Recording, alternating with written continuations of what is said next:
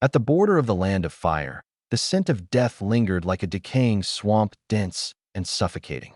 Lin Chen's consciousness drifted in the darkness, like a lone boat on the verge of capsizing.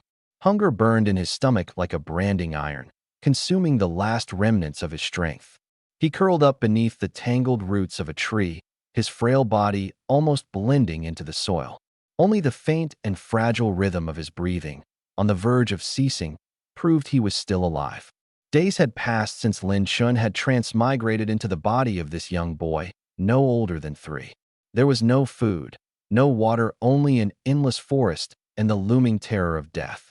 When he first woke up, he had no idea where he was, nor why he had become a small child. His stomach growled incessantly, and he was barely holding on. Just as he was about to lose consciousness, a deafening explosion echoed in the distance, reverberating through the forest like a clap of thunder. It was the first sound he had heard in days other than the chirping of insects and birds. Driven by the instinct to survive, he mustered every ounce of strength, crawling forward with his hands and knees. His fingernails tore through the dirt, leaving bloody scratches in their wake. His vision grew increasingly blurred, seeing only shifting shadows and indistinct patches of color. At last, he emerged from the dense forest. Before him lay a devastated battlefield. Shattered kunai, scorched earth, and a few lifeless corpses were scattered across the scene. The air reeked of blood and charred flesh, an overwhelming stench that filled his lungs. Exhausting the last of his strength, Lin Chen's vision went black, and his frail body collapsed at the edge of the grass, his breath faint as a flickering candle in the wind. The mission's finally done.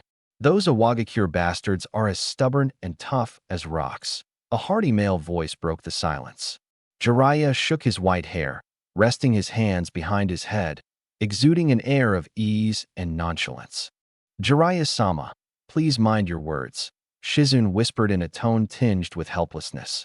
The blonde woman leading the group ignored their bickering.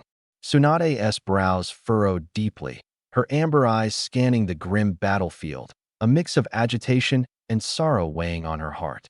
Every time she faced such scenes, she couldn't help but be reminded of her younger brother, Nawaki, and her lover, Dan Kato. It felt as though an invisible hand was gripping her heart, making it hard for her to breathe. Her chakra grew turbulent, like a tangled mess of threads. Let us head back to the village for a drink, Tsunade urged impatiently, eager to escape this suffocating place as quickly as possible. This time, she resolved that once she returned to the village, she would put an end to all missions, even leave Konoha entirely and distance herself from war for good. However, just as she turned to leave, her steps abruptly halted. As a top-tier medical ninja, her sensitivity to life energy was unparalleled. Amid this death-shrouded land, she had caught the faintest trace of a pure and fragile spark of life nearby, as if it might extinguish at any moment. "What is it, Tsunade?" Jiraiya noticed her hesitation. Without answering, Tsunade walked in the direction of the life force she had sensed. She parted the waist-high grass, revealing a small, curled-up figure. It was a child no more than 5 years old by the look of him. His black hair was messy, caked with dirt and grass. His small face was filthy, his lips cracked and pale. His tattered clothes barely covered his emaciated frame. He lay there like an abandoned kitten, motionless, his chest rising and falling so faintly it was almost imperceptible, more like a corpse than a living being. "Tsunade-sama, it's a child," Shizune exclaimed, rushing over with worry filling her eyes. Jiraiya's playful demeanor vanished, replaced by a serious expression. An unknown child appearing on a battlefield was far from ordinary. He scanned the surroundings warily, on alert for any potential ambush. Tsunade had already crouched down. As a medic, her instincts drove her to reach out and touch the boy's neck. His pulse was so weak it was almost undetectable. He can still be saved. After a brief internal struggle, Tsunade's hands began to emit a green glow. She gently placed them on the boy's frail chest. Healing jutsu. The pure, potent medical chakra flowed into Lin Chen's near-collapsing body, carrying the innate vitality of the Senju clan, a warm and powerful current. In the darkness, Lin Chen's consciousness flickered awake. So warm. It felt like being submerged in a mother's womb. every parched cell greedily absorbing the life force. Just then, a cold, mechanical voice echoed in his mind. Energy source detected. God-level stealing system passively activated. Analyzing target completed. Detected stealable target. Senju Tsunade. Stealable abilities. A. Talent B. Mastery of medical ninjutsu C. Latent would release bloodline legacy of the first Hokage. Cold, unfeeling characters flashed across his mind. Despite his hazy consciousness, Lin Shin immediately grasped what this was. A golden finger, the standard perk for transmigrators. Stealing abilities? And the target was Tsunade. Tsunade would release? This is the world of Naruto. The world of the protagonist? I've transmigrated to the Naruto world? A fierce survival instinct burned like wildfire, instantly consuming all other thoughts. There was no time to hesitate, no room to consider the consequences. Would release. That was the power the first Hokage used to bring peace to a chaotic world, a divine power surpassing even the tailed beasts. The third one, the would release bloodline. He roared the command in his mind. Command confirmed. Initiating the theft of the latent would release bloodline. In the next moment, a primordial, gentle, and vast life force originating from the same source as Tsunade's medical chakra, yet far older, flowed back along the green light and surged into Lin Chen's entire being. It was not a theft. It felt more like a return. It was as if this power had always belonged to him, and now it was simply returning to its rightful owner. Every cell in his body rejoiced, frantically absorbing and merging with this energy. There was no rejection, no pain, only an overwhelming sense of rebirth and transformation. A dried riverbed welcomed nourishing rain, withered trees sprouted new buds. Tsunade, who was deeply focused on her healing, suddenly frowned. Something felt off. Her chakra was being drained too quickly, like floodwaters unleashed from a dam, uncontrollably pouring into this child's body. This child's body was like a bottomless pit, ravenously absorbing all the energy. Tsunade, this child. Jiraiya frowned. The speed at which chakra was being consumed was far too abnormal. It didn't feel like healing at all. Even stranger, in that instant when the energy was being taken, a peculiar connection was established between Lin Chun and Tsunade. His perception became clear. No longer were his surroundings a blur of light and shadow, now he could see. He saw the immense and pure chakra of Tsunade, intertwined with a sea of gray and black negative emotions, sorrow, guilt, regret. In the depths of that emotional ocean was the figure of a young boy with a bright smile and a forehead protector Nawaki. It was these clinging, maggot-like emotions that made Tsunade's chakra chaotic, hiding beneath her strong exterior a heart riddled with scars. So, she was in such pain deep inside. Almost instinctively, Lin Chen channeled the newly acquired, life-filled would-release chakra from within himself. A faint breath, like a sprouting bud breaking through the soil, slowly emanated from his small body. This aura carried no aggression, no hostility. It was like the gentle breeze of spring, the fresh scent of grass after rain, softly brushing against Tsunade's chaotic chakra. Buzz. Tsunade's entire body trembled, her amber eyes contracting sharply. The immense sorrow that had haunted her for years, keeping her awake at night, driving her to drown her sorrows in alcohol, and making her tremble at the sight of blood, was gently soothed by this warm aura. The chaos in her chakra caused by her emotional turmoil was miraculously calmed under the influence of this breath, becoming smooth and docile once more. It was an unprecedented tranquility. What is this? Tsunade's voice trembled as she looked at the unconscious boy in her arms with disbelief, her eyes filled with shock and confusion. This was no ordinary medical ninjutsu. Lord Jiraiya, did you feel that? Shizun looked at Jiraiya in astonishment. Jiraiya's expression was grave, of course. He had felt it. That aura, that life force. Though faint, it was identical to what he remembered of the first Hokage, the so-called god of shinobi. Would release. The absurd thought flashed briefly through his mind before he immediately dismissed it. Impossible. After the first Hokage, would release had long been extinct. Konoha had conducted so many experiments, all of which had failed. How could it possibly reappear in a child of unknown origins? But then, How could they explain the inexplicable scene before them? Tsunade's hands trembled even more. Slowly, she raised one hand and gently placed it on Lin Chen's forehead, brushing aside his messy black hair. Under the touch of that familiar yet unfamiliar life force, the boy's dirty little face gradually overlapped in her mind with the image of a boy from her memories who had always followed her around, calling her sister, sister. Nawaki? Could it be Nawaki? No, it wasn't. But that feeling, that familial connection of the Senju bloodline, and the power that soothed her very soul, made Tsunade's eyes instantly fill with tears. A single, silent tear slid down her cheek, falling onto Lin Chen's face. She wasn't crying for the boy's plight, she was crying for her own heart, which had long since gone numb. Today, for the first time in a long time, she felt a sliver of warmth. It was hope. It was the last hope of the Senju clan after the loss of her father and brother. Tsunade, calm down. Jiraiya spoke sternly. This child's origins are mysterious. We must uncover the truth about his abilities. Shut up. Tsunade whipped around, her gaze transforming from fragile to resolute and domineering. She clutched Lin Chen tightly, as if protecting a precious treasure. I'm taking him back to Konoha. She gently picked up the boy, her movements careful and tender. Though frail and powerless, the boy exuded an aura that calmed the soul. Tsunade, don't act impulsively. Taking him back to the village will cause huge trouble. If Danzo and his people find out, Jiraiya warned. I don't care. Tsunade resolutely interrupted, holding the child tightly in her arms. He is one of my Senju clan. She spoke softly, yet her tone was firm and unwavering. Jiraiya looked at her expression and swallowed the words he was about to say. He knew that the child reminded Tsunade of her late brother, Senju Nawaki. In this state, no one could dissuade her. All he could do was focus again on the unconscious child, his gaze filled with questions and wariness. Who was this child? Why had he appeared here? What was the source of that with style-like power emanating from him?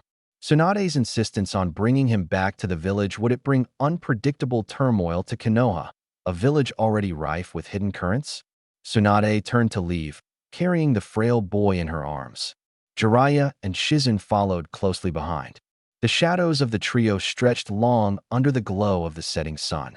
Tsunade held this fragile new hope in her embrace, her eyes filled with unshakable determination. Beneath Konoha, the air was damp and cold. The scent of disinfectant mixed with the earthy smell of the underground, while tiny droplets of water trickled down the icy stone walls, forming small puddles on the ground. This was the base of Root, the shadowy foundation of the village never touched by sunlight. Flames flickered, illuminating the bandaged profile of the man seated in the main chair. Half of Shimura Danzo's body was hidden in the shadows, while his sharp, hawk-like right eye scrutinized the Root ninja kneeling before him. How is the progress on the first Hokage cell's experiment? His voice was raspy and low, devoid of any discernible emotion. The ninja below him tensed up even further, bowing so low his forehead nearly touched the ground. Reporting to Lord Danzo, in the latest batch of test subjects, the majority have already collapsed and died due to their inability to withstand the invasion of the cells. As of now, only 5 test subjects remain alive, but their conditions are extremely unstable, and their compatibility with the first S cells is unpredictable. Danzo's fingers tapped rhythmically on the armrest of his chair, the sound echoing sharply in the silent room. Our reserves of the first Hokage S cells are running low, Danzo noted. Hearing this, the ninja trembled slightly. After a brief hesitation, he mustered up his courage and suggested, Lord Danzo, could we perhaps obtain some cell samples from Lady Tsunade? After all, as the granddaughter of the first Hokage, her cells are far more active than those of other test subjects. Foolishness. Danzo's voice turned icy, like a blade cutting through the air. The kneeling ninja was so terrified that he repeatedly kowtowed.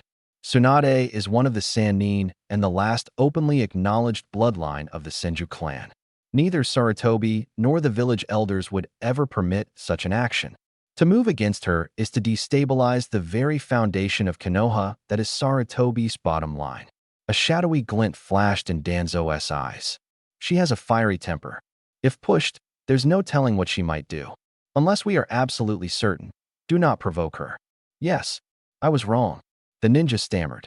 Continue the experiments, Danzo ordered with a wave of his hand. Spare no expense. I want results. Konoha needs this power. As you command. Relieved, the ninja vanished into the darkness. Now alone in the empty stone chamber, Danzo slowly closed his eyes. In his mind, the resolute figure of the first Hokage emerged, along with the wood-style power that had reshaped the shinobi world. For the sake of Konoha, this power must be under my control. Meanwhile, in the Hokage's office, warm sunlight streamed through the large windows, illuminating the desk of the third Hokage, Hiruzen Sarutobi. A pipe rested between his lips, unlit, allowing the faint scent of tobacco to linger in the air. The desk was piled high with documents he could not bring himself to read. His gaze wandered past the bustling streets outside to the distant Hokage Rock, where the solemn face of the first Hokage stood bathed in sunlight, exuding an extraordinary sense of dignity. Hiruzen let out a heavy sigh. Tsunade, the little princess who had once trailed behind him as a child, had become a weight on his heart. After the deaths of Nawaki and Dan, the once bright amber eyes of hers had become clouded with shadows. Her hemophobia had grown worse, to the point where she could no longer perform even the most basic medical tasks. The reason he had sent her to the border this time was to give her a change of environment, yet the reports from the front lines still left him uneasy. When she returned this time, he would have to have a serious talk with her. This couldn't go on. The Senju clan had only her left, and she was more than just a medical ninja. She was one of the symbols of Konoha's spirit. Hiruzen picked up his pipe, finally lighting it. He took a deep drag and exhaled a ring of smoke, but the melancholy within him did not dissipate in the slightest.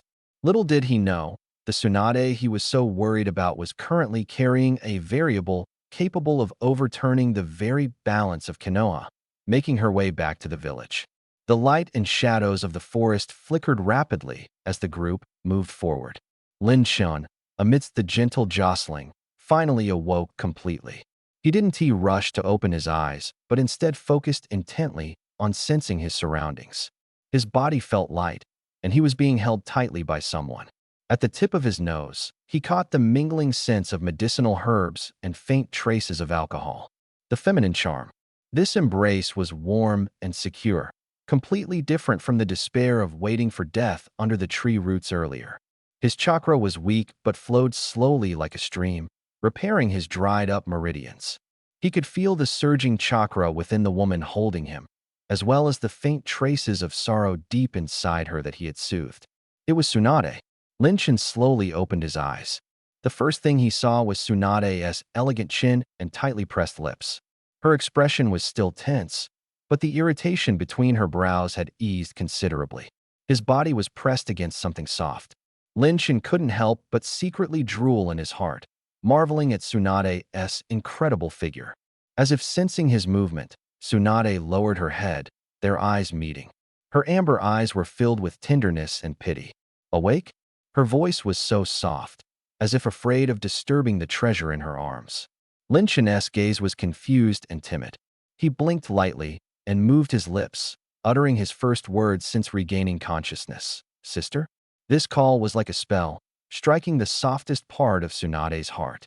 She froze for a moment, her breathing halting for half a beat.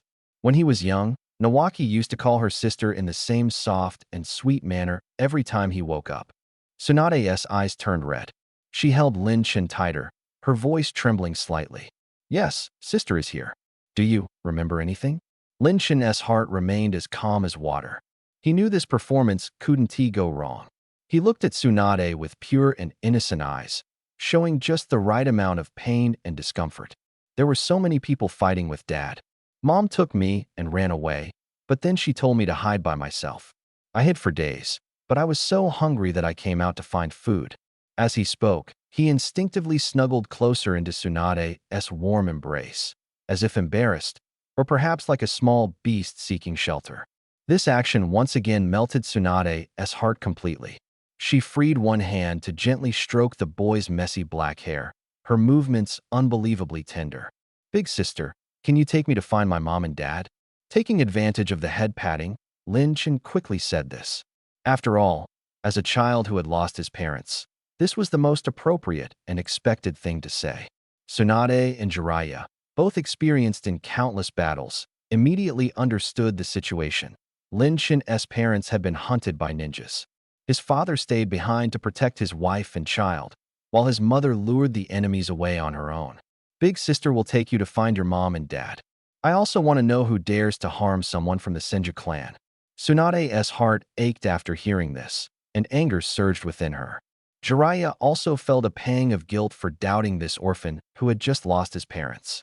Tsunade, you take the child back to the village. I'll go look for his parents. After all, it's been so many days. Jiraiya volunteered to handle this. Tsunade nodded, thinking that if the parents were still alive, they would have returned to find their child by now. They wouldn't have left him to fend for himself. Looking at the nervous and trembling Lin Shun, Tsunade thought that one of his parents must be from the Senju clan. Finding them was crucial, but ensuring the child's safety on the way back to the village was equally important. If anything happened to him, she would never forgive herself. All right, you go look for his parents. I'll take the child back to the village first, she said softly to Lin Shun. Don't worry, with big sister here, no one will hurt you again. Don't worry, little one.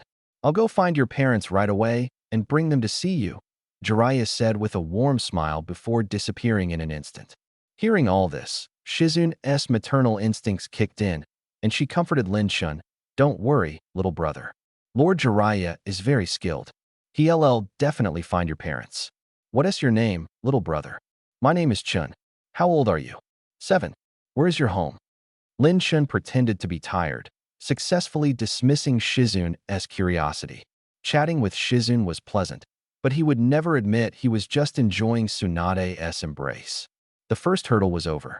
Leaning on Tsunade's shoulder, Lin Shun finally had time to examine his system Golden Finger, God-level theft system. Through this system, he could steal all extraordinary things from others, including, but not limited to, bloodline limits, secret ninja techniques, talent and aptitude, special abilities. However, he could only steal one ability at a time from one person, and it had to be when the target's emotions were highly intense. Currently, there were 4 available theft slots. Aside from the already stolen wood release, there were 3 empty slots.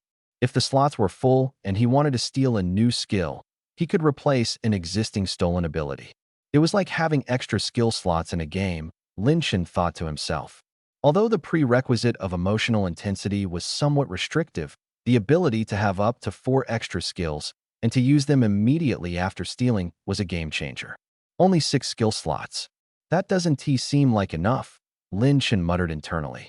The system suddenly prompted, by altering the destiny lines of other characters in the Naruto world, the host can earn lottery chances. You may even upgrade the system and increase the number of theft slots. Hearing this, Lin Shin's heart surged with excitement. So, the theft slots could actually be increased. He had already mastered wood release. If he could steal a Sharingan next, then the 2 most powerful Kekkei Genkai of the Hokage world would belong to him. Or perhaps he should aim for the Rinnegan first, along with abilities like the Sage Body, Flying Thunder God, 8 Gates, and Dust Release. Just imagining all of this made Lin Shun feel that his path to becoming Hokage was incredibly bright. He also wondered if the power of tailed beasts could be stolen. If his skill slots expanded in the future, and he managed to steal the power of all 9 tailed beasts, would he be able to rival the Sage of 6 Paths? Or perhaps he could steal Kagaya's powers.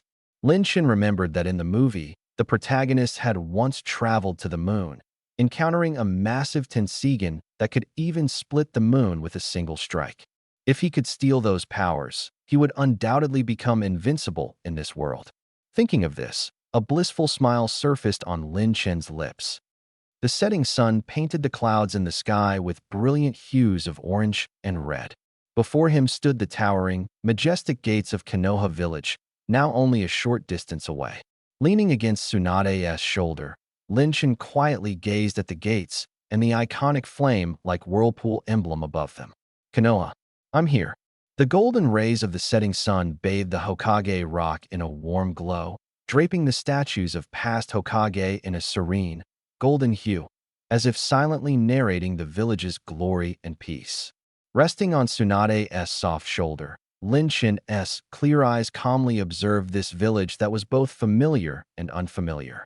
The tall gate towers, bustling streets, lanterns hanging from eaves, and the aroma of grilled meat and miso soup wafting through the air. Everything seemed so peaceful and tranquil.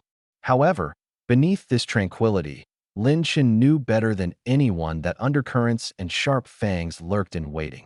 He understood that stepping through these gates marked the beginning of a life that could not afford failure. The audience would be the world's most elite, cunning, and powerful ninjas. And he, bearing the identity of a helpless child, had to display the utmost innocence and dependence to carve out a place for himself in this village. Tsunade-sama, you're back. Two Chunin guards recognized Lin Shan, their expressions first filled with surprise before they straightened their postures and respectfully saluted. Their gazes inevitably fell upon the child in Tsunade's arms, filled with curiosity and confusion. Tsunade simply nodded faintly, her steps unwavering as she carried Lin Shan straight toward the village center. Her only thought now was to reach the Hokage's office as soon as possible, find her mentor Sarutobi, and use the name of the Senju clan to legitimize this child, giving him an honorable identity. However, the news that one of the legendary Sannin, Tsunade, had returned with an unknown child spread like a boulder thrown into a calm lake, instantly stirring up unseen ripples beneath the surface. On the streets, villagers and ninjas cast curious glances and whispered among themselves. Look, Tsunade-sama brought back a child. Could he be Tsunade-sama's illegitimate son? Don't talk nonsense. Tsunade-sama has always been pure and upright. Insulting Tsunade-sama? I'll challenge you to a duel. Maybe he's a child from the war. The world's chaotic now. Luckily, we're safe here in Konoha. Yeah, thanks to the Hokage, Konoha remains secure. Hearing these words, Lin Shin curled up tightly in Tsunade's arms, appearing extremely frightened. He clutched at her clothing like a startled child. As they turned a corner and headed toward the main road leading to the Hokage's office, Tsunade suddenly stopped in her tracks. The surrounding chatter instantly faded, and the air grew cold and heavy. Three dark figures silently blocked their path. Dressed in black combat uniforms and gray-white cloaks, their faces hidden behind cat-like masks, only their eyes were visible. These root ninjas displayed no emotion, their chakra restrained like still water, but their inherent chill was suffocating. Lin Shan's heart sank, though he continued to feign innocence. They've come so quickly, he thought. Danzo Shimura had indeed sniffed blood like a shark, immediately dispatching his men. Shizune stepped forward, shielding Lin Shan and Tsunade behind her as she warily questioned, "Who are you? How dare you block Tsunade-sama's path?" The leading root ninja ignored Shizune, his cold gaze fixed on Lin Shan. "Tsunade-sama," he said in a dry, emotionless voice, "this child's origins are unknown, and his aura is unusual. According to Konoha's security regulations, he must be handed over to Root for inspection and protection." Inspection and protection? Tsunade sneered, her smile laced with bone-chilling coldness. Her amber eyes narrowed sharply, and an overwhelming, ferocious chakra burst forth far more terrifying and violent than any battlefield aura. Boom. Centering around her, the stone pavement beneath her feet cracked into a web of fissures, spreading outward at an alarming speed. The powerful shockwave overturned nearby stalls, scattering them chaotically, and sent startled onlookers retreating in screams, forming a massive circle at a safe distance. With just you rats hiding in the shadows. Does a mere rat like you dare to talk to me about investigation? Every word Tsunade uttered seemed to be squeezed out through gritted teeth, filled with unrestrained killing intent and disdain. Get out! Get out! Her furious shout exploded like thunder, carrying a terrifying pressure that caused the ground beneath the three root ninjas to sink slightly. Yet, they remained motionless, like three lifeless statues. The lead ninja spoke coldly. "This is an order from Lord Danzo. For the safety of Konoha, we ask for your cooperation. Any act of sheltering suspicious individuals will be regarded as a threat to the village." "Danzo?" Tsunade's sneer deepened. "Let him come here and tell me himself. You lot aren't qualified." Before her words fully fell, she gripped Lin Shan's arm tightly, while her other hand clenched into a fist. A frightening amount of chakra gathered on her fist, distorting the surrounding air. She truly harbored murderous intent. To her, this was no longer a simple procedure issued. Danzo's dirty hands were reaching for her last treasure. He had touched her reverse scale, a crime punishable by death. At this critical moment, a soft, trembling little hand gently tugged on her sleeve, the one about to strike. "Sister." A tender voice, tinged with sobs, full of fear and dependence, sounded in Tsunade's ear. Tsunade's entire body jolted, and the raging killing intent and fury within her were instantly doused by a wave of coldness, freezing her in place. She lowered her head and saw Lin Chen's eyes, brimming with tears, black and white, clear and pure. The little one in her arms trembled violently, his face pale, his lips quivering. He mustered all his strength to squeeze out a few weak words. "Sister, I'm scared." Inwardly, Lin Chen silently praised his own acting skills. He wasn't scared at all. From the moment the root ninjas appeared, his mind had been racing. Fighting was not an option. Engaging with the root, regardless of victory or defeat, would make him a target. If they won, Tsunade would be accused of sheltering an unknown individual and openly opposing the Umbu. If they lost, he would inevitably be taken to the dark base to become a test subject. He didn't want Tsunade to pave the way for him with her fists. Instead, he wanted her to protect him, as a sister, under the name of the Senju clan, shielding him so tightly that no one, not even the Hokage, could easily take him away. This call of sister, and this single "I'm scared," struck the softest spot in Tsunade's heart like an arrow. It reminded her that the one in her arms wasn't a suspicious target for investigation, but a boy who had just suffered immense trauma, who relied solely on her, and who knew how to feel fear and cry like any other child. Sure enough, seeing Lin Chen in such a state, Tsunade's heart, which was on the verge of losing control due to rage, felt as though it was tightly gripped by an invisible hand, the pain forcing a sharp intake of breath. Yes, she had forgotten. The child in her arms was only a few years old, just barely pulled back from death's door. How could she let him witness such bloody and terrifying scenes again? Her earlier demeanor must have frightened him terribly. An overwhelming sense of guilt and heartache drowned out the towering flames of her anger in an instant. The earth-shattering aura surrounding Tsunade retreated like a tide. She took a deep breath, carefully pressing Lin Chen's head against her chest, freeing one hand to gently pat his back as she comforted him in the softest voice. "Chun, don't be afraid. Sister is here. No one can hurt you." Her movements were tender, her gaze full of pity, completely different from the fierce and intimidating figure she had been moments ago. Lin Chen couldn't help but think to himself, so soft. Tsunade lifted her gaze to the three root ninjas. Though her expression was calm, her eyes carried a cold and unwavering determination. Today, no one is taking him away. Her voice was not loud, but it was clear and carried to the edge of the street. "If you want to take him, you'll have to step over my dead body." You can deliver those exact words to Danzo. The atmosphere instantly tightened to the breaking point. The root ninjas did not move, and neither did Tsunade. Both sides represented the highest authority in Konoha and the honor of the legendary Sannin, respectively. A storm that could shake Konoha's upper echelon was about to erupt. The air seemed to freeze. Every bystander held their breath, fearing that even the smallest sound would ignite this ticking time bomb. The three root ninjas stood like silent tombstones, their expressions hidden behind masks, but their unyielding obedience and determination radiated outward. They were the embodiment of Danzo's will, relentless claws in the shadows. Tsunade's aura, slightly restrained due to the child growing within her, was nonetheless infused with a steely resolve colder than any rage. She resembled a lioness protecting her cub, concealing her sharp claws but ready to deliver a fatal strike to any enemy who dared approach. Shizune, drenched in nervous sweat, kept her eyes fixed on the opponents, her chakra refined to its limit, ready to assist Tsunade at any moment.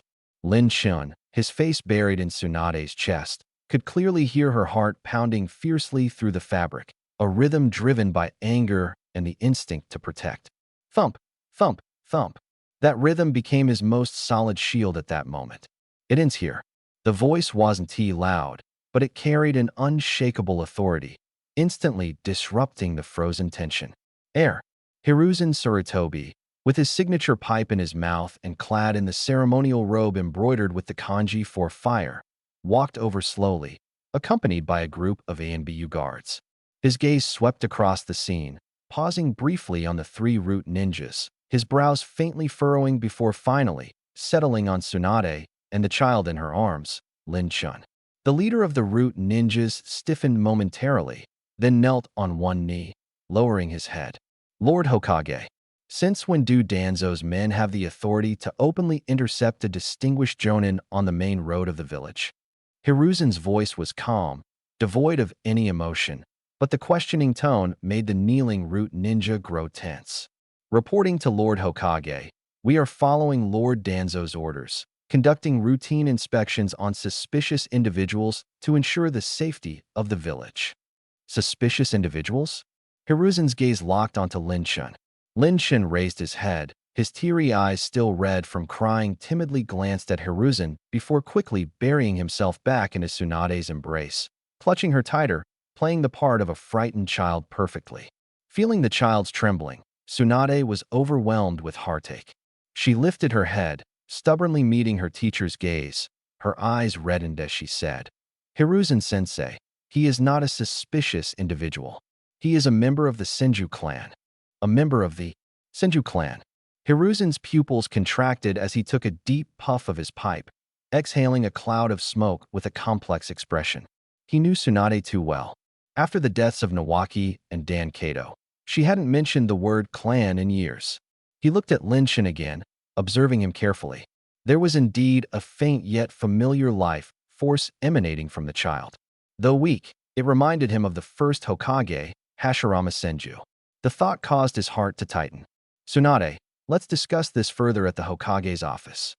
Hiruzen refrained from making any conclusions in public and turned to the root ninjas, his tone stern. Stand down and inform Danzo that I will handle this personally. Konoha should not maintain security through such methods. Understood.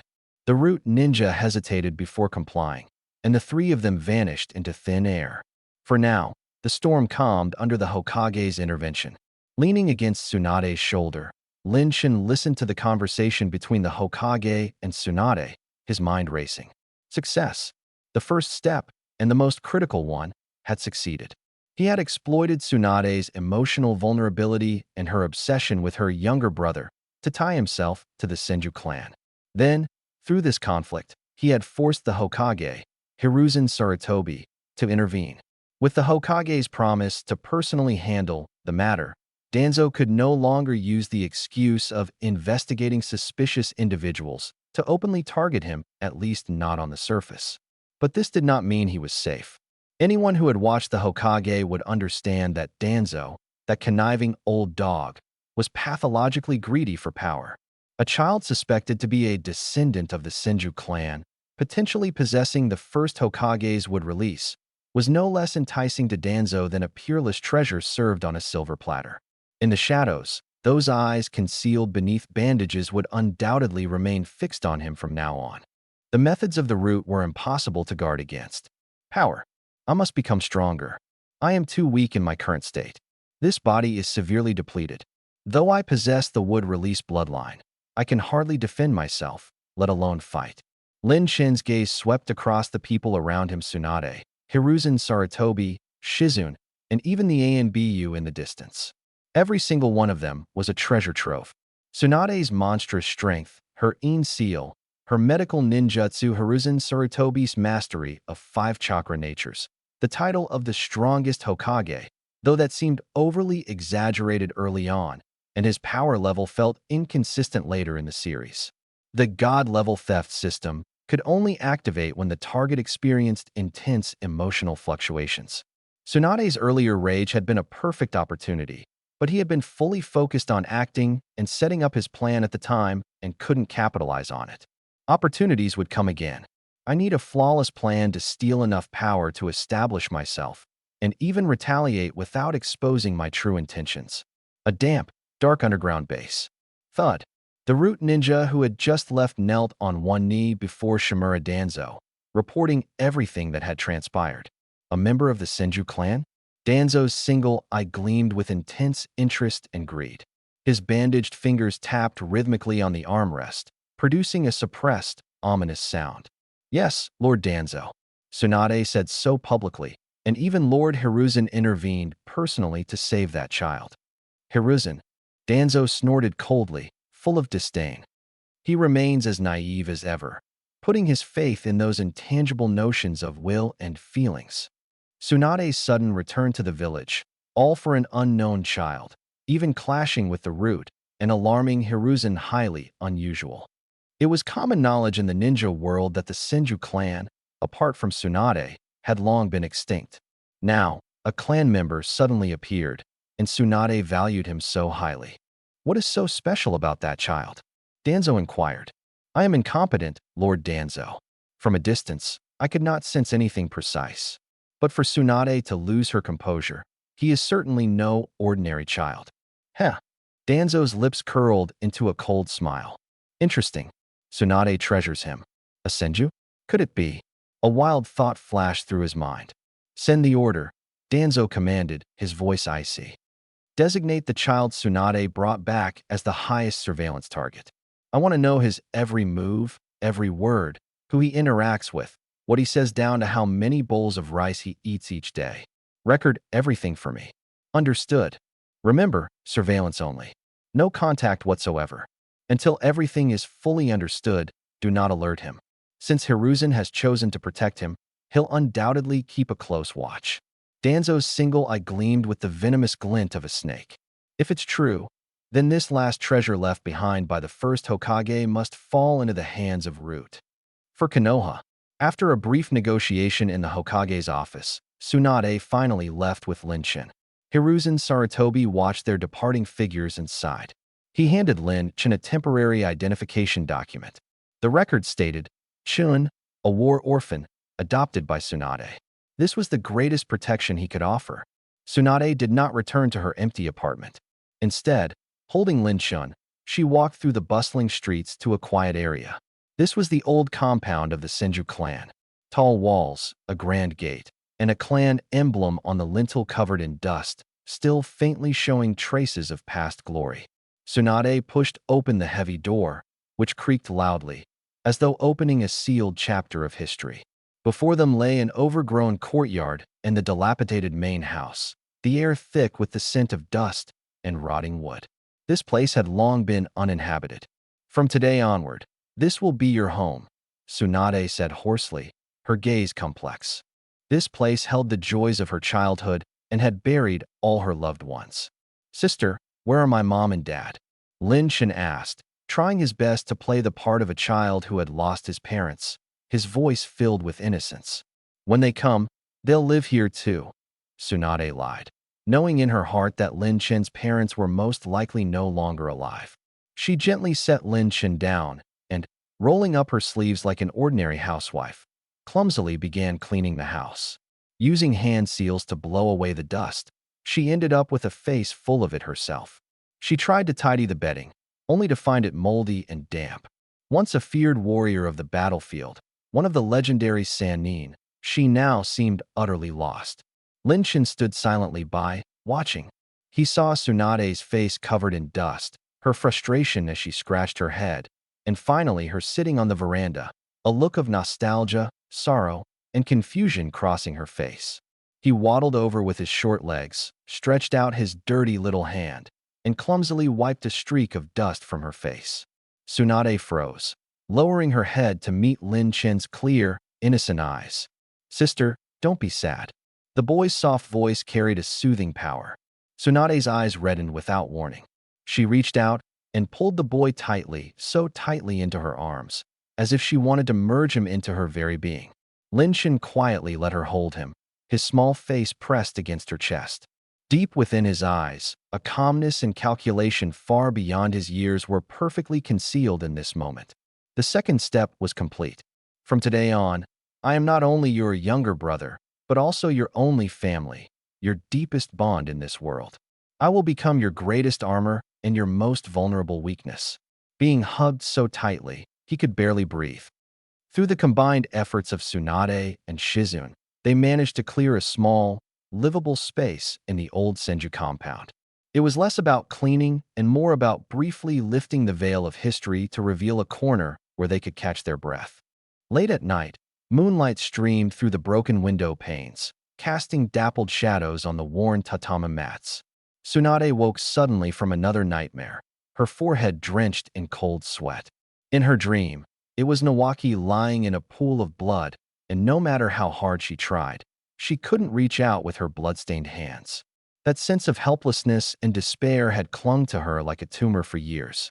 She panted heavily, instinctively looking to her side. The small figure was curled up under the covers, sleeping soundly. Lin Shin seemed to sense her movements, turning over and unconsciously extending a tiny hand to rest lightly on her arm. A faint yet pure life energy flowed softly through that small hand. It was like a spring from the mountains, gently soothing her nerves frayed by the nightmare, smoothing out the creases deep within her soul. The familiar panic in her chest was gradually washed away, bit by bit. Tsunade froze, staring down at the peaceful sleeping face illuminated by the moonlight.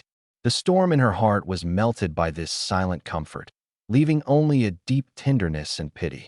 She carefully lay back down, holding the boy's small hand, feeling the power that could calm her very soul. Tears slipped silently down her cheeks. She felt this child was her salvation. She even wanted to believe he was Nawaki, reborn Nawaki, seeing her pain and intentionally coming to her side.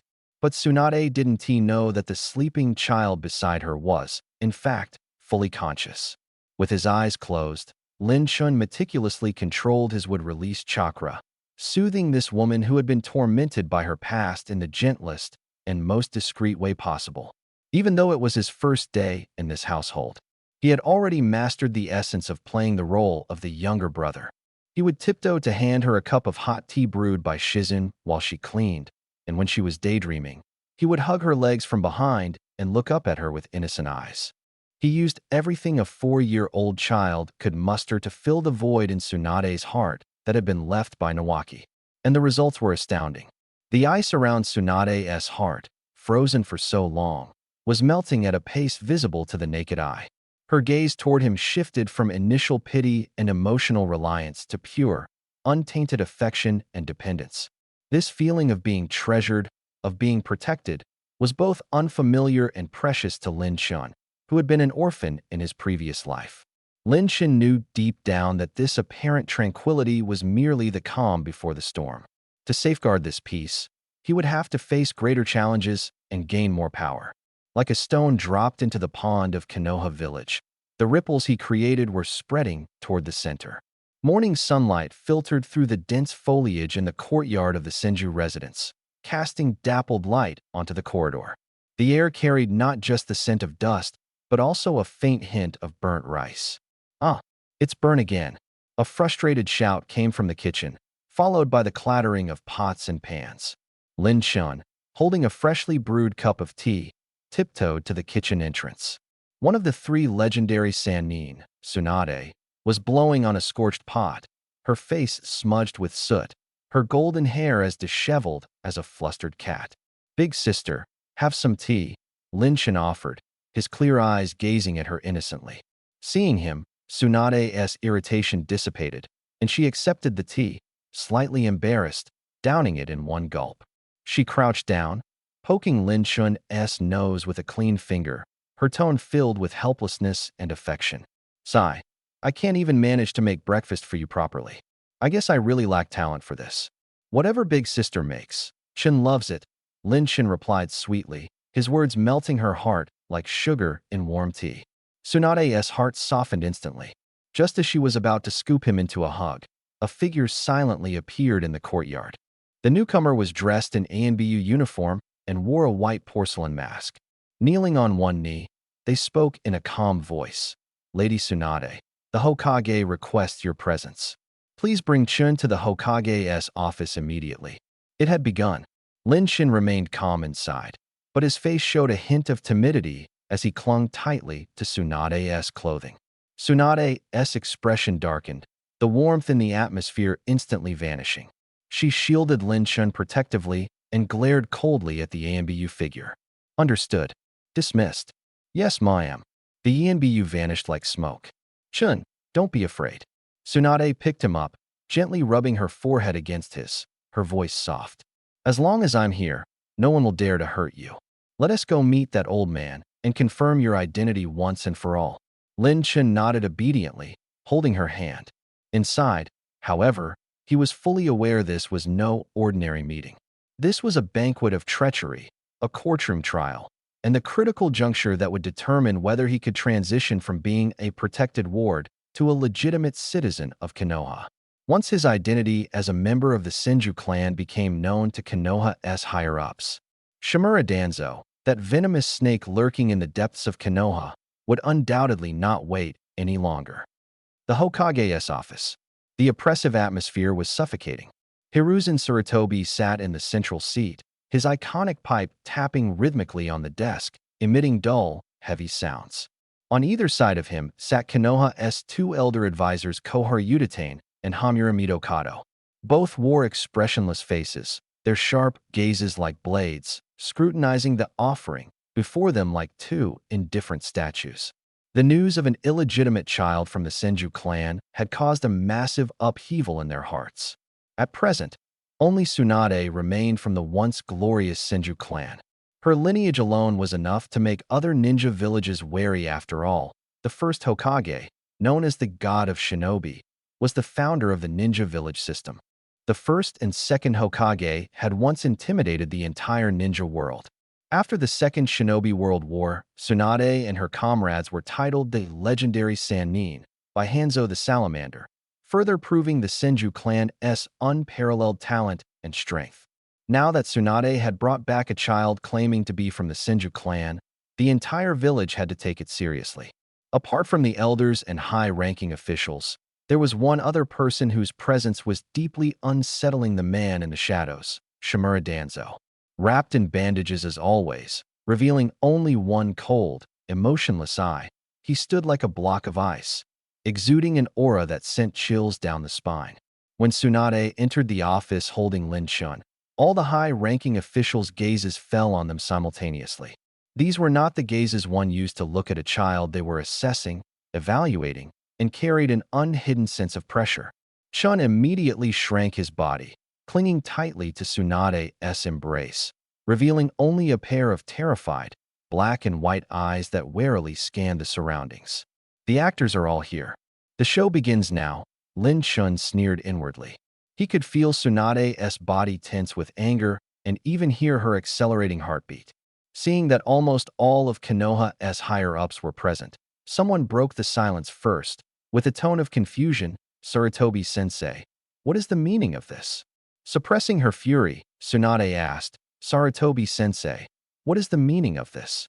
Tsunade, calm yourself. Sarutobi Hiruzen raised his head, casting a complex glance at Lin Chun. The reason I asked you here today is to confirm Chun's identity. This pertains to the continuation of the Senju clan and the rules of the village. It must be handled with caution. Caution? Tsunade let out a cold laugh, about to retort. The Hokage is right. Caution is necessary, an icy voice interrupted her. Shimura Danzo emerged from the shadows, his single eye sharp like a hawk, fixed on Lin Chun. A child of mysterious origin, Tsunade. You claim he is a member of the Senju clan based on your word alone, even confronting Root over it. This itself raises many doubts. He paused, his voice becoming even more ominous. The ninja world is in turmoil, and spies from other nations infiltrate every corner. Who can guarantee that this child isn't a weapon sent by an enemy nation, disguised through some special means? For Konoha's safety, I believe this child must be handed over to Root for the most thorough and rigorous bloodline testing and ability evaluation. Shut up. Boom. Tsunade could no longer contain her rage. She slammed her palm down on the office desk. The sturdy wooden surface cracked instantly, spiderweb-like fractures spreading from where her hand struck. Danzo, I'm warning you. Take back that filthy thought. Chun is my brother, a bloodline of the Senju clan. If you want to touch him, you'll have to step over my dead body first. Her chakra erupted violently, causing scrolls to rustle in the gusts it generated. The atmosphere in the office instantly grew tense, as if swords had been drawn. Koharu Yuditane and Hamura Mitokado frowned deeply, clearly displeased with Tsunade's outburst. Sarutobi Hiruzen's face darkened, on the verge of speaking to intervene. Suddenly, a small trembling hand gently tugged at Tsunade's arm, which was bulging with veins from her anger. "Sister," a young voice, tinged with sobs but struggling to stay composed, broke the tension. Everyone froze in place. Tsunade's fiery anger seemed to be doused by a calming agent. Looking down, she saw Lin Chun raising his pale face, eyes brimming with tears but stubbornly refusing to let them fall. Lin Chun let go of her and stepped forward from behind. His small figure appeared lonely in the spacious office. Yet he straightened his back and turned to Sarutobi Hiruzen at the head of the room. "Please, everyone, stop arguing. Grandpa," his voice was soft but clear, "I'm willing to undergo the test." Tsunade was shaken, crying out, "Chun, no?" Lin Chun turned to her with a smile that was more pitiful than crying, tears slipping down his pale cheeks. "Sister, I don't want to make things hard for you. I." This maturity and understanding beyond his years struck a chord in everyone present. The authority in Sarutobi Hiruzen's eyes softened into approval and compassion. Even the icy expressions of Koharu and Hamura showed a flicker of emotion. Danzo's single eye flashed with astonishment. He had expected Tsunade to lose control and Sarutobi to mediate. But he hadn't anticipated this child whom he regarded as a mere pawn would step out of the game bored and counter him like this. He had planned to use Tsunade's outburst to appear as though he was acting in the village's best interests. But Lin Chun's move to retreat and gain the upper hand now made him appear as though he was bullying the weak. "You old dog, trying to use me to attack Tsunade and pressure the Hokage? You're not even close," Lin Chun thought calmly. "Public opinion and sympathy are more powerful than fists. The initiative is now in my hands." "Good. Good child." Sarutobi Hiruzen exhaled deeply, a trace of dissatisfaction in his gaze as he looked at Danzo. "Danzo, did you hear that? The child himself is willing to cooperate. There's no need for the so-called root examination. We'll conduct the test right here, using the most standard methods." Danzo's lips twitched, but he eventually forced out a word through gritted teeth. "Fine." He knew he had lost the best opportunity to take the child away. Sarutobi Hiruzen nodded to the Yanbu behind him. Soon after, a special chakra testing paper was placed in front of Lin Chun. The air in the Hokage's office grew heavy with tension because of this small piece of paper. Lin Chun gently held the paper, its thin surface cool to the touch, carrying a faint scent of plants. "Child, slowly inject your chakra into it." Sarutobi Hiruzen's voice softened, carrying a subtle tone of guidance and reassurance. Tsunade clenched her fists tightly, her eyes filled with expectation and anxiety. She desperately hoped Lin Chun was truly of the Senju bloodline, but bloodlines could not be changed by mere willpower. If the result was unfavorable, she would not know how to face Danzo's provocations or protect her precious younger brother. Danzo squinted his single eye slightly, his gaze cold and resolute. He did not believe in coincidences the bloodline of the Senju clan could not. Appearing out of thin air, it was nothing more than a hallucination by Tsunade. Once the test results came out, this child would become the perfect tool to weaken her. Lin Chun lowered his head, his long eyelashes drooping lightly, veiling the calmness within his heart. To him, this wasn't a test, but a coronation ceremony. He slowly injected an extremely pure wood-release chakra into the test paper, as fine as a strand of hair. His pace was moderate, portraying the image of a naturally gifted yet naive child unconsciously releasing the power of his bloodline amidst nervousness. 1 second passed, 2 seconds, 5 seconds. The test paper showed no reaction. Tsunade's face instantly changed, her breathing becoming rapid. Danzo's lips curled into an uncontrollable smile. Koharu Yuditane and Hamura Mitokado exchanged glances, their confusion deepening. But just then, a sudden anomaly occurred. A tender green hue swiftly spread from the center of the test paper, vibrant and pure, as if it encapsulated the life force of an entire forest. Following that, the green hue broke through the confines of the paper, transforming into a thin, emerald green sprout. Under the office lights, it unfurled 2 tiny, fuzzy leaves. An overwhelming, vast, and warm yet commanding life force surged forth, centered around the tiny sprout, sweeping through the entire room like a tidal wave. This aura caused potted plants in the corners to grow at an incredible speed. The dust in the air seemed to be cleansed, and everyone present felt as though every cell in their body was rejoicing. This was no mere bloodline test. This was a divine phenomenon, the reappearance of a legend uniquely belonging to the god of shinobi. Clink. The pipe in Hiruzen Sarutobi's mouth dropped onto the table, scattering hot ashes everywhere, but he seemed oblivious. He muttered to himself, his voice trembling like a dream. This presence, it's unmistakable, it's Lord Hashirama. The man who had founded the village hidden in the leaves, the one who had smiled and said, "As long as leaves fall, the fire will burn." The first Hokage, Hashirama Senju. Impossible. Danzo's suppressed exclamation burst from his throat.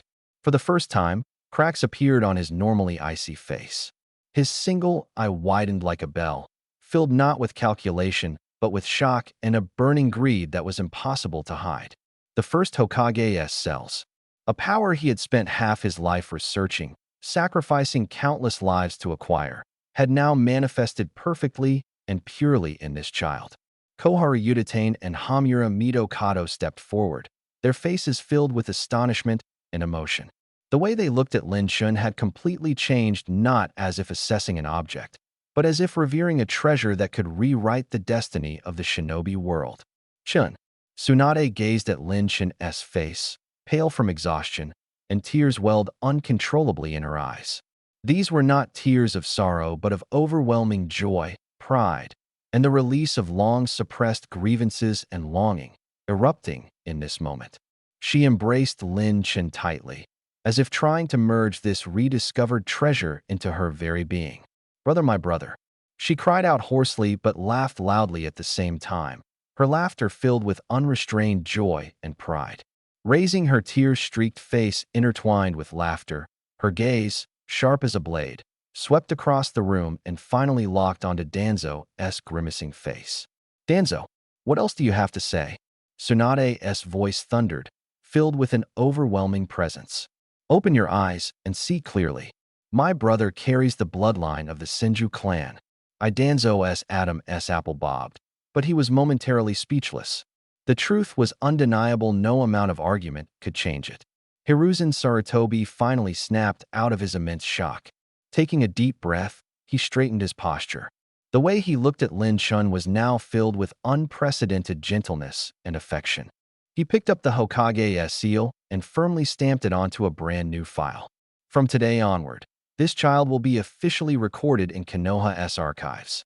He is bestowed the name Senju, full name, Senju Chun. He is a descendant of the first Hokage, a hero of Konoha, and will enjoy the highest level of protection and privileges." The Elder Council immediately followed up. "Indeed, this child must receive the highest level of protection. Any malicious speculation or harm directed at him will be considered a blatant challenge to Konoha." Leaning against Tsunade's warm embrace, Lin Shun listened to these words with a calm heart. This step had concluded perfectly. Not only had he secured the official identity of Senju Chun, but more importantly, he had revealed the secret of wood release in the most astonishing way. From this moment on, he was a walking miracle, the undisputed crown prince of Konoha. Tsunade's protection and the Hokage's shelter would become his strongest armor.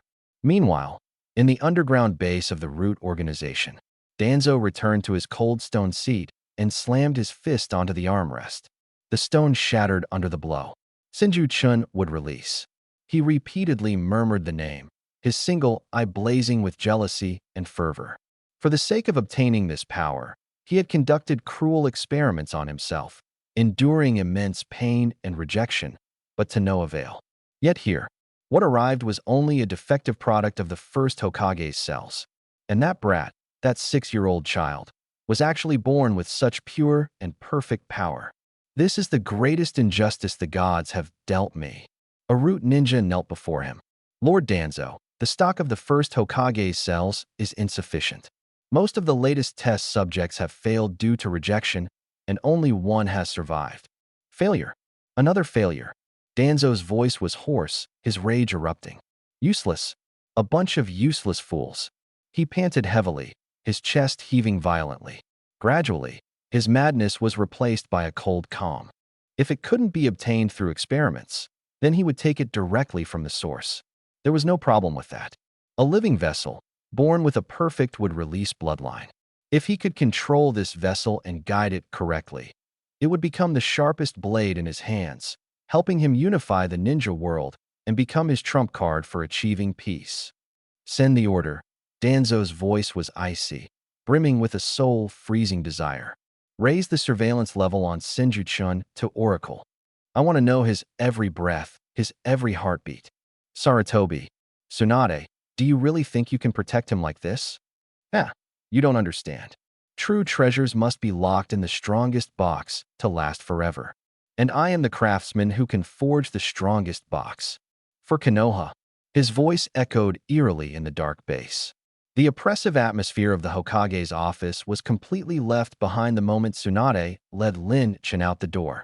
On the way back to the Senju residence, Tsunade didn't speak. She just held Chen's hand tighter and tighter, as if afraid that this precious treasure, lost and now found, would vanish like a wisp of smoke. Her steps were light, and even her entire silhouette exuded an unprecedented vigor and joy. Tsunade pushed open the heavy door inscribed with the Senju clan's emblem, and the noise from outside was instantly cut off. She let out a deep breath. The sorrow and pent-up emotions of over a decade were finally released.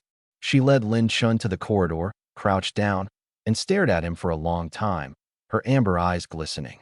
Finally, she gently caressed his cheek, her voice trembling slightly. Chun, it's all over now. No one will doubt your identity anymore, and no one will ever bully you again. Lin Chun leaned into her embrace, his small face pressed against her, his voice soft and tender. I believe in you, sister. He knew in his heart, though, that this was not the end. It was the beginning of another storm. The entire Konoha, and perhaps even the ninja world, would be swept up in this storm, with him at its center. That old geezer Danzo is probably smashing up his base in rage by now. The more furious he gets, the greedier he'll become. A living inheritor of the wood release is more tempting than any forbidden scroll. Lin Chun sneered internally, but outwardly, he remained obedient and dependent. And then there's the Uchiha. The Senju and Uchiha have been intertwined since the Warring States period. Now that the Senju clan suddenly has a prince, what will the Uchiha clan head think? Will it be fear, an attempt to ally, or outright hostility? Various factions and names flashed through his mind, weaving a complex and perilous web, with him at its center. To avoid being strangled by this web, and to protect this rare warmth, he had to possess the strength to turn the tables. The wood-release bloodline was his ticket and protective charm, but it was not the end point. The system was his ultimate trump card. Sister, I'm a little tired. I want to sleep. Lin Chen yawned, rubbing his eyes like a weary child. All right, I'll take you to bed, Tsunade said, her heart melting. She picked him up and quickly carried him to the freshly tidied bedroom. After tucking him in and adjusting the blanket, she kissed his forehead softly before reluctantly leaving. The room returned to silence. Lin Chen slowly opened his eyes. In those eyes, there was no trace of a child's fatigue or innocence, only a calm and sharpness as deep as the night sky. The first step, chakra refinement. In the Hokage's office, when he had sprouted that small bud, it was due to the system's initial activation of the wood-release bloodline, not his own power. Right now, he was like a man sitting on a mountain of gold without knowing where the key was. Lin Chen knew, from this moment onward, Senju Chen began to contemplate his path forward. He had already established a basic foothold in Konoha village. With the identity of the Senju clan, as long as he didn't go looking for trouble, he could live a carefree life for the rest of his days. However, since fate had brought him here, he had to make something of it. With a transmigration and a system, he had to grow stronger to live a more thrilling life. In the world of Naruto, where villages and nations could be destroyed at the drop of a hat, survival without immense strength was impossible. Only the strong could protect Tsunade and safeguard this precious familial bond. At present, he only had the wood-release bloodline, but figuring out how to use it would take time. Now, In the Senju clan's territory, he had to thoroughly investigate the things left behind by his supposed grandfather and great-uncle. The legacy of the first wood-release ninjutsu was definitely something he needed to learn, and being called the master of forbidden jutsu, the second Hokage's techniques were equally enticing. However, the path must be taken one step at a time. Refining chakra was the first lesson for any ninja and also the foundation. Tomorrow, he had to figure out a way to have Tsunade teach him how to refine chakra. He couldn't wait until ninja school to start learning. Being one step ahead would always give him an advantage. He understood this principle well. As expected, news of a new member being added to the Senju clan spread like wildfire throughout the entirety of Konoha within half a day, akin to a Category 12 hurricane. On the streets, in tea houses, and at training fields, villagers and ninjas whispered excitedly. Have you heard? The child Lady Tsunade brought back is really part of the Senju clan. What's even more shocking is that in front of the Hokage, the child actually used wood release. Made paper sprout leaves. Oh my goodness. Would release that's the power of the first Hokage. Konoha is going to rise again. Do you think that child might be Lady Tsunade's illegitimate child? Nonsense. Princess Tsunade is the purest of all. There you go again. Don't insult Princess Tsunade. Let us settle this with a duel. Excitement and pride spread among the villagers. To them, the first Hokage was a guardian deity, and the resurgence of his power symbolized peace. But within the families that truly held power, this sudden wind stirred different undercurrents. In the Hyuga clan's south main estate, the atmosphere was solemn. Hyuga Hayashi sat upright as always, his expression unreadable. Below him, the elders of the main family wore expressions of shock as they debated intensely. Clan leader, this matter is no small issue. The power of the Senju clan should not have resurfaced now. Not bad, a child possessing would release. His very existence will disrupt the current balance within the village. Hayashi Hyuga raised his hand to stop the elders' discussions. With those pure white eyes that seemed to see through everything, he gazed in the direction of the Hokage rock, his voice calm, yet carrying an undeniable decision. Send out the order. The Hyuga clan will observe quietly. Until the Hokage gives new instructions, no one is to privately approach Senju Shin, nor show any hostility toward him. He paused, then added, also, assign people to closely monitor the Uchiha's movements. To the Hyuga, a controllable miracle was far safer than an uncontrollable Uchiha. Meanwhile, on the other side of Konoha, the atmosphere in the Uchiha clan's territory was heavy, as if a storm was brewing. Clan leader Fugaku Uchiha sat at the head of a dimly lit meeting room, his expression dark. Before him sat the core Uchiha elders, each face marked with resentment and anger. Senju would release. Fugaku's fingers clenched tightly against the tatami, leaving deep marks. Hiruzen Sarutobi. Tsunade, are they trying to provoke us? A radical elder slammed the table, shouting in fury, Clan leader, this is clearly Sarutobi's scheme. Seeing he can't suppress the Uchiha, he concocts a Senju descendant to use the first Hokage's name against us. The wood release might just be a trick. Silence, Fugaku ordered coldly. In the Hokage's office, right before the Hokage and the elders, who would be fooled by such antics? The child is likely real. And precisely because he's real, it's even more disheartening. The Uchiha, possessors of the Sharingan, were founding members of Konoha, yet they were marginalized from the center of power and relegated to the police force. The Senju had declined, yet a 5-year-old child with a tenuous bloodline stands in the spotlight once more, revered by all. We Uchiha are not afraid of a 5-year-old child. Clan leader, but that's the first Hokage's would release, one elder said fearfully, recalling the era of the first and second Hokage. Mentioning the first Hokage softened Fugaku's otherwise resolute demeanor. Reluctantly, he instructed, have the clan investigate this child, especially to confirm the authenticity of the wood release. We must not act rashly.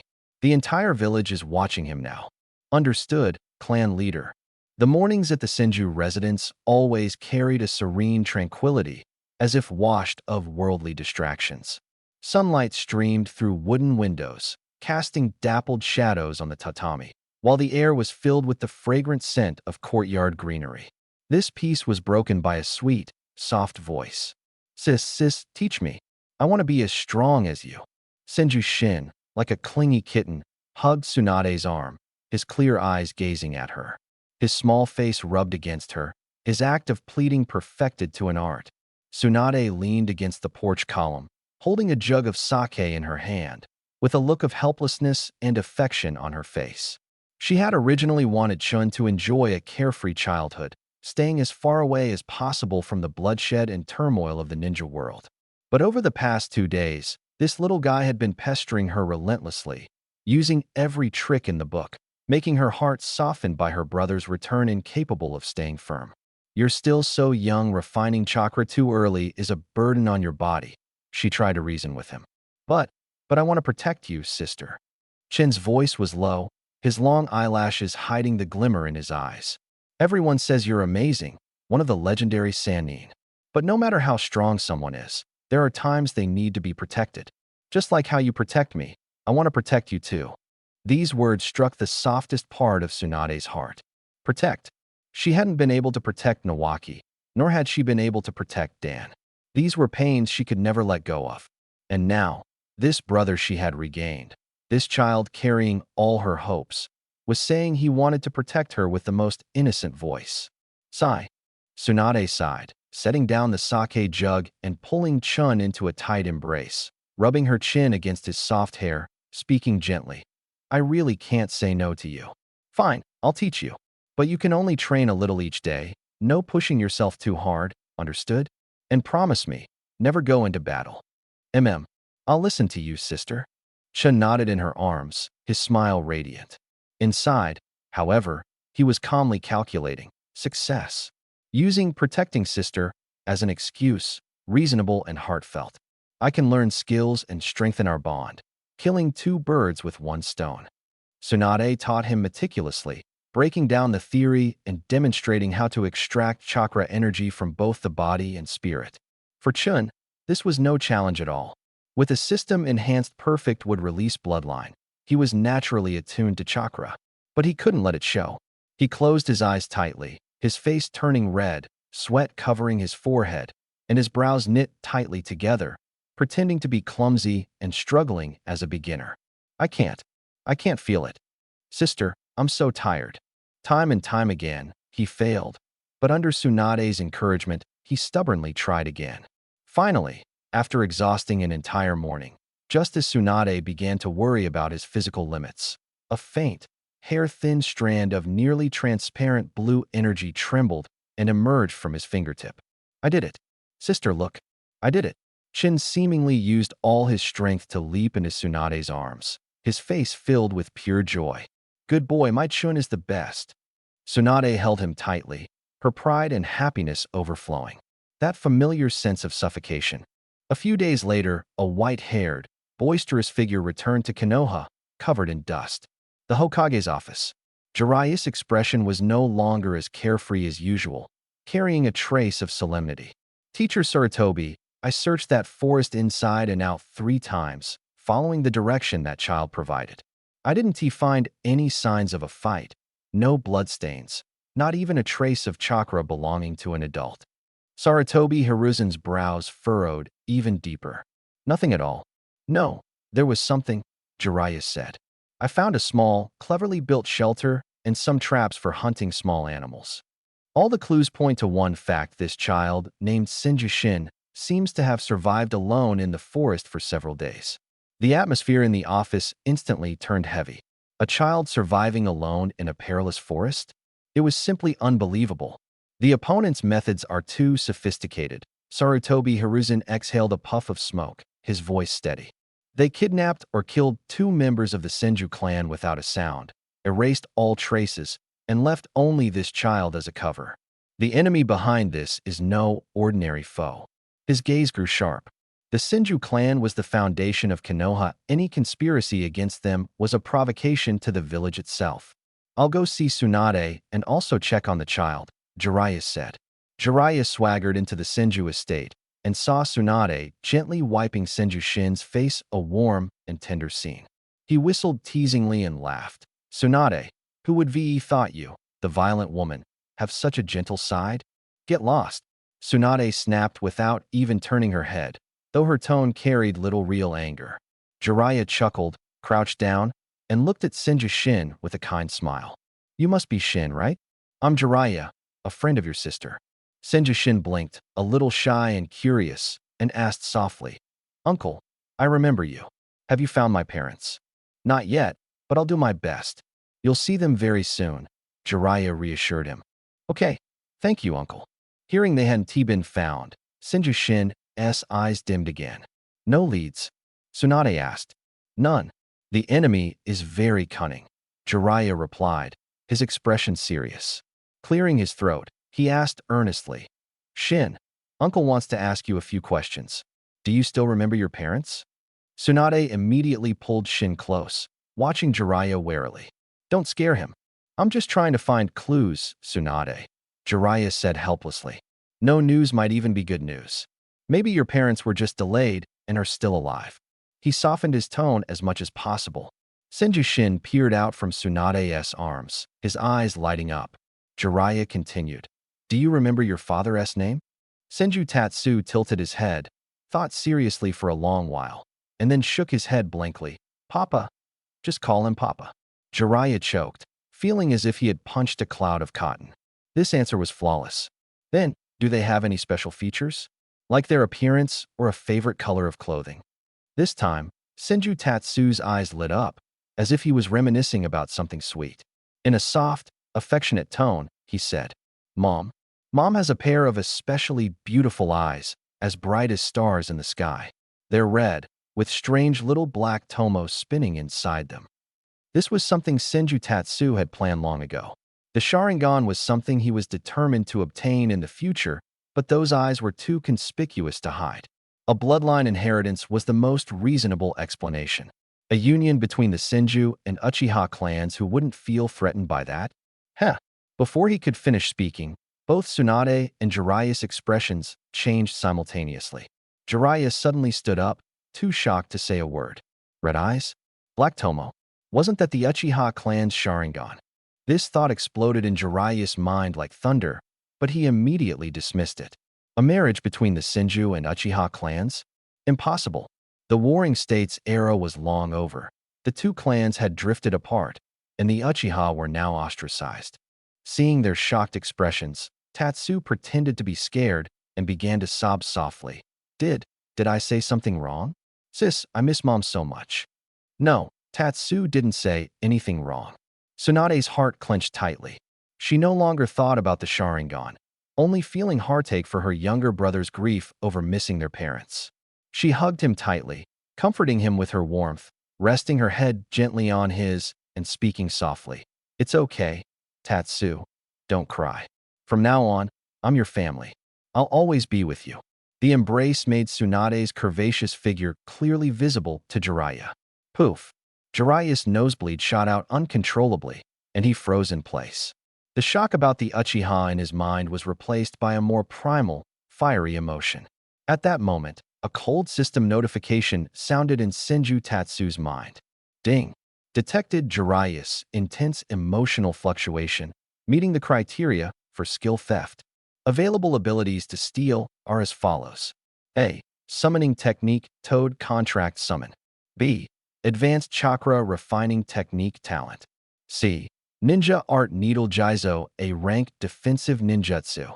Leaning into Tsunade's embrace, feeling her warmth, and listening to the system notification, Tatsu reviewed Jiraiya's skill list. The summoning technique was too early. Needle Jizo was too conspicuous. Only option B was the most suitable. It was foundational, the key to fully mastering the would-release bloodline. I choose B. He gave the command in his heart without hesitation. Theft successful. Congratulations, host, on acquiring the talent. Advanced Chakra Refinement Technique. A warm current instantly flowed through his entire body, as if every cell in his body had been reactivated. Senju Chun could clearly feel that his perception and control over chakra had improved by more than just one level. If he was like a toddler learning to walk before, now he was already a boy who could run and jump freely. However, a new problem arose. The talent is in hand, but how do I explain this talent? He calmly contemplated. A 10-year-old child with chakra refining efficiency surpassing a Jonin? That's no longer just a genius, that's an outright monster. Tsunade might choose to believe me out of familial affection, but what about Hiruzen Sarutobi? Especially that old dog Danzo, he would undoubtedly treat me as a lab rat and dissect me for research. He needed an opportunity, one that would allow him to grow reasonably and rapidly. An opportunity that would make everyone acknowledge him as a genius. In the coldest depths of Konoha, Shimura Danzo stood up and walked toward a row of containers filled with green nutrient fluid, staring at the twisted and failed experimental subjects within. His voice was chilling, like it came from hell. Flowers grown in greenhouses can never produce the strongest power. True treasures must be forged through blood and fire. He turned around and gave orders to a kneeling root ninja. Initiate the cleanup plan. Create some minor chaos outside the village to draw attention. And then, arrange for an accident. A cruel smile appeared at the corner of Danzo's mouth. I want to witness with my own eyes what kind of brilliance the bloodline of the first Hokage can shine under despair. Go, and bring back our prince. A conspiracy targeting Konoha's prince quietly unfolded like a spider's web. Unbeknownst to Senju-chan, who was still worrying about how to showcase his power, the opportunity he longed for was hurtling toward him in a deadly form. Senju-chan had just arrived at the Senju clan's residence. Besides pleading with Tsunade to teach him chakra refinement techniques, he also accompanied her in paying respects to their ancestors, which gave him a chance to explore the entire Senju compound, especially the secret archives. When he finally entered the archives, Senju-chan realized what true clan heritage looked like. Scrolls were piled as high as mountains, and those ranked as B-level, A-level, or even S-level outside were everywhere here, let alone the more ordinary ones. The greatest contributor was undoubtedly the second Hokage. He had left behind the most techniques, truly living up to the title of Master of Forbidden Jutsu. Many of the jutsu that Konoha had classified as forbidden were selected and copied from here. Using the pretext of studying and learning to read, Senju-chan even managed to take several books back with him. The most important among them was the notes left by the first Hokage, which detailed numerous would-release ninjutsu techniques and their applications. Due to Senju-chan's would-release bloodline, Tsunade specifically dug them out and handed them to him. These notes would undoubtedly be considered priceless treasures to outsiders, but to the Senju clan, they were merely relics left by their ancestors. It's no exaggeration to say that the entire Hidden Leaf village was founded by their clan, and even the current structure of the ninja world was planned and established by their elders. Seeing how Tsunade casually dismissed their significance, only showing slight seriousness when presenting the first Hokage's notes, Senju-chan realized just how important the Senju clan's identity was to him, and how prestigious his status was within the Hidden Leaf village. However, the first Hokage's writing style left much to be desired. Reading through the notes, Senju-chan felt like he was going through a long, self-glorifying autobiography. The pages were filled with statements like, "I possess extraordinary talent, surpassing my peers. I exude charisma that even Madara Uchiha had to acknowledge. I brought peace to the ninja world," and so on. Initially, Senju-chan treated it as a novel for entertainment. After all, it was written by his ancestor, and boasting about one's greatness seemed normal. Setting aside the self-praise, the insights and applications concerning would-release were indeed invaluable, a true treasure of the ninja world. Would-release is not a technique, but an extension of the heart, a manifestation of will. Where the heart leads, all things become weapons. True would-release requires no complicated hand signs, only the transformation of oneself into nature, breathing in harmony with the heavens and earth. These profound descriptions, paired with Senju-chan's perfect would-release bloodline, became incredibly clear and instinctive for him. He primarily focused on the sections about would-release. The notes categorized would-release techniques into several major types. Offensive, deep forest emergence, true several thousand hands top transformed Buddha, wood golem technique, cutting technique. Defensive, wood locking wall, ranking technique. Control and sealing, Kakwan entering society with gentle hands, Myojinman, wood dragon technique. Reconnaissance and support, wood clone technique. There were also subdivisions for specific scenarios. Thanks to the system's acquisition of the first Hokage's wood release bloodline, Senju-chin possessed an innate affinity for wood release. He first chose the cutting technique to practice, as his chakra reserves were limited, and this was theoretically the only ninjutsu he could currently use. Each release consumed a significant amount of chakra. Every day, he practiced the technique, using Jiraiya's advanced chakra refining method to quickly recover before continuing his training, repeating the cycle. From initially producing a small sapling, then a single wooden spike, and eventually 2 wooden spikes, his chakra capacity steadily increased with each practice session, and his mastery of the cutting technique grew more refined. The commercial street of Konoha village was as lively as ever. The warm afternoon sunlight bathed everything, giving the dazzling shops a golden edge. The cries of vendors, the laughter of children, and the faint clinking of ninja equipment as they walked all intertwined into a symphony unique to peaceful times. Shizune, I want to eat those tri-colored dango. Senju Tatsu's small finger pointed to a confectionery shop not far away, his upturned little face full of a child's longing for sweets. He was dressed in a soft, brand-new kimono, his delicate features attracting the attention of many female villagers and young kunoichi, their eyes filled with affection. All right, I'll get it for you. Shizune's face was full of doting care as she tightened her grip on his hand. Lady Tsunade, busy with official duties, had entrusted the responsibility of looking after Tatsu to Shizune. She felt both honored and nervous, not daring to leave this little one for even a moment, fearing he might get hurt.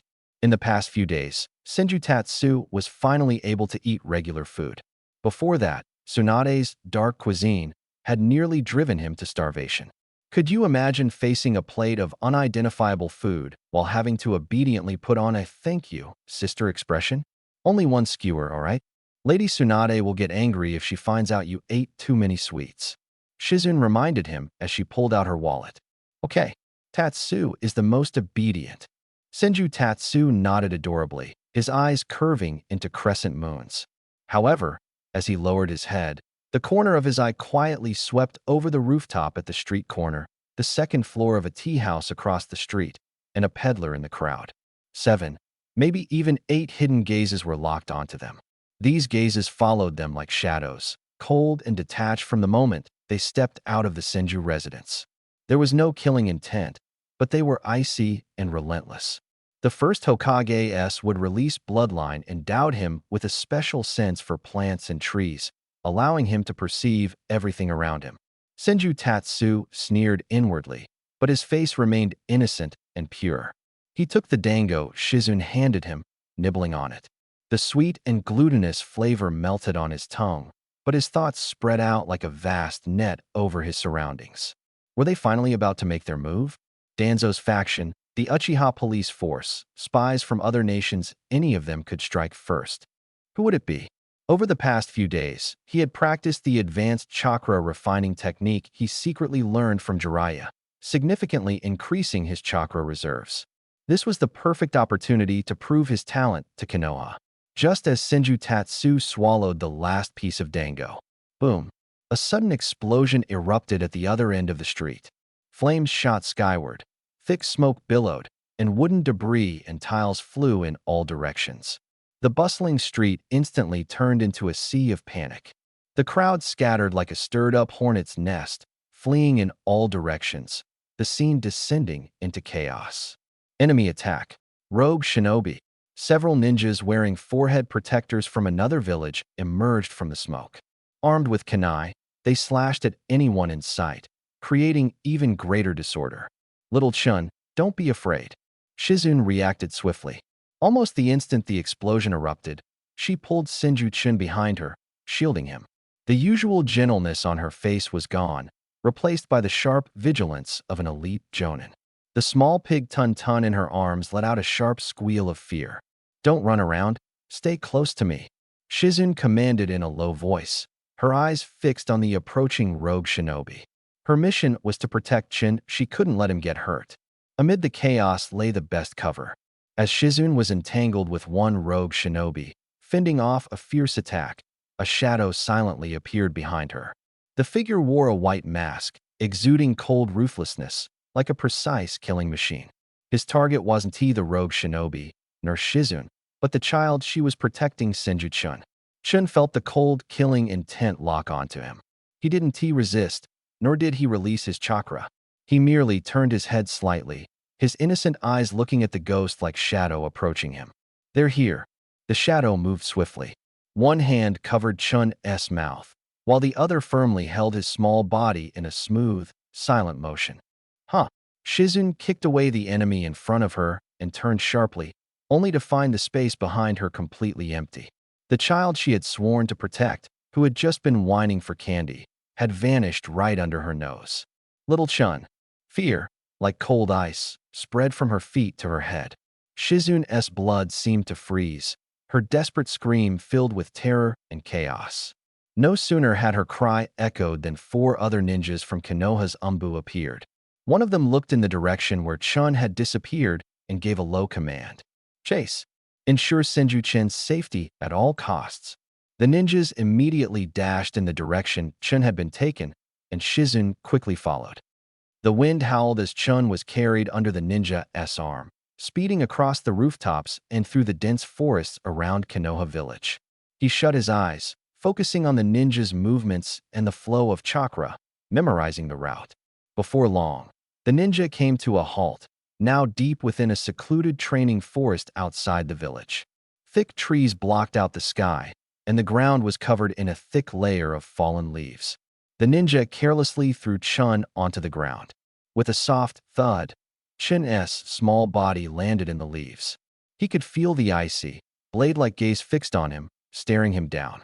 Senju Tatsu stood up and looked around Westjo. Towering ancient trees fragmented the sky into scattered patches, with sunlight struggling to squeeze through the gaps, casting mottled shadows on thick layers of fallen leaves. The air was filled with a damp, earthy scent mixed with the smell of decaying matter. "TSK, this place is quite well chosen," Senju Tatsu muttered to himself. "Quiet, undisturbed, a perfect spot for killing and burying a body." However, this kind of environment didn't pose a threat to him. Instead, it gave him a sense of familiarity, as if he had returned to his home turf. His chakra resonated in a strange harmony with the natural energy of Westjo. Every tree and blade of grass in the forest seemed to become his eyes and ears, revealing the forest's intricate network clearly through his perception.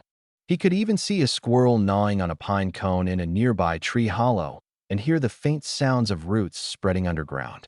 This was the power of the first Hokage's bloodline, the innate affinity with nature. Now, he was no longer the weakling who had just crossed over and could only be slaughtered. A figure approached slowly, staring down at him with a cold, metallic-sounding voice, sharp like the screech of grinding metal. "Kid, don't blame me if you die. The village hidden in the leaves should not, and cannot, allow another god of shinobi to emerge. If you want to blame someone, blame your misfortune." As the words fell, the innocent and bewildered expression on Senju Tatsu's face gradually disappeared. His eyes, as if soaked in dark ink, turned deep and icy, devoid of any childlike emotion. Instead, they exuded a calm and cold indifference, as though he had seen through life and death and toyed with the world itself. He chuckled softly, the corners of his mouth curling into a mocking and playful grin. "Are you a ninja from Root, or a spy from another nation?" His voice was gentle, still carrying traces of youthful innocence, yet it struck the ninja's heart like a heavy hammer, sending chills through his body. Those eyes, that tone, this was not something a child of this age could possibly possess.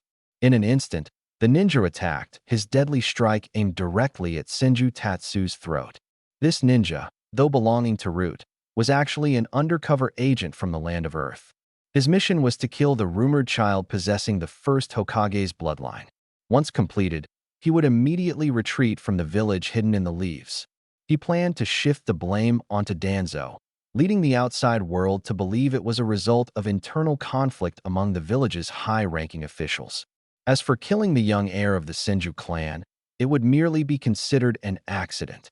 His orders were to test the limits, observe Senju Tatsu's measures, mindset, and composure under the threat of death, and then bring him back to Root's base. Through the earlier conversation, The mission could already be considered complete. Next, all that remained was to take the other party back. But now, he was preparing to truly kill the opponent. Facing the ninja who suddenly charged at him, Senju Chun stood still, motionless. To say he wasn't nervous would be a lie. He was well aware that his chakra was only enough for a single jutsu. His only chance lay in exploiting the enemy's underestimation of his small, childlike body. This performance must be convincing enough, shocking enough. I want everyone to believe that I, Senju Chun, unleashed the power of the Senju bloodline in a desperate situation. Let us start with you. Become the first sacrifice in my coronation ceremony. Just as the poison blade and iron claw were about to touch his body. Would release, piercing root technique. In the forest, a disguised Awagakure spy, camouflaged as a tree root, flickered into view. A kunai slashed a cold gleam through the air, aiming straight for Senju Chun's throat. Facing a lethal strike, Senju Chun didn't flinch, not even blinking. His body was small, his strength weak, but in his hand, he held an unparalleled trump card. From the moment he was captured, his mind had been racing, simulating countless strategies before settling on one final plan. The instant the kunai was about to touch his neck, Senju Chun feigned fear, falling backward while lightly pressing his small hand on the soft, leaf-covered ground. No hand seals, no chakra surges, not even a hint of killing intent. He simply pressed lightly. Shhhhhhh.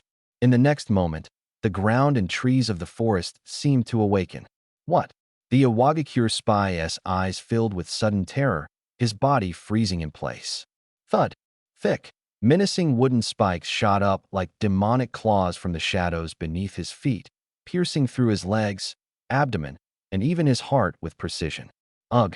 The spy ninja looked down, stunned, at the wooden spikes protruding from his chest. Blood gushed forth as his life rapidly slipped away. The last thing he saw was the young child slowly raising his head, blood splattered on his tender cheeks, forming a chilling contrast with the cold, profound gaze in his eyes. Ding! Effective kill detected.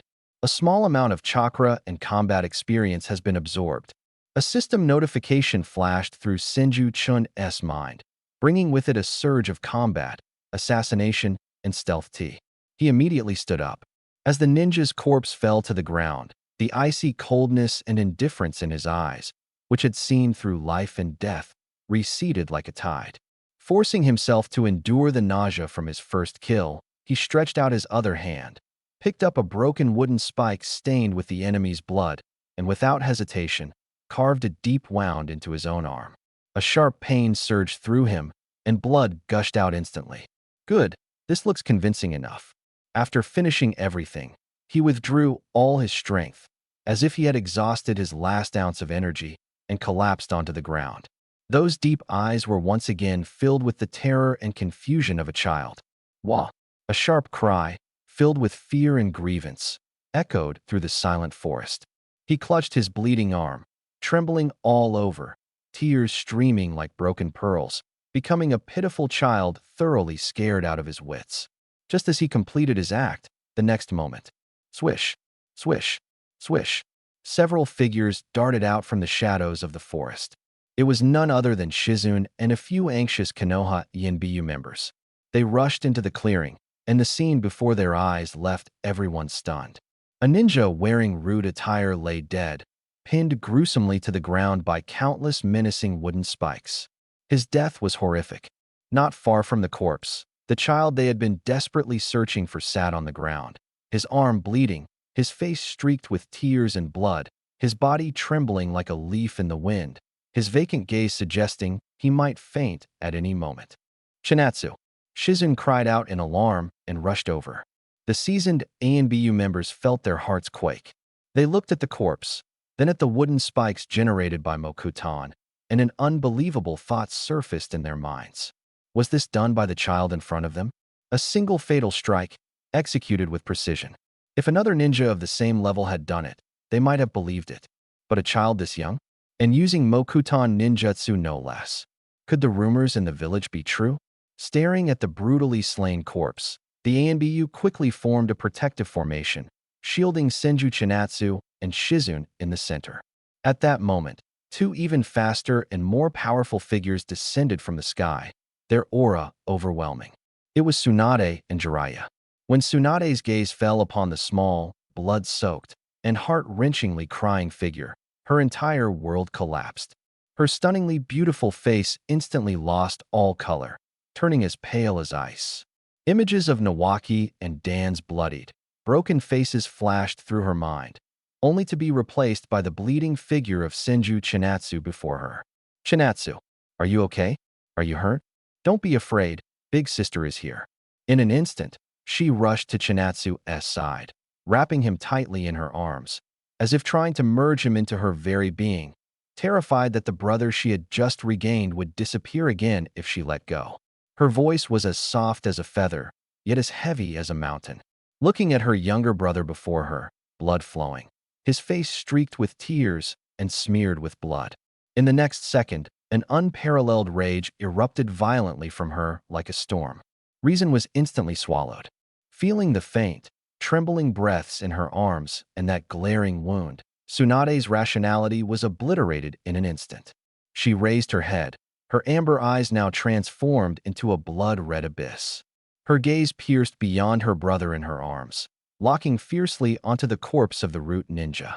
Each word she uttered seemed to be squeezed through clenched teeth, brimming with chilling, bone-piercing killing intent. Danzo, unlike Tsunade's fury and grief, Jiraiya's gaze immediately fixed on the corpse of the root ninja. As one of the Sannin, his wealth of experience instantly deciphered the truth behind the fatal wound. That was no ordinary wood. Each wooden spike was imbued with immense life energy, and the angles and timing of their entry were impeccably precise, a pinnacle of assassination craftsmanship. A cold, absurd, yet undeniable thought began to take root in Jiraiya's mind. He suddenly turned, his gaze shifting from the corpse to the trembling, tear-soaked child in Tsunade's arms. Impossible. A child so young, yet able to wield the first Hokage's would release with such terrifying power? This was even more outrageous than hearing Tsunade had quit gambling. At that moment, a long-buried memory exploded in Jiraiya's mind like a thunderclap. Mount Myaboku, the great toad sage's cryptic prophecy. Jiraiya's breath hitched, his pupils contracted to their limits. Could it be? The mist-shrouded frog hall of Mount Myaboku, the wrinkled face of the elder, and that mysterious prophecy resounded in his thoughts. "My prophecies have never been wrong. You will become the mentor to the one who will bring about great change. That child will bring unprecedented transformation to the ninja world." For this elusive prophecy, he had roamed the world alone, searching for the so-called agent of change.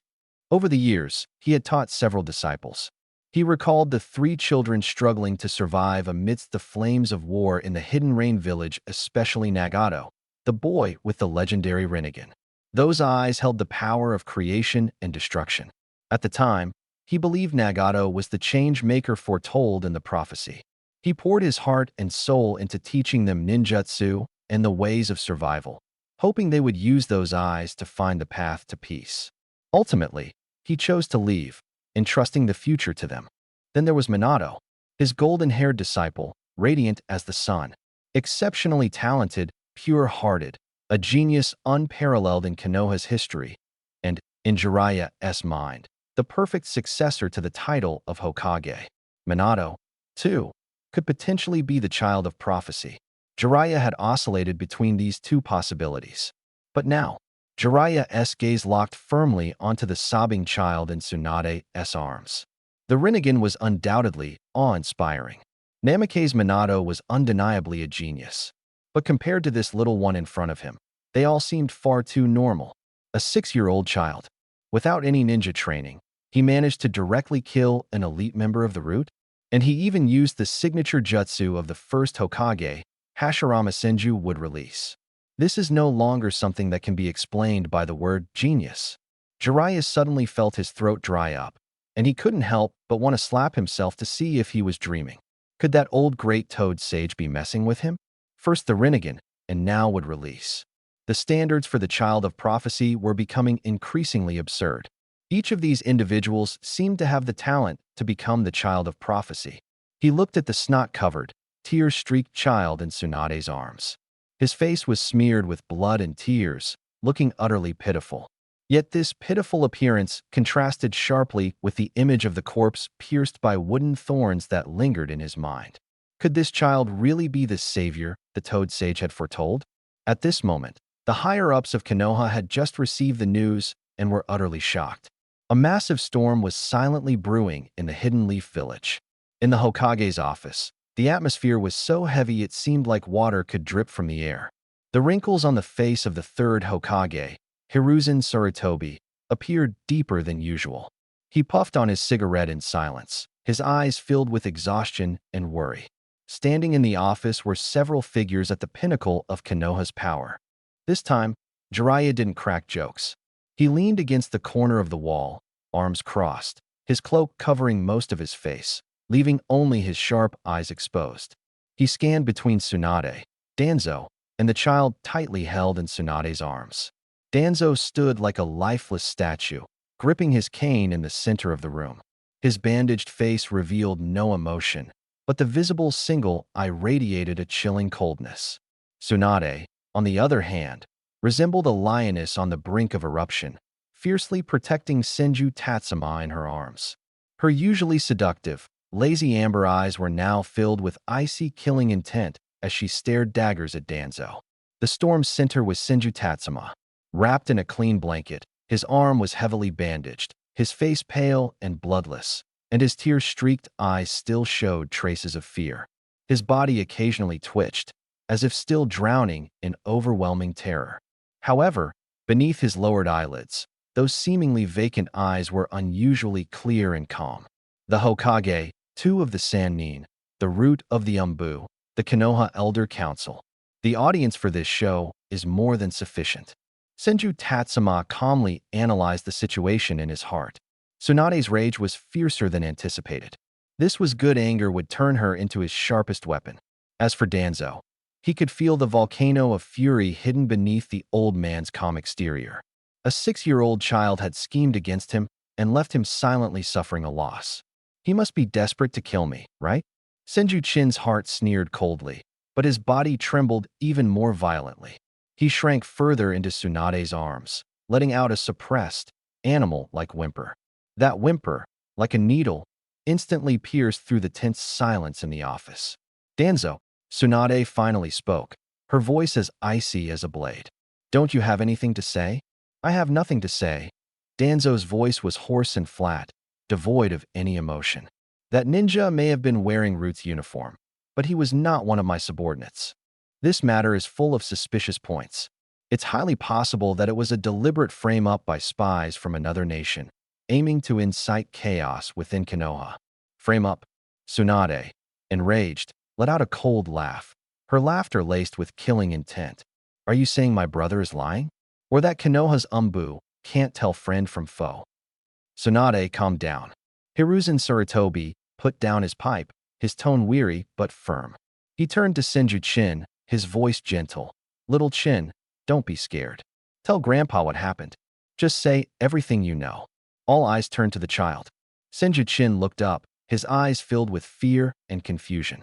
He glanced at Hiruzen Sarutobi, then nervously stole a glance at Danzo, his body trembling as he shrank back into Tsunade's arms. Ugh, sister, I'm scared. Don't be afraid, Chin. With me here, no one can hurt you.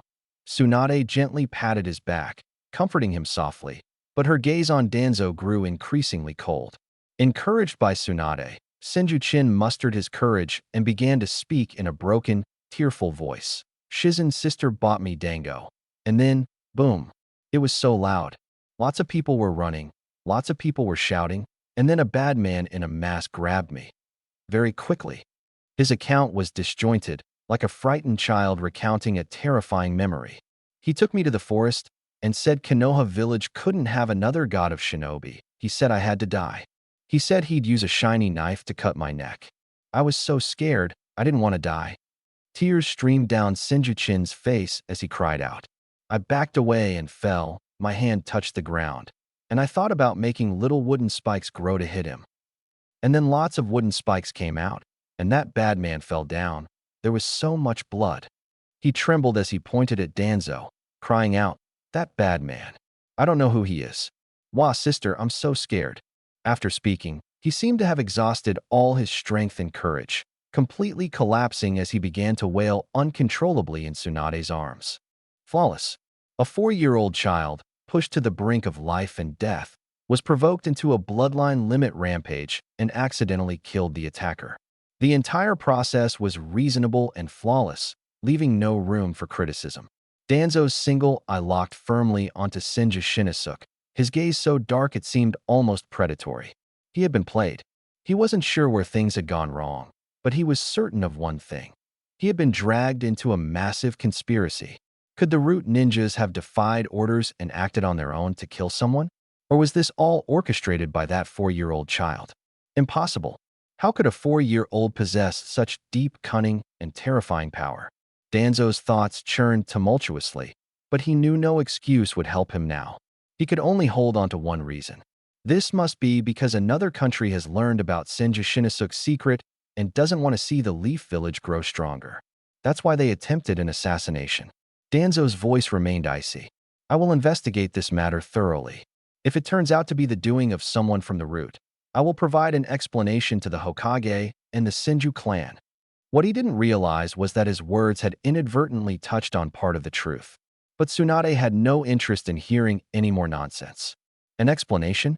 She let out a cold laugh, slowly rising while still holding Senju Shinnosuke. Suddenly, boom! A violent surge of chakra erupted from Tsunade's body like a beast awakening.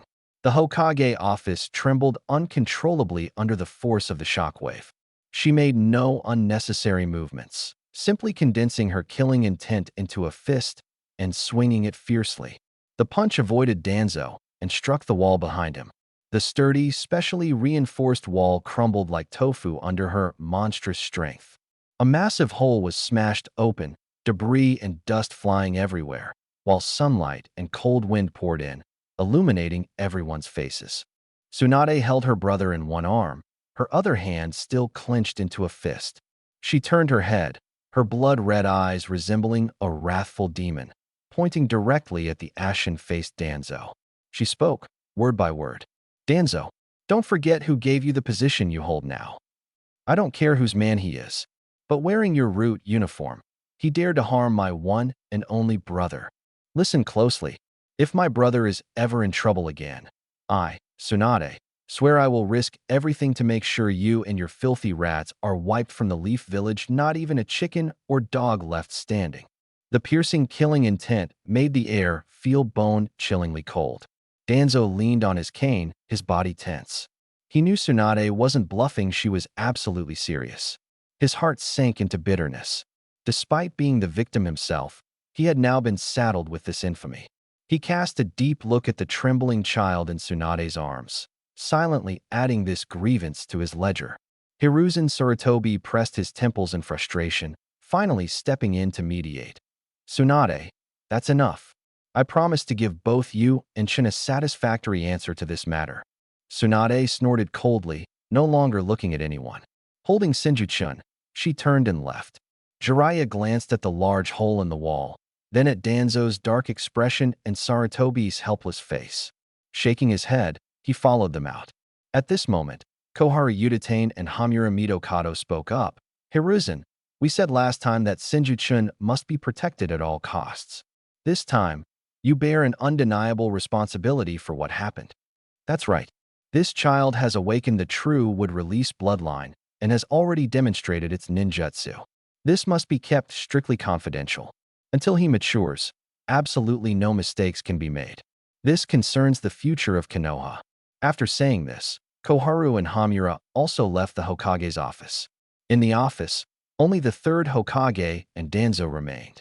The wind blew in through the hole, rustling the papers on the floor with a mocking sound, as if ridiculing this farce. The hole, like a gaping mouth, let the cold wind in, dispersing the searing, killing intent Tsunade had left behind when she departed. Senju-chun was tightly held in Tsunade's arms, wrapped in a soft blanket that shielded him from the cold wind, but not his rapidly beating adult heart. He buried his face into Tsunade's warm neck, greedily inhaling the faint mix of medicinal herbs and her feminine scent. His body trembled slightly, tears clinging to the corners of his eyes, perfectly portraying a frightened child. "It's done," Senju-chan silently muttered in his heart. This grand performance, with him as the bait and the Konoha higher-ups as the audience, had finally concluded. He, a 6-year-old child, was the sole victor. He could keenly feel how tightly Tsunade held him, a grip filled with the cherishing of something lost and recovered, a determination to protect at all costs. From now on, these arms would be his strongest shield. He still remembered Jiraiya's complex expression: shock, suspicion, and even a trace of reverence. It seemed that the idea of the child of prophecy had already begun to take root in the mind of the pervy sage. A mysterious and powerful ally was far more beneficial to his growth than a simple elder. As for Danzo, he could almost picture the twisted, angry face hidden beneath those bandages. To be trampled on by a 6-year-old child and bear such a massive scapegoat, this darkness of the shinobi, must be fuming with internal rage. Senju-chun smirked silently in his heart. "Old man, you never had a chance. I'm a man you'll never touch." Using his uninjured hand, he clutched tightly at Tsunade's clothing, murmuring dependently in a tearful voice, "Sister." The soft call instantly slowed Tsunade's hurried steps. She lowered her head, looking at her pale-faced, tightly shut-eyed younger brother in her arms. All her anger and killing intent transformed completely into tenderness and heartache. "Don't be afraid, Chun. Sister's here. Sister won't let you get hurt ever again," she said gently, holding him more securely. Hokage's office. Dead silence. Hiruzen Sarutobi silently refilled his pipe, took a deep puff, and exhaled. The smoke rings swirled and dissipated in the messy office. His wrinkled face appeared older than ever. He didn't look at Danzo, but instead stared out the window at the cliff engraved with the faces of the first and second Hokage. "Danzo." He finally spoke, his voice hoarse and weary. "Today's matter ends here." Danzo leaned on his cane, veins bulging, standing like a weathered stone statue. His single eye emanated a chilling, killing intent, almost tangible. "Hiruzen, you're actually trusting the words of that child? Can't you see something's wrong here? A 10-year-old using wood release to counterattack experienced ninjas, it's absurd. He's not a genius, he's a monster." His voice was suppressed, like a trapped beast growling. He felt betrayed, manipulated by his own subordinates, and a mere child. The humiliation hurt more than the injury. "Enough." Hiruzen Sarutobi suddenly turned around, his usually gentle eyes now exuding the authority of the Hokage. "He is the grandson of my teacher, Tsunade's younger brother, and a member of the Senju clan. And your root appeared where it shouldn't have, doing what it shouldn't have done. Those weren't my men," Danzo retorted sharply. "The uniforms were from your root." Hiruzen Sarutobi slammed the desk and roared, "Dead men can't testify. Tsunade is convinced it's you. Tell me, how do I explain this to her? To Konoha's leadership? Do you want to force Tsunade to completely leave, or even turn against Konoha?" A cascade of questions weighed heavily on Danzo's heart. He fell silent. He could disregard Tsunade, and even Hiruzen, but he couldn't ignore Konoha's stance. The Senju clan was a symbol and pillar of Konoha. If Tsunade were pushed to turn against them, it wouldn't be her leaving, it might be him being forced out. Hiruzen was right. The dead were beyond questioning, and the evidence pointed to him. Arguing was pointless. "What do you want me to do?" Danzo's voice was icy. He knew he had no choice but to compromise. "Withdraw all surveillance on Senju-chun. From now on, he is entirely under Tsunade's care, and root is not to interfere," Hiruzen Sarutobi said firmly. "Additionally, prepare a generous gift and personally go to the Senju compound to apologize to Tsunade and Senju-chun." "You want me to bow down to a brat?" Fury surged in Danzo's single eye. "This is an order, Danzo." Hiruzen Sarutobi stood up, towering over him, and said, "For the stability of the village, you must do this. Your dark methods can be used on enemies, but should never be used on the heroes and future of Konoha. And have you truly forgotten how you came to hold your current position?" It should be noted that the first leader of the root was none other than Tobirama Senju. After Tobirama became the Hokage, the leadership was passed to Tsunade's father. In its early days, Root's ninjas were originally the Senju clan's self-defense force. The name, Root, symbolizes the foundation of the tree and the place untouched by sunlight. Thus, From the very beginning, Root dealt with the dirty tasks that Konoha village could not see. However, after Tsunade's father passed away, the leadership shifted to Danzo to balance the village's power. Danzo's face changed after hearing the third Hokage's words. Finally, he squeezed out a response through gritted teeth. "Fine, I understand." Leaning on his cane, he turned and slowly left the office that had humiliated him. The single eye disappearing into the shadows glimmered with hatred colder than the Siberian wind. Senju Tatsu. This name was etched deeply into his heart. By the afternoon, a piece of news swiftly spread among Konoha's higher-ups and major clans. Hokage advisor Shimura Danzo, due to poor discipline of subordinates, personally apologized to Princess Tsunade and offered a significant amount in compensation. Subsequently, the Hokage issued an order to revoke all surveillance and investigations on Senju Tatsu, elevating his security level to the highest, jointly monitored by the Hokage's direct Umbu and Tsunade. The prying eyes hovering above the Senju estate vanished instantly. Uchiha guards, Hyuga Byakugan, and even spies from other clans quietly withdrew their reach. With the leader of Root, Danzo, suffering such a heavy blow, who would dare provoke this matter further? From then on, no one dared to publicly test Senju Tatsu. The storm stirred by the assassination attempt gradually subsided under the Hokage's strong intervention.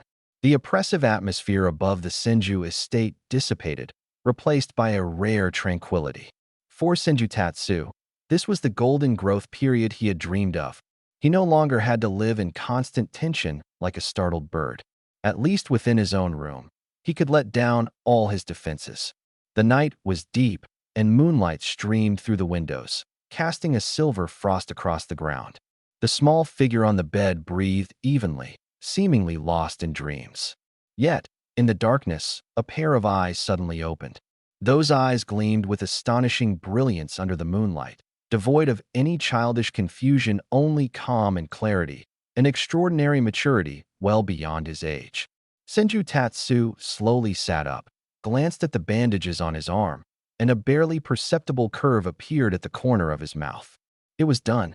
With a meticulously planned performance, he deeply imprinted the image of himself as a fragile, sensitive, yet capable of unleashing immense power in desperate situations, genius into the minds of all the high-ranking officials in Konoha.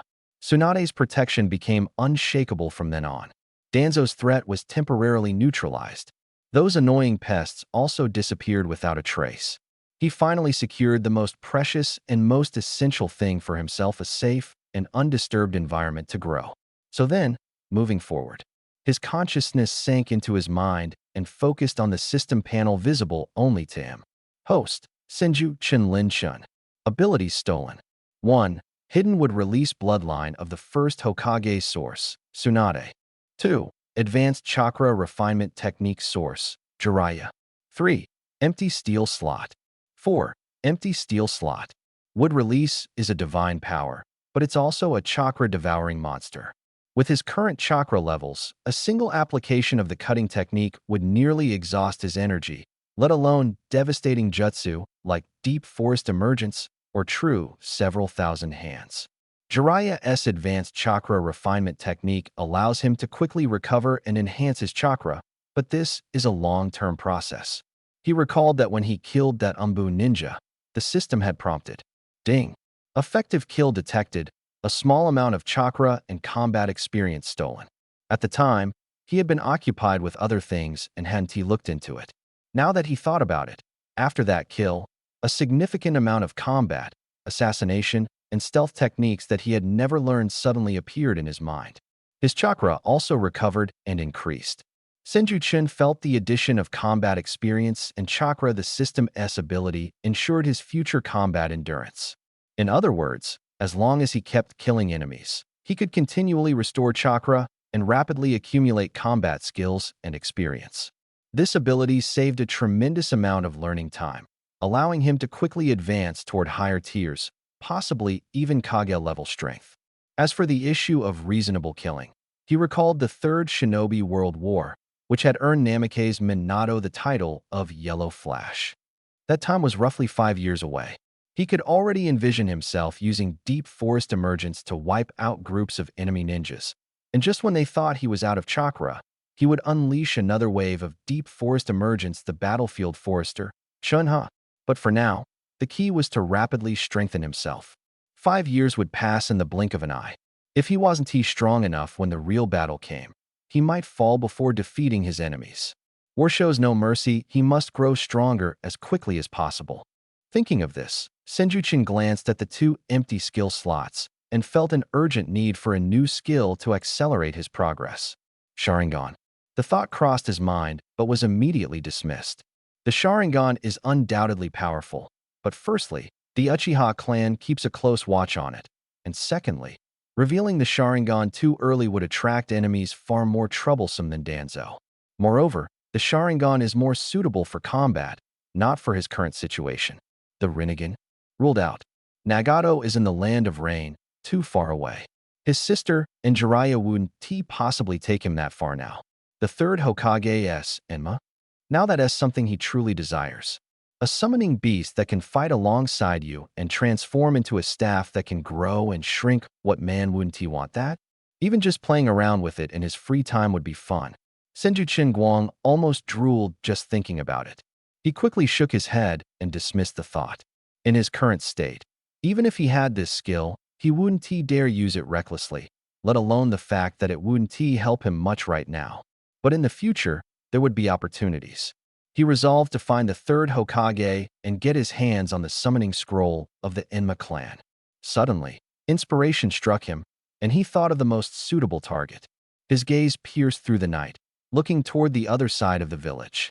There lived a red-haired woman, the Uzumaki clan, a legendary family renowned for their immense vitality and abundant chakra.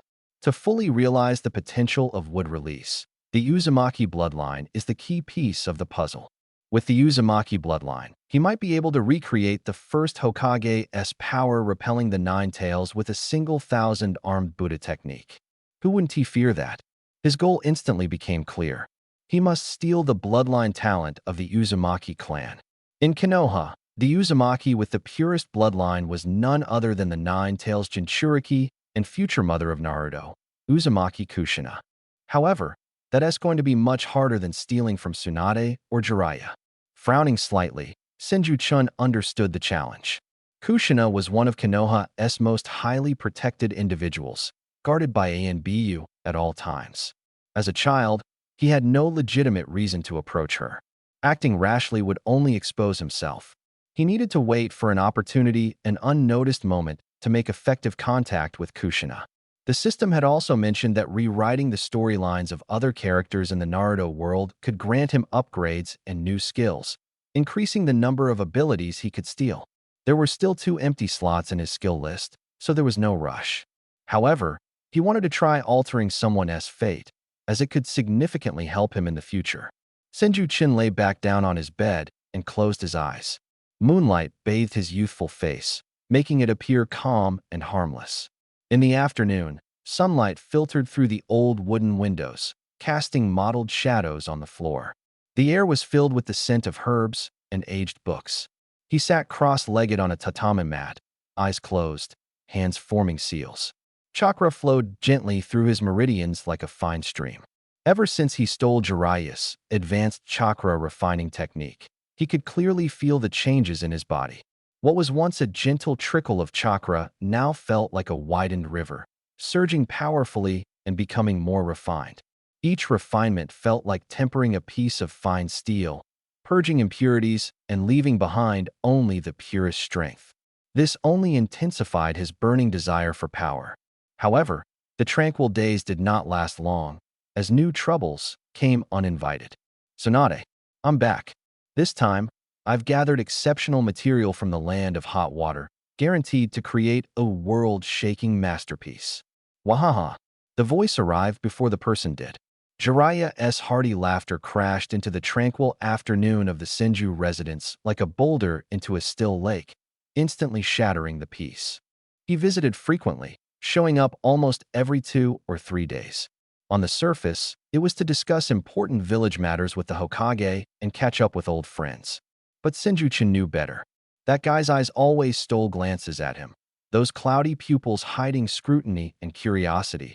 as if he was dead set on labeling him as the child of prophecy. Senju-chen's reaction was textbook perfect. He immediately hid behind Tsunade, leaving only a pair of timid eyes peeking out, carrying a mix of 3 parts fear and 7 parts curiosity as he carefully observed the strange, white-haired man. Sensing his nervousness, Tsunade unconsciously became more protective, occasionally shooting Jiraiya an impatient glare. "Keep your voice down. Don't scare the child, you idiot." "Haha, boys should be braver." Jiraiya laughed, though his gaze lingered on Senju-chin even longer. At first, Jiraiya seriously taught him chakra control techniques. Senju-chin, of course, was more than happy to cooperate, learning the hands-on experience of one of the legendary Sannin for free. Such luck was rare. In the courtyard, Senju-chin stretched out his small hand. A green leaf adhered to the back of it with chakra. The leaf trembled on his hand, as if it could be blown away by the wind at any moment. Wrong. Jiraiya squatted beside him, shaking his head repeatedly in frustration. "Your output is too unstable. Chun, you need to feel it. Let your chakra flow smoothly like a stream, not erupt like a flash flood." He extended a finger, and a leaf stuck steadily to the tip, spinning gracefully and elegantly like a dance. The old man really had skills. Flustered, Senju-chin adjusted his chakra, but the leaf shook even more violently before falling to the ground with a soft plop. His little face turned pale, as if he had suffered a heavy blow, and he lowered his head in dejection. "Master Jiraiya, I can't do it. Don't lose heart. This is just the beginning." Jiraiya smiled in reassurance, though his eyes grew even more probing. This kid's chakra capacity was even greater than last time. Although the control was a complete mess, the chakra fluctuation that leaked out in that instant was definitely not something an ordinary child could possess. "So this is the physique of the Senju clan." Jiraiya picked up the leaf from the ground and handed it back to Senju-chin, his smile kind and gentle. "Try again. This time, focus and cast aside any distracting thoughts." Senju-chin obediently nodded and once again attached the leaf to the back of his hand. This time, he controlled it with even more effort. Fine beads of sweat appeared on his forehead, and his small face flushed bright red from the strain. The leaf trembled, held on for 10 seconds, and finally wobbled before drifting down. At the moment the leaf left the back of his hand, Jiraiya's eyes suddenly sharpened. He quickly reached out, but instead of catching the leaf, he grabbed Senju-chin's wrist. "Lord Jiraiya, is this right?" Senju-chin looked up, his clear eyes tinged with a hint of timidity as he gazed at Jiraiya, his soft voice full of confusion and unease, like an innocent child. "Exactly. That's it." Jiraiya, clearly hooked, crouched down to nearly eye level with Senju-chin, an exaggerated grin stretching across his face. "Shin, focus your mind. Feel the flow of chakra, as though you're gluing it to your hand." "Glue." Senju-chin inwardly rolled his eyes at the childish analogy, but outwardly he feigned a look of sudden realization. The leaf on the back of his hand steadied noticeably. "Jiraiya." From the veranda, Tsunade's slightly tipsy and impatient voice rang out. She propped her chin on one hand and toyed with a sake cup in the other. "If you really have nothing better to do, go help the third Hokage with his paperwork. Stop hanging around here and scaring my little brother." "Hey, I'm just showing concern for the younger generation." Jiraiya paid no mind to Tsunade's cold tone, giving her a cheeky wink before leaning closer to whisper in Senju-chin's ear, "Tsunade, about the great Toad Sage's prophecy." "Shut up." Tsunade's voice turned icy as her sake cup slammed heavily onto the table with a crisp clang, freezing the air. "Don't you dare mention that old Toad's nonsense in front of me." As the two argued, Senju-chin felt a jolt of anxiety. After maintaining his act for so long, his mental strength was drained, and Tsunade's sudden outburst startled him, causing his chakra to spiral out of control. The leaf, now unsupported by chakra, fluttered gently to the ground. "Sister." Senju-chin's eyes reddened, his lips quivering as he showed a look of fear and grievance, softly sobbing. "Stop arguing." His tearful protest was instantly effective. Tsunade immediately turned her murderous gaze toward Jiraiya. "Look at what you've done." Jiraiya was left speechless, staring at the furious, almost explosive Tsunade, the leaf on the ground, and the tearful, aggrieved Senju. He was utterly at a loss for words, his head full of awkwardness. What on earth is going on here? Ahem, well, I just remembered. I still have some research tasks to complete. Yes, research. Jiraiya jolted as if struck by inspiration, finding the perfect excuse. Got to go, got to go. Before the words had fully left his mouth, the legendary Sannin disappeared from the mansion's entrance at a speed akin to fleeing, his retreating figure as panicked as if he were being chased by a dog. Phew. Senju let out a long sigh of relief in his heart, finally managing to send away this troublesome, great Buddha. These past few days had been a nightmare on one hand, enduring Tsunade's so-called loving cuisine, which was akin to a biological weapon, and on the other, having to act cute and innocent in front of Jiraiya. It was utterly exhausting, both physically and mentally. If this continued, he seriously doubted whether he'd be defeated by enemies or collapse mentally first. This life was unbearable. Senju-chen's gaze sharpened. He had to come up with a decisive plan to make that child of prophecy fanboy lose interest in him completely. Dealing with Jiraiya was an entirely different matter compared to dealing with Tsunade. With Tsunade, he could act spoiled and weak, as her love was pure and unguarded. Even if he said or did the wrong thing, Tsunade would just brush it off as the innocent words of a child. But Jiraiya was different. Senju-chun could clearly feel that the legendary Sannin was always wary of him. That expectation born from the great Toad Sage's prophecy was mixed with the deep-rooted suspicion of a ninja. The moment Jiraiya detected even the slightest inconsistency with the child of the prophecy, all the effort he had put into maintaining his facade could collapse in an instant. This old man was like a tenacious piece of sticky candy not easy to shake off, yet requiring cautious handling. That afternoon, Jiraiya came over again. He was enthusiastically boasting to Tsunade about his perilous adventures while researching outside the women's bathhouse, spittle flying everywhere. Tsunade, you have no idea how impenetrable the security was there. I had to gamble the honor of a ninja. Ahem, just to gather a bit of inspiration. Tsunade's brows furrowed tightly, her fingers gripping the teacup creaking ominously, clearly on the verge of an outburst. Hiding behind the door, Senju-chan sensed his chance. Slowly, he stepped out, his small bare feet padding across the cold floor like a startled kitten. He ran to Tsunade's side and clung to her arm.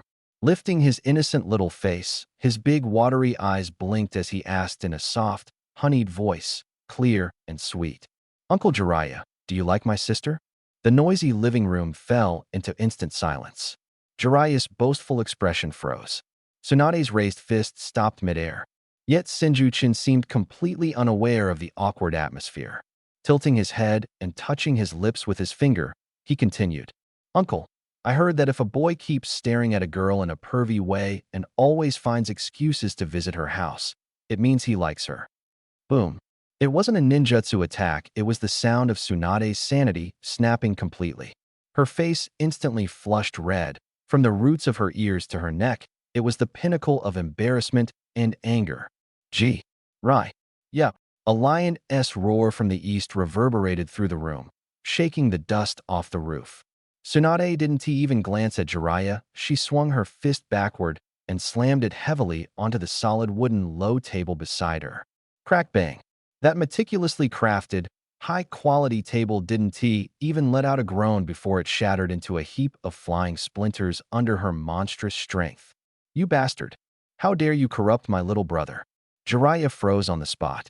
He stood like a struck statue, mouth slightly agape, eyes round with shock. That innocent remark hit him straight in his most vulnerable spot. His face turned from pale to red in an instant and finally flushed as dark as a pig's liver. He wanted to defend himself, but seeing the pure, unblemished eyes of Senju-chan, any explanation seemed powerless. He wanted to get angry, but seeing Tsunade's clenched fist, his fury evaporated instantly. I was mistaken. It's all a misunderstanding. I suddenly remembered I have urgent business. I'll leave now. Before Tsunade could vent her anger, Jiraiya darted out of the Senju residence as fast as if he were using the body flicker technique. His disheveled retreat formed a stark contrast to his previously cocky demeanor. Senju-chan leaned against Tsunade's chest, his shoulders trembling. On the surface, he appeared frightened, But in truth, he couldn't stop himself from laughing. Perverted sage, who would be thought you'd suffer a day like this? He understood that reasoning with a sly one like Jiraiya wouldn't work. Only an innocent truth that he couldn't refute could subdue him. This strategy, called magic defeating magic, was strikingly effective. Over the next few days, Jiraiya indeed didn't show up, and the Senju residents returned to tranquility. A week later, Tsunade was patiently teaching Senju-chun to identify medicinal herbs in the courtyard. The sunshine was warm, and the breeze gentle. A familiar yet hesitant voice came from the doorway. "Tsunade, are you there?" It was Jiraiya. Tsunade sneered coldly, ignoring him. Senju-chun looked up curiously at him, thinking, "You actually dared to come back, truly worthy of being the perverted sage. My sister's charm really is irresistible." Jiraiya scratched his head awkwardly, cautiously poking half his body out. Seeing Tsunade not reacting, he mustered the courage to step inside. This time, he brought a young man along. The young man had dazzling blonde hair, clear blue eyes, and a warm, sunny smile. He wore a Konoha Jonin vest and radiated a clean, upright aura, forming a stark contrast to the sleazy Jiraiya beside him. "Tsunade-sama, sorry for the intrusion." The blond young man slightly bowed, displaying impeccable manners. His voice was gentle and magnetic. "Minato." Tsunade's icy expression softened slightly upon seeing the visitor. "Why are you here with him?"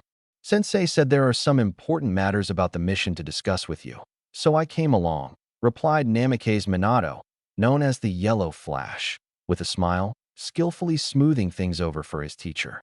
Jiraiya chuckled awkwardly. Clearly, he had brought along his shield to avoid another embarrassing situation. However, little did he know, his clever ploy had brought immense surprise to someone.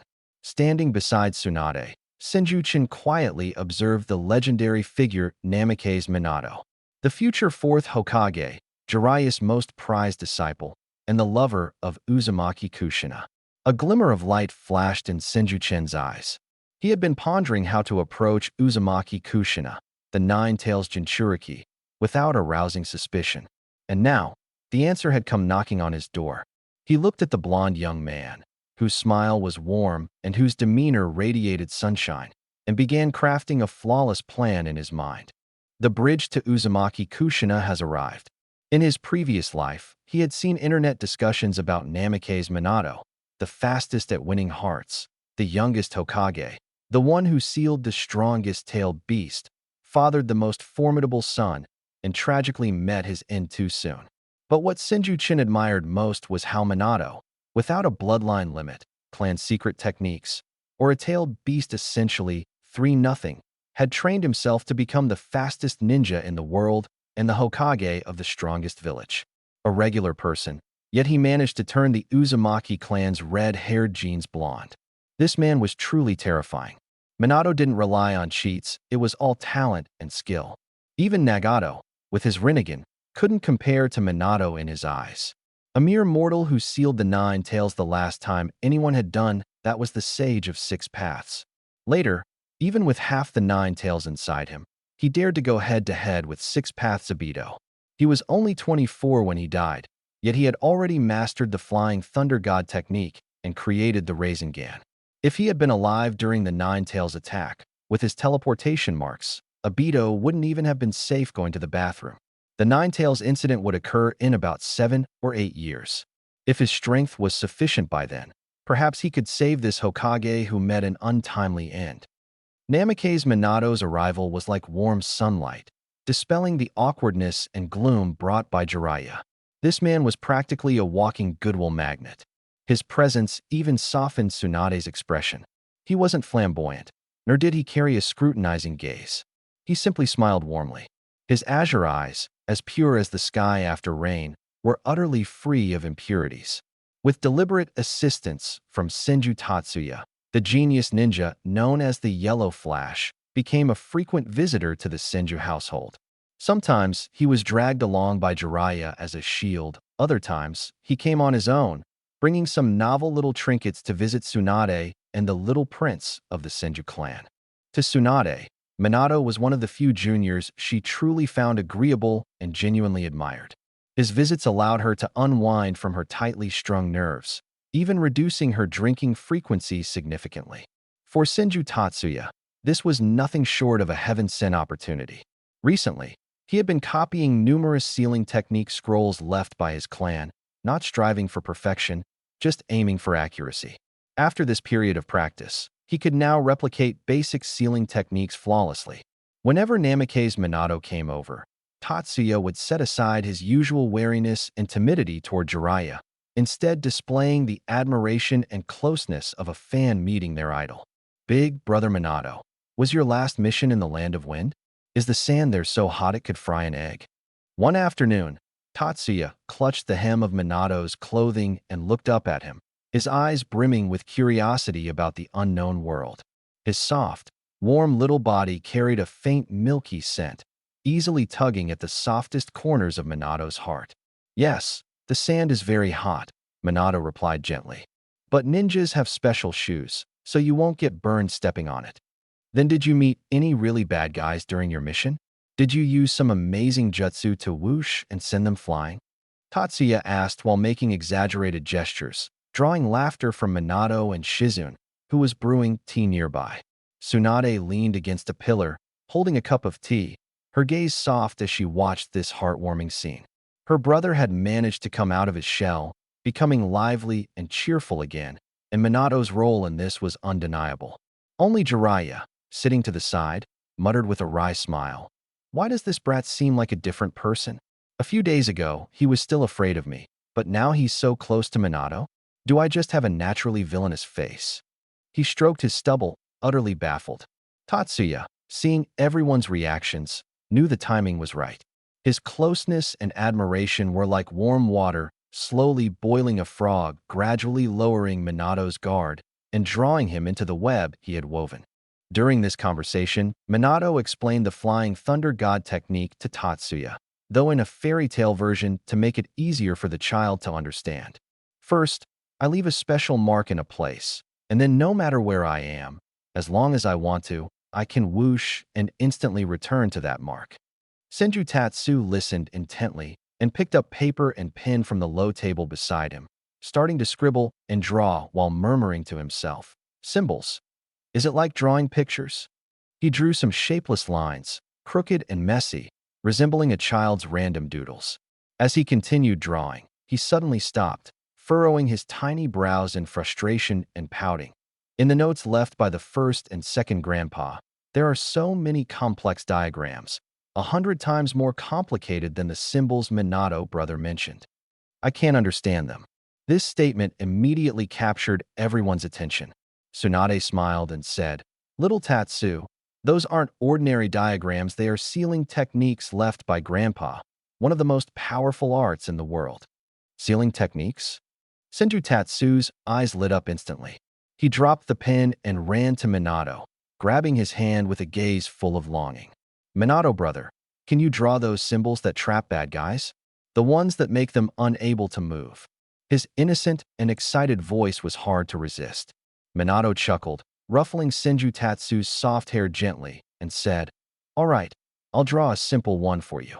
With that, he picked up a brush, dipped it in ink, and with a swift stroke, a neat and smooth symbol appeared on the paper.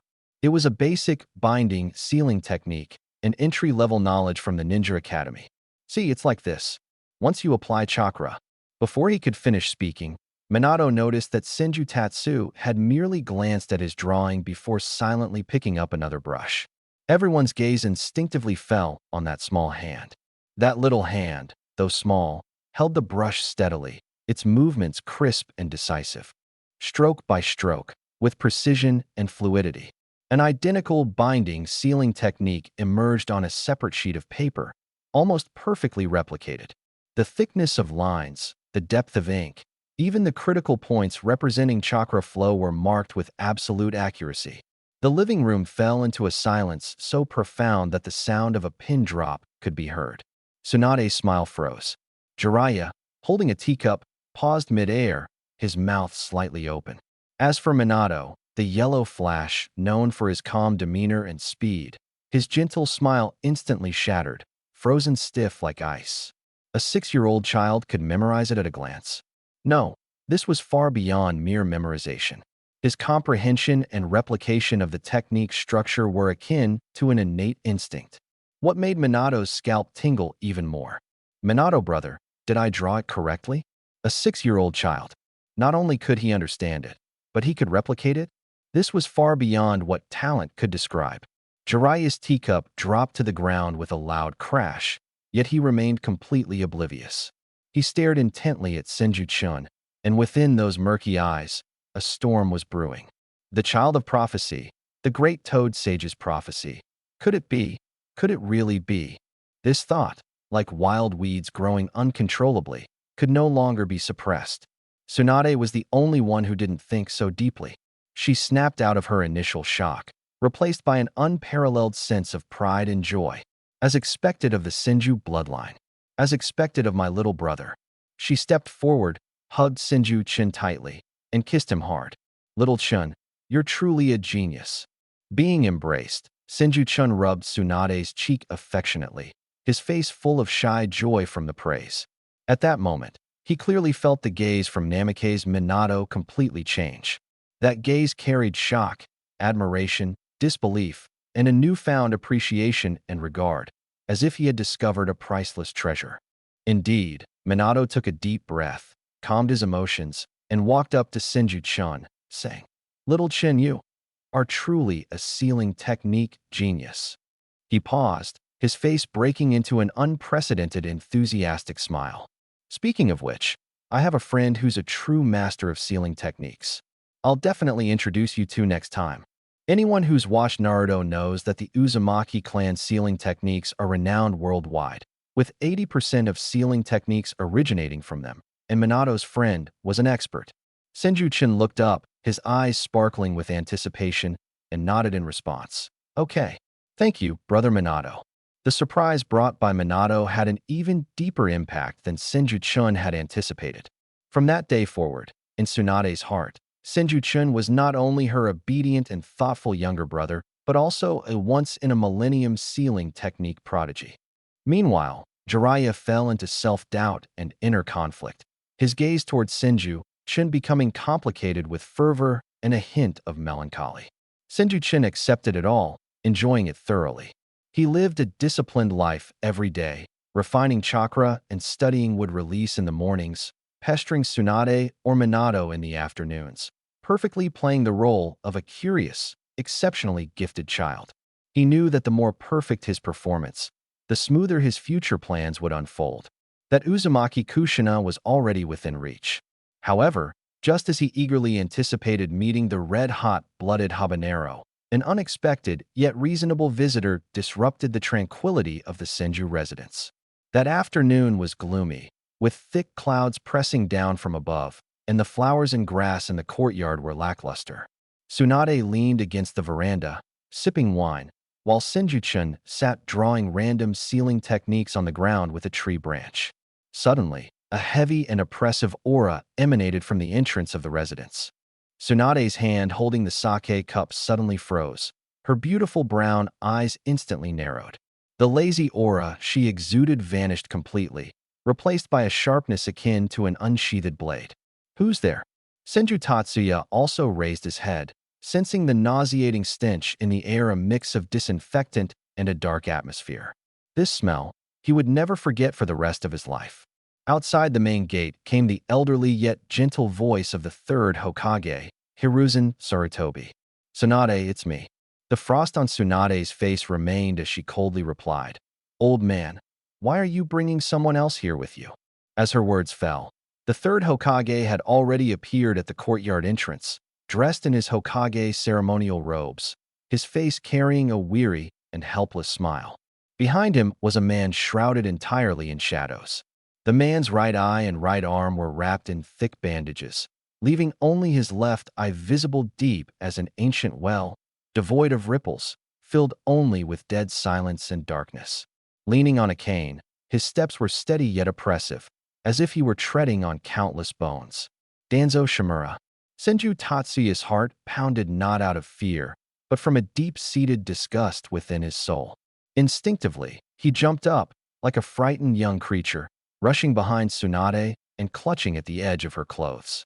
Half his head peeked out, staring in terror at the bandaged man, his body trembling slightly in evident display of trauma from past assassination attempts and brushes with death. Feeling Tatsuya's trembling, Tsunade's rage erupted instantly. She shielded Tatsuya, her gaze like a blade aimed at Danzo. "Danzo, you still have the audacity to come here," she roared, her chakra vibrating the air. "Get out of my house." Hiruzen Sarutobi sighed, stepping forward to stand between the two. "Tsunade, calm down.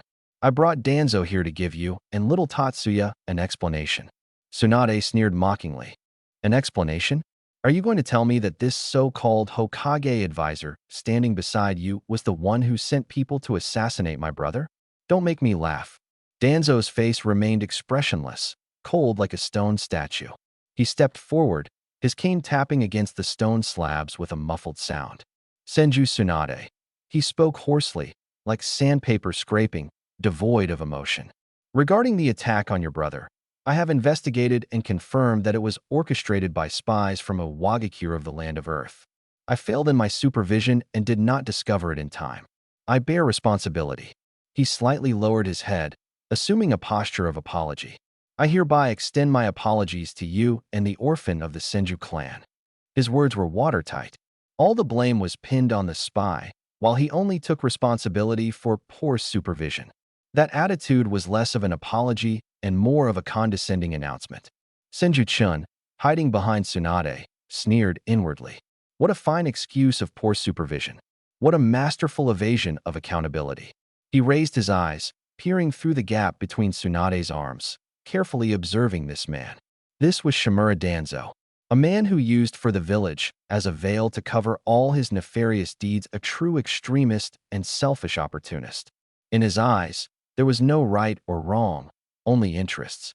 At this moment, facing the pressure from Hiruzen Sarutobi, he chose to bow his head.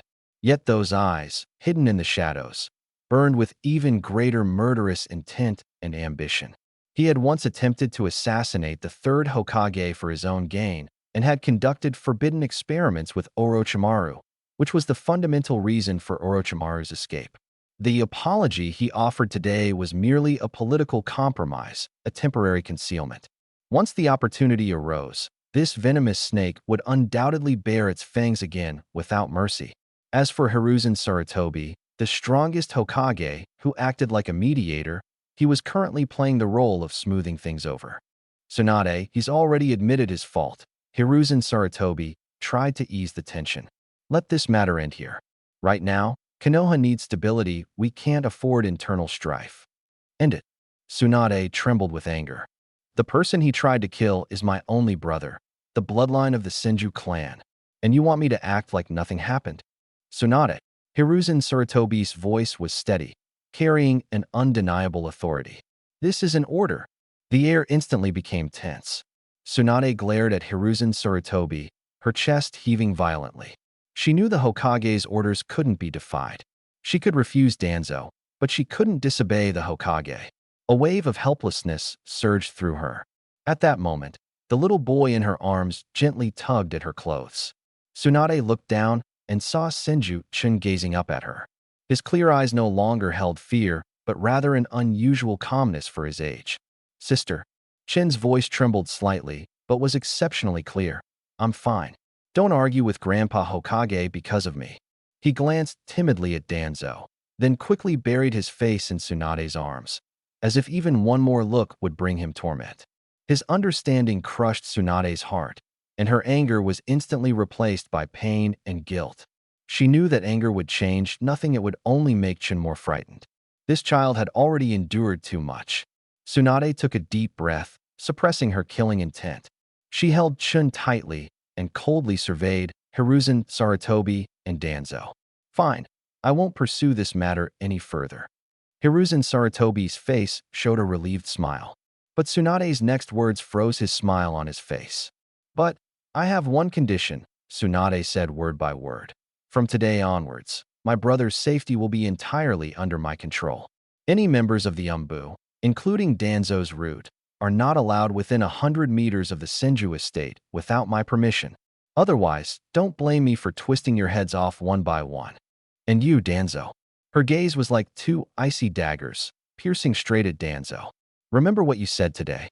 If it happens again, no matter who the Hokage is or what the village stands for, I will make sure you and your root completely disappear from this world.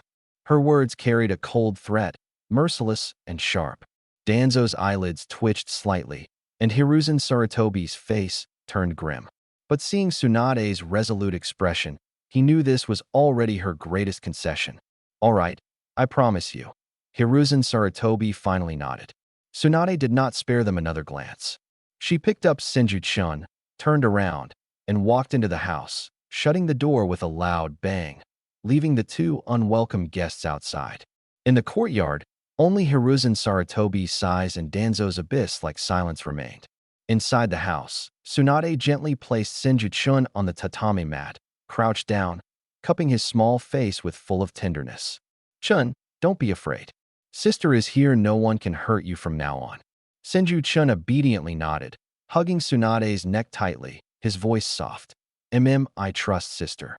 But on his unseen face, innocence and timidness had already vanished, replaced by a cold, icy calm. Third Hokage, Shimura Danzo. He silently recited these two names. Today, he took the initiative to break the stalemate, giving the Konoha higher-ups an excuse to back down. In the future, when I make demands, they won't be able to refuse so easily. As the victim, he was determined to make full use of this favor. He looked up, switching back to that pitiful and endearing demeanor, showing Tsunade a faintly dependent smile.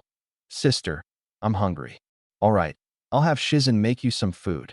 After Tsunade's whimsical decision nearly caused Senju-chun to starve, she decisively gave up cooking and handed over the responsibility for family meals to Shizen. Watching Tsunade's departing figure, Senju-chun's gaze deepened once more. In the game of political maneuvering, he had temporarily won. But he understood that without absolute power, so-called safety was nothing more than a castle built on sand, ready to be swept away by the waves at any moment. He needed strength, more and greater strength. Minato and I hurry and take me to meet your friend. He couldn't wait any longer.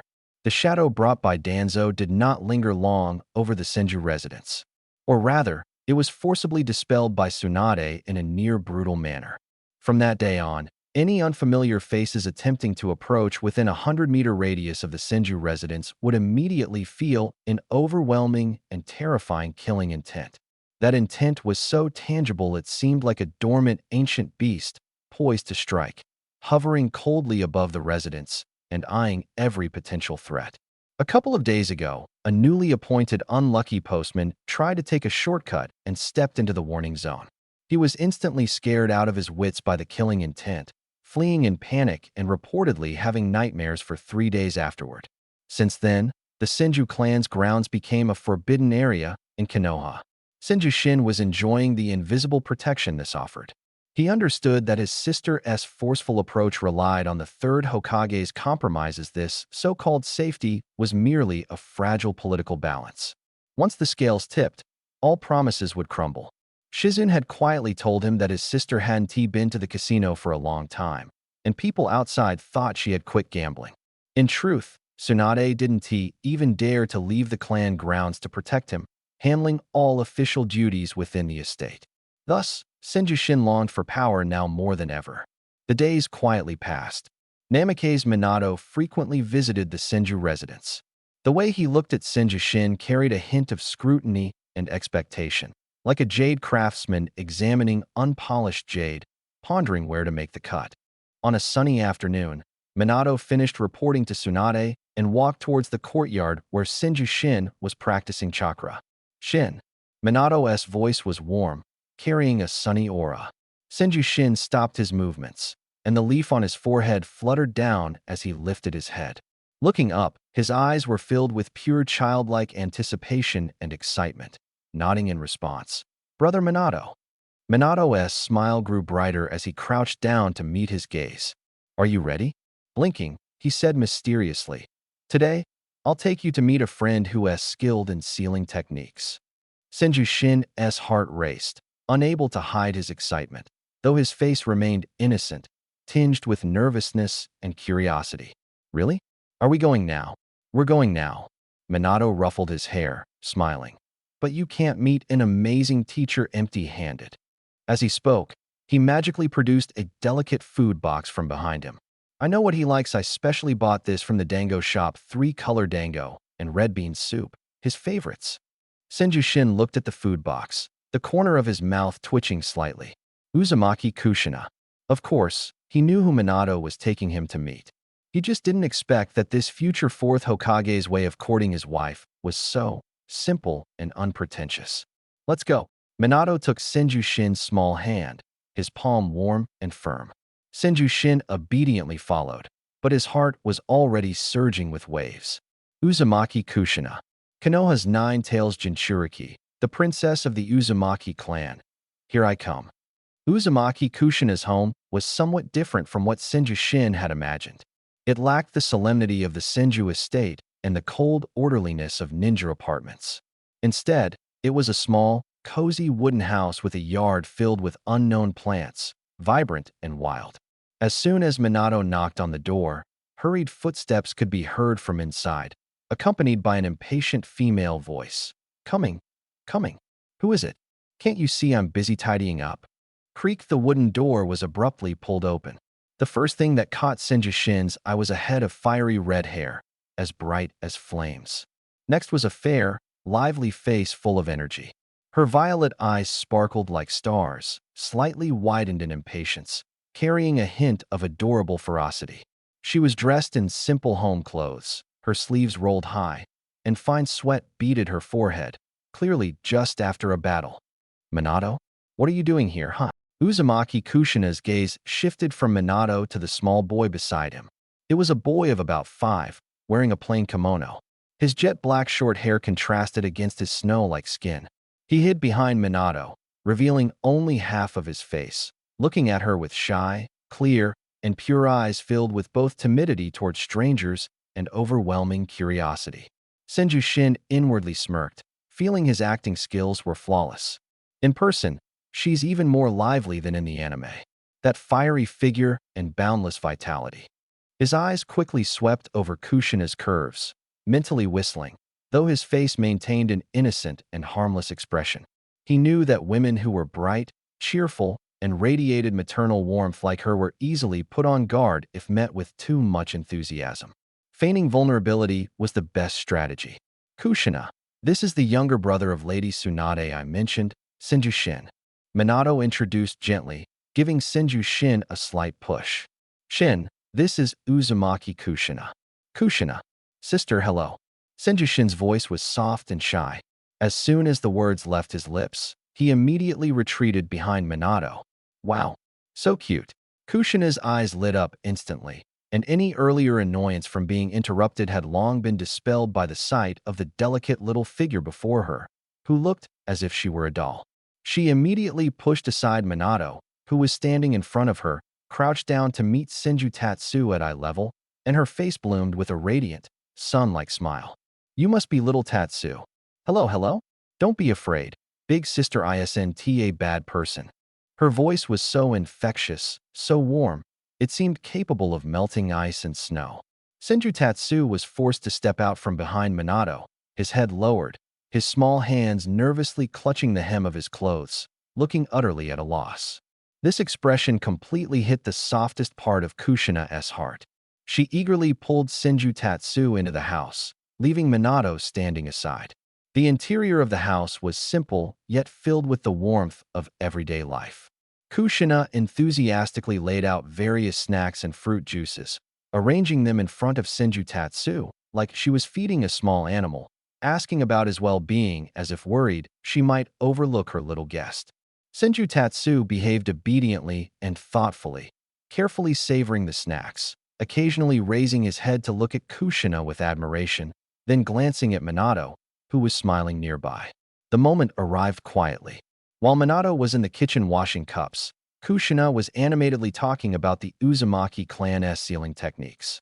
Senju Tatsu put down his snack, leaned close to her, and asked softly yet innocently, "Big sister, do you like brother Minato?" The air froze instantly. Kushina's words came to an abrupt halt, and the smile on her face stiffened at the corners of her mouth.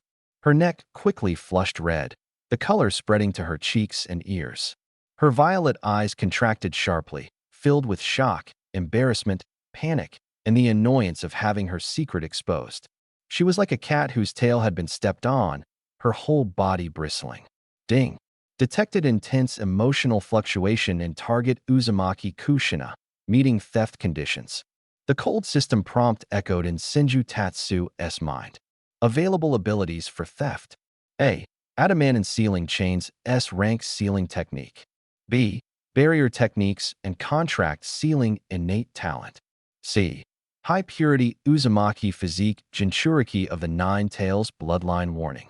The target's sealing power and life energy are highly integrated.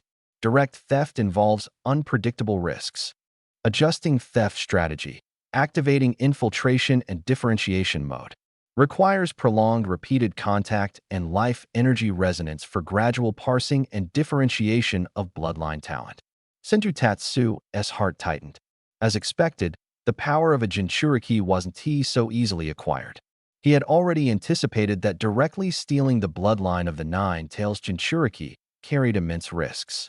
This penetration and differentiation pattern, though it sounds troublesome, was exactly what he wanted. He needed a legitimate, long-term reason to interact with Kushina. And now was the best time to create that reason.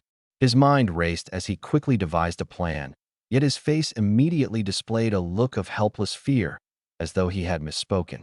"Sister, did I say something wrong?" He timidly tugged at Kushina's sleeve, his eyes glistening with tears, looking utterly aggrieved. I heard it from Uncle Jiraiya. He said that if someone keeps secretly watching another person and blushes when they see them, that means they like them. Gee, Jiraiya. Kushina practically squeezed the name out through her teeth, her face as red as a ripe apple, both embarrassed and angry, almost on the verge of exploding. She never thought that the feelings she had tried so hard to hide would be exposed by a child in one sentence. And to top it off, the words came from that unreliable, pervy sage. "What's the matter, Kushina? I heard you mention Sensei's name." At that moment, Minato came out from the kitchen holding a teacup, pausing when he saw Kushina's face almost steaming red. Concerned, he asked, "Is everything okay?" "No, nothing at all." Kushina jumped up as if she had been shocked, hurriedly waving her hands to deny it. Nothing at all. Her mind was in utter chaos as she stared at Minato's gentle, handsome face filled with confusion, and a surge of anger burned inside her. Even a child can tell.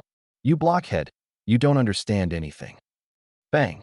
With a loud thud, Kushina punched Minato, sending him flying out into the yard where he rolled several times before stopping, stars spinning above his head. Senju Chin stared at the hole in the door and the airborne Minato, stunned. He couldn't believe the sheer power of a single sentence. So this is the famed red-hot habanero, Kushina Uzumaki. She even sent the future Hokage flying with one punch? There's no way my small frame can take that. Is it too late to leave now? Maybe the Uzumaki clan's physique isn't that important after all. After finishing everything, Kushina suddenly realized what she had done, her face turning even redder. She glanced at the dumbfounded Senju Chin beside her, wanting to hide her embarrassment and change the subject. Taking a deep breath, she forced a smile and crouched down. Chun, I heard from Minato that you're very interested in sealing techniques." Senju Chin's heart raced as he tried to ignore the sight of the airborne Minato and nodded eagerly. Yes. Sister, I think those runes are amazing and fascinating." He was being incredibly obedient. Kushina found an excuse and instantly felt reinvigorated. As a member of the Uzumaki clan, sealing techniques were her pride, a pride ingrained in her very bones. She straightened her chest, patted it forcefully, and said boldly, "Of course. The sealing techniques of the Uzumaki clan are the best in the ninja world. With your talent, it must not go to waste." Looking at Senju-chan, the more she observed him, the more she liked him. With a wave of her hand, she made an immediate decision. "Here's the deal. From now on, come to me often. I'll personally teach you. I promise to turn you into the greatest sealing master." In Senju-chan's eyes, a glimmer of satisfaction shone brightly. He raised his head, showing Kushina a radiant and dependent smile, his voice crisp and clear. "All right. Thank you, Kushina sister. A perfect and practical reason to interact more had been established just like that. In the yard, Namikaze Minato, who had just gotten up and was rubbing his head, looked at the harmonious interaction between the two inside the house and showed a contented smile. He had no idea that he had just been used as a tool, helping the crafty little devil build a bridge to a treasure trove. Ever since that surprising moment at Kushina's house, Senju-chin's daily life trajectory now included learning sealing techniques from Uzumaki Kushina, in addition to his usual training. Tsunade was highly supportive of this. She felt it was great that her brother had found true love and had such a cheerful and powerful senior to guide him. Not only would this enhance his self-defense skills, but it would also help him move past his shadows and gain a trustworthy friend. Tsunade even personally prepared a generous apprenticeship gift and solemnly entrusted it to Namikaze Minato to deliver to Kushina. The gesture was so grand that it resembled a marriage proposal. Thus, Senju-chin's sealing technique class officially began in an atmosphere of collective approval. No, Chun, look here, Kushina said energetically, leaning down and pointing with her warm fingertips at the sealing symbol he'd just drawn. This corner needs to be smoother. The chakra should flow like a stream, not crash against rocks, avoiding energy loss. She was very close, with strands of her fiery red hair brushing against Senju-chin's cheek, tickling him. The scent of sunlight and shampoo lingered faintly. Is this better? Senju-chin looked up, eyes filled with confusion, obediently picking up his pen to adjust the corner as Kushina instructed. Rounded corners reduce chakra conflicts, enhancing stability and speed.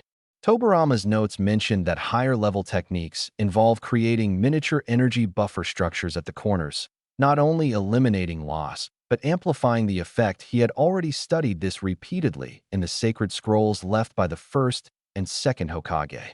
After filling in the gaps with Kushina Uzumaki, his learning progress soared at an incredible rate. Ding! Effective contact detected. Life energy resonance in progress. Permeation and differentiation progress plus 2%. Current total progress 17%. The system notification ringing in his mind was his true goal. Yes, that's it. Wow, Xiaochen, you're truly a genius. Kushina Uzumaki, seeing the results of his modifications, lavished praise without hesitation, excitedly reaching out to ruffle Senju-chin's soft black hair. You've learned so quickly, much faster than Minato did back then. Not far away, Minato Namikaze was helping trim the flowers and plants. Hearing this, he smiled wryly, his eyes full of affection. Senju-chin showed a shy yet proud smile, but secretly calculated in his mind. Physical contact provides the highest bonus, followed by close-range chakra sensing. I'll need to create more hands-on teaching opportunities in the future. The sealing techniques class continued in such a warm and efficient atmosphere. Senju-chin's talent was becoming increasingly astonishing. From the most basic binding technique to the slightly more complex storage sealing, and even to the intricate barrier technique fundamentals that required precise chakra control, he grasped concepts almost instantly and mastered them effortlessly. Sometimes, after Kushina's explanations, he would even pose seemingly naive but deeply insightful questions. Kushina-ne, if we swap the positions of the stability rune and the amplification rune, wouldn't it take less chakra to seal heavier objects? This question left Kushina, who was about to demonstrate a simplified version of the Uzumaki-style elephant seal, momentarily stunned. She lowered her head to look at the diagram and followed Senju-chin's line of thinking. A flash of shock appeared in her eyes. In theory, it was actually feasible. Although it sacrificed some durability, in certain situations, this was undoubtedly an innovative and highly optimized method. How did you think of this? Kushina stared at Senju-chin, as if looking at a prodigy. I don't know. Senju-chin scratched his head, putting on an innocent expression. I just noticed when I was reading the first Hokage's notes that he drew two unrelated techniques together, so I thought I'd give it a try. He cleverly attributed his genius to the influence of his ancestors' relics. This explanation was flawless. The first Hokage's notes. At these words, Kushina's expression turned solemn, and her eyes showed a deeper sense of recognition and expectation for the bloodline inheritance. As expected of the descendant of the first Hokage, This kind of talent is something others can only envy. Her gaze at Senju-chan grew increasingly passionate. Her enthusiasm for teaching soared to unprecedented levels, as if she couldn't wait to pass on all her knowledge to him. Meanwhile, Senju-chun enjoyed the fiery care and affection, reveling in the thrill of his system's progress bar skyrocketing. Time flew by, and a month had passed. During this month, Senju Tatsu had become a somewhat notable celebrity within Konoha's upper echelon circles. Everyone knew that Tsunade's precious younger brother was not only a wood-release prodigy, but also a one-in-a-million sealing jutsu genius. Currently, he was under the tutelage of the Uzumaki clan's red-hot habanero, who doted on him endlessly. As a result, Namikaze Minato's visits to the Senju estate had decreased, as he was often seen with Senju Tatsu at Kushina's house. The sight of the three together was so heartwarming that even the shinobi secretly observing them couldn't help but smile like affectionate aunts. That afternoon, the courtyard was bathed in sunlight. Kushina was teaching Senju Tatsu a complex barrier technique, the basics of the Western elephant seal and the Western barrier. Remember, the key point of the technique on the Western corner must have chakra output fully synchronized. Like this, extend your perception outward and imagine they are your Western limbs. Kushina explained while demonstrating the movements. Senju Tatsu sat cross-legged in the center, his eyes closed, his face full of concentration. Following Kushina's guidance, he split his chakra into Western streams and precisely directed it into the pre-set rune nodes on the ground. Buzz, with a faint resonance, a translucent, pale gold, rectangular barrier instantly rose, enveloping Senju Tatsu. The barrier's glow was steady and gentle, without the slightest flicker. "SUC successful," Kushina exclaimed in surprise, feeling that the barrier was even more stable than her own first attempt. She quickly stepped forward, and as the barrier dissipated, she picked up Senju Tatsu and spun him around joyfully. "Tatsu, you were born for sealing techniques. You're amazing." The scent of the young girl and her joy surrounded Senju Tatsu. At that moment, the long-awaited sound exploded in his mind. Ding! Life energy resonance achieved. Permeation and differentiation complete. Progress 100%. Target, Uzumaki Kushina. Plundering plan completed. It was here. Senju Tatsu's heartbeat suddenly accelerated, but his face maintained an innocent smile as he let Kushina put him down. Plunder options successfully generated. Please choose. A cold system interface appeared in his consciousness, presenting two tempting and deadly choices. Option A, Uzumaki Bloodline High Purity.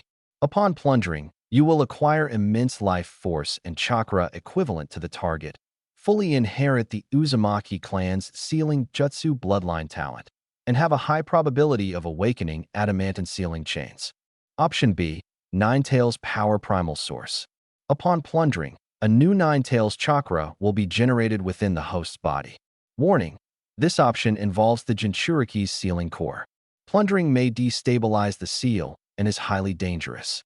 Senju Tatsu's breath caught. He could actually plunder the power of a tailed beast. Staring at the two options, his mind raced. Option A was the foundation, the righteous path. Gaining the Uzumaki bloodline. As he grows older, his chakra reserves and endurance will experience a qualitative leap. Combined with his Senju constitution and wood release, his future achievements will be limitless. This is the most stable, safest, and longest-term beneficial choice. As for option B, stealing the power of the Nine Tails right away. What a crazy idea. This means that at the age of just a few years, he could possess destructive power rivaling that of a Kage. Xiao-chun, what's wrong? What are you thinking about? Kushina looked at the stunned Senju-chun and gently shook his shoulder. Senju-chun snapped back to reality, looking up at her sunny, caring face, and for the first time, his heart wavered violently. When he saw option B, his heart skipped a beat. The power of the Nine Tails. This phrase burned like a fire deep in his mind, stirring the most primal desire in his soul. To possess power that could rival a Kage, who would dare to underestimate this young child? But the warning loomed overhead like the sword of Damocles. Tampering with the seal was extremely dangerous. He could almost imagine the Nine Tails within Kushina losing control if he chose this power, and himself being swallowed by endless hatred. He shifted his gaze from the system panel and returned to reality. Kushina tilted her head, her violet eyes full of concern and curiosity, her warm palm giving him a sense of reassurance. Xiaochun, what's wrong? Did spinning too fast make you dizzy? Her bright smile was free of any shadows, like a flower growing wildly in the courtyard under the sunshine. That warmth was real, and so was the system's extremely dangerous warning. Senju Qin was not a gambler. Without enough leverage, he wouldn't recklessly take risks. The power of the Nine Tails was tempting, but it was poisoned wine. He wasn't qualified to taste it yet. A solid foundation was everything. With determined eyes, he made his decision. System, I choose a Uzumaki bloodline. The moment he made his choice, he felt a warm power slowly flow into his body from Kushina's embrace. It wasn't chakra, but a deeper resonance of life energy. Every cell in his body seemed to rejoice as if soaked in a hot spring. The vitality of the Senju clan, like a mighty river, found its long-lost tributary, becoming even more vast and complete. It succeeded.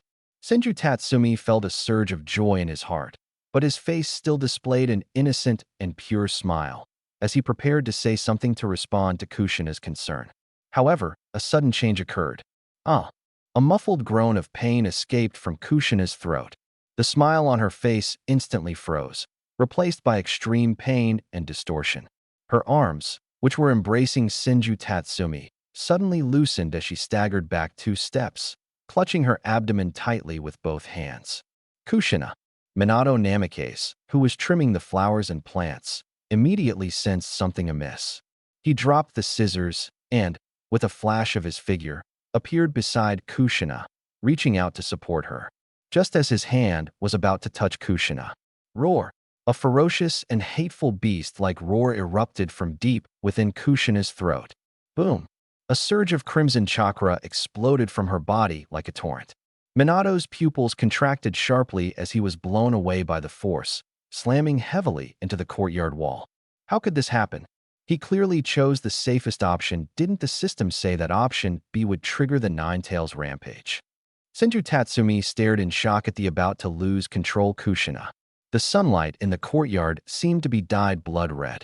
Kushina fell to her knees in agony, her crimson hair dancing wildly without wind, transforming into 9 ominous fox-tail shadows. The fabric over her abdomen tore apart, revealing the ominous glow of the sealing technique, the West Elephant Seal, flickering with dark red light like a cage on the verge of collapse.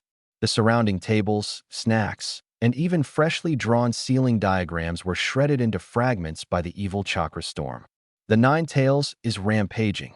Secure the area. The ANBU guardians swiftly appeared from the shadows, their expressions grim. All eyes focused on the sole, unharmed figure at the center of the storm, a small child. Was it this child? Could he have triggered the Nine Tails rampage? Quick, take Lord Senju Tatsumi away.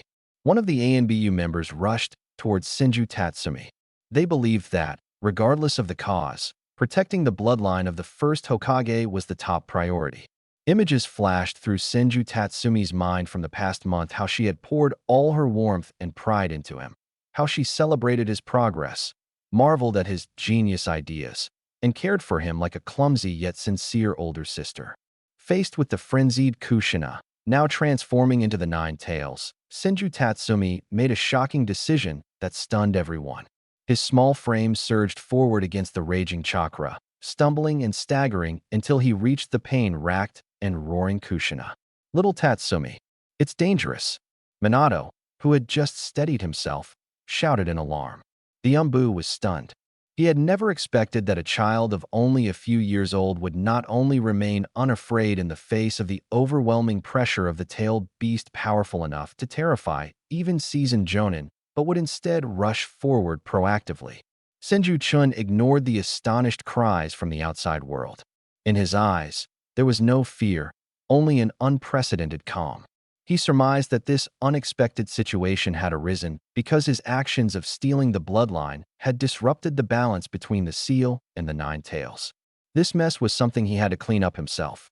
Otherwise, what awaited him would be endless scrutiny from Konoha's high-ranking officials, or even confinement as a dangerous individual.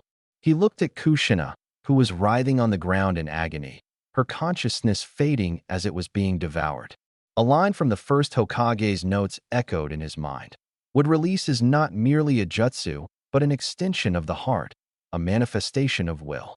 He extended his small hand, ignoring the searing chakra around him that burned his skin, and firmly pressed it onto the glowing red seal on Kushina's abdomen. Closing his eyes, he refrained from using offensive ninjutsu or tapping into the freshly merged Uzumaki power. Instead, he immersed his mind deep into the core of his bloodline, the pure life energy inherited from the god of shinobi, Senju Hashirama.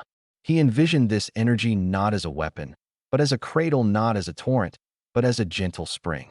A warmth akin to a spring breeze began to flow slowly from his palm into the turbulent seal. The nine tails, which had been furiously attacking the seal, suddenly froze in its tracks. Its immense consciousness was startled by the power. This wasn't the sealing power of Minato nor the suppressing force of the Uzumaki clan's adamantine chains. This energy stirred something deep within its soul, a mix of familiarity and terror, etched into its very being. It was gentle and encompassing, brimming with vitality, seemingly capable of healing all wounds and hatred. Yet, behind that gentleness lay an inescapable, absolute authority. This chakra, this feeling.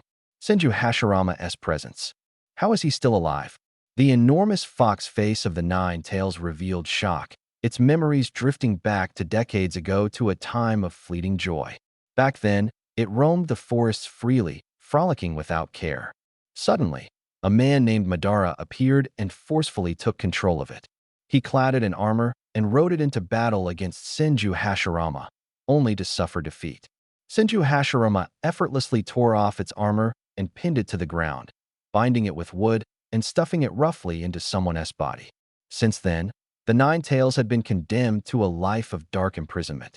Farewell, my lost youth. Hashirama Senju, do you know how I've been all these years? Do you even realize that pets need to be walked, too? This is the sentence the nine tails has most wanted to say to this man over the years. However, the fear stemming from the suppression of its bloodline instantly drowned out its towering fury, making the violent glint in the nine tails' eyes noticeably calmer. Forget it. Can't beat him, can't beat him. Might as well just go back to sleep. The nine tails, feeling that aura, immediately cowered, even lowering its own presence. Before retreating, the nine tails still cursed fiercely at that aura. At the same time, Minato and the two Umbu were too shocked to speak. A miracle had occurred. The crimson chakra surging out of Kushina's body was suppressed, as if by an invisible hand, quickly and obediently retreating back into the seal within her abdomen. The red glow on the seal slowly faded. Kushina's red hair drooped lifelessly. Her anguished screams halted, and her body collapsed, completely unconscious. The courtyard was in utter ruins, and an eerie silence enveloped everything. Minato, Namikaze, and the Umbu stood there, dumbfounded, staring at the scene before them. The child, with his hand still pressed on Kushina's abdomen, had actually calmed the rampaging nine tails. Their minds went blank. That child, Senju Tatsu, what exactly had he done? Awareness slowly returned from the darkness, and Senju Tatsu's eyelashes fluttered softly. He didn't open his eyes immediately, but used his senses to perceive his surroundings. The air smelled of aged paper mixed with high-quality tobacco, a scent belonging to the third Hokage, Hiruzen Sarutobi. Beneath him was a soft sofa, and a blanket carrying the scent of medicinal herbs covered him. Tsunade's presence. The room was quiet, yet he could feel several heavy breaths, each representing the pinnacle of power in Konoha. After calming the nine tails, he had completely exhausted his strength, fainting before Minato and the Umbu arrived. A crisis that could have overturned Konoha had been caused by him and resolved by him. Now, it was time to reap the rewards. He slowly opened his eyes, his clear black and white pupils filled with confusion and vulnerability, like a startled fawn. Little Tatsu, you're awake. Tsunade appeared by his side, her voice filled with concern and joy. She carefully helped him sit up, as if afraid of hurting him. Senju Tatsu leaned into his sister's embrace, his eyes scanning the room. The atmosphere in the Hokage's office was solemn and oppressive. Hiruzen Sarutobi sat behind his desk, a pipe in his mouth but unlit, his eyes as sharp as a hawk's, fixed intently on him. To the left was Jiraiya, one of the legendary Sannin. The usually carefree man had crossed his arms, his expression more serious than ever. On the right stood Minato Namikaze. He stood upright, his golden hair shining brilliantly under the light streaming through the window. But on his face, beyond fear and gratitude, there was an indescribable sense of shock. Standing in the shadows were two advisory elders, Kohori Utatane and Hamura Mitokado. Their eyes held a greedy and excited gleam, as if they had discovered a priceless weapon. Aside from Danzo, the entire top echelon of Konoha was gathered here.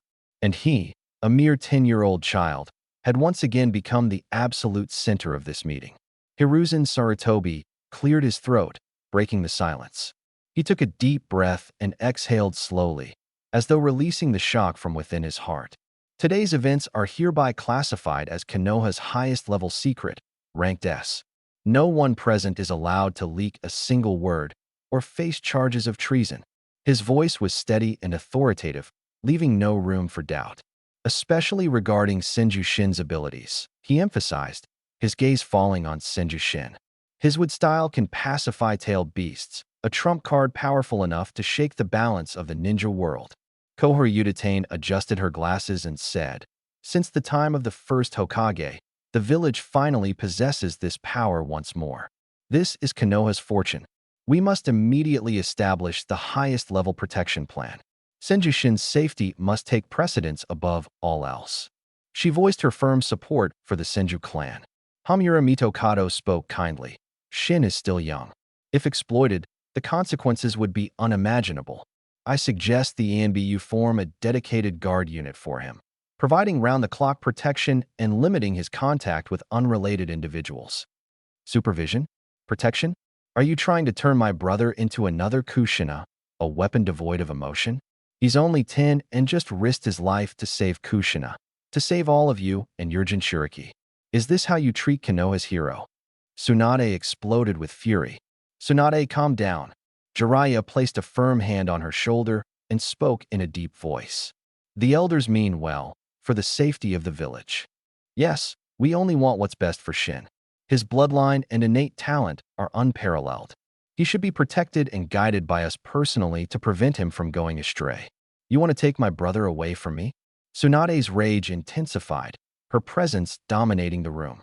Senju Shin tightly clutched the hem of Tsunade's clothes, his small body trembling as he asked in a timid voice, "Sister, did I do something wrong? Are they going to lock me up?"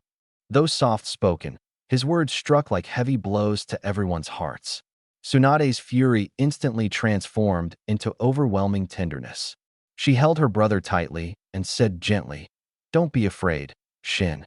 With me here, no one will hurt you, not even a single hair on your head."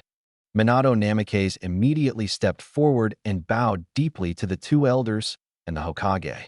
"Advisory elders, Lord Hokage, please forgive me for speaking frankly. At that moment, I was right there on the scene. I saw it with my own eyes. It was Chun Jun who, at the most dangerous moment, disregarded his own safety and stepped forward to calm Kushina. His heart was driven by protection, and in this regard, he is no different from the first Hokage himself." Hiruzen Sarutobi's gaze lingered on Senju Shin's innocent and pure little face for a long time before he finally spoke, making the final decision. "Enough. This matter ends here." He stood up, walked over to Senju Shin, and his tall figure cast a shadow over the boy. He crouched down, trying to meet the child's eyes at the same level, and his voice softened considerably. "Chun, can you tell Grandpa how you did it?" Senju Chun was overjoyed in his heart.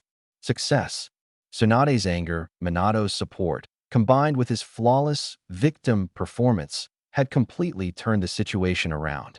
The elder's proposal for supervision now seemed cold and heartless, and he had isolated them. He looked up, his clear and innocent eyes meeting Hiruzen Sarutobi's, with a hint of fear and childlike confusion on his face. I don't really know." He carefully chose the most suitable words. "When I saw Sister Kushina in so much pain, it felt like there was a flame of anger and sadness burning inside her. I just wanted to help her. Grandpa Hashirama's notes said that the power of wood release comes from life. I thought the power of life might ease her pain.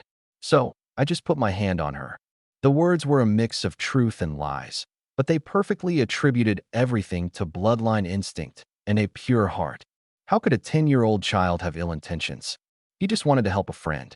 Hiruzen Sarutobi fell silent. As he looked at the boy in front of him, it was as if he saw the man from decades ago who often spoke of peace and used wood release to quell chaos. The same bloodline, the same power, and the same heart born to protect. After a long while, his weathered face broke into a sincere, pleased smile. He reached out his rough hand and gently placed it on Senju Chen's head. Good child, you've done well. You are not wrong, you are Konoha's hero. This sentence completely changed Senju Chen's status in Konoha.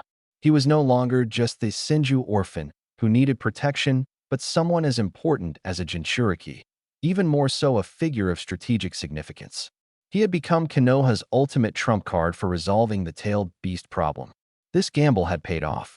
Not only did he emerge unscathed, but he also obtained the Uzumaki bloodline he had long desired, solidifying his transcendent status in Konoha. From now on, he could go wherever he pleased. He could feel the powerful vitality of the Uzumaki bloodline that had just merged with his own, perfectly blending with the Senju lineage. It surged like a mighty river, with every breath bringing an increase in strength. And as the catalyst for all of this, Namake's Minato, the very person he had once regarded as a tool, was now looking at him with heartfelt gratitude, as if gazing at a savior. Senju Tatsumi secretly chuckled to himself, but his face maintained an obedient and sensible expression. Peeking out from Tsunade's embrace, he showed everyone a bright and reliant smile. Thank you, Lord Hokage. Thank you, everyone. The meeting in the Hokage's office was like a stone dropped into a tranquil lake, stirring up ripples that reverberated endlessly among the upper echelons of Konoha. The first to feel this chill was Shimura Danzo. The usually active leader of the Root Division had been uncharacteristically silent in recent days. In his office, hidden deep underground and shrouded in perpetual darkness, the air was so cold it felt almost frozen. He no longer brought up the matter of the Senju orphan to Hiruzen Sarutobi. That name had become a taboo. Danzo knew that the child named Senju Tatsumi was no longer a pawn he could manipulate at will. The ability to use wood release to pacify tailed beasts was a power far greater than that of a Jinchuriki. Hiruzen Sarutobi and Tsunade had built an impenetrable wall of protection around him. Anyone who tried to touch him was mercilessly cut down by the combined forces of righteousness and bloodline. The darkness, pierced by sunlight, retreated temporarily into the shadows. At the same time, the heads of Konoha's major clans, through secret channels, had caught glimpses of the events from that day. At the Nara clan's residence, the afternoon breeze carried a lazy tranquility. Shikaku Nara lay on the veranda, a blade of grass in his mouth, his half-lidded eyes gazing at the clouds above, so relaxed it seemed as if he might merge with the wooden floorboards. Yet, hidden within his gaze was an unfathomable depth. Pacifying the nine tails, the wood release of the first Hokage Tisk. He clicked his tongue and spat the blade of grass aside. What a hassle! A 10-year-old child, possessing the power to suppress tailed beasts, was no ordinary prodigy. This was a living divine weapon, a walking nuclear force. The third Hokage and Tsunade were fiercely protecting him, an unmistakable statement. Balance, balance. Shikaku muttered, his fingers unconsciously tapping the floor beside him. Danzo's been put in his place, but the Uchiha definitely won't accept this. Is the third Hokage holding onto this trump card to intimidate internal factions or to guard against external threats? He chuckled to himself. No, only children make choices. The murkier the water, the easier it is to fish.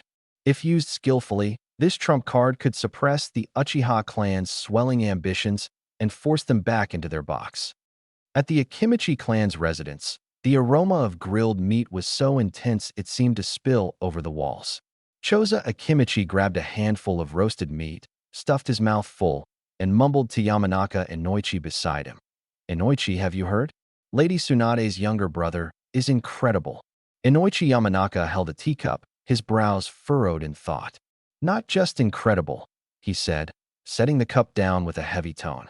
Choza, this power is enough to become Konoha's anchor for decades to come. Our Ino Shika Cho trio must reconsider our relationship with the Senju clan. Examine? Aren't we on good terms with the Senju? Dings was stuffed another bite into his mouth, looking somewhat puzzled. Hai sighed. We were before, but that was with a declining ally worthy of sympathy. Now, it's with a king holding great power, on the verge of a resurgence. The nuances between the two are vastly different. Dings was stopped chewing, his chubby face unusually showing a thoughtful expression. You mean, we need to pay them a visit? What does Shikaka say? That guy? He's probably staring at the clouds, muttering such a drag, Dings was said with a laugh. Hai shook his head, not laughing. He knew that while Shikaku complained about trouble, his mind was working at lightning speed. He had likely already thought several moves ahead. The atmosphere at the Uchiha clan's compound was heavy, as if the air itself could be wrung out. Clan head Uchiha Fugaku sat in the main seat, his face dark, silently listening to the elders' heated debate. Mokutan? That's pure fantasy. The Senju are long gone. Where would a Kekkei Jinkai come from? One elder stood up angrily, his words sharp. This is nothing but a conspiracy by the third Hokage. Exactly, another immediately chimed in. On the day of the Nine Tails rampage, we were kept outside the perimeter. Who calmed the Nine Tails, and how it's completely unknown. And now they claim it was that Senju orphan? Don't be ridiculous. The elderly elder, Uchiha Setsuna, tapped his cane, his voice raspy. But the police force's intelligence indicates that there was an unusual chakra fluctuation in the vicinity that day, massive yet gentle, similar to records of the first Hokage. The Nine Tails was indeed subdued, that is a fact. The room gradually quieted. Facts were difficult to refute. Even if the chakra is real, who can prove it came from that child? The first elder retorted, unwilling to concede.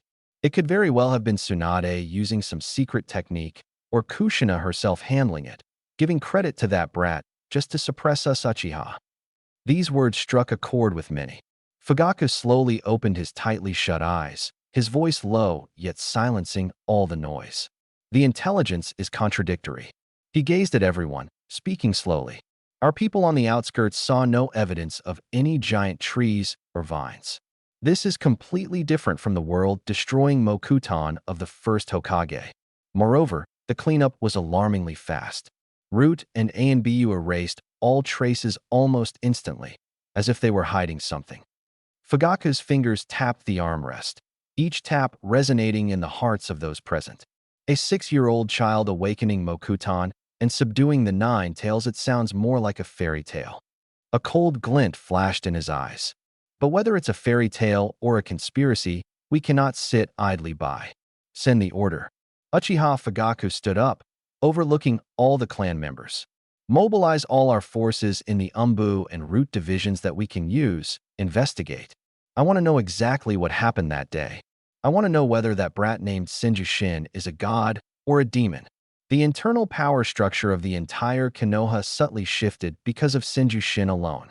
And as the center of this storm, Senju Shin himself was currently enjoying unprecedented special treatment. Come on, Shin, open your mouth.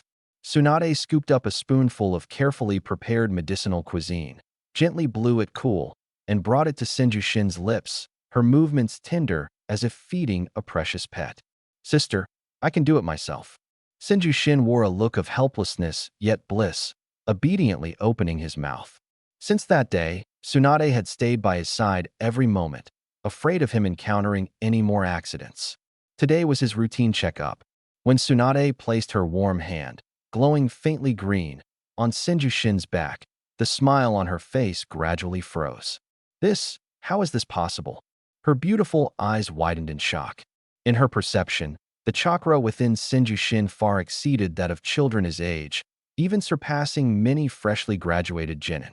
Even more astonishing was the quality of his vitality. It felt like a clear stream that had now transformed into a surging river, vast and resilient. This was completely unlike the vitality a 6-year-old should possess. Could it be, after that incident, the Senju clan's bloodline has been fully activated? Tsunade could only use this plausible explanation to comfort herself.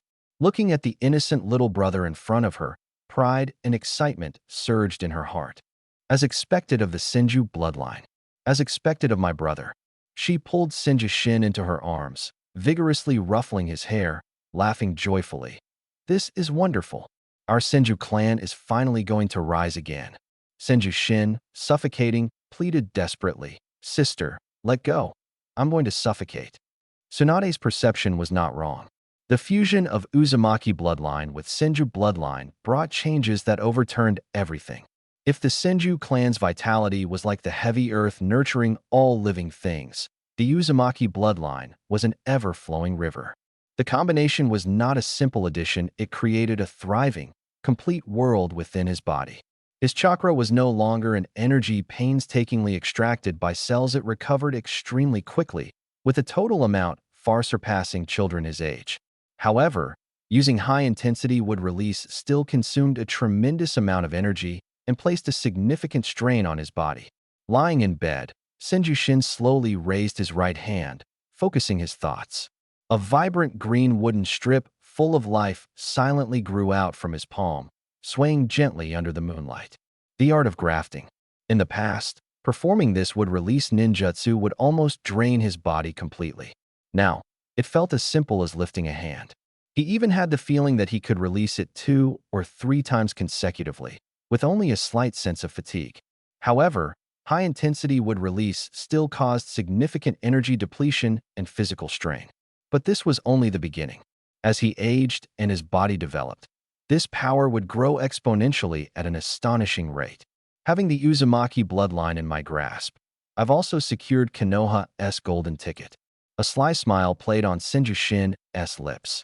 Danzo's setback, the elders' wariness, and the higher-ups of Konoha treating me as their future hope, this invincible protective shell will ensure my safe growth for a long time.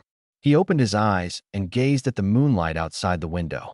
Next, I need to solidify my foundation, and then he remembered something Tsunade had mentioned casually during the day. In 3 months, you'll be enrolling at the Ninja Academy, Shin. By then, you'll meet lots of new friends. New friends? Faces both familiar and strange flashed through Senju Shin's mind. The genius ninja Kakashi, who always muttered so troublesome, the fiery and passionate rare beast, might guide the vengeful Uchiha Obito, who would ignite the Western War, and those gentle, lively, aloof young ladies. Ninja Academy, huh? What a talent-filled place. And he still had an empty skill slot. 3 months passed silently, like sand slipping through fingers. The Senju clan's training ground had become Senju Shin's exclusive domain during these months. The core of sealing techniques lies in constructing rules with chakra to stabilize volatile forces. Look like this. Uzumaki Kushina crouched on the ground, her vibrant red hair shimmering under the sunlight. Using her fingers dipped in special ink, she drew intricate sealing patterns on a scroll, patiently explaining them to Senju Shin. Senju Shin sat nearby, his expression focused, nodding occasionally. What Kushina didn't notice was the delicate chakra chains silently coiling and stretching from the palm of his left hand, controlled with precision far surpassing Kushina herself. Adamantine sealing chains. With the complete fusion of Uzumaki and Senju bloodlines, this top-tier sealing talent from the Uzumaki clan had awakened in him like an innate instinct. Over the past few months, he had ostensibly been learning the basics of sealing techniques from Kushina. But in truth, he was reverse engineering her explanations to analyze the deeper, ancient, and more powerful bloodline abilities within him. Now, whether it was basic sealing techniques or advanced elephant sealings, nothing could escape his grasp. Little Chun is truly a genius. Kushina clapped her hands as she looked at Senju Chun, who had also completed the technique, and then ruffled his hair with admiration and amazement shining in her fiery red eyes. Back when I was your age, I was still playing in the mud at the village entrance. I knew nothing about sealing techniques. Senju Chun displayed a perfectly shy smile, allowing her hand to mess up his hair as he obediently replied, "It's all thanks to your excellent teaching, Sister Kushina." Ever since the last time he calmed the Nine Tails rampage, he could feel that Kushina treated him completely like her own younger brother. Back at home, she would help him cook meals and often bought things for him. Later, She even took him directly to the Senju clan's grounds to teach him ninjutsu, saving him from running back and forth. Kushina was especially patient with him. If it weren't for his unique circumstances, he might as well have moved in. He could sense that Kushina genuinely regarded him as family. When he was with her, the heartfelt joy on her face warmed his heart. Last time when he calmed the Nine-Tails rampage, he wasn't entirely sure if it was his doing. The result turned out well, but the Nine-Tails' scathing words were so harsh that they left him a bit stunned. Thinking about the Nine-Tails' curses, he couldn't help but ask Kushina, "Sister, do you ever let the big fox inside you come out for some fresh air?" "Of course not. That's way too dangerous. Last time, it was all thanks to you," Kushina answered seriously. "By the way, little Chun, the creature sealed inside me is a secret. Don't tell anyone," she reminded him. "Don't worry, Sister Kushina," he nodded. She suddenly changed the subject. "I heard from Minato that you're going to the Ninja Academy tomorrow?" He looked up at her curiously. "What is the academy like? Is it fun?" Although he had watched the Naruto anime in his past life, he was still full of curiosity about the Ninja Academy. "Of course it's fun," Kushina said excitedly. "The academy teaches lots of ninjutsu, and you can make a lot of friends there. But you'll also meet some annoying people. If anyone bullies you, just say you're Uzumaki Kushina's disciple who would dare mess with you. Also, skipping class is a must. A school life without skipping class is incomplete. If you want to make up with classmates, you can treat them to a bowl of Ichiraku ramen. The ramen there is super delicious." She laughed halfway through her sentence, then burst out laughing and waved her hand dismissively. "Forget it. With your abilities, you'll probably be the one bullying others. But don't follow my example back in the day, beating up classmates left and right. That's no way to make friends." Her words carried a mix of pride and caution, but her expression soon softened. She gazed into the distance and said quietly, "But it was also at the academy that I met Minato." Senju Tatsu sat cross-legged in his room as moonlight streamed through the wooden lattice windows, casting a serene glow on the tatami. With his eyes closed, he sensed the vast power within him.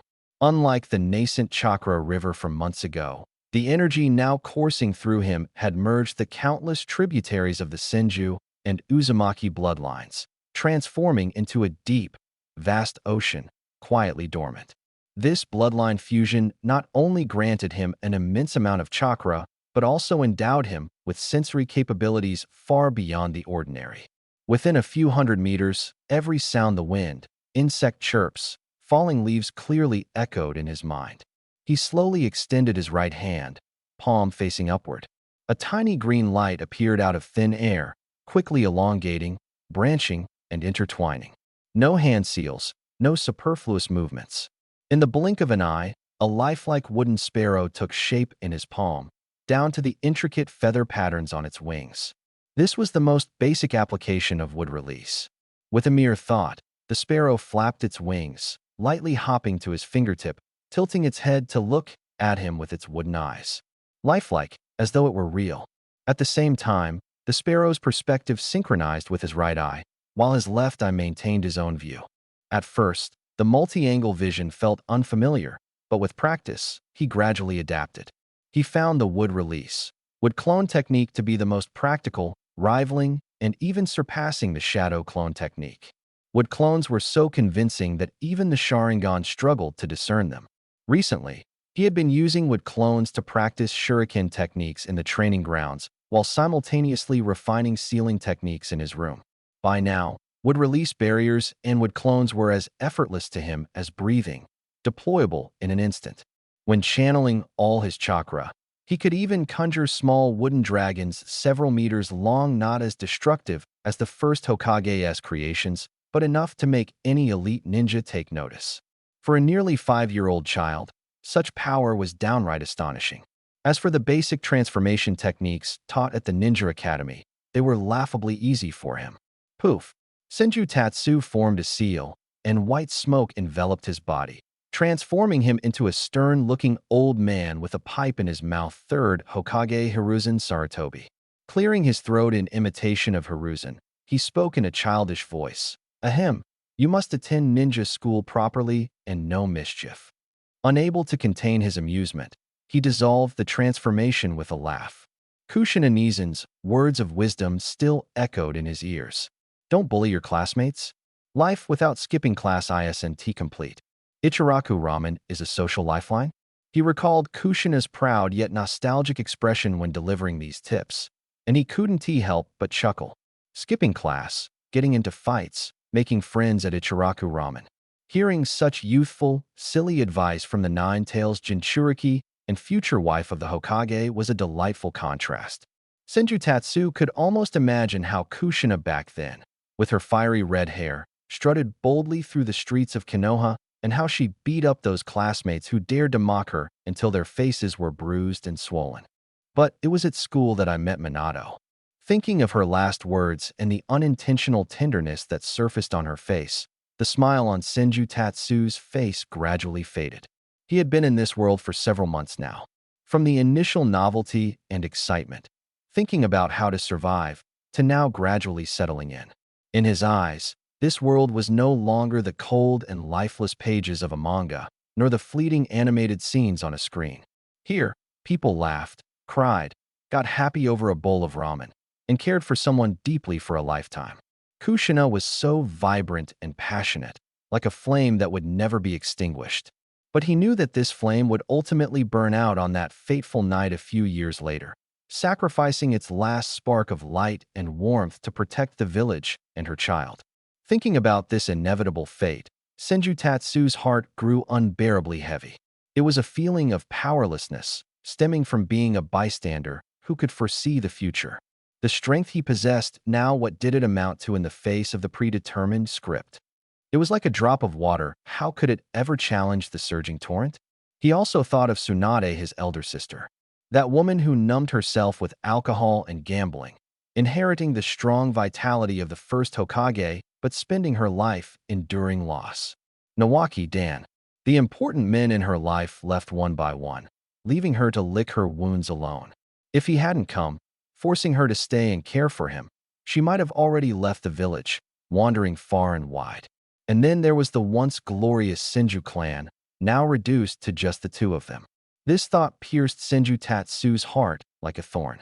He had once casually asked Tsunade about it. It was one afternoon when Tsunade, rare for her, hadn't gone to the gambling hall, but was drinking alone under the veranda. The sunset stretched her shadow long and illuminated the loneliness on her face. Little Tatsu, what's the matter this time? Tsunade looked at him with drunken, sleepy eyes and pinched his cheek. Tsunade, why is it that there are only the two of us left in the Senju clan? Senju Tatsu tilted his head, innocently asking the sharp question. I heard from Shizune that Konoha was originally founded by the Senju and Uchiha clans together. The Uchiha still have so many people, so where did all our clan members go? Tsunade's hand, pouring the sake, froze mid-air. Her drunken haze instantly dissipated for the most part as she fell silent for a long time, the atmosphere seemingly solidifying. Finally, she flicked Senju Tatsu's forehead and said, You little rascal, stop meddling in adult matters. She pretended to be impatient as she changed the topic, but her tone carried a faint, almost imperceptible tremor. Wanna know? Wait until the day you can beat me in arm wrestling. Then I'll tell you. After speaking, she stood up, resuming her carefree and unruly demeanor, swaggering out the door, leaving Senshu-chun with nothing but a desolate silhouette. From that day on, Senshu-chun never asked again. He knew it wasn't that Tsunade didn't want to say it, but that she didn't dare to, unwilling to touch that bloody wound again. Behind this lay a massive secret. A secret even the granddaughter of the first Hokage avoided discussing. Phew. Senshu-chun exhaled deeply, as if the knot in his chest had loosened slightly. He slowly opened his palm, gazing at the clear lifeline in the center. Helplessness? Perhaps. Sigh. What exactly caused the disappearance of the Senju clan? Is there truly no way to change Kushina's future? He could feel the surging chakra within him, this power arriving earlier and stronger than he had anticipated. Perhaps this was the reason he had come to this world. Konoha's regrets, the Senju's regrets, the Uzumaki's regrets, so many stories that left people unable to let go. Senshu-chun's gaze gradually became resolute. Since I've come here, I must make a difference. I cannot waste this journey. His eyes settled on the distant, brightly lit Konoha village. The Ninja Academy. There should be many familiar surnames and geniuses there. Uchiha, Hyuga, Nara, Akimichi, Yamanaka. Ninja Academy. I hope you'll surprise me. Today was the first day of school at the Ninja Academy. The school gate buzzed with noise and excitement, filled with the mingling sounds of parents' advice and children's laughter, brimming with warmth and anticipation. Senshu-chin wore a brand new deep blue outfit, standing out as particularly small in the crowd. Tsunade had given him countless reminders, practically wanting to tuck him into her pocket and escort him to school. But he had finally persuaded her with, "Sister, I'm already 5 years old. I've grown up." He lifted his head, scanning the young and innocent faces around him. Deep in his clear black eyes, however, shone a sharpness far beyond his age. The Ninja Academy. In the noisy crowd, his gaze locked onto several key figures of the future. In the corner, a white-haired child wearing a mask stood with his hands in his pockets, exuding an aura of aloofness. This must be Hitaki Kakashi. Nicknamed 50-50, he was the only one to survive to the end and join the protagonists in defeating Kaguya Otsutsuki. Yet, he also bore the sorrow of personally killing Rin, the teammate who secretly loved him, walking a lonely path to the end. Not far away, a boy with a bowl cut and dressed in a green jumpsuit waved his fists, his eyes ablaze with fiery determination under his thick eyebrows. Might Guy, the ultimate taijutsu monster, the man who almost ended everything with one kick, the 8 gates of the Kai Emperor. I'll figure out a way to get it later. The side effects of this technique are too severe, though I'm not sure if my physique can handle it. Still, this guy is simple-minded and hot-blooded, so he should be relatively easy to win over. In the crowd, there was a black-haired boy wearing goggles who looked a bit goofy, flailing his arms and legs as he bragged to his companions. His face was brimming with cheerfulness and foolishness. Obito Uchiha. Senju-chin's gaze lingered on him the longest, filled with amusement. A core character in the Naruto storyline, who blackened after witnessing Kakashi kill Rin, becoming one of the major villains of the future, a child with a tragic destiny. For now, though, he was just a silly kid longing for recognition. To be honest, the Mangekyo Sharingan space-time ninjutsu, which contains the power to distort space if its mysteries could be mastered. Beside Obito was another Uchiha boy, handsome in appearance, sunny in demeanor, always wearing a gentle smile that easily won others' favor. That was Shursui Uchiha, a tragic figure who willingly sacrificed himself for the clan, though he died too early. His Mangekyo Sharingan technique, Kodo Amatsukami, known as the strongest jinjutsu, was indeed formidable. Senju-chin couldn't help but drool. Of course, there were also the future beauties.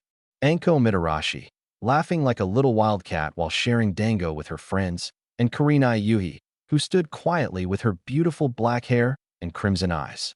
Senju-chin licked his lips, feeling his inner desire to collect, stirring uncontrollably. The bloodlines, secret techniques, and their significant roles in the future storyline, all of them were treasures. My skill slot still has room for one more. So much good material it's hard to decide who to choose. This is what you'd call a happy dilemma. Just as he was calculating, an unpleasant voice interrupted him. "Hey, are you that brat from the Senju clan?" Senju-chin looked up to see a boy with an arrogant expression staring down at him. The boy wore clothes emblazoned with the Uchiha fan emblem, followed by 2 equally pompous attendants. Seeing that iconic emblem, a name quickly surfaced in Senju-chin's mind. So trouble has come knocking? It was Inaho Uchiha, the grandson of a clan elder, spoiled from a young age in the Uchiha territory, his ears filled with talk of the Uchiha being the strongest. He had long harbored resentment toward the Hokage faction, especially the advisory group within the clan that supported the Senju orphan. Rather than family hatred, he was more like a brat eager to vent his anger after hearing gossip, wanting to prove he was the best. Childish, but fitting for his age. "I heard you can use wood release." Inaho Uchiha tilted his chin high, his nostrils practically pointing at Senju-chin, his tone full of disdain, as if he were listening to the most ridiculous joke. What a bragger. The Senju clan has long been extinct. This is just a story made up by Lord Hokage to scare people, isn't it? The 2 lackeys behind him immediately chimed in. Exactly.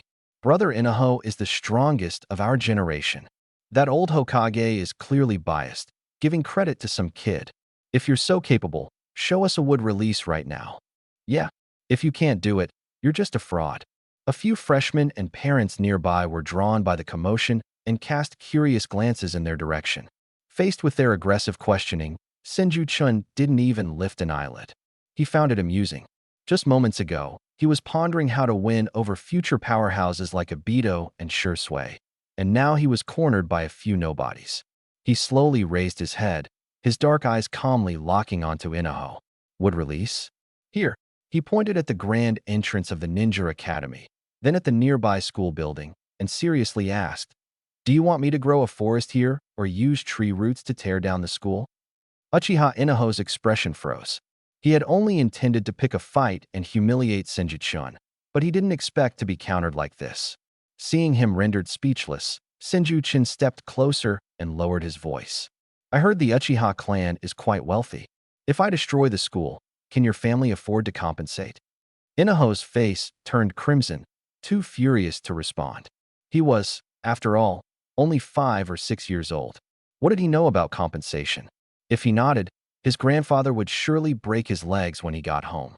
Senju Chun paid him no mind, shaking his head and sighing as he looked at him like a fool. "Sigh, I guess not." Though the words weren't heavy, they were deeply insulting. Suddenly, someone in the crowd couldn't help but chuckle. Inaho's face turned even redder, and he roared, "Don't get cocky. If you don't dare to use it, just admit it. Why make excuses? You're just a fraud." Senju Chun responded with a flat, "Oh," brushed past him, and walked away as if Inaho was nothing more than a stone in his path. He never showed any anger or anxiety, and that indifference was more infuriating than any harsh words. Is this how the Uchiha clan bullies 5-year-olds? That's too much. The Uchiha clan is so arrogant. Although Senju Chun remained unaffected, the surrounding murmurs quickly turned their criticisms toward Inaho. Uchiha Daoho's face instantly turned grim. He hadn't anticipated this brat ignoring him. The murmurs from the crowd of Western Zhou left him in an awkward position, but his inherent arrogance would not allow him to give up so easily. He glared fiercely at Senju Chun. "Whether it's true or not, we'll find out soon enough." As he spoke, he actually gathered chakra, took a swift step forward, and reached out to grab Senju Chun by the collar. "Stop!" The teacher's reprimanding voice came from afar, but it was already too late. Under everyone's shocked gazes, Uchiha Daoho's hand was just about to touch the helpless child. "It's coming." Just as Daoho's hand was about to grab the collar, Senju Chun seemed to lose all weight, lightly retreating half a step, his toes touching the ground as he silently pulled away, moving so quickly that only a blurry afterimage was left behind. The next second, Senju Chun was already standing several meters away, looking back at him with a faint smile on his face. In the corner, Hatake Kakashi stood with his hands in his pockets, quietly watching the scene unfold, his exposed eye flashing with a hint of surprise. So fast. At the moment Senju Chun retreated, he discreetly moved one hand behind his back and subtly released a small amount of chakra into the ground. Pop! A thumb-thick, emerald green, resilient wooden root suddenly shot up from the cracks in the floor tiles beneath Daoho's feet, precisely wrapping around his ankle. What? Daoho, who had been sprinting at full speed, had not expected to be tripped. He instantly lost his balance and, amidst a panicked yelp, crashed to the ground in front of Senju Chun, eating a mouthful of dirt. The scene immediately fell silent. Everyone's gaze froze. They stared in shock at the fallen Daoho, their eyes finally converging on the seemingly frightened, retreating child with a confused expression. Senju Chun slowly lowered his head, looking at Daoho sprawled in front of him, and innocently asked, "Big brother, are you okay? Is there something fun on the ground? Why did you suddenly fall?" His voice carried just the right amount of panic and puzzlement, like a drop of clear water thrown into boiling oil, instantly breaking the tension. Daoho lay on the ground, his head buzzing, blood rushing to his face. He heard the stifled laughter and murmurs around him, each word piercing his pride like needles. I. He wanted to stand up, to roar, to tell everyone it was the kid's doing. But the wrapping sensation around his ankle had vanished, and there wasn't even a blade of grass on the ground. He had no proof. To everyone present, He looked like an aggressive fool who charged at a 5-year-old child, only to trip and fall flat on his face. It was you. You did this. Daohua suddenly raised his head, his dust-covered face flushed with embarrassment and anger, glaring fiercely at Senju-chun. Senju-chun was frightened by his ferocious expression and took another step back, his small face full of innocence and grievance. He softly defended himself to the teacher. "Teacher, I didn't do anything." This big brother came running over by himself and then fell. "Enough." Uchiha Daohua. The middle-aged teacher who arrived looked troubled and sternly stopped Daohua, who still wanted to cause a scene. "Causing trouble at the school gate on the first day of school. What kind of behavior is this? Hurry up and get up." The surrounding murmurs grew louder. The Uchiha kids are so domineering. Falling and blaming others. How outrageous. This is the first clan of Konoha? Such disgrace. These words hit Daohua and his two followers like heavy slaps, stinging painfully. In a corner, Kakashi Hitaki's hand moved slightly. His eyes, visible from under his mask, had seen everything clearly. When Senju-chun retreated, his steps were light, as if weightless like a feather. The timing of Daohua's fall was too perfect, almost like a rehearsed script. This wasn't an accident, Kakashi judged inwardly. That Senju-chun kid is no simple character. Elsewhere, Uchiha Obito looked sympathetic, scratched his head, and whispered to Shursui. "Daohua is terrible, he can even trip while walking. But that little kid looks pretty pitiful." The scene remained tense until a gentle voice broke the silence. "Apologies for causing trouble for everyone." The crowd parted as Uchiha Shursui stepped forward. He first bowed deeply to the teacher and parents, then walked over to Daohua, helping him up. His tone was gentle yet commanding. "Daohua, apologize to this classmate." "Brother Shursui." Daohua, both anxious and angry, wanted to argue back. "Apologize." Shursui's smile didn't waver, but his gaze turned cold. Facing his eyes, Daohua suddenly felt a chill. All the words stuck in his throat, and ultimately, he reluctantly muttered to Senju-chun, "Sorry." After handling the situation, Shursui turned around, squatted down to meet Senju-chun's eyes, his face warm and his voice gentle. "Hello, my name is Uchiha Shursui. Daohua didn't mean it, and I apologize on his behalf." "You weren't scared, were you?" Senju-chun looked at him, inwardly impressed. No wonder he's Uchiha Shursui. His demeanor is leagues ahead of that fool, calm and mature despite being so young. While these thoughts raced through his mind, his face still carried a timid expression. He cautiously examined Shursui, confirming he bore no ill intentions. A few seconds later, he softly replied, "My name is Senju-chun, it's okay, I'm fine." His obedient and sensible demeanor, coupled with his clear and innocent gaze, was utterly captivating. The smile on Shursui's face deepened. He couldn't help but reach out, wanting to pinch Senju-chun's cheek like Tsunade often did. However, halfway through, he felt it might be inappropriate, so he withdrew his hand and said gently, "That's good. In the future, if anyone bullies you at school, feel free to come to me." A perfectly executed gesture of goodwill, it showcased the magnanimity of the Uchiha clan, resolved the awkwardness of the moment, and even scored him some favor. Hooked. Senju-chun chuckled inwardly, but his face remained earnest as he nodded, his eyes sparkling. "Thank you, Shursui brother." And just like that, the little drama came to an end. The opening ceremony was long and tedious. The third Hokage stood on stage, passionately delivering a speech about the will of fire and the sacrifices made by the predecessors for the peace of the village.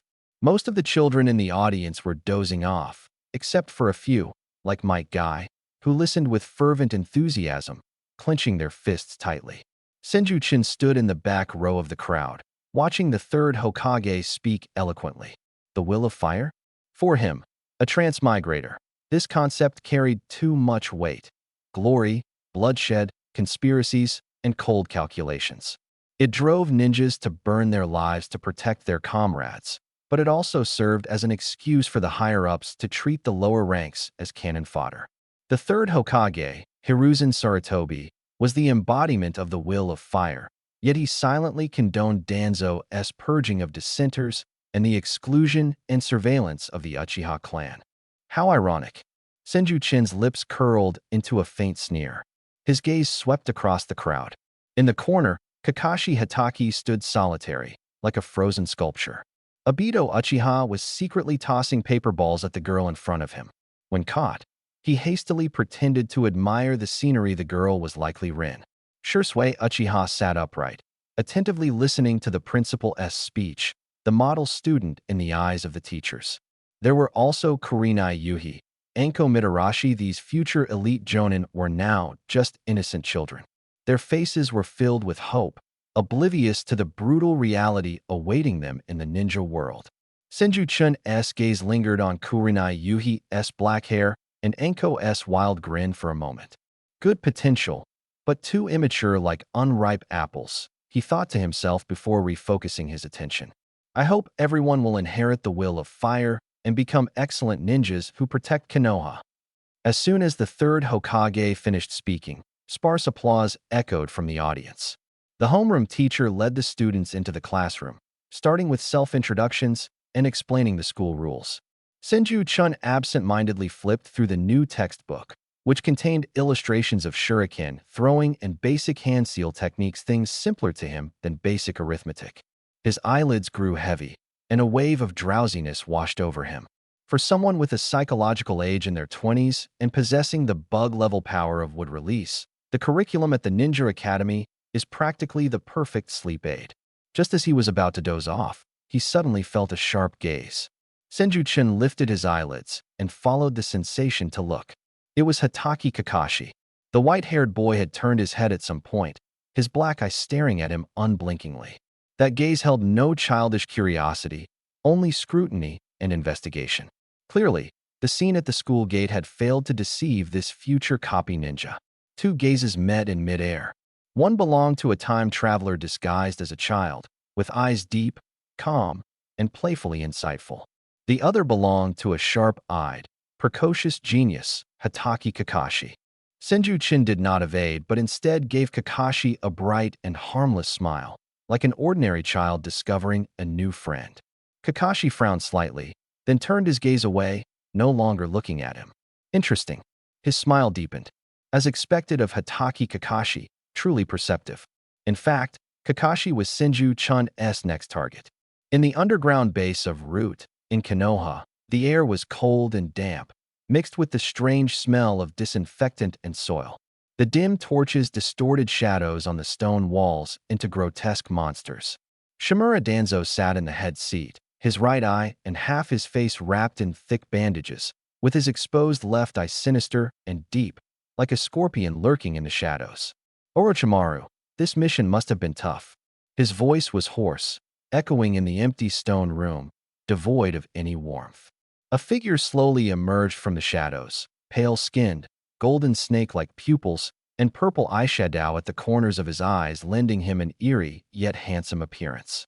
This was one of the Sannin, Orochimaru. He stretched out his long tongue to lick his lips, chuckling softly. Danzo-sama, merely dealing with some disobedient bugs on the border hardly counts as tough. But you calling me back in such haste, has something interesting happened in the village?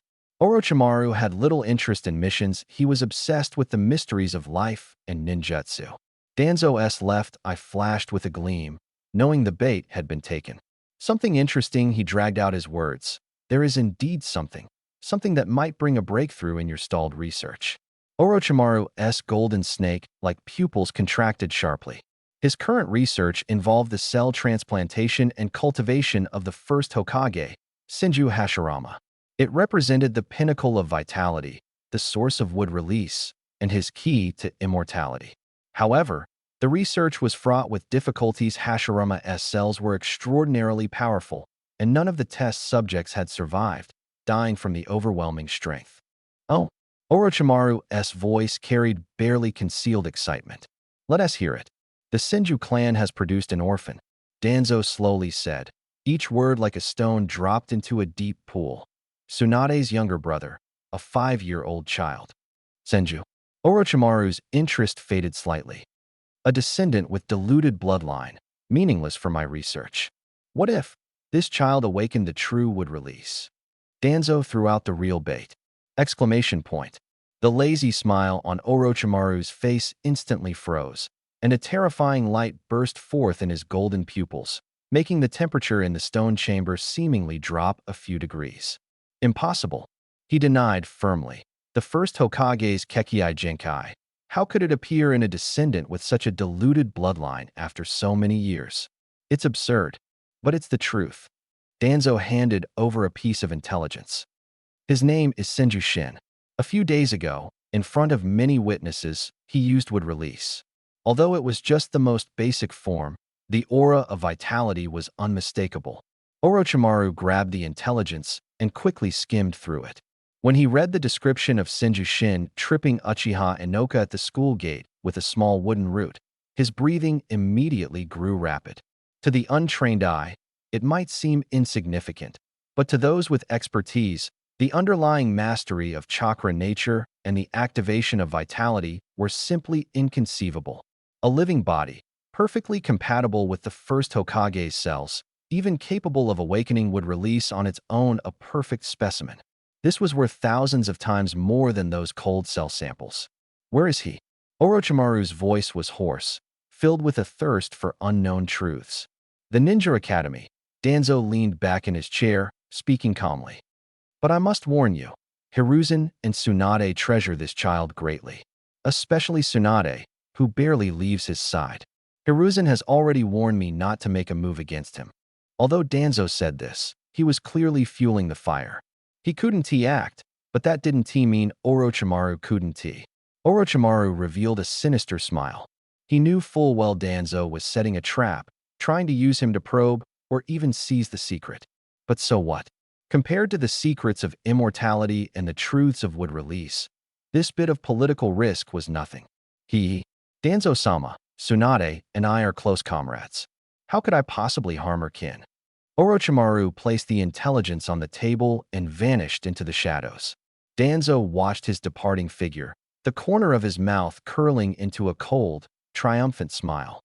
The Ninja Academy's curriculum was as dull as watching a black and white film that Senju Shin had memorized by heart. With the excellent genes inherited from the Senju and Uzumaki clans, and his handsome face paired with a harmless and obedient demeanor, he quickly became the center of attention in the class, especially among the girls. During break time, Kurenai Yuhi shyly handed him a candy, while Anko Mitarashi boldly patted his shoulder and invited him to eat dumplings together. Such treatment naturally stirred jealousy and resentment among the clan children led by Uchiha Inoka. In their eyes, this so-called genius, Senju Shin, was merely relying on the Hokage's favoritism and the last shred of the Senju clan's pitiful reputation. That incident at the school gate must have been sheer dumb luck. Just a pretty boy who hides behind women. Uchiha Inoka muttered sourly from a distance more than once. Senju Shin completely ignored these childish provocations. He was busy observing every slight movement of Kakashi with the corner of his eye, analyzing his composure and maturity far beyond his age. Busy accidentally encountering Uchiha Shursui, using innocent questions to extract secrets of the Uchiha clan, also secretly rating the girls in his class, calculating who had the most potential. His disguise was flawless. Until today's taijutsu sparring class began. Next, pair up for sparring. Remember, start with this seal of reconciliation and end with this seal of reconciliation. Keep it to light contact.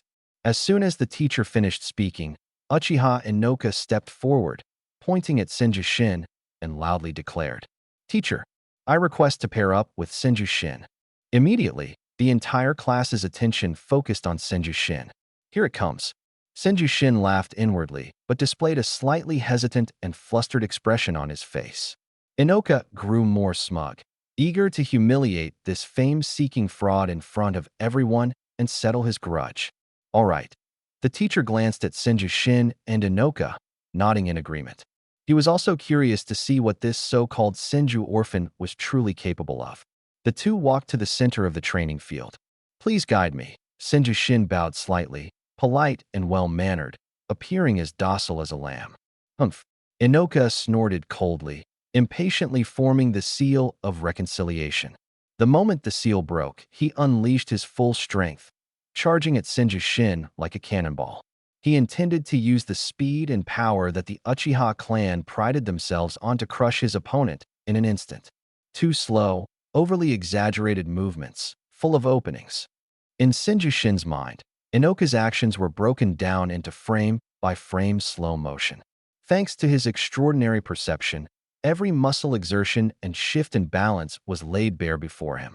Others saw Inoka's fist flying like lightning, aiming straight for Senjushin's face. Senjushin appeared stunned, not moving at all. Just as the fist was about to hit his nose, he suddenly tilted his head to the right like a startled rabbit. Whoosh! Inoka's fist brushed past his hair, missing completely. Unfazed by the failed strike, Inoka followed through with a sweeping kick, carrying a gust of wind. Senjushin lightly tapped his foot, his body floating upwards, evading the kick entirely. His movements were extremely minimal, with no excess effort. Every dodge seemed dangerously close, as if relying on sheer luck. Only knows how to dodge? Coward. Inoka's attacks grew fiercer, his face showing frustration. Fist, elbow, knee, leg within moments. The arena was filled with Senjushin's proactive attacks, while Uchiha Inaho resembled a lone boat amidst a storm, swaying left and right, seemingly on the verge of capsizing, yet always managing to dodge fatal blows at the most critical moments with minimal cost. In the corner, Hatake Kakashi's brows furrowed even deeper. This isn't luck. He saw it clearly. Every dodge by Senjushin was precisely timed to exploit Inaho's moments of exhaustion or the blind spots in his attacks. This wasn't coincidence, but a complete mastery of the situation through terrifying insight and precise anticipation. This guy is toying with his opponent. Arg! Inaho erupted completely, roaring as he unleashed his most powerful move, a wide, forceful downward kick, carrying immense power, aiming straight at Senjushin's head. Now, a glint of cold light flashed in Senjushin's eyes, unnoticed by anyone. Faced with this ferocious assault, he did not evade but instead took a step forward, right as Inaho's leg was about to strike down. Then, he stretched out a small hand, not to block, but to give a gentle push right on Inaho's supporting foot's ankle. Just a light, understated push. The full-force kick from Uchiha Inaho suddenly felt its supporting foundation cleverly destabilized, and his power collapsed instantly. Everyone was shocked. The previously imposing Inaho fell heavily like a boneless sack, clumsily and comically, in an even more embarrassing posture than last time. Boom! Dust flew, and the atmosphere instantly turned suffocatingly quiet. Senjushin stood, looking at the fallen Inaho with a perfectly measured expression of surprise and bewilderment, as if he didn't understand what had just happened either. Sorry. He extended a hand, intending to help Inaho up, his tone full of apology. I didn't mean to. You were just too aggressive. Uffed. Finally, someone couldn't help but burst into laughter. The laughter spread like a plague. Wow, he fell again. How does he manage to make every fall so creative? Lying face down on the ground, Uchiha Inaho listened to the mockery, his head spinning, his breathing chaotic, almost fainting. Meanwhile, in the shadow of a large tree outside the training ground, Orochimaru's golden snake-like eyes remained fixed on the innocent-looking child in the center of the scene. His expression was no longer fervent, but deep and complex, a mix of excitement and apprehension. Interesting. He licked his dry lips. The ultimate mastery of timing and power, it's practically a perfect art. Senjushin, I'm getting more and more intrigued by you. The sentence, almost identical to the one spoken at the school gate last time, sounded entirely different to everyone now. Uchiha Dahua lay on the ground, listening to this familiar line, feeling the world spinning and his vision blackening. He wanted to refute, wanted to roar, but every joint in his body ached from that bizarre imbalance. More importantly, he had no idea how he had fallen. That feeling was like throwing a punch with all his might, only for it to land on a soft tuft of cotton, his strength instantly drained, then lightly nudged by an invisible force, flipping the entire world upside down. Enough! The instructor snapped out of his shock, quickly rushing into the field. He first took a glance at the nearly fainted Dawa, then turned his complex gaze to Senju-chun. As a Jonin teacher, his observational skills far surpassed those of students. He saw it clearly. At the moment Daohua's split kick landed, Senju-chun neither blocked nor dodged. He simply stepped forward and lightly pushed, directly targeting Daohua's supporting ankle. Timing, angle, force all impeccably precise. This reaction was far beyond what a 5-year-old could achieve, something even an average genin would find difficult. It was a level of combat instinct possessed only by seasoned taijutsu masters. No, it went beyond instinct, it resembled combat foresight. Senju-chun, excellent work, the teacher said, taking a deep breath to suppress his astonishment, his face showing admiration. The timing was perfect. This is the essence of taijutsu. He turned to the class, his voice stern. Did you all see it? This is taijutsu. Taijutsu isn't about who has more brute strength or harder punches, it's about controlling your own power and assessing the battlefield. Uchiha Daohwa, you rely too much on force, with wide and careless movements riddled with flaws. In this sparring session, Senju-chun has taught you all a lesson. Get up and thank your classmate. These words not only reasonably explained Senju-chun's remarkable skill, but also upheld the teacher's authority. Daohwa was helped up by his companions, his face pale, his lips trembling. Under the teacher's stern gaze, he finally lowered his head and squeezed through gritted teeth. Thank you for the guidance. Senju-chun quickly waved his hands, his face showing just the right amount of flustered expression. No need to thank me. I don't even understand it myself. His reaction earned even more admiration from the teacher. Truly an unpolished gem. In the corner, Kakashi Hitaki's hand in his pocket silently clenched into a fist. The eye exposed outside his mask remained fixed, sharp as a blade, staring directly at Senju-chun. It's not instinct, nor is it luck. Kakashi understood better than the teacher. It wasn't he exploiting a flaw, it was creating one. All of Senju Tatsu's previous evasions, seemingly chaotic, were in fact steps that invisibly guided Inaba's attack rhythm, wore down his patience, and forced him into this reckless and flawed offensive. From the very beginning, the outcome was already determined. That guy, Senju Tatsu, was like a master puppeteer, and Uchiha Inaba was nothing more than his ridiculous puppet. He wasn't fighting, he was playing. This guy is a monster. For the first time, Kakashi's mind conjured a figure other than his father, Hatake Tsukumo.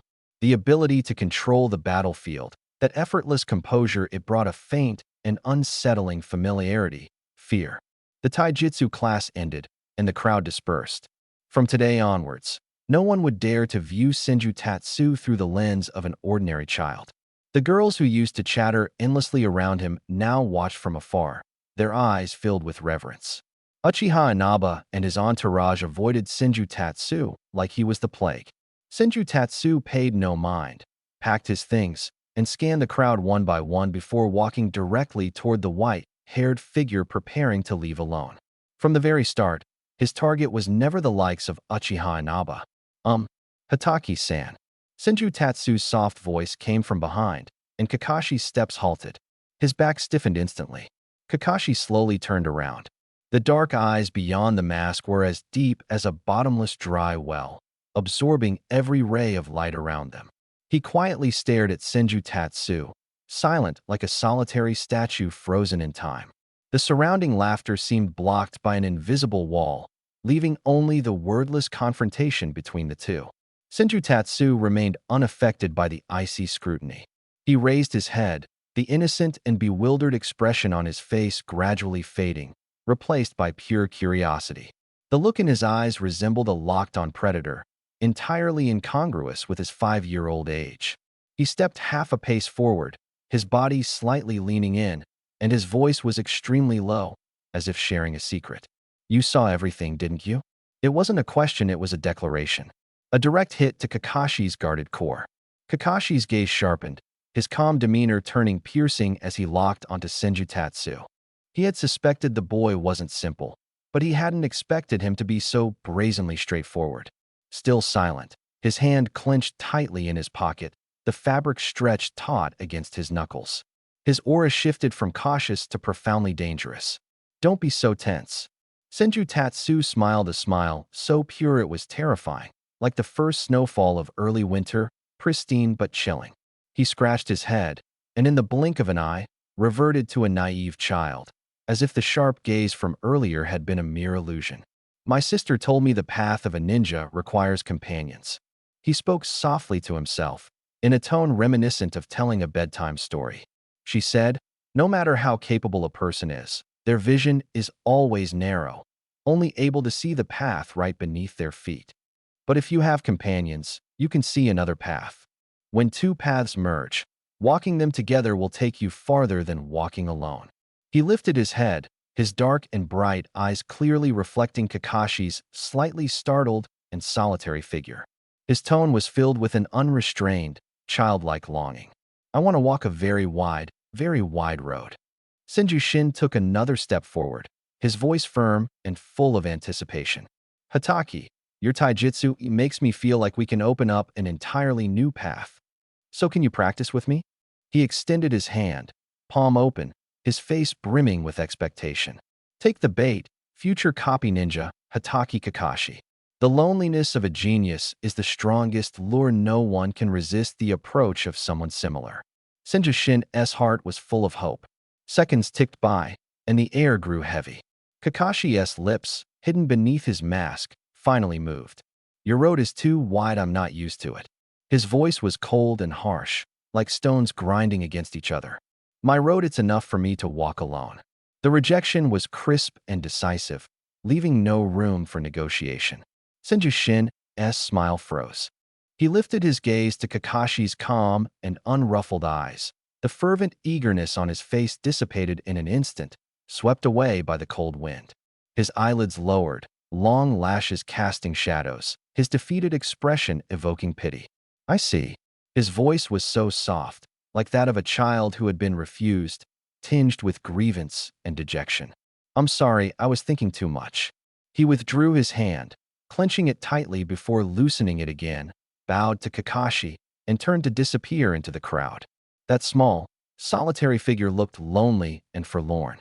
Kakashi stood still, watching him leave. His fists slowly relaxed, but the irritation in his heart remained. He didn't understand. Senju-shin was full of contradictions. He had eyes that could see through everything, yet masked them with a naive expression.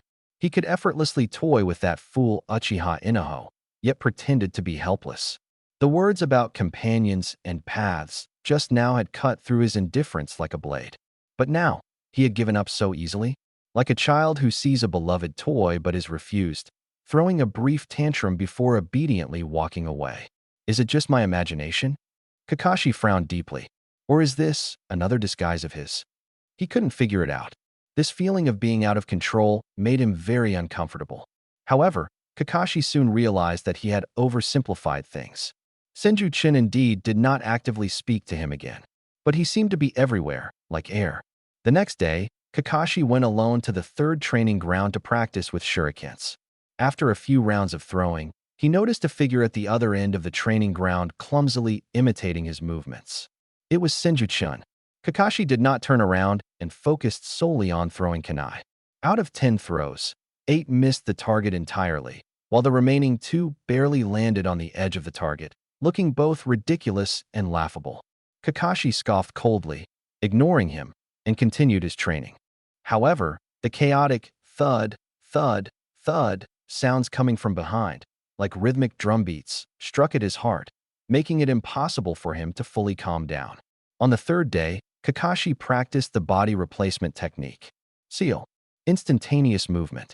When he appeared on the trunk of a large tree, he looked up and saw Senju-chun sitting on a higher branch, swinging his small legs and munching happily on a skewer of freshly bought dango.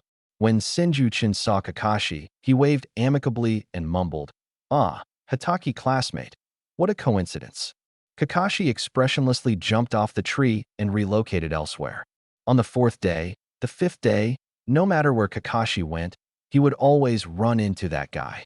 When he practiced water walking by the river, Senju-chun was downstream catching fish. When he set traps in the forest, Senju-chun was nearby collecting herbs. Senju-chun never approached or spoke to him, but he appeared in Kakashi's line of sight in a perfectly natural and harmless manner.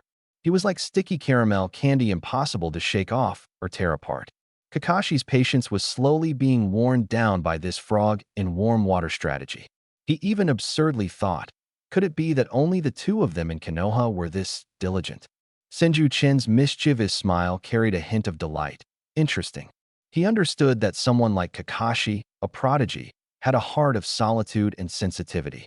His father was a hero in the ninja world, and he himself was an elite among his peers. There were no companions in his world. This loneliness was both his armor and his greatest weakness. Forcing one's way in would only result in being pierced by his icy blade. But if one quietly stayed at the edge of his lonely world, letting him get used to your presence, just like how Mike Guy continuously challenged him later on. Let him realize that there was someone else in the world who also left home before dawn and returned only late at night.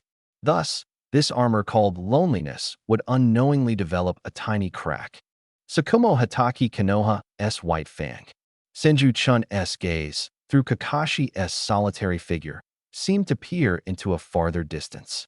A tragic character who should have been a hero, yet was pushed to death by the village's public opinion. In his previous life watching the anime, he had always felt regret towards this character's fate. A ninja who gave up his mission for his comrades should never have ended up like that. This regret now transformed into the coldest calculation. Saving Tsukumo Hatake could not only change Kakashi's destiny, but also make Konoha's white fang, this top-tier combat power, mine to command. This act of gratitude would ensure the future copy ninja becomes my most steadfast ally. So, Kakashi. Senju-chin looked at the silver-haired boy, growing increasingly irritated by his provocation, a barely noticeable smile appearing at the corner of his lips. Don't rush, the real show is just beginning. Finally, at dusk, Kakashi finished his training and was about to head home. As he passed an open area, his footsteps abruptly halted. In the clearing, Senju-chun was holding a wooden short sword, mimicking the starting stance of a certain sword technique. The movements were clumsy and distorted, but Kakashi instantly recognized the stance of the Hatake-style swordsmanship. Though it was merely the most basic move, the essence and intention to generate power from the core waist and abdomen were unmistakable. How did he know this? A wave of fury surged in Kakashi's heart. Hatake-style swordsmanship was a family secret, passed down only by his father and never taught outside. He must have accidentally learned it. Anger boiled over, and Kakashi could no longer hold back. He appeared before Senju-chun in a flash, his voice cold as ice. "What are you doing?" Startled, Senju-chun dropped the wooden sword with a clatter. He looked up to see Kakashi's eyes blazing with fury, his face showing confusion and a trace of grievance. "I am practicing." "Who taught you?" Kakashi stepped closer, his aura oppressive. No one taught me." Senju-chun shrank back, like a frightened little animal. "I see you practice every day, and it looks so cool, so I learned a little." "Stole it." Kakashi's eyes grew sharper. No. Senju-chun waved his hands hurriedly, his eyes reddening. "I just thought your wrist might be uncomfortable holding the sword like that." Kakashi froze. Senju-chun mustered his courage, picked up the wooden sword, and clumsily demonstrated Kakashi's grip. "Look, you're using your arm and wrist to generate power. Though fast, the force stops here." He pointed to his own wrist. Then, he changed his stance, his body slightly lowering, his waist twisting, and the wooden sword traced a completely different trajectory.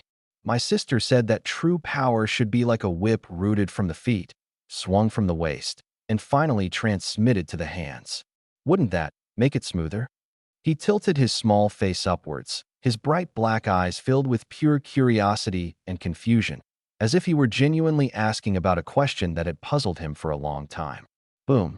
In Kakashi's mind, it was as though a thunderclap had exploded. A whip. Power swung from the waist. This exact sentence was something his father, Tsukumo Hatake, had told him when he first began learning sword techniques. At the time, he was too young to grasp the deeper meaning of those words and only thought that using arm strength was faster and more forceful. Seeing this, his father didn't insist further and let him train in his own way.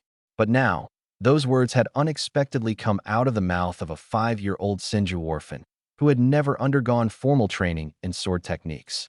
Moreover, it was spoken from the perspective of an observer, directly pointing out the fundamental flaw in his swordsmanship that even his father had overlooked. This wasn't mere imitation. Imitation could only copy moves, not essence, and certainly couldn't uncover the core principles of power execution. This was a kind of talent. A terrifying talent that transcended effort and practice, bordering on instinct.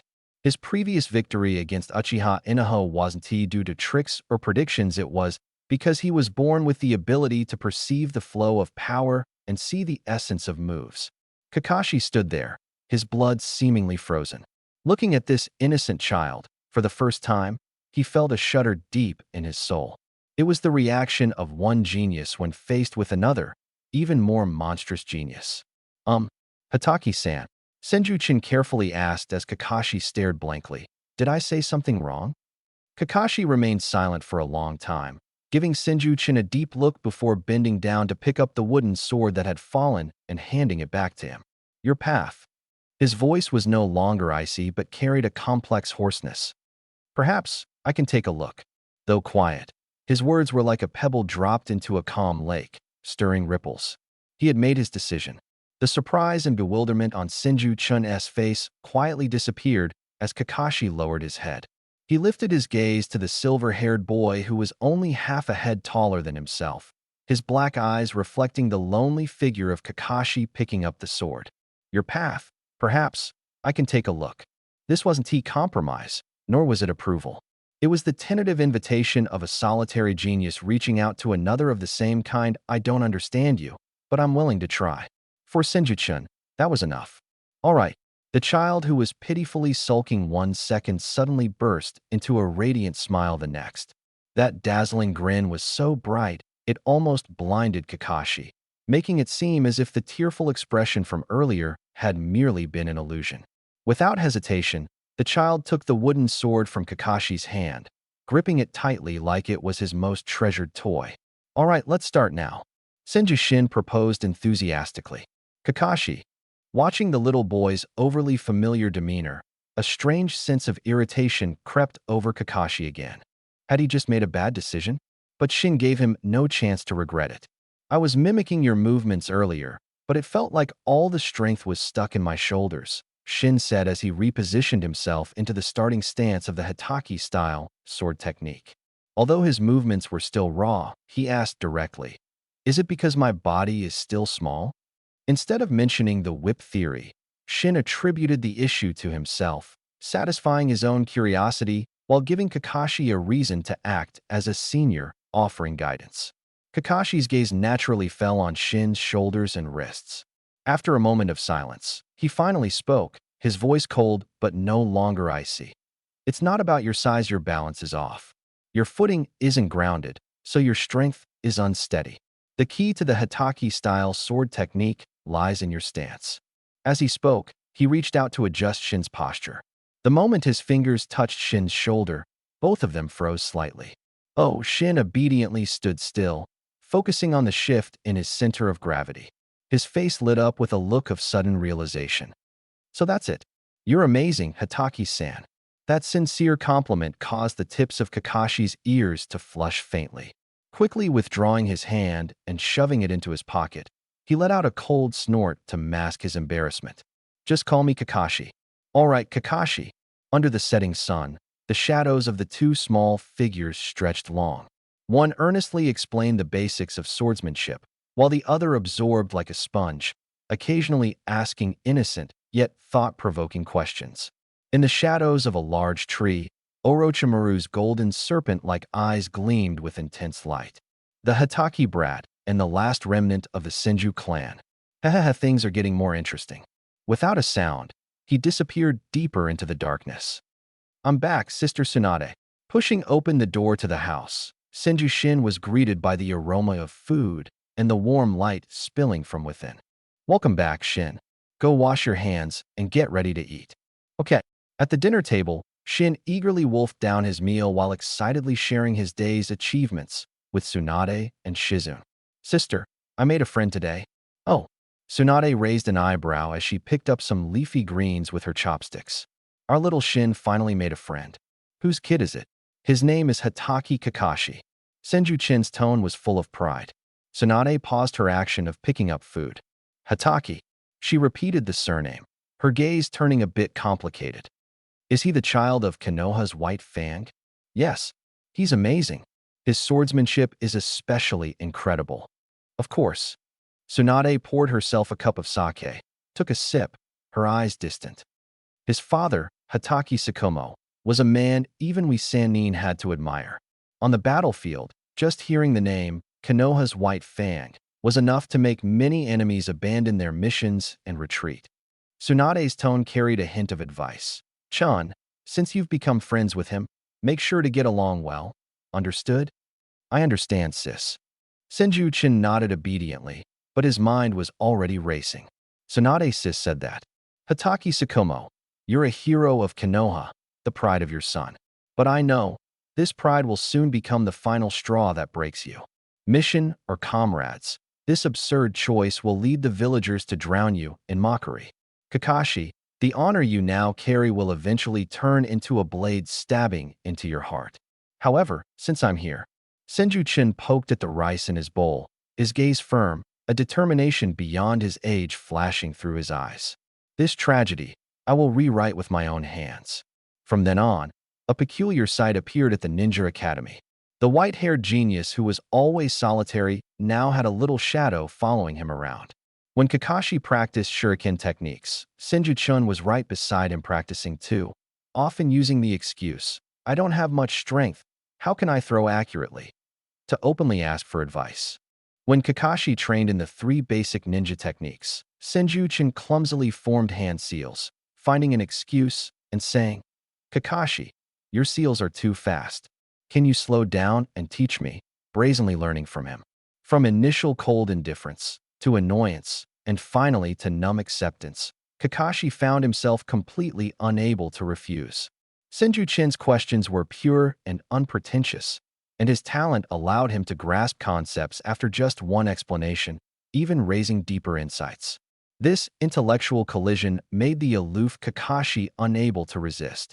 He felt like he wasn't dragging a burden, but sculpting another rare gem. Until one day, a green tight suit wearing, bowl-cut boy like a whirlwind rushed over. Burn with youth. Feel the passion in your blood. Mike Guy struck his signature bodybuilding pose, pointing at the two with a booming voice. I, Mike Guy, challenge you both. Kakashi couldn't even be bothered to lift his gaze, directly ignoring him. Senju-chan, however, stopped his actions, looking at Mike Guy with great interest. The future Emperor Guy, the man who kicked half the Six Paths team into oblivion.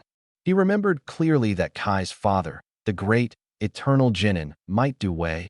At this point in time he had crossed into, had already opened the 8th gate to protect his son and comrades, sacrificing himself. The world had lost another hero worthy of respect. In Senju Tatsumi's heart, a trace of regret arose, further solidifying his determination to save Tsukumo Hatake. All right. Senju Tatsumi stepped forward, wearing an innocent-looking smile. I accept your challenge. Oh. Kai's gaze immediately locked onto Senju Tatsumi, brimming with fighting spirit. Good. Let's let our youth shine through a passionate battle. Kakashi frowned and spoke. Don't mess around. You're not his opponent at all. This wasn't just a warning, it was a fact. How will I know if I don't try? Kai's enthusiasm remained undiminished. Come on, Senju Tatsumi. Senju Tatsumi walked to the center of the field, giving Kai a slight bow. As the battle began, Kai charged like a fierce tiger, his punches and kicks cutting through the air, bursting with explosive power. But in Senju Tatsumi's eyes, everything was crystal clear. Though Kai's movements were fierce, they were riddled with flaws. He didn't meet the attacks head-on, instead moving like a leaf in the wind, deftly dodging within Kai's relentless offensive. Is dodging all you can do? Kai's attacks grew even fiercer. Your strength is impressive, Senju Tatsumi said calmly, but it's too scattered. When Kai unleashed a leaf hurricane, instead of retreating, Senju Tatsumi advanced, skillfully closing the gap and lightly tapping the back of Kai's knee with his fingertip. In an instant, Kai's knee went numb, his strength drained. Losing control due to forward momentum, he tumbled to the ground.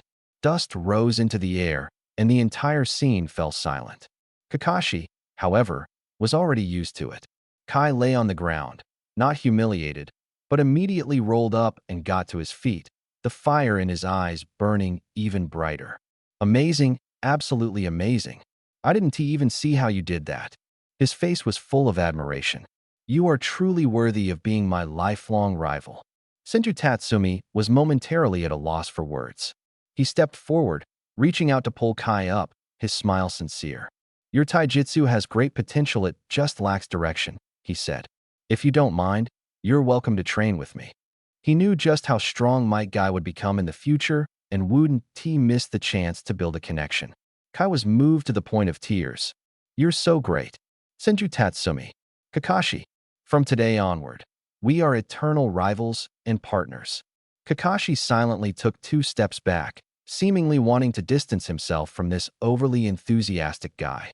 Senju Chun watched the scene before him, and the feeling of anime coming to life left him momentarily dazed. To his left stood Hatake Kakashi, future 6th Hokage and the genius ninja of Konoha. To his right was Might Guy, the blue beast of Konoha, who nearly concluded the story with a single kick, having honed his taijutsu to perfection. He felt that the future of the Hokage world was boundlessly beautiful. Ever since Might Guy, this pleasant surprise, joined Senju Chin's training team had become increasingly lively. Guy's enthusiasm was like an unquenchable flame, shouting youth and passion in his booming voice every day, trying to ignite everything around him. Kakashi continued to coldly ignore him, but Senju Chun could sense that his tightly held guard was slowly loosening under Guy's relentless fervor. Now, when faced with Guy, Kakashi no longer completely ignored him, but would occasionally furrow his brows impatiently or even squeeze out a terse, boring, through gritted teeth. In Senju Chin's eyes, this was already a significant improvement. As for himself, he was happy to navigate between these 2 geniuses with their vastly different personalities. Sometimes, he would seriously discuss with Guy about how to sweat the sweat of youth more efficiently, and other times, he would bait Kakashi into speaking with lines like, Kakashi, that move Guy just did was interesting, but it had too many flaws. What do you think? The relationship among the 3 of them gradually grew closer in this subtle atmosphere. It was the weekend, and there were no classes at the Ninja Academy. Early in the morning, Senju Chin changed into short-sleeved clothes suitable for activities and, after greeting Tsunade and Shizune, confidently made his way to a corner of Konoha Village. Today, he didn't head to the training grounds, but went straight to the Hatake clan's residence. That place was rather low-key in the village, with low courtyard walls made of simple blue stones and a plain wooden door slightly ajar. Standing at the entrance, Senju Chun could smell a faint scent of soap, mingled with the sharp metallic tang of well-maintained weapons. He adjusted his collar, the contemplative look on his face instantly replaced by a slightly bashful politeness, and knocked gently on the door 3 times. Knock, knock, knock. The alley was quiet, and the knocking sound was exceptionally clear. Moments later, steady footsteps came from inside, and the door creaked open. The one who answered wasn't Kakashi, but an adult man. He was dressed in a gray casual kimono, tall and upright, with short silver hair identical to Kakashi's, though bearing more traces of wind and frost. His face was expressionless, but his eyes were entirely different from Kakashi's sharp gaze. They were gentle and calm eyes, like a deep sea that had returned to tranquility after a storm. Yet, beneath that calmness, Senju Chin felt a sharpness capable of cutting through everything. That sharpness was perfectly sheathed in what was called gentleness, yet it remained undiminished in the slightest. Konoha's White Fang, Tsukumo Hatake. That name exploded in Senju Chin's mind. The man before him now was completely different from the legendary figure he had imagined, the one whose name shook the ninja world and struck fear into enemies. He looked nothing like an imposing figure, more like a gentle father from next door. And yet, it was him who single-handedly upheld Konoha's glory after the Second Great Ninja War. It was also him who, in the future, would be driven to despair by the very village he sacrificed his life to protect, all because of foolish gossip. Senju Chin looked up at the man before him, Tsukumo Hatake, with complex emotions. There was excitement at meeting a legendary figure, regret for his tragic fate in the future. But more than anything else, there was an icy calculation. It's him, the eternal pain in Kakashi's heart, and the chain that bound him for a lifetime. If I save him, I can gain a new skill slot and the gratitude of Konoha's White Fang, this top-tier combat power. The return on this investment is incredibly high. Though his inner thoughts surged like waves, Senju-chin's face showed the nervous awkwardness of a child meeting a stranger. You uncle. Hello, he said with a small bow, his voice soft. I'm looking for Kakashi. We agreed to practice together. Tsukumo Hataki's gaze fell on the small figure before him. The orphan of the Senju clan, Tsunade Haime's younger brother. From Kakashi's sparse words, Tsukumo had pieced together a rough understanding of him. This was the first peer his genius son had ever voluntarily mentioned. So, you're Chin-kun, Tsukumo said warmly, his voice carrying a reassuring strength. He stepped aside to make room at the door. Kakashi is in the backyard. Come in. Thank you. Uncle, Senju-chin said politely, quickly stepping into the yard. The yard wasn't too large, but it was tidy and orderly. The gravel ground had been raked into meticulous patterns, a sturdy pine tree stood in the corner, and an antique wind chime hung under the eaves. The entire yard exuded the austere, yet lethal beauty of a samurai family. Kakashi. Tsukumo called toward the backyard. Your friend is here. Soon, Kakashi appeared from around the corner. When he saw Senju-chan, his one eye visible outside his mask flickered with a trace of surprise and an almost imperceptible panic. How did you find this place? Kakashi walked over quickly, his tone carrying a hint of accusation, like a small animal whose territory had been invaded. I asked the school teacher. Senju-chan blinked his innocent eyes, speaking with righteous confidence. Didn't we agree to practice today? I waited for you at the training ground. Kakashi was momentarily at a loss for words. He indeed had no plans to go on weekends. He was more accustomed to being alone. Tsukumo Hataki watched the interaction between the two children, a faint smile appearing on his face. Kakashi, be more polite to your friend, he said. Since Chin-kun is already here, be a good host. Yes, father. Kakashi seemed particularly respectful in front of his father. He responded softly, then reluctantly said to Senju-chan, come in. Senju-chan had already achieved his goal and obediently followed Kakashi into the house. The interior was simple. The neatly arranged tatami mats and a calligraphy piece with the word ninja hanging on the wall stood out. Most conspicuous was the sword rack against the wall, where a short blade lay horizontally. The sheath was clean and unadorned, the hilt wrapped in dark fabric, without any extra embellishments. Senju-chan's gaze, however, was fixed on it. That was the white fang, the legendary chakra short blade that shone brightly on the battlefield, defeating countless strong opponents. At this moment, it lay quietly, like a slumbering beast. Don't stare, Kakashi reminded coldly. Oh, Senju-chan withdrew his gaze, secretly amused. What a peculiar person. At that moment, Tsukumo entered with 2 cups of hot tea and placed one on the low table in front of Senju-chan. Drink up, the weather is chilly. Thank you, uncle. Senju-chan obediently held the teacup and sipped lightly. Tsukumo sat beside Kakashi, looking warmly at Senju-chan before casually asking, I heard from Kakashi that you have unique insights into taijutsu and swordsmanship. Kakashi instantly froze. Senju-chan's heart tightened, but he feigned confusion, saying, Huh? Not at all. I just think Kakashi is amazing and want to learn from him. He looked at Kakashi with clear, innocent eyes, as if to say, when did I ever say that? Kakashi was left speechless. He hadn't said anything. So how did his father know? Is that so? Tsukumo smiled faintly, his perceptive eyes seeming to see through the facade. Kakashi is withdrawn. This is the first time I've heard him mention a friend's name. Chin-kun, take care of him in the future. This remark was both a request and a reminder. Of course, I will. Senju-chan nodded with a bright smile. Though Kakashi seems cold, he's actually very kind. He has taught me a lot. Kakashi's face turned red as he abruptly stood up. Enough talking. Let's go train. He stormed out the door without looking back, his steps hurried. Senju-chan quickly set down the teacup and bowed to Tsukumo. Uncle, we'll be going now. Go ahead, Tsukumo said with a gentle nod and smile. Watching the 2 small figures disappear at the doorway, Tsukumo Hataki's smile slowly faded.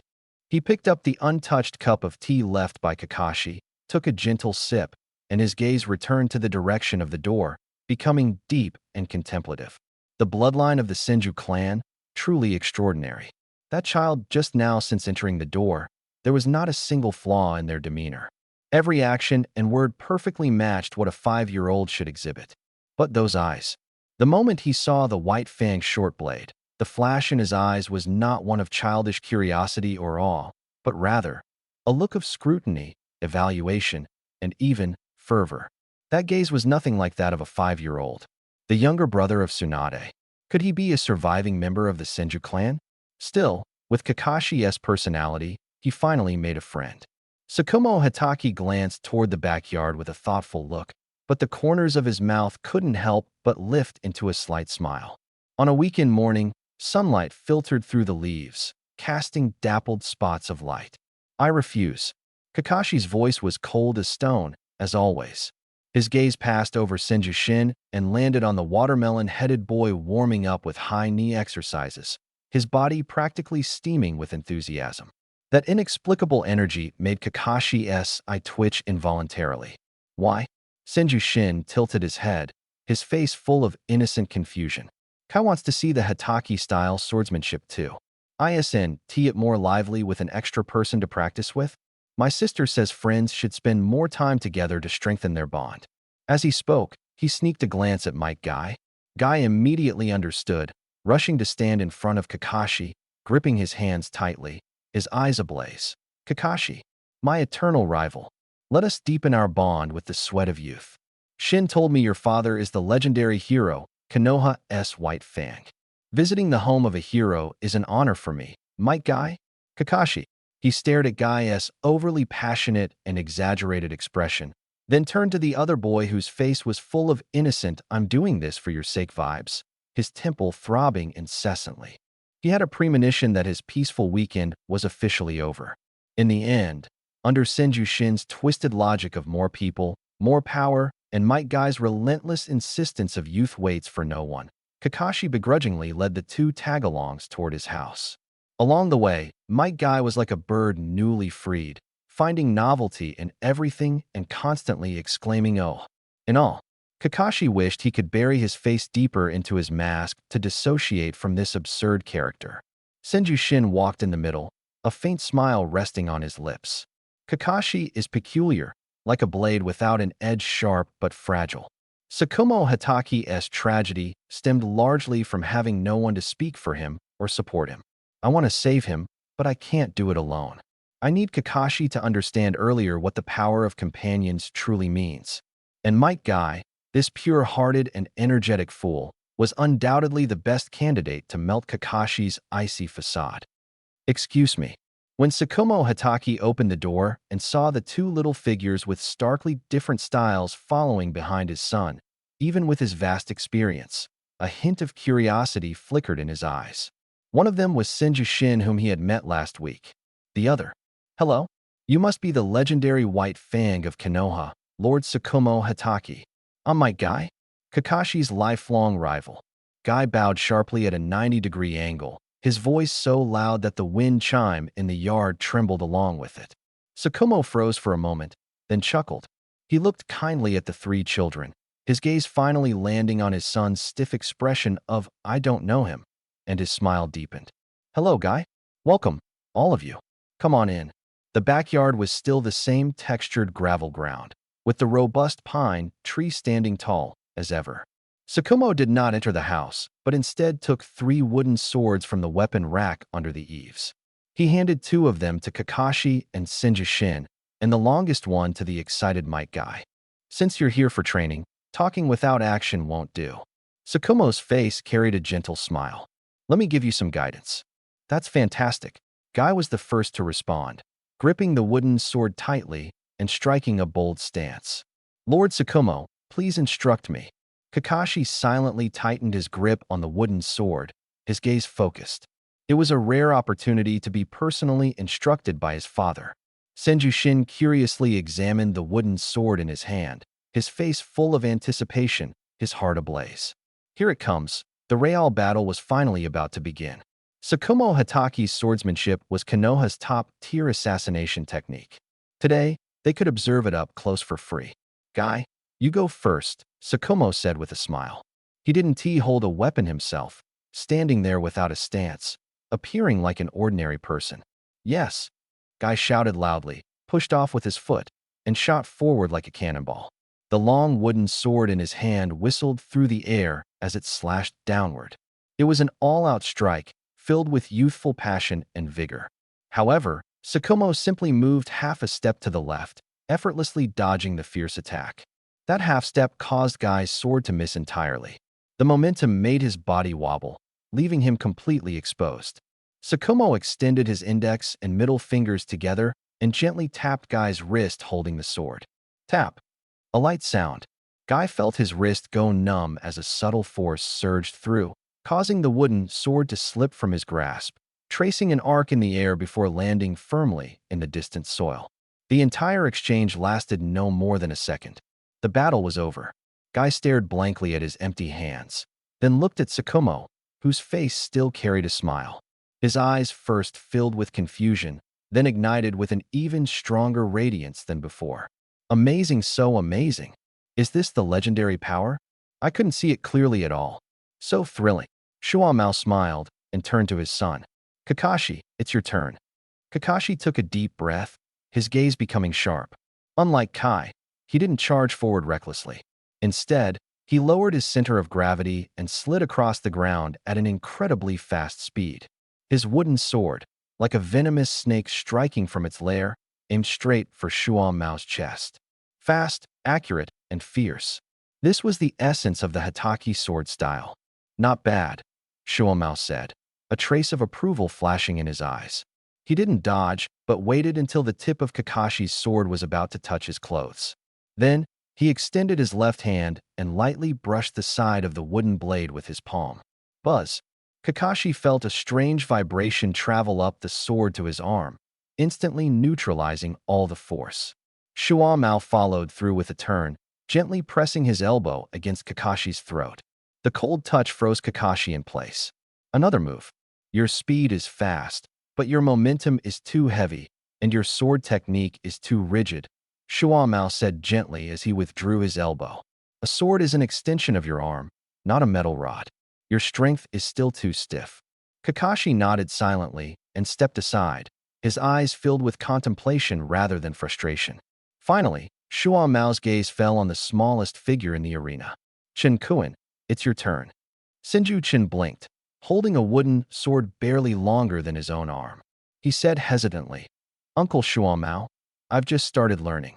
There's no way I can beat you. That's okay, Shuamao replied with a gentle smile. Just do your best. All right, here I come, Uncle Shuamao. Senju Chun's face shifted to one of seriousness and determination. He didn't attack immediately, but imitated Kakashi's opening stance of the Hatake sword style. Shuamao's eyes narrowed slightly. In the next moment, Senju Chun charged toward him, his movements clumsy and slow, his wooden sword flailing without any technique. To the onlookers, it looked like child's play. But the smile on Shuamao's face slowly faded for the first time as Senju Chen approached within 3 steps. He noticed something strange. Every step Senju Chen took, every swing of his sword, was full of openings.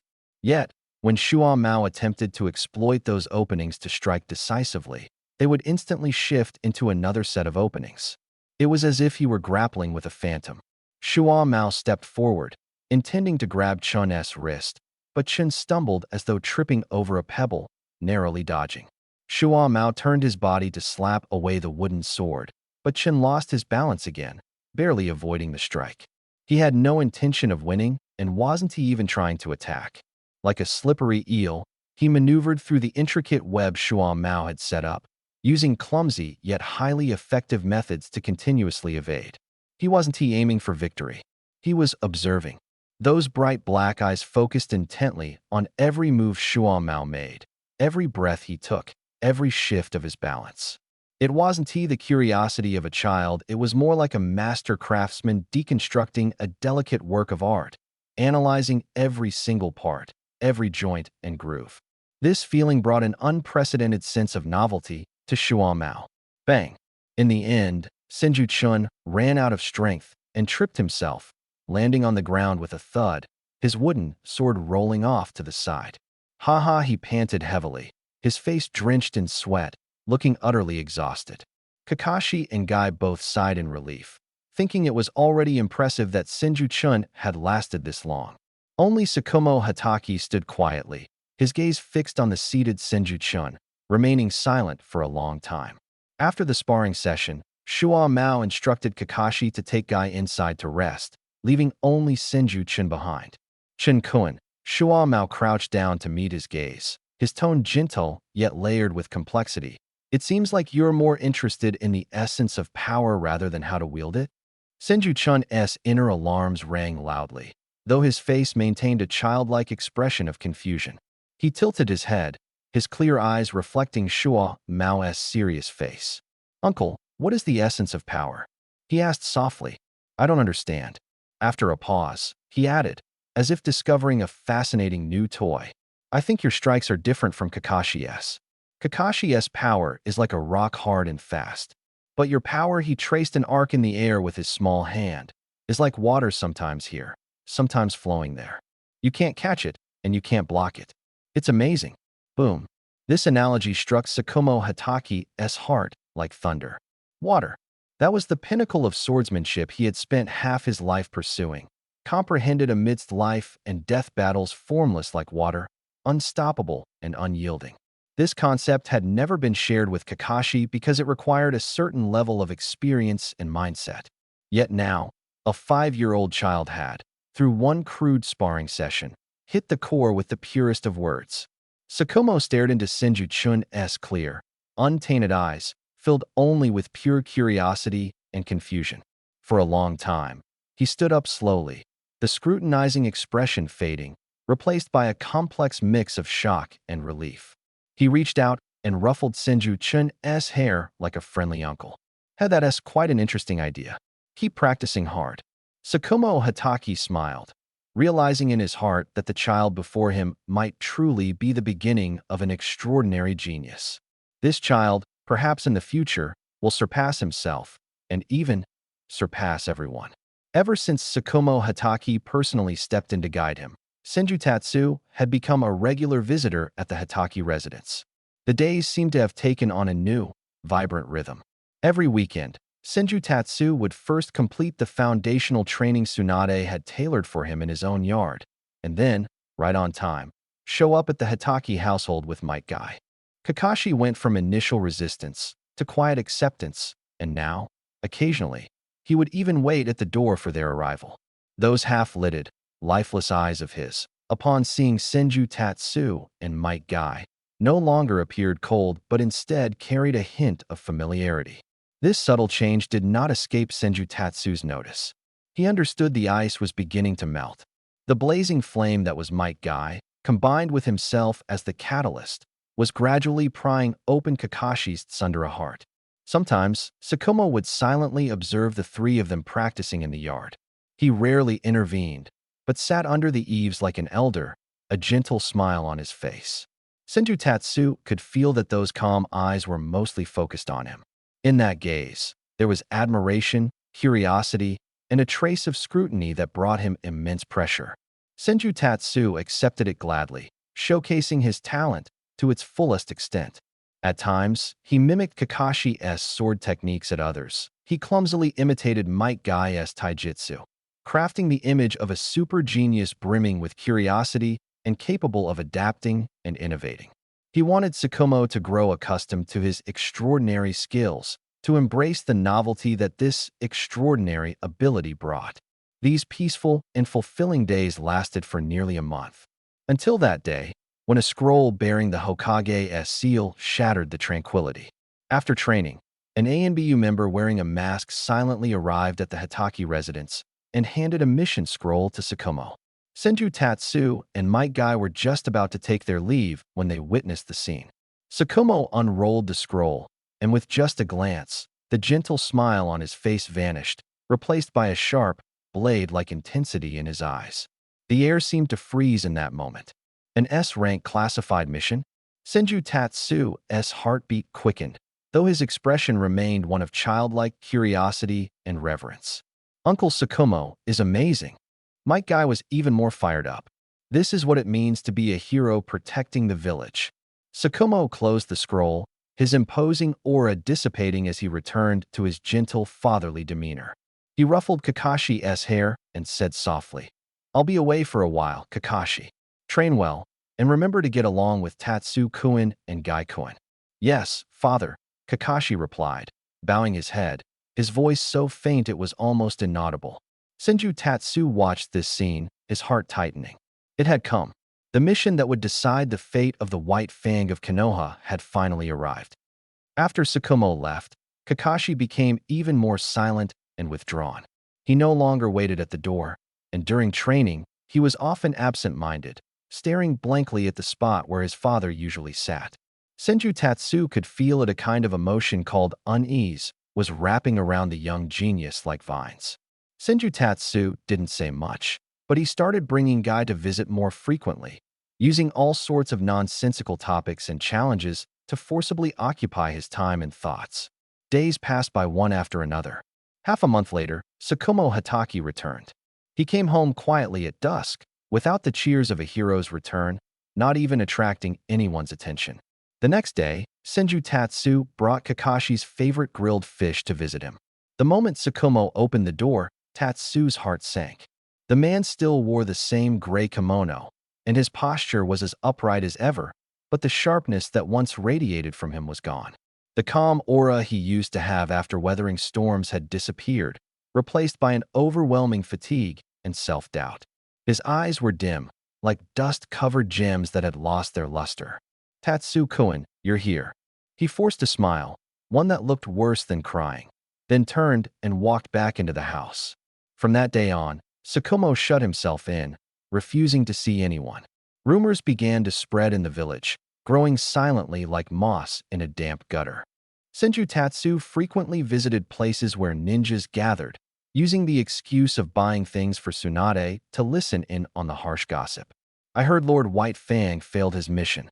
Not just failed, he abandoned critical intelligence to save two subordinates who were dragging him down. How foolish. Ninjas on the battlefield should be prepared to die. How could he prioritize his comrades? He's no longer the decisive White Fang. His blade has been dulled by emotions. These words, like poisonous needles, were spat out from the mouths of jealous and conservative ninjas, weaving a net to strangle the former hero. Senju Tatsu paid silently, carrying his dango as he left, lowering his head to let his long bangs conceal his eyes. It was time to act. When he returned home, Tsunade and Jiraiya were drinking in the living room. Jiraiya, as carefree as always, was bragging about his experiences outside, while Tsunade rolled her eyes repeatedly. The atmosphere in the house was warm. Senju Tatsu changed his shoes, placed the dango on the table, and snuggled up to Tsunade like a small cat, wrapping his arms around hers. "Sis," he said softly, his voice tinged with grievance and confusion. "What's wrong, little Tatsu?" Tsunade set down her cup, affectionately ruffling his hair, unable to resist her little brother's demeanor. Jiraiya also stopped boasting and looked over curiously. Senju Tatsu raised his head, his clear black and white eyes filled with innocent confusion. He looked at Tsunade and asked softly in the most innocent tone, "Sis, today while I was outside I heard some ninja uncles say that a ninja who abandons their mission to save a comrade is the village's disgrace, is trash." He paused, as if trying to comprehend this complex statement, and then the confusion in his eyes deepened. "But didn't you teach me that comrades are family, that they are more important than your own life? Sis, who is telling the truth?" This question was like a red-hot iron spike, fiercely stabbing into the unhealed wound deep in Tsunade's heart. The radiant smile on Nawaki's face before he left, the gentle look in Dan Kato's eyes as he handed her the necklace, flashed through her mind in an instant, only to shatter into a blood-colored memory. Comrades are trash. Comrades are disgrace. Crack. The sake cup in Tsunade's hand shattered under her grip, the mixture of alcohol and blood dripping through her fingers onto the tatami mat. A terrifying surge of chakra erupted from her body, and the air instantly grew heavy and oppressive. Who said that? Tsunade stood up abruptly, her golden eyes blazing with the fury of destruction, completely ignoring the wound on her hand. "I'll go ask them myself." In their eyes, are the lives of comrades really worthless? Jiraiya's smile disappeared, and he pressed his hand firmly on Tsunade's shoulder with a serious expression. "Tsunade, calm down. Calm down." Tsunade shook him off, her voice hoarse and sharp. "How can I calm down? My brother. my lover. They both died for the village, for their comrades. And now someone says their beliefs are trash. Jiraiya, if anyone dares to say that in front of me today, I'll break every single bone in their body. He stood beside the raging Tsunade, raising his head with just the right amount of fear and helplessness. Sorry, sis, Senju Tatsu thought guiltily to himself. But to extinguish the spark of rumors, there must be an even greater storm. The anger of Tsunade, the legendary Sannin, was precisely the spark for this storm. Tsunade's fury spread like a wildfire doused in oil, consuming the entire Senju estate in an instant.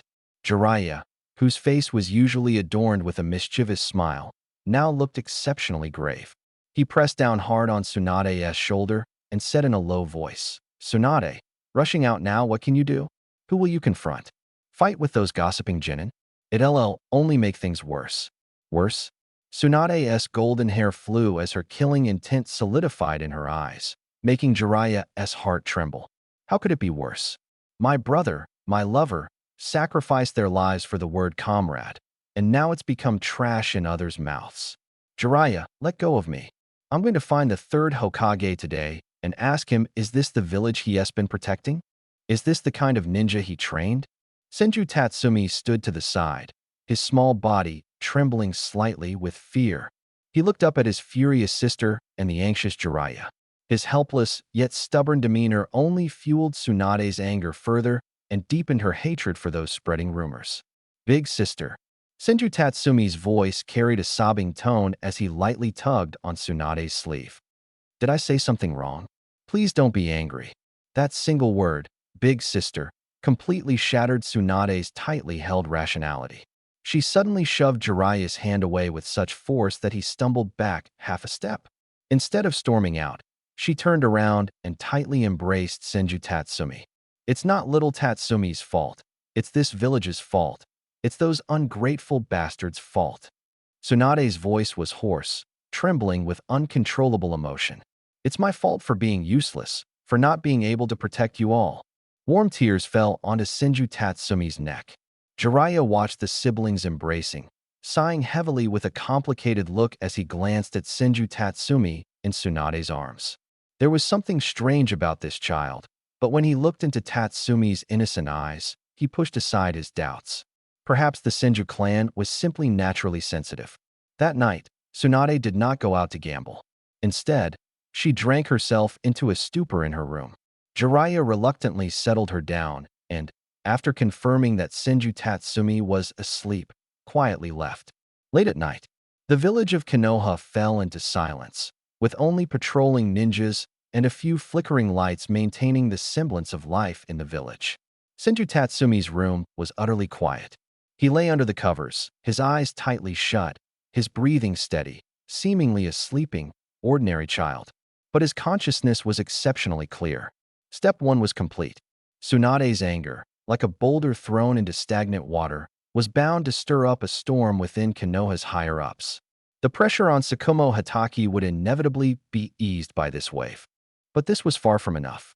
The root of the rumors lay in people's hearts. As long as Tsukumo Hatake was alive, the stain from that mission would remain, and he would never escape the invisible net surrounding him.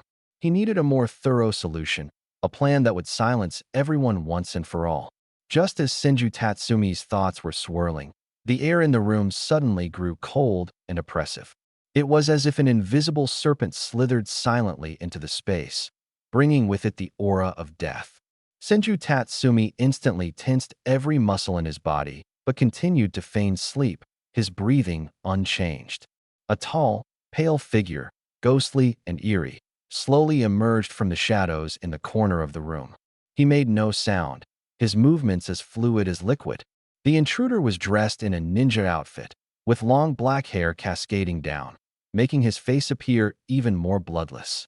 The most striking feature was his eyes. Golden, vertical snake-like pupils, filled with cold scrutiny, unabashed desire, and a touch of amusement. Orochimaru, one of the legendary Sannin, the future S-ranked rogue ninja of Konoha. Senju Chin's heart pounded furiously in his chest. Aunt Snake, no. Uncle Snake, why are you in my room? Senju Chun was so nervous, he didn't dare move. Uncle Snake was the early big boss of the Hokage saga, dangerous now even though he later turned good. Orochimaru stood silently by the bed, his golden snake-like pupils glimmering faintly in the darkness, staring down at him. Time seemed to freeze. Countless thoughts raced through Senju Chen's mind. Have I been exposed? Why is he here? Is it for the Senju bloodline, or something else? Does pretending to sleep still work? Just then, a hoarse, hissing voice echoed in the room. Senju-chun, you're more interesting than I imagined. How does it feel to stir up the winds of Konoha? All of Senju-chun's pretenses instantly collapsed. He slowly opened his eyes, not rushing to sit up, but instead calmly looked at the dangerous man before him, feigning confusion. Uncle? Who are you? Why are you in my room? Are you my sister's friend? Orochimaru stared into his clear, dark eyes, a cold smile forming at the corners of his mouth. He extended his slender, crimson tongue and licked his lips, exuding an eerie charm. Stop pretending. His voice was soft, yet pierced through Senju-chun's facade like a venomous needle. Your acting might fool Tsunade and Jiraiya, but it won't fool me. Orochimaru leaned slightly closer, his golden snake-like eyes almost pressing against Senju-chen's face, his icy gaze seeming to peer into his soul. Since you approached the Hatake family, I've been observing you. You deconstructed Tsukumo Hataki's swordsmanship, guided Kakashi and Might Guy, and tonight you triggered Tsunade's emotions. Kid, you're more of a genius than I imagined. He straightened up and walked to the window, moonlight falling upon his pale face. You want to save the fallen Konoha White Fang, don't you?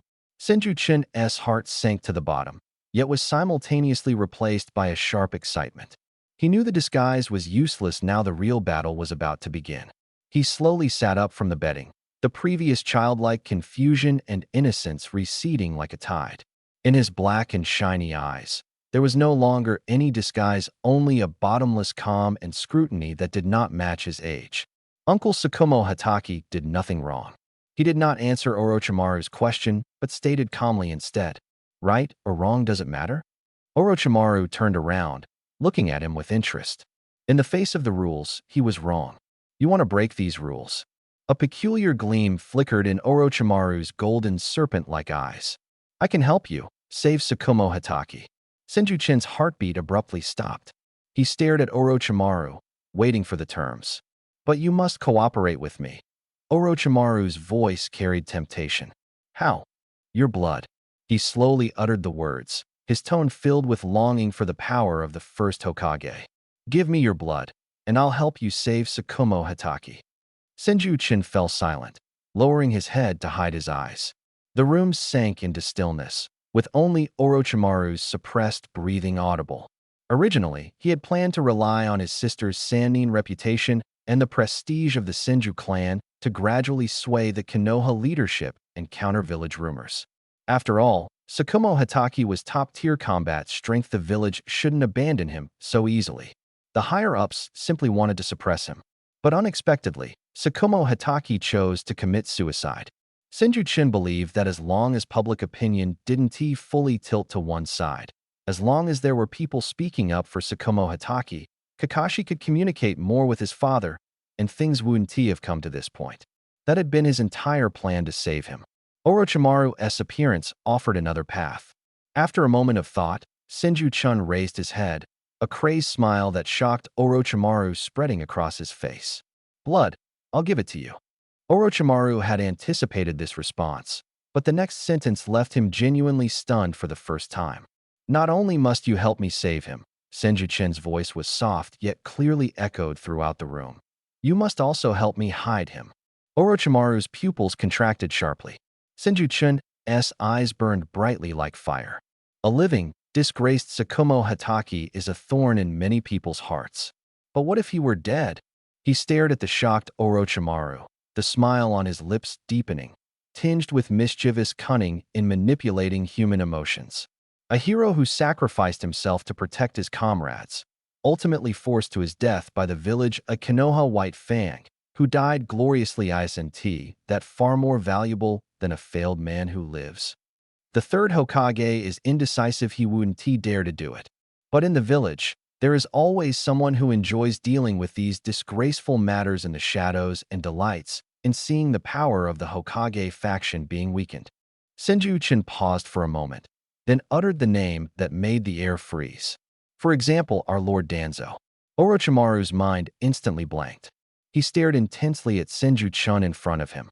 On that youthful face, there flickered the light he was most familiar with and most enamored by, a blend of wisdom, ambition, madness, and an extraordinary insight into human nature. This little brat not only intended to save someone, but also planned to act covertly, completely removing Hatake Tsukumo, the sharpest blade, from Konoha's chessboard and turning him into his own weapon. He even intended to leverage Danzo's ambition to execute this earth-shattering scheme. Orochimaru's face turned pale, and slowly, a twisted yet fervent smile appeared. Hee-hee-ha! He laughed with abnormal excitement and joy. So amusing, too amusing. He fixed his gaze on Senju-chan as if he was beholding the most perfect piece of art. Your blood, I want it. You, as a person, I want you too. Little brat, come and be my disciple. His golden snake-like eyes burned with fervor and possessiveness. This invitation was not to be refused. Senju-chan's heart pounded wildly, but his face remained calm with a touch of slyness. Uncle Orochimaru, his voice was soft and sweet. My sister wouldn't agree to it. He slightly shrank his neck, and the gleam in his dark eyes revealed a hint of fear. You know my sister's temper. If she finds out you've secretly met me, or even thought about taking the Senju clan's blood. Orochimaru's smile froze instantly. Tsunade. That name hit his nerves like a heavy punch. For the first time, his face, which rarely regarded rules or consequences, displayed apprehension. Scenes flashed through Orochimaru's mind. On the battlefield in the Land of Rain, the blonde woman cracking the ground beneath her feet, smashing summoning beasts into pieces with one punch, her half-body dissipating like a blood mist. That overwhelming power, surpassing ninjutsu and science, felt like pure, catastrophic violence. Orochimaru's pale cheeks twitched uncontrollably. If that woman found out that not only was he scheming against her only brother, but also plotting to obtain the flesh and cells of the Senju clan. Our Orochimaru, the mad scientist, suddenly felt a chill on his neck. Senju-chan quietly watched him, capturing every subtle change in expression at that moment, a flicker of mischievous satisfaction flashing across his heart. Indeed, in this world, there is always something to counterbalance another. Even the most insidious serpent fears the unrelenting violence of an iron fist. His sister's violent aesthetics are sometimes more effective than any S-rank jutsu. A dry laugh broke the silence. Orochimaru extended his long tongue, licking his lips as he suppressed a hint of embarrassment. Becoming a disciple is just a formality. I don't care for those childish games. His gaze refocused on Senju-chan, golden-slitted pupils full of exploration and interest. What truly intrigues me is you, and our collaboration. That look seemed to say, don't play tricks you won't escape from my grasp. Pleasure working with you. Senju-chan followed the lead, his face returning to childlike innocence. He stretched out his small hand, hooking his pinky finger and waving it at Orochimaru. Pinky promise. Orochimaru stared at the tiny finger, momentarily dumbfounded. The little monster who had been conspiring against the Hokage and plotting to overthrow Konoha moments ago was now sealing their pact in the most childish manner. This extreme contrast left Orochimaru's mind briefly blank. Then, uncontrollable raspy laughter burst from his throat. Ha-hee-ha! How fascinating. This brat was more intriguing than any forbidden jutsu he had ever studied. He extended his pale, slender hand, his cold fingertips gently hooking onto the warm little finger. One big, one small. One cold, one warm. Just like that, they were linked together. It's a deal. Orochimaru's voice carried a strange satisfaction as he released his hand, his golden eyes flashing with excitement. The first step to making someone die flawlessly is preparing a fake corpse so convincing it's indistinguishable from the real thing. His gaze shifted past Senju-chan, seemingly piercing through the walls to focus on a dark corner of Konoha village. I know where to find the perfect materials. A few days later, the storm arrived as promised. News of Tsukumo Hataki's return from his mission spread through Konoha village like wildfire, causing an uproar. Initially confined to the upper ranks, It quickly leaked out with exaggerated embellishments. Did you hear? Lord White Fang nearly obtained Tsunade's most crucial strategic map during this mission. Yeah, but to save two surrounded comrades, he actually gave it up. He watched the intel get destroyed by the enemy. My goodness, that intel could have shifted the entire war. So many ninjas risked their lives on the front line just to create such an opportunity. How could he? What Konoha's White Fang? I think it's just foolish compassion. Since when did ninjas value their comrades' lives more than the mission? Once you step onto the battlefield, shouldn't you already be prepared to face death? At the barbecue shop in Konoha village, a few newly off-duty chunin were drinking and loudly discussing, their words filled with disdain and contempt. Adding insult to injury, a faint voice came from the corner. Don't you know? The two people who were saved were ninjas from the Akimichi clan and the Yamanaka clan. When they returned, they said it was their impulsiveness that led them into the ambush. They would rather die on the battlefield than let Lord White Fang's mission be tarnished by failure. As soon as these words were spoken, the barbecue shop fell silent. Even the comrades who were rescued started to criticize Tsukumo Hitaki. Tsukumo Hitaki's crime was thus completely determined. He was no longer the hero who gave up the mission for his comrades, but a sinner who disregarded the interests of his comrades and the village to satisfy his laughable emotions. Rumors spread like sharp knives, slicing through the reputation of the Hitaki family. The first to feel the chill was Kakashi Hitaki. At the Ninja Academy's training ground, the sun was bright, and the children's shouts echoed everywhere. But none of this liveliness had anything to do with Kakashi in the shade. He sat hugging his knees, burying his face in his arms. The gazes around him felt like needles piercing his skin. His classmates, who once admired or envied him, now only looked at him with disdain and distance. Look at him, the son of a sinner. Keep your voice down, don't let him hear. His father did something like that, and he still has the nerve to come to school? A few children whispered, their voices just loud enough for Kakashi to hear. Uchiha Inaho, the boy who always lost to him and envied him, straightened his back and swaggered over with a group of followers. His face was full of mockery. Oh, isn't this our genius, Kakashi Hitaki? Sitting here all alone? Didn't your heroic father teach you how to get along with others? Oh, wait. He's not a hero anymore, he's Konoha's disgrace. Sinner's son. The followers jeered. Kakashi trembled, raising his head, his dark eyes displaying unmasked anger and humiliation for the first time. He clenched his fists tightly, his nails digging into his palms, yet he said nothing. Father isn't like that. He wanted to refute, to shout, but the rumors in the village weighed down on his heart like a mountain. Even the uncles who were rescued said, so could it be that his father was truly wrong? This wavering caused him to lose all strength to retaliate. Just as the smug expression on Inaho Uchiha's face grew even more pronounced, ready to utter even harsher words, a crisp voice, like a thunderclap, exploded across the noisy training ground. My sister is Tsunade of the Sannin. Everyone froze, turning their gaze toward the source of the voice. There stood Senju Tatsu, somehow already positioned in front of Kakashi. His small frame, yet like an insurmountable mountain, shielded all the malice behind him. He looked up at the much taller Inaho Uchiha, his black and white eyes devoid of any trace of fear, filled only with cold and pure resolve. My sister told me that comrades are the most important. For comrades, you can give up anything. The training field suddenly fell silent. Tsunade, Senju. These two surnames represented supreme authority in the village of Konoha. Ignoring the shocked gazes around him, Senju Tatsu scanned Inaho Uchiha and his cronies before turning to the stunned children around the field. Though his voice wasn't loud, it was clear and reached everyone's ears. Uncle Hitaki gave up the mission to save his comrades. He ensured that two wives didn't lose their husbands and two children didn't lose their fathers. He is a hero. Pointing at Inaho Uchiha, his tone suddenly turned sharp. Calling him a criminal, that's the real trash of Konoha. Boom. These words instantly shook the entire field. The word trash, spoken by a 5-year-old orphan pampered by Princess Tsunade, carried far more weight than an adult's argument. This was no longer a quarrel among children, it was the will of the Senju clan, the belief of the legendary Sannin, challenging the village's public opinion. Inaho Uchiha's face flushed red, wanting to retort, but rendered speechless by Senju Tatsu's icy gaze and the gradually rising, rekindled eyes of Kakashi Hatake behind him.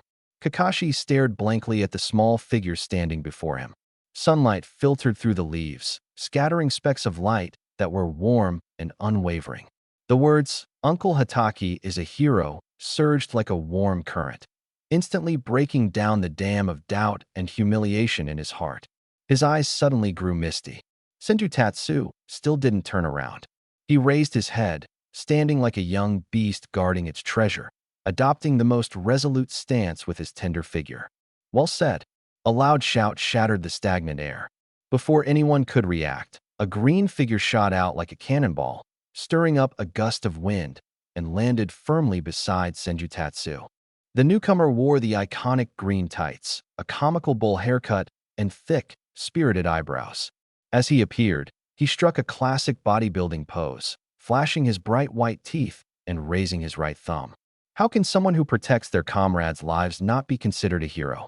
This is the purest form of youth, Mike Guy said, tears streaming down his face, passionately addressing everyone. And burning youth never lies. The news of this spread throughout the Western District, and Mike Guy's involvement caused quite a stir. At this moment, everyone began to wonder, was the white fang of the leaf, who had protected his comrades, truly a sinner? Senju Shin watched the reactions of those around him. What he needed was an event that would capture everyone's attention. This topic, comrades versus mission, which holds greater weight, could draw the eyes of all of Konoha onto it. Only by doing so could he create an opportunity to act in secret and carry out his plan to rescue Tsukumo Hatake. The Ninja Academy's training ground suddenly fell silent after a heated exchange of insults between hero and trash. Uchiha Inoka's face turned bright red, becoming the most ridiculous sight in the room. He wanted to retaliate, but Senju Shin's cold gaze froze him in place. Nearby, Kakashi Hatake had already stood up, a fiery determination burning in his eyes. Mike Guy was ready at any moment to burst forth with his hot-blooded youth. Inoka's throat was blocked, rendering him speechless, and he could only slink away with his followers. The winds were quietly shifting. Senju Shin, with his domineering and unreasonable attitude, forcefully tore apart the previously one-sided scorn. The name Senju, along with the prestige of Tsunade of the Sannin, weighed heavily on everyone's hearts like a mountain. Though the children didn't understand politics, they instinctively knew it represented untouchable authority. The once whispering children were now silent, their faces filled with awe, confusion, and curiosity as they stared at the small figure standing in front of Kakashi. Protecting comrades. Is that what makes someone a hero? This view, despised in the adult world, had been boldly shouted out by a 5-year-old Senju orphan, creating a transformative power that began to plant seeds in the children's hearts. Kakashi stood there dumbfounded, watching Senju Shin shield him as Might Guy passionately declared, "This is the bond of youth." For the first time, Kakashi felt he was no longer alone. This incident seemed to grow wings, spreading across every street and alley of Konoha within half a day. When Tsunade heard about her younger brother debating fiercely with the Uchiha children at the Ninja Academy, she crushed her sake cup into powder. Good, very good. Her anger wasn't ignited, it exploded entirely. She had initially been furious at the nameless individuals spreading rumors, but now her rage had a clear target: the village higher-ups who allowed the rumors to spread, even fueling them, in their attempt to suppress a hero through public opinion. Even her 5-year-old younger brother understands this principle. So how could those old men who have lived for decades not understand? It's not that they don't understand, they're doing it on purpose. Jiraiya, come with me. Tsunade vanished in an instant and reappeared beside Jiraiya, who was spying on the women's bathhouse. She gave him no time to react, transforming into a golden blur as she headed straight for the Hokage building. Jiraiya only managed to let out a miserable scream before being dragged across rooftops, flying along while yelling loudly. Tsunade suddenly kicked open the Hokage office's door. The atmosphere inside was as oppressive as the sea before a storm. Sitting at the main seat was the third Hokage, Hiruzen Sarutobi, his brows furrowed as he puffed on his pipe. Advisors Koharu Udatane and Hamura Mitokado stood expressionless, while in the corner stood the cold and sinister man Danzo Shimura. What was most shocking was the unexpected presence of someone who shouldn't be there, Orochimaru. Leaning against the wall with his arms crossed, his golden snake-like eyes gleamed with amusement, as if he were watching a play unfold. "Tsunade, what are you doing?" Hamura Mitokado frowned and scolded. Tsunade ignored him, her golden eyes locked on Hiruzen Sarutobi, the fury in them nearly setting the office ablaze. "You old man, tell me, what is wrong with this village?" Her voice trembled with rage. A ninja who gave up a mission to save his comrades is now being scorned by the entire village. Even the kids at the ninja academy are calling him a sinner. Is this your governance of Konoha? Is this the village my grandfather built? Hiruzen Sarutobi sighed heavily and tapped his pipe against the table. "Tsunade, calm down. Sakumo's matter is still under discussion in the village. No conclusions have been made." "Conclusions? What are we waiting for?" Tsunade slammed her fist onto the table, shattering it. "My younger brother, a 5-year-old child, knows that Uncle Sakumo is a hero. Are you old men not even as wise as a 5-year-old? The words felt like slaps across everyone's faces. Koharu Udatane's expression darkened. "Tsunade, watch your tone. You are questioning the decisions of the Hokage and the council." Sakumo Hatake ignored his mission and placed personal emotions above the village's interests. "This is a fact. Rules are rules. If everyone acted like him, Konoha's ninja system would collapse." "Rules?" Tsunade sneered with contempt. "The only rule I know is that my grandfather, the first Hokage, valued most was protection. Sacrificing one's life to protect comrades is worth it. Missions are insignificant in comparison." Foolish sentiment. Finally, Danzo spoke, his voice hoarse and cold, reminiscent of a snake's tongue. "Ninjas are the weapons of the village. Completing missions is their purpose.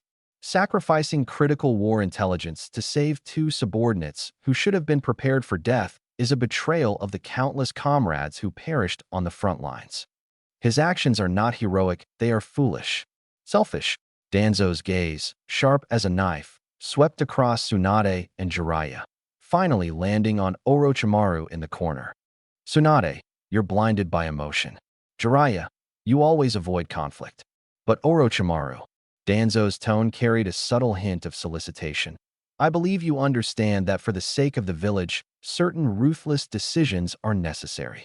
Everyone's eyes turned to Orochimaru. Jiraiya's heart tightened. He understood Orochimaru's nature. He didn't believe in emotions or bonds, only in power and profit. What would he say? Orochimaru slowly stood up, his crimson tongue licking his lips as he let out a low, chilling chuckle. "Lord Danzo, you overstate." His voice magnetic yet spine-chilling. "I just think this matter is quite intriguing." His snake-like pupils scanned the room, finally settling on Hiruzen Sarutobi's face. "Sensei, isn't this a paradox? The rules demand we abandon our comrades, yet the will of fire teaches us to cherish them. The incident with Sakumo Hatake has laid bare this contradiction we have long ignored." He did not take sides but struck at the heart of the issue. A successful system must be cold and unfeeling. Lord Danzo is correct. Sakumo Hatake broke the rules, and he was wrong. But his tone shifted, a sinister smile curling on his lips. "A village that makes heroes bleed and weep, a village that turns the will of fire into a joke, can its rules truly be right?" The office fell into dead silence. Tsunade was stunned, having never expected Orochimaru to say such a thing. Jiraiya's expression was complicated. He felt that Orochimaru was different today. Danzo frowned deeply, feeling that Orochimaru was twisting the argument, yet unable to refute him. Hiruzen Sarutobi's face darkened.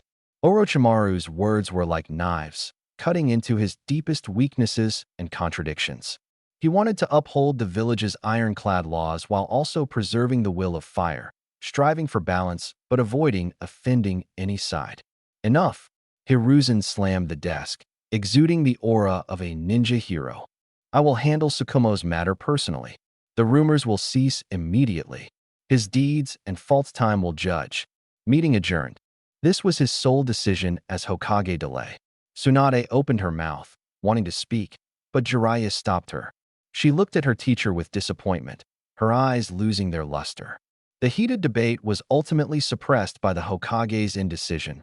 left unresolved. At the Senju residence, Senju Tatsu sat on the veranda, holding a small kunai in his hand, casually carving into a piece of wood. He didn't go eavesdropping, nor did he need to. Tsunade's rage was the horn of charge. Jiraiya's mediation was the lubricating gear. And then there was the stubbornness of the Konoha higher-ups. Everything that would happen in the Hokage's office, he had already rehearsed countless times in his mind. As for Orochimaru, he was the most exquisite chess piece he had played. Senju Tatsu knew that Orochimaru's words, seemingly neutral, were actually pouring oil on the fire.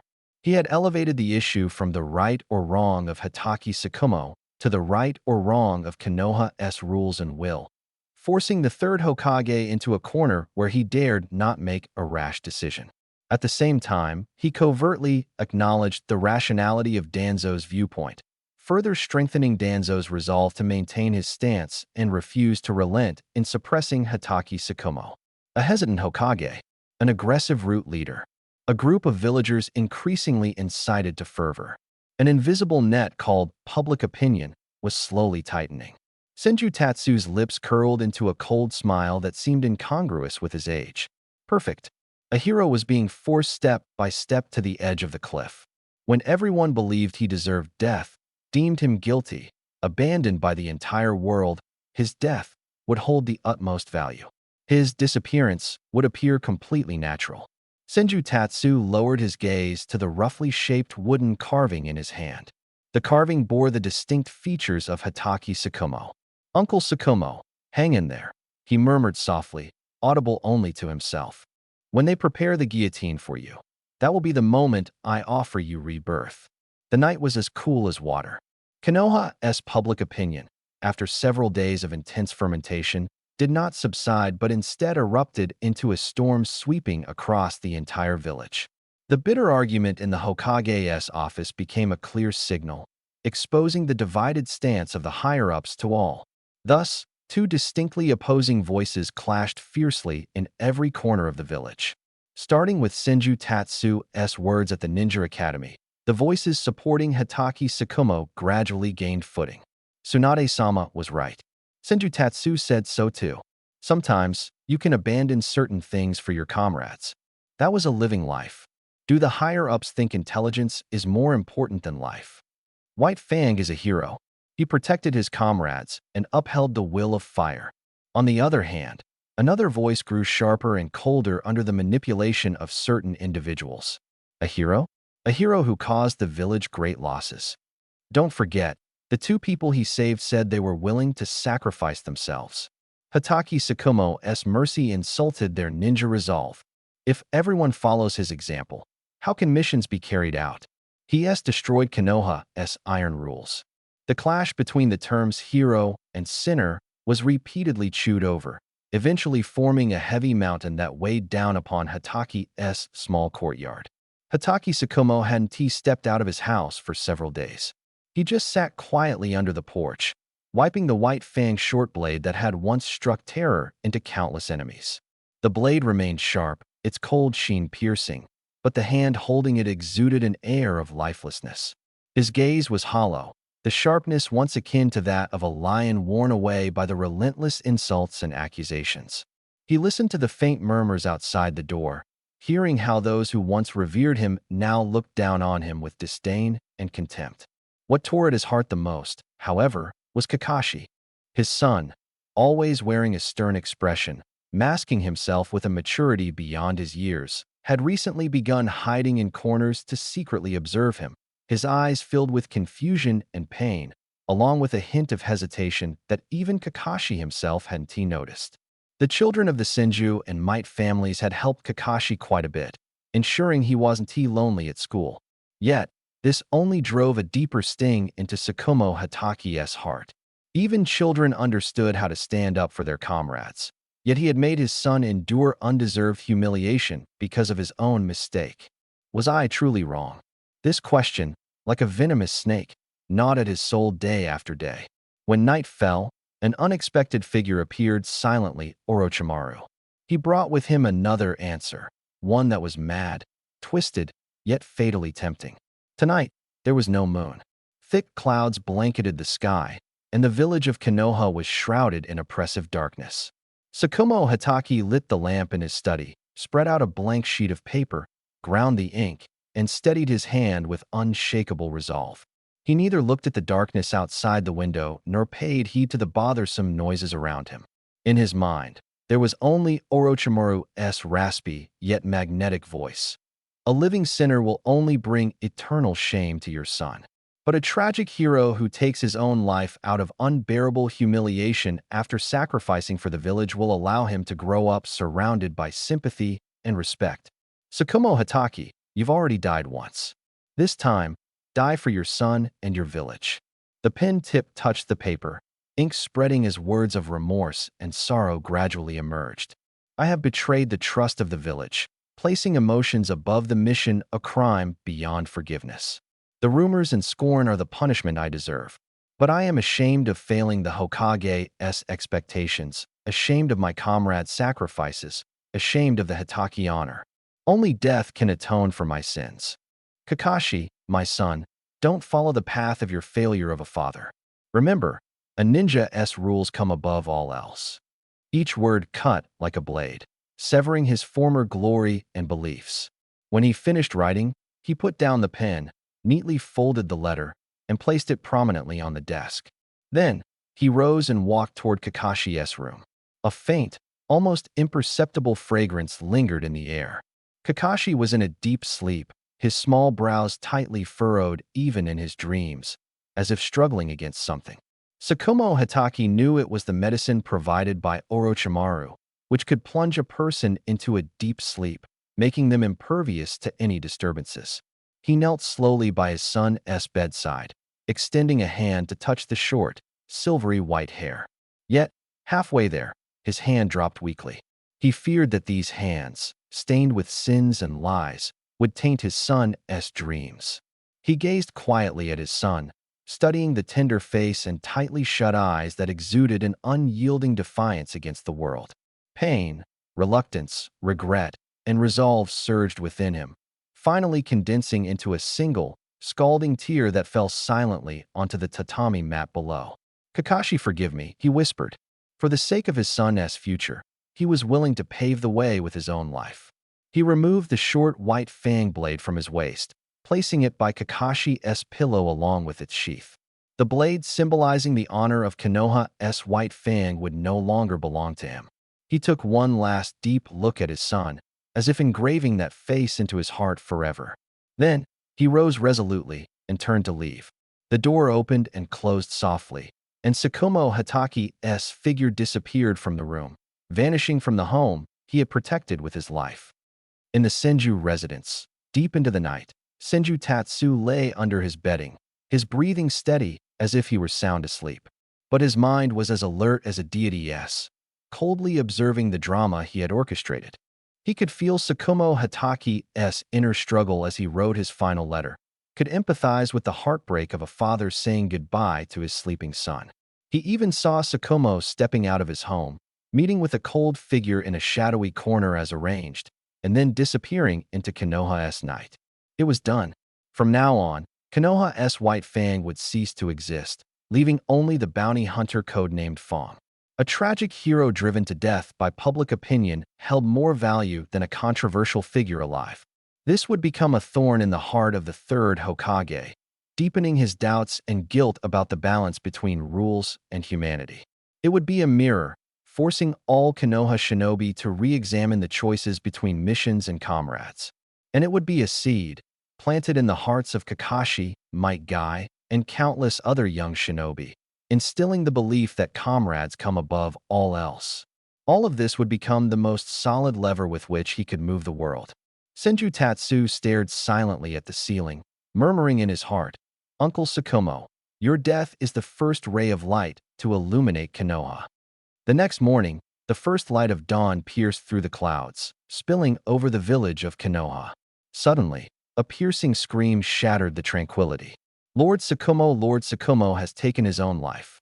The news, like a magnitude 10 earthquake, instantly shook the entire village. The villagers, who were just fiercely arguing about hero versus sinner, were completely stunned. Those who had loudly cursed him were left with mouths agape, faces written with disbelief. Those who had defended him were filled with grief and rage. In the barbecue shop, the tavern, the training grounds, all the chatter stopped abruptly at this moment. The entire Konoha fell into dead silence. Soon after, an overwhelming wave of emotions, shock, regret, guilt, and anger like a tsunami, swept through every heart. He was dead. The man known as Konoha's White Fang, who single-handedly intimidated the ninja world, didn't die on a fierce battlefield, nor at the hands of an enemy's blade, but within his own village beneath the very tongues of those compatriots he had dedicated his life to protect. An era belonging to a hero came to an end in the most tragic, humiliating, and suffocating way. The sky was so gloomy it seemed about to collapse, and icy raindrops wove a boundless web, enveloping the whole of Konoha. In front of the memorial stone, the crowd gathered like a silent forest soaked in rain. There was no mourning music here, only the monotonous shushu of raindrops on oil paper umbrellas and faint sobbing carried by the wind. A hero's funeral should have been glorious and solemn, but Tsukumo Hataki's funeral was filled with suffocating awkwardness and guilt. Sarutobi Hiruzen stood at the forefront, removing the Hokage's hat and letting the cold rain wash over his face, weary and full of regret. His murky eyes fixed on the black and white photograph before the memorial stone, lips slightly moving as if wanting to say something, yet finding all words of tribute pale and hypocritical. A hero driven to death by his village. As the Hokage, how should he mourn? In the end, he simply said in a hoarse and aged voice, "Konoha has lost a great ninja." This dry remark dropped into the silent waters like a stone, stirring no ripple. Among the crowd, those villagers and ninjas who had once viciously attacked Konoha's White Fang now hung their heads, unable to meet the gaze of the photograph, and even less so the small figure standing before it. Hatake Kakashi, dressed in oversized black mourning clothes, his small frame stood upright in the cold rain, like a sapling ready to snap at any moment. He did not cry, nor did he show any expression. His eyes, which should have been vibrant, were now like unfathomable dead water, reflecting this bleak world emptily. His hands tightly clutched his father's photograph, knuckles white from the strain, as if it were his sole tether to the world. His soul seemed to have been drained. Senju Tatsu stood beside him, holding an umbrella over him. The rain flowed along the umbrella's edge, creating a curtain that isolated them from the world. He could sense that the feeling emanating from the boy was not sorrow, but a kind of emptiness after all vitality had been stripped away. He extended his warm little hand, gently placing it on Kakashi's shoulder. Kakashi's body trembled imperceptibly, and the hollow look in his eyes finally gained a trace of focus. He slowly turned his head to look at Senju-chan. Senju-chan said nothing, simply gazing at him with those pure, untainted eyes. Then, he slightly tightened his grip. It was a silent promise, and also a silent declaration. "I'm still here." Tsunade stood behind the two children, her broad palm gently resting on Senju-chan's shoulder. Her face was dry, devoid of tears, but her golden eyes burned with suppressed rage. Her gaze cut through the crowd like a blade, stabbing into the faces of Hiruzen Sarutobi, Kohori Udatane, and Hamura Midokado. If looks could kill, the high-ranking officials of Konoha would have long perished. Jiraiya stood beside her, having shed all traces of his usual playful demeanor. His expression was as dark as water. He stared at the two small, huddled figures, his heart tangled with a mix of guilt, helplessness, and confusion about his love for the village. The funeral proceeded in eerie silence and ended in the same quiet. The crowd dispersed in twos and threes, many casting complicated glances at the child holding the portrait as they left a mixture of sympathy and guilt. Those gazes pierced Kakashi like needles. "Big sis, I need to use the bathroom." Senju-chan looked up, speaking urgently in a child's tone to Tsunade. Tsunade, still seething with anger, snapped back to reality upon hearing her brother's voice. Her gaze softened. "Go ahead, but hurry back, and don't get caught in the rain." Senju-chan nodded, releasing his hand from Kakashi's shoulder and slipping into the quiet grove behind the memorial stone. Far from the crowd, only the sound of rain hitting leaves could be heard. Leaning against a thick tree trunk, He glanced at the system panel. At that moment, a long-awaited voice echoed in his mind. Ding! Key plot node detected and altered. Successfully reversed the fate of key character Tsukumo Hataki, escaping the death, ending and entering the rebirth route.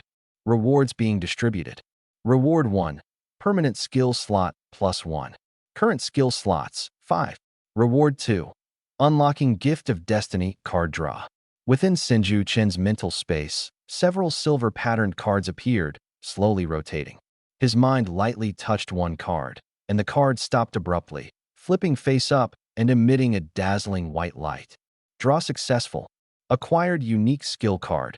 Hataki Blade Style Mastery Passive. Skill description. Master the essence of the blade techniques of Konoha's White Fang, Tsukumo Hataki. Boom. A torrent of information mixed with countless blood-stained images surged into his mind. It was Tsukumo Hataki's entire life. The clumsiness of gripping a blade for the first time, the nervousness during the first mission, the trembling and vomiting when killing an enemy for the first time. On the battlefield, how to use the simplest movements to avoid deadly kunai amidst flashing blades. How to catch the pauses in an enemy's breathing, how to attach chakra to the blade to cut through steel, how to merge one's killing intent with the sword, making the enemy falter before the fight begins. Countless swings of the blade, countless life and death battles, countless blood-soaked fights. A man, starting as a naive young boy, grows into the feared White Fang of the ninja world. All his experiences, techniques, insights, and even muscle memory were forcibly and entirely infused deep into Senju Chun's soul and body at this moment by the system. Leaning against the tree trunk, Senju Chun's body trembled slightly, his hand instinctively gripping the hilt of the blade. He seemed to still smell the rust and blood on the short sword of White Fang. After a long moment, he slowly opened his eyes, a cold glint of blade flashing in his clear gaze. He tidied the wet corners of his clothes, and his face returned to the innocent look of a 5-year-old child.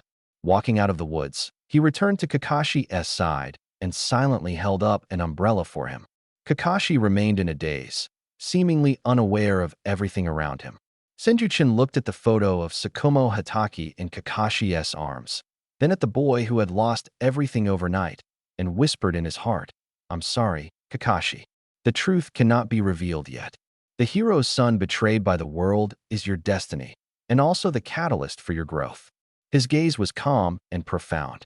"This gift, let us count it as the interest I'm repaying in advance for your father. Rest assured, one day, I will reunite you and your father openly in front of everyone. But before that, let me use this blade to cut through this decayed world for you and for myself." After Tsukumo Hataki's funeral, the skies over Konoha cleared, yet the heavy clouds lingered over the Hataki household. The courtyard that once echoed with laughter and the sound of blades now lay in dead silence. Kakashi had changed. Apart from Senju-chun and Might Guy, he refused to interact with anyone. Every morning, he would appear before the training post and begin a grueling routine. Swinging his blade, forming seals, throwing kunai, repeating these actions endlessly, every muscle screaming in pain, until his sweat soaked his clothes. Only then would he stop, still as a statue, staring blankly at the sky.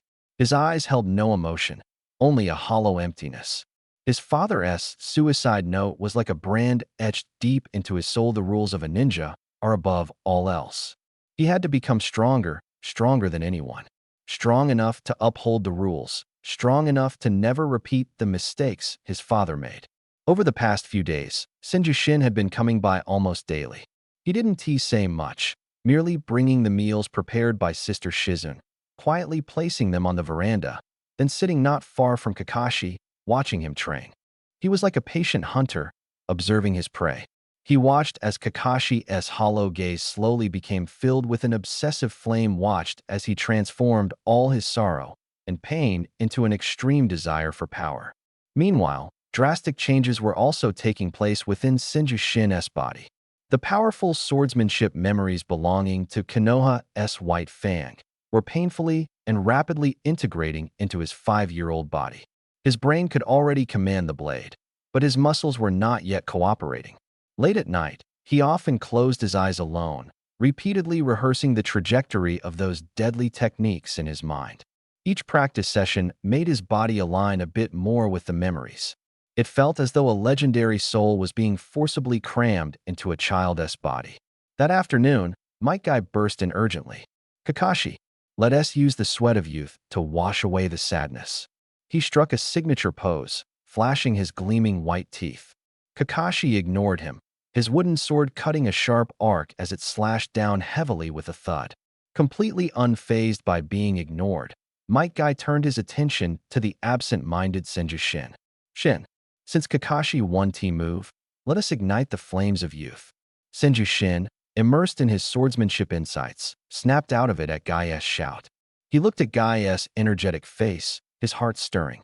Perhaps this was an opportunity not only to test the fusion of his body and memories, but also to help ignite Kakashi's fighting spirit. "All right, Guy." Senju Shin stood up, brushing the dust off his pants, revealing a pure and harmless smile. "Now that's a youthful contest," Guy exclaimed excitedly, raising his wooden sword and striking a pose. From the corner, Kakashi's slashing movements paused slightly but quickly resumed, as if entirely indifferent to the commotion nearby. Senju Shin casually picked up a small wooden sword, his stance loose and unassuming. "I'm coming, Shin," Might Guy shouted, suddenly exerting force like a cannonball, charging forward with heat waves, his wooden sword swinging with brute strength. Senju Shin didn't face him head-on. His small frame lacked strength, and meeting the attack head-on would only be asking for trouble. His steps were peculiar and fragmented, his movements exceptionally agile, like a drifting leaf. Amid Gaia's storm-like attacks, he always managed to narrowly evade. This was battlefield footwork distilled by Tsukumo Hatake from countless sieges. The more Guy fought, the more frustrated he became, realizing that no matter how much he sped up, the blade's edge always fell just short of his opponent. Senju Tatsu was like a slippery loach, always able to anticipate the trajectory of his opponent's attacks. "Awesome, Tatsu." Again, Kai's fighting spirit was completely ignited, and his attacks became even fiercer. At that moment, Kai feigned a move, suddenly lowering his body sharply. The wooden sword in his hand swung upward from a tricky angle, targeting Senju Tatsu's lower half. This move was unexpected. Senju Tatsu's brain couldn't react in time, but his body moved. It was a reflex honed through countless training sessions, deeply ingrained into his very bones. Senju Tatsu did not retreat. Instead, he stepped forward. Kai's eyes narrowed sharply. Senju Tatsu rotated his wrist. The wooden sword neither blocked nor struck, but glided effortlessly in a peculiar trajectory. The motion seemed casual, but it precisely targeted the power point on Kai's wrist. Kai felt a numbness in his wrist, and the wooden sword slipped from his grasp, falling to the ground with a clatter. The tip of Senju Tatsu's sword silently stopped at Kai's throat. A single decisive move, clean, sharp, and carrying an elegant intensity. The courtyard fell into an eerie silence. The wind had stopped. Kai froze, sweat forming on his forehead, staring at the sword tip, feeling the faint hint of killing intent. His mind went blank. Clang. Another sound echoed. Kakashi, who had unknowingly paused his actions, turned to watch. The wooden sword in his hand slipped powerlessly to the ground. His gaze tightened intensely, turbulent with shock, confusion, pain, and nostalgia. That move, stepping half forward, wrist rotation, the fatal slice. It was too familiar. It was the essence of swordsmanship taught to him by his father, Tsukumo Hatake. Tooth break. His father had said this technique was born from life and death battles and was the most difficult to master. Now, a 5-year-old child had perfectly replicated it. The casualness, the precision, the composure. It was even closer to his father's mastery than his own attempts. How is this possible? "You?" Kakashi asked hoarsely. "How do you know my father's sword technique?" Senju Tatsu seemed to have just snapped out of his daze, looking at the sword in his hand and then at the frozen Kai, his expression filled with innocent confusion. He scratched his head, his clear eyes brimming with the bewilderment of a child. I don't know either." He tilted his head, looking at Kakashi, his tone carrying a hint of uncertainty. "It's just, watching Uncle Tsukumo teach you before and seeing you practice yourself, it seems After watching it enough, the body just remembers it? This explanation was utterly absurd. Watching enough and then knowing how. If that were true, would there even be any mediocrity in the world? But looking at Senju Chen's innocent and pure face, those eyes devoid of a single impurity, Kakashi suddenly found himself unable to refute. Yes, Senju Chen, this companion, who from the beginning could not be measured by common sense. At the age of 5, his chakra far surpassed the average person. At 5, he could engage in debates at the Ninja Academy, shutting down his peers. At 5, he could articulate truths that even adults couldn't argue against. And now, just by taking one look, he had grasped the essence of the Hitaki family's swordsmanship. Is he even human? Kakashi felt his worldview completely shattered. The death of his father burdened him with the label of the sinner's son, forcing him to prove himself through strict adherence to rules. Yet this genius monster before him was using the most unreasonable means to tell him effort and talent might be mere jokes in his presence. An indescribable sense of powerlessness and self-doubt surged in Kakashi's heart, drowning him like a tidal wave. He staggered backward, picked up the wooden sword, and without looking at Senju Chen again, stumbled back into the house, slamming the door shut with force. Senju Chen gazed at the tightly closed door, lowered his eyelids, and concealed the icy smile in his eyes. Perfect. The identity of the sinner's son isn't enough to make you grow. Then let's add the despair of being utterly crushed by an incomprehensible genius. Hate your weakness, envy my talent, and then exhaust yourself trying to catch up to me. The future 6th Hokage, Hitaki Kakashi. The air in the courtyard froze. Might Guy remained in his stance, wooden sword poised at his throat. For the first time, his face, always ablaze with passion, showed shock and bewilderment. He wasn't afraid of losing, he simply didn't understand how he had lost. Bang! The sound of the door slamming broke the dead silence. Senju Chen seemed startled awake, his wrist relaxed, and the little wooden sword dropped to the ground. He looked at his empty hand, then at the frozen Might Guy, his face showing childlike surprise and helplessness. Guy, are you okay? I didn't mean to. He rubbed his eyes. I don't even know what happened. When you rushed at me, my body just moved on its own. An absurd explanation, yet it fit his genius identity perfectly. Might Guy's stiff body finally relaxed. Staring at Senju Chen's innocent and pure face, the passionate nerve in his brain reignited. Chen, you're truly incredible. Might Guy clenched his fists, tears of emotion glistening at the corners of his eyes. This is talent. This is the uncontrollable, genius youth that even the body cannot suppress. Instead of feeling discouraged, he seemed to find a new goal. With high spirits, he pointed at Senju Tatsu, then at the tightly closed door.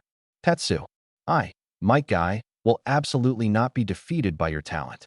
Starting today, I will double my training. This is my declaration of youth to chase after you. With that, he turned around, carrying a blazing flame, and dashed out of the Hitaki residence like the wind, leaving behind a string of echoes, youth, and effort. Senju Tatsu watched the departing figure of the future king of youth with a slight smile on his lips. This was the future Might Guy, the symbol of never giving up and never backing down.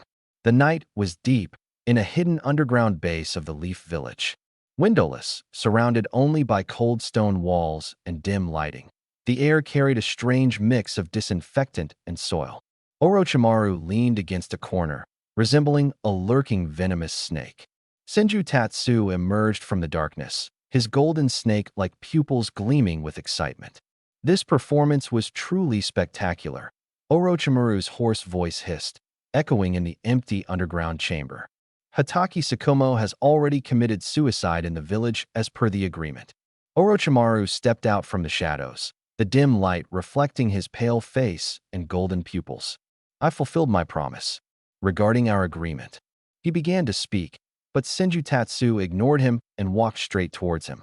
From his waist, he pulled out a sharp kunai and, without hesitation, slashed his own forearm. A bright red wound appeared instantly, the blood vivid and strangely full of vitality. The air became thick with the potent scent of life, making Orochimaru's eyelids twitch slightly. He held his breath and stared at the blood, his tongue quickly licking his cracked lips, his eyes burning with frenzy and greed. The true lineage of the first Hokage, he murmured, as though admiring a treasure. He took out a specially made container, forming seals with one hand. A sealing technique appeared, and he carefully extracted the blood into the container, not spilling a single drop. Once finished, Orochimaru exhaled deeply, a satisfied smile stretching across his face. Hatake Tsukumo's situation has been arranged perfectly, he said, storing the container, his excitement undiminished. He is now a bounty hunter outside the 5 great nations, code-named Fong. No one will associate him with the deceased White Fang of the Leaf. Good. Senju-chin nodded, his palm covering the wound. A flash of radiant green light appeared and disappeared, and the cut healed at a speed visible to the naked eye, leaving no trace or scar behind. But a ninja without a goal will only be lost. Senju-chin raised his eyes, his dark pupils appearing particularly profound in the dim light. We need to find something for him to do. Oh, what do you want him to do? Orochimaru's interest grew even stronger. Senju-chin casually uttered 3 words. The land of rain. Orochimaru raised an eyebrow slightly. That place where it always rains? You want him to deal with Hanzo of the Salamander? Even at his peak, Tsukumo Hatake didn't stand much of a chance against a demigod. Don't confront that demigod. Senju-chin interrupted him, his gaze deep. Just keep an eye on him. The land of rain lies at the center of the major nations and is a strategic point that must be contested. Although the Second Great Ninja War has just ended, I believe peace won't last long. He spoke slowly. The stance of the land of rain might determine the direction of the next war. Tsukumo Hatake is the most suitable candidate. His loyalty to Konoha is gone, but he remains an elite ninja. Kakashi is still in the village, and for the sake of the next generation's peace, he can accomplish this mission. My blood will continue to be available to you in the future, but all your research data must be shared with me. Orochimaru remained silent for a long time, and the sound of his dry laughter echoed in the underground chamber. Heh, Senju-chun, you always manage to surprise me. If you want to become Hokage, I can pass the position to you. He looked at Senju-chun, admiration filling his eyes. I will inform Fong of this matter. As a gesture of cooperation, I will also open part of my research data. Pleasure working with you. After saying this, Senju-chin turned and vanished into the dark corridor. Orochimaru watched him leave, extending his tongue to lick the sealed scroll of blood, golden eyes flickering with greed, excitement, and a hint of caution.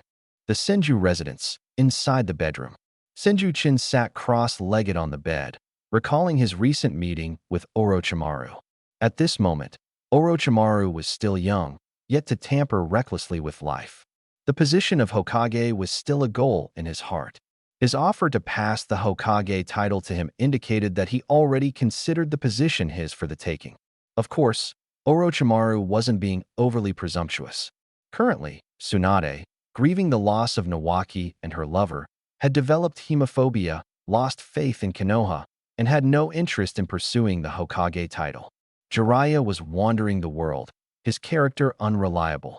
Konoha's White Fang had committed suicide, and Senju-chun, as a direct disciple of the third Hokage and a close collaborator with Danzo, was indeed the most suitable candidate among the younger generation to inherit the Hokage position.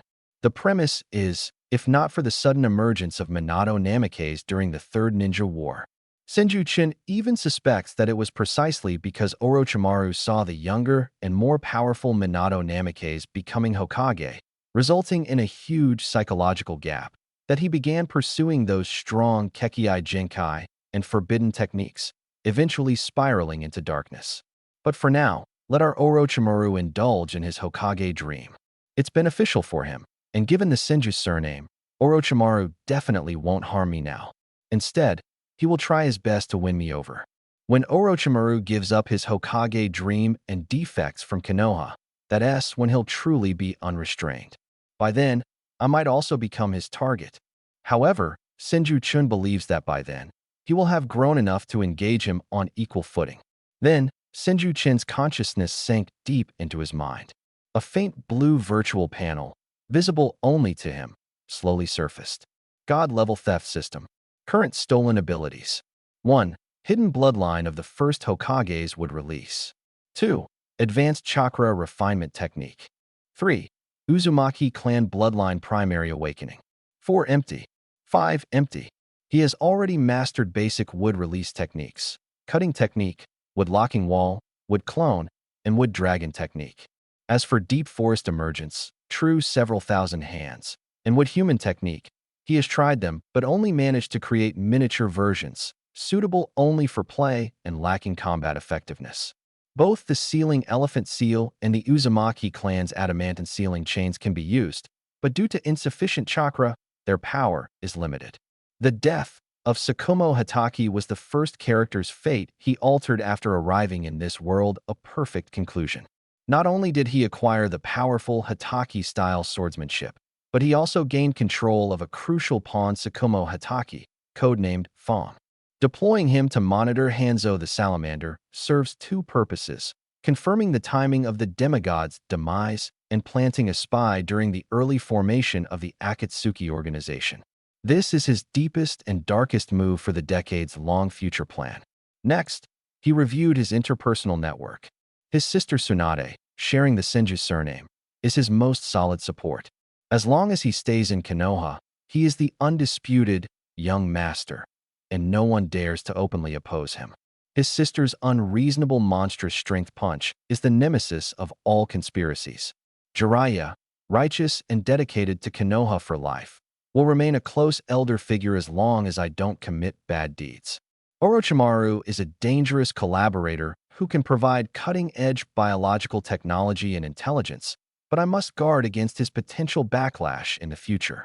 Minato Namikaze and Kushina Uzumaki, the future fourth Hokage couple. Since I am Kushina's last disciple, I will also be considered an elder brother to the protagonist Naruto in the future. Finally, there are Kakashi and Might Guy. They will also become his best partners and most reliable comrades of the same generation within Konoha in the future.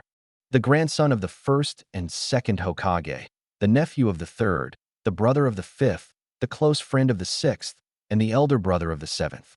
Calculating all this, Senju-chan himself was shocked. Goodness, with such connections, he is practically the most well-connected figure in the Hokage world. The corners of Senju-chan's mouth unconsciously curved into an exaggerated arc. At just 5 years old, he thought to himself, in the world of Naruto, he could probably live a carefree life, worry-free for a lifetime. He shook his head, suppressing the stray thoughts in his mind. Now was not the time to think about retirement. Senju-chan slowly opened his eyes, looking out at the bright moon outside the window. The two empty skill slots seemed to silently urge him onward. There was still so much power in this world waiting for him to seize Sharingan, Rinnegan, various Kekkei Genkai, powerful secret techniques. Not enough, far from enough. He murmured to himself, a deep calm and insatiable desire hidden in the depths of his clear eyes. The atmosphere at the Ninja Academy became delicate after the death of Tsukumo Hatake. The confrontation at the training ground, like a stone thrown into a pond, had stirred ripples that had yet to settle. Senju-chan's name was no longer just associated with being Lady Tsunade's younger brother, it had become the new center of attention. For the young girls experiencing their first crushes, that slender figure who dared to stand in front of everyone and shout hero in a tender voice seemed to radiate light. Shinkuin, good morning. A lively-eyed girl with a high ponytail, exuding a wild energy like a little leopard, approached, holding out a skewer of tri-colored dango dripping with sweet sauce. Here, take it. Anko Mitarashi. Senju-chan looked at her face, still youthful but already showing signs of heroism, combined with her uninhibited enthusiasm. He responded with a bashful yet perfectly appropriate smile. Thank you, Anko. But inwardly, he calculated. Orochimaru's future direct disciple, already this fierce at such a young age? Shinkuin. A soft voice sounded nearby. A girl with black hair and peculiar red eyes stood hesitantly, clutching the corner of her clothes with flushed cheeks. Kurenai Yuhi.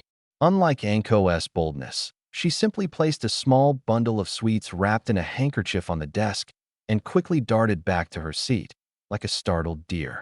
On the surface, Senju-chan seemed flattered, but inwardly, he chuckled. Haha, this is the future Jinjutsu master, Konoha's elite jonin, and Asuma's wife, but for now, just a shy, blush-prone little girl. He enjoyed the feeling of being the center of attention, relished the convenience of the child prodigy persona, and found it easier to approach these future powerhouses, weaving invisible threads one by one. However, in this world, where there are admirers, there will inevitably be envy. In the corner, Uchiha Daohu's gaze was like venom-coated nails, firmly fixed on Senju. The ones he despised the most were people like this, relying on family background and a pretty face to attract attention. Hatake Kakashi, that bastard, was like this, and now this orphan of the Senju clan was even worse. Why? Just because his last name is Senju? Just because his sister is Tsunade? A mix of jealousy and resentment burned fiercely in his chest. The class bell rang, and a strict-looking Chunin teacher with glasses walked into the classroom and began reciting the Ninja Code. Ninja Code, Article 9. At all times, missions must take precedence over personal feelings. He recited mechanically, while most of the students below were dozing off. Suddenly, Uchiha Daohu stood up, his voice piercing through the quiet classroom. "Teacher, I have a question." Everyone turned to look at him.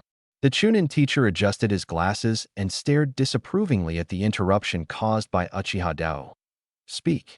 Daohu provocatively glanced at Senju and loudly asked, "Teacher, for a ninja, what is more important, the village's mission or the lives of their comrades?" Boom. This question exploded like a bomb, waking all the students, their eyes wide open.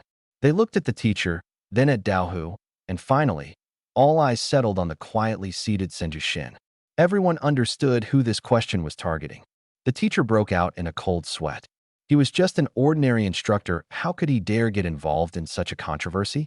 The incident with Tsukumo Hatake had stirred up chaos in the village, and the higher-ups had yet to provide any clear stance.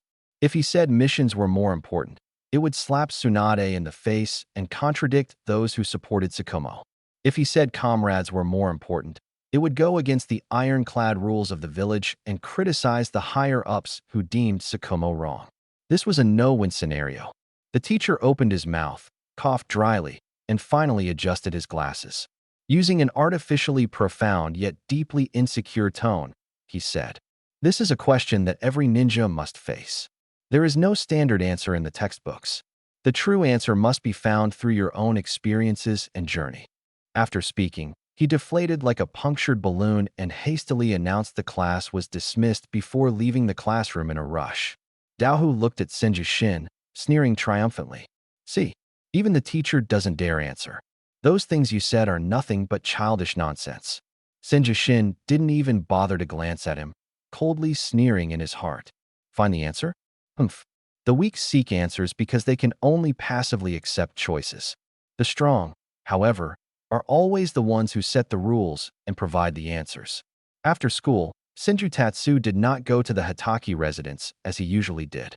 Carrying a gift that Tsunade had specially prepared for him, he confidently made his way to the other side of the village and knocked on the door of a particular house. "Coming, coming." With a whoosh, the door swung open, revealing a vibrant smile and a head of dazzling red hair behind it. "Oh, it's little Tatsu. Come on in."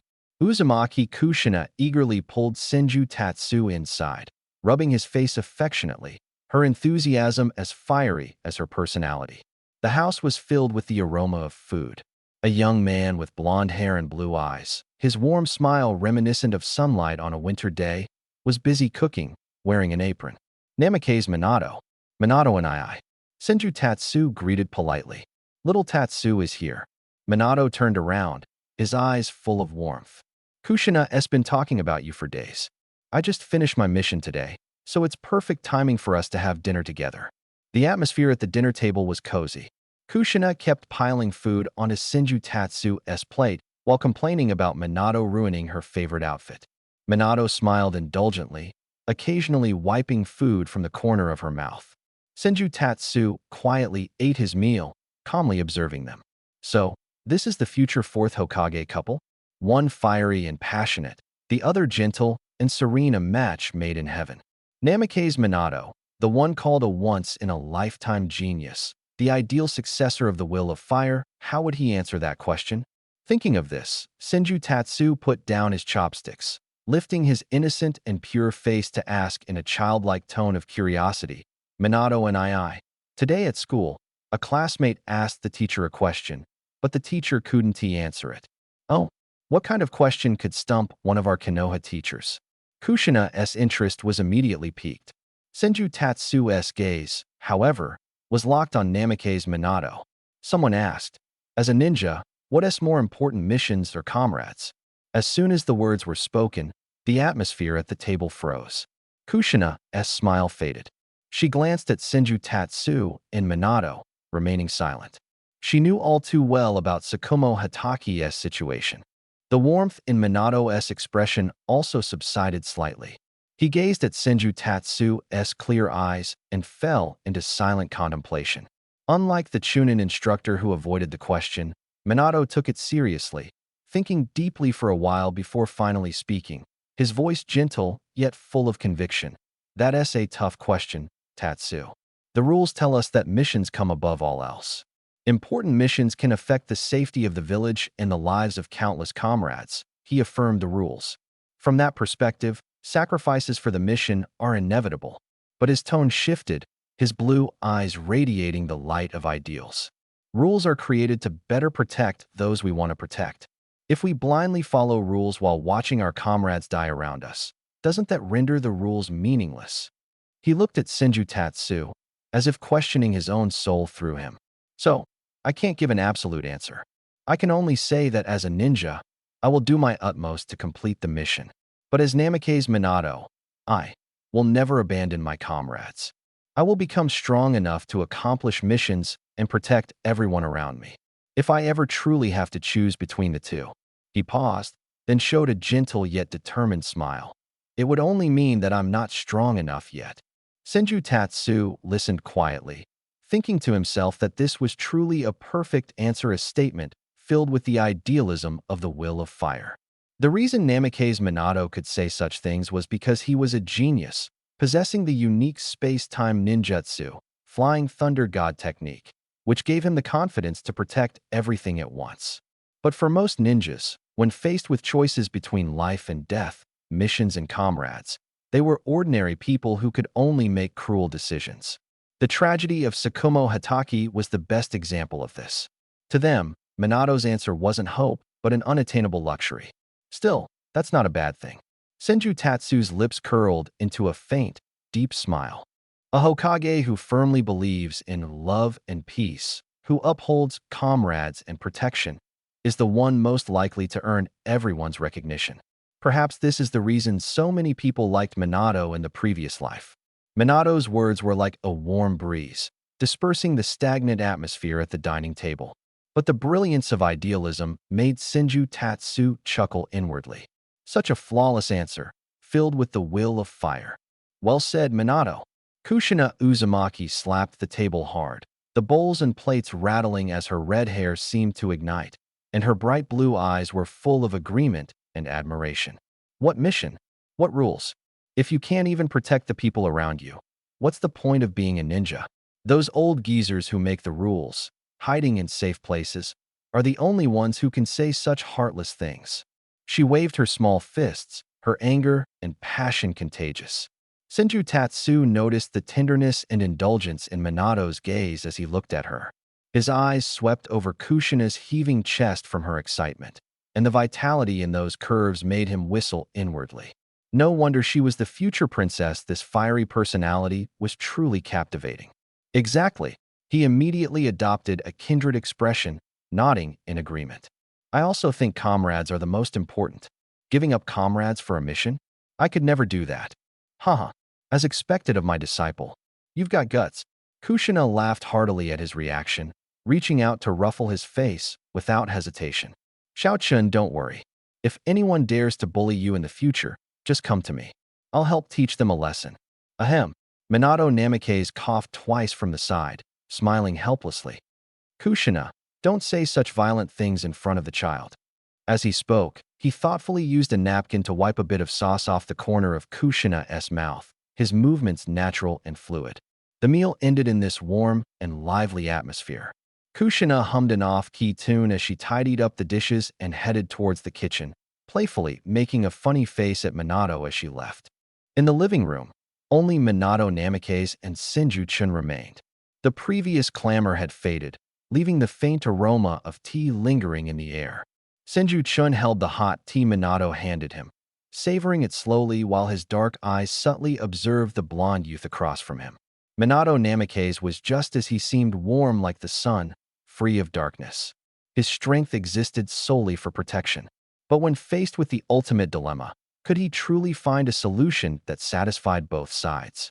Senju-chun put down the teacup and leaned forward slightly. In a mischievous, childlike tone that only the two of them could hear, he asked, "Minato and I want to ask you one more secret. You can't tell Tsunade, okay? What kind of question is so mysterious?" Minato chuckled, lowering his voice to match him. Senju-chun's expression turned serious, his clear eyes seemingly able to see through someone's soul. "If you had a mission where you had to choose between Tsunade's safety and the village's safety, what would you do?" Minato's smile gradually froze, his blue eyes turning deep and solemn. This question was sharper and more personal than before, striking straight at the heart. After a long pause, he sighed softly, gently ruffling Senju-chun's hair. "I would never let Kushina suffer the pain of being a choice." He looked toward the kitchen, his gaze tender. "Let me tell you a secret, but don't tell Kushina. Recently, I've been researching a new jutsu. It doesn't require hand seals and can change chakra form and nature to the extreme. It's all to better protect her and the people I cherish." Senju-chun's heart raced. Yes, it's Rasengan. How could he almost forget this? This was an A-grade instant ninja technique from the Hidden Leaf, and in the anime and manga from his previous life, the method for training the Rasengan had already been described in meticulous detail. He could absolutely teach himself how to master it. "So, Chun," Minato Namikaze withdrew his hand, his gaze once again falling on Senju-chun. Within his gentle demeanor, there was now a touch of expectation and encouragement, the kind that a senior might show. If you have someone you want to protect with your life, just having determination isn't enough. Become stronger, strong enough to break the rules, strong enough to no longer have to make choices. Senju-chun stared at him blankly, deeply moved by these words. He nodded vigorously, his eyes shining with admiration and yearning. "I understand, Brother Minato. I will definitely become stronger." Deep down, Senju-chun revealed a sly smile. "Brother Minato, when you've spent years painstakingly researching and finally managed to produce that Rasengan, and you see me casually forming one, I wonder what your gentle smile will turn into. It's really something to look forward to." After bidding farewell to the enthusiastic Kushina and the gentle Minato, Senju-chun embarked on the journey home alone. The moonlight elongated his shadow. His mind replayed Minato's words, as well as the knowledge he'd gained from the original story about the 3 stages of Rasengan training. The first stage was rotation, using chakra to create multiple chaotic rotations inside a balloon to generate tearing force and break a water-filled balloon. The second stage was power, requiring stronger chakra bursts and focus to break a solid rubber ball. The third stage was maintenance, combining rotation and power to stabilize the high-speed rotating chakra inside the sphere, forming a perfect spherical shape. Finally, the goal was to eliminate external carriers and condense, maintain, and release high-density chakra spheres solely through one's own efforts. With the bloodlines of the first Hokage and the Uzumaki clan, Senju-chun's chakra reserves far exceeded those of ordinary people, making this goal seem within reach. Moreover, he had the cheat-like ability of the god-level steel system. Minato had already laid out the concept and theory. All he needed to do was use his cheat system and his thinking far ahead of the times to take shortcuts and become a genius.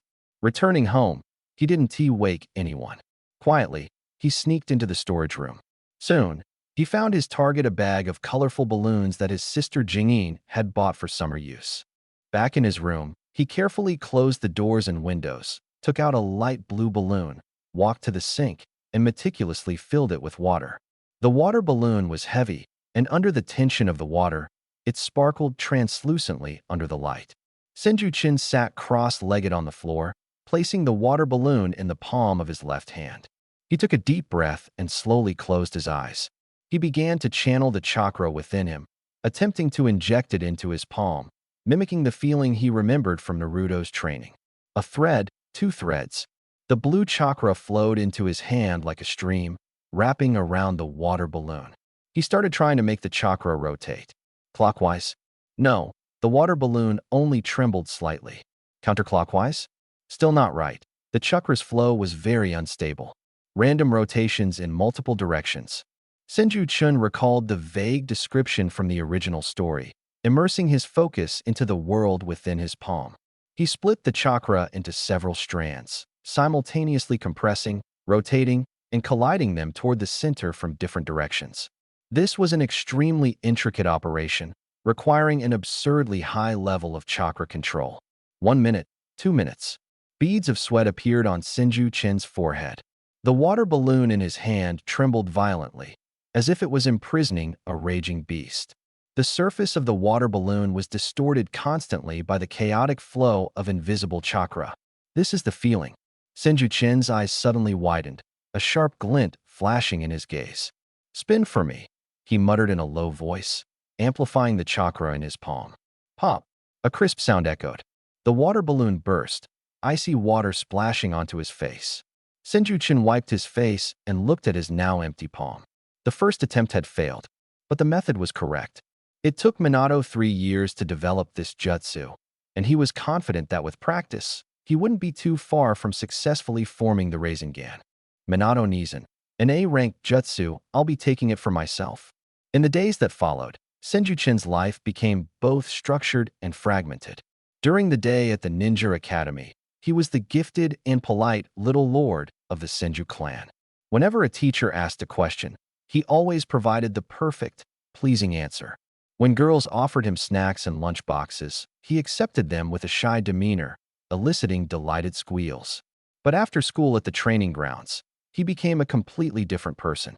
Chun, your punching speed has improved again. The power of youth. Mike Guy, drenched in sweat and bursting with energy in every move, kept his eyes fixed on Senju Chun, filled with admiration and fighting spirit. Kakashi, on the other hand, remained much quieter. He relentlessly swung a wooden sword, its wind sharp and forceful, far surpassing his peers. Every time they sparred, he gave it his all, striving to see through this genius, only to be effortlessly countered by Senju Chun in ways that defied explanation. The despair and frustration within Kakashi grew deeper and deeper, driving him to train even more furiously. Senju Chun relished this dynamic. He encouraged Might Guy just enough to keep his fighting spirit high, while using his seemingly unfathomable talent to push Kakashi's nerves to their limits. He was like a masterful actor, playing different roles on separate stages. The good little brother in front of his sister, the outstanding student at school, the genius in the eyes of his peers. When the night is quiet and all disguises are shed, he truly returns to his real self. In the bedroom, Senju Tatsu held a water-filled balloon in the palm of his left hand. His eyes were tightly closed, his entire mind immersed in the tiny world within his palm. Under his will, the chakra within his body surged into his palm like a tamed beast. No longer the chaotic turbulence of the first stage, it was forcibly compressed and concentrated, erupting terrifying power toward a single point. Making the water within the balloon rotate was hundreds of times harder than imagined. The water balloon tested rotational technique, but making it burst tested the ability to sustain chakra output rather than just a momentary burst of power. Beads of sweat dripped from Senju Tatsu's forehead, falling onto the tatama mat. His 5-year-old body bore the enormous burden of training for an A-rank jutsu, yet his eyes sparkled with an ever-growing brightness. The training of the Rasengan had temporarily set aside his wood release. He understood that the strength of wood release lay in large-scale battlefields and immense vitality. However, this A-rank offensive jutsu, with no need for hand seals, immense power, and instant activation, was his lifeline and assassination weapon. Just a little more, focus a little more. He felt the internal structure of the water balloon being violently torn apart by the high-density, rotating chakra. Under the same night sky, in the darkest corner of Konoha, the base of Root remained cold and deathly silent, the scent of antiseptic seeping into the bones. Danzo sat at the head seat, half his face hidden in shadow, revealing only his cold, indifferent eyes. His fingers tapped unconsciously on the armrest, producing a tap-tap-tap sound, the only noise breaking the silence. Orochimaru stood before him, wearing his signature, inscrutable smile. Orochimaru, Danzo's voice was dry and icy. Why did you send Fong to the land of rain? Sakumo Hatake was originally a chess piece in Danzo's hand, a dead Kage-level warrior capable of accomplishing many covert tasks. Sending him to the war-ridden, quagmire-like land of rain seemed, to Danzo, a waste. A glint flashed in Orochimaru's golden snake-like eyes. He had long anticipated Danzo's question. He let out a hoarse laugh, the sound echoing eerily in the empty basement. Lord Danzo, you only see the poverty and chaos of the land of rain, but you fail to notice what it represents: the future direction of the entire shinobi world. He did not mention Senjutsu, but instead rephrased the words the boy had spoken that night. The Second Shinobi World War may have ended, but the conflicts between nations are far from resolved. Peace is merely a temporary illusion. Orochimaru paced slowly, the dim light stretching his shadow like a ghost. The land of rain lies at the center of fire, wind, and earth. Its geographical location determines that it is bound to be the trigger for the next war, or perhaps its endpoint. Sending Fong there isn't to make him fight, but to make him see. Orochimaru's tone turned meaningful. To observe the leader of the Hidden Rain Village, Salamander Hanzo, who is hailed as a demigod, to identify what other restless forces are lurking in that country. By planting a pawn in advance, we can seize the initiative when the next game begins. Danzo tapped his fingers on the armrest, suddenly stopping. His exposed eye stared fixedly at Orochimaru, a flicker of imperceptible shock and admiration flashing through his gaze. As the head of the root, Danzo was accustomed to focusing on assassination, intelligence, and subversion, these arts. Yet what Orochimaru was displaying now was a grand strategy that far exceeded the scope of ordinary ninja. He had already glimpsed the shadow of the Third Shinobi World War and had begun laying out preparations for it. Indeed, he was the direct disciple of the third Hokage Sarutobi Hiruzen, one of the legendary Sannin. For the first time, Danzo felt a sense of kindred spirit toward Orochimaru. Sarutobi Hiruzen was far too upright, too naive, while the individual before him, like Danzo himself, understood the rules of survival in darkness and possessed a far-reaching vision. If I were to become Hokage someday, handing the root over to him might better implement my will. This thought flashed through his mind. Danzo quickly suppressed his musings and shifted the topic. How is the progress of the first Hokage cell research? This was what concerned him the most. Very smoothly. Orochimaru licked his lips, a hint of fanaticism gleaming in his golden pupils. The material obtained this time has life energy purity far exceeding expectations. I've already preliminarily activated it in the culture medium, and a breakthrough is imminent. Of course, he wouldn't tell Danzo that the material was Senju Chin's near-perfect first Hokage bloodline, rather than the residual remains with greatly diminished activity. Good. Danzo nodded in satisfaction. I need to see results as soon as possible. Certainly. Orochimaru bowed slightly, though his eyes concealed a cold mockery. Inside the Senju residence, in the bedroom, late at night, silence prevailed, and the air was filled with the scent of rubber and sweat. Senju Chin sat cross-legged in the center of the bed, his face tense, beads of sweat dripping down his cheeks from his forehead. In his hands, he held the last water-filled balloon of the night. Chakra gathered in his palms, spinning, failing repeatedly, draining his already limited stamina, and leaving him mentally exhausted as if drowning in a tide. In his hazy consciousness, flashes of Orochimaru's fanatical golden serpent-like eyes and Danzo's shadowed, self-assured gaze surfaced in his mind. A mysterious force surged from deep within his heart. Break for me. Pop. A faint sound, like a ripe fruit being punctured by fingertips, echoed softly. Though the sound was not loud, it exploded like thunder in Senju Shin's ears. He snapped his eyes open, staring intently at his palm. The balloon that had tormented him for countless nights now had an irregular tear in its center. Cool water trickled through his hand, washing away all his exhaustion and irritability. He did it. The first stage of the Rasengan had been conquered. A surge of immense joy and accomplishment flooded his mind, almost compelling Senju to howl toward the sky in exhilaration.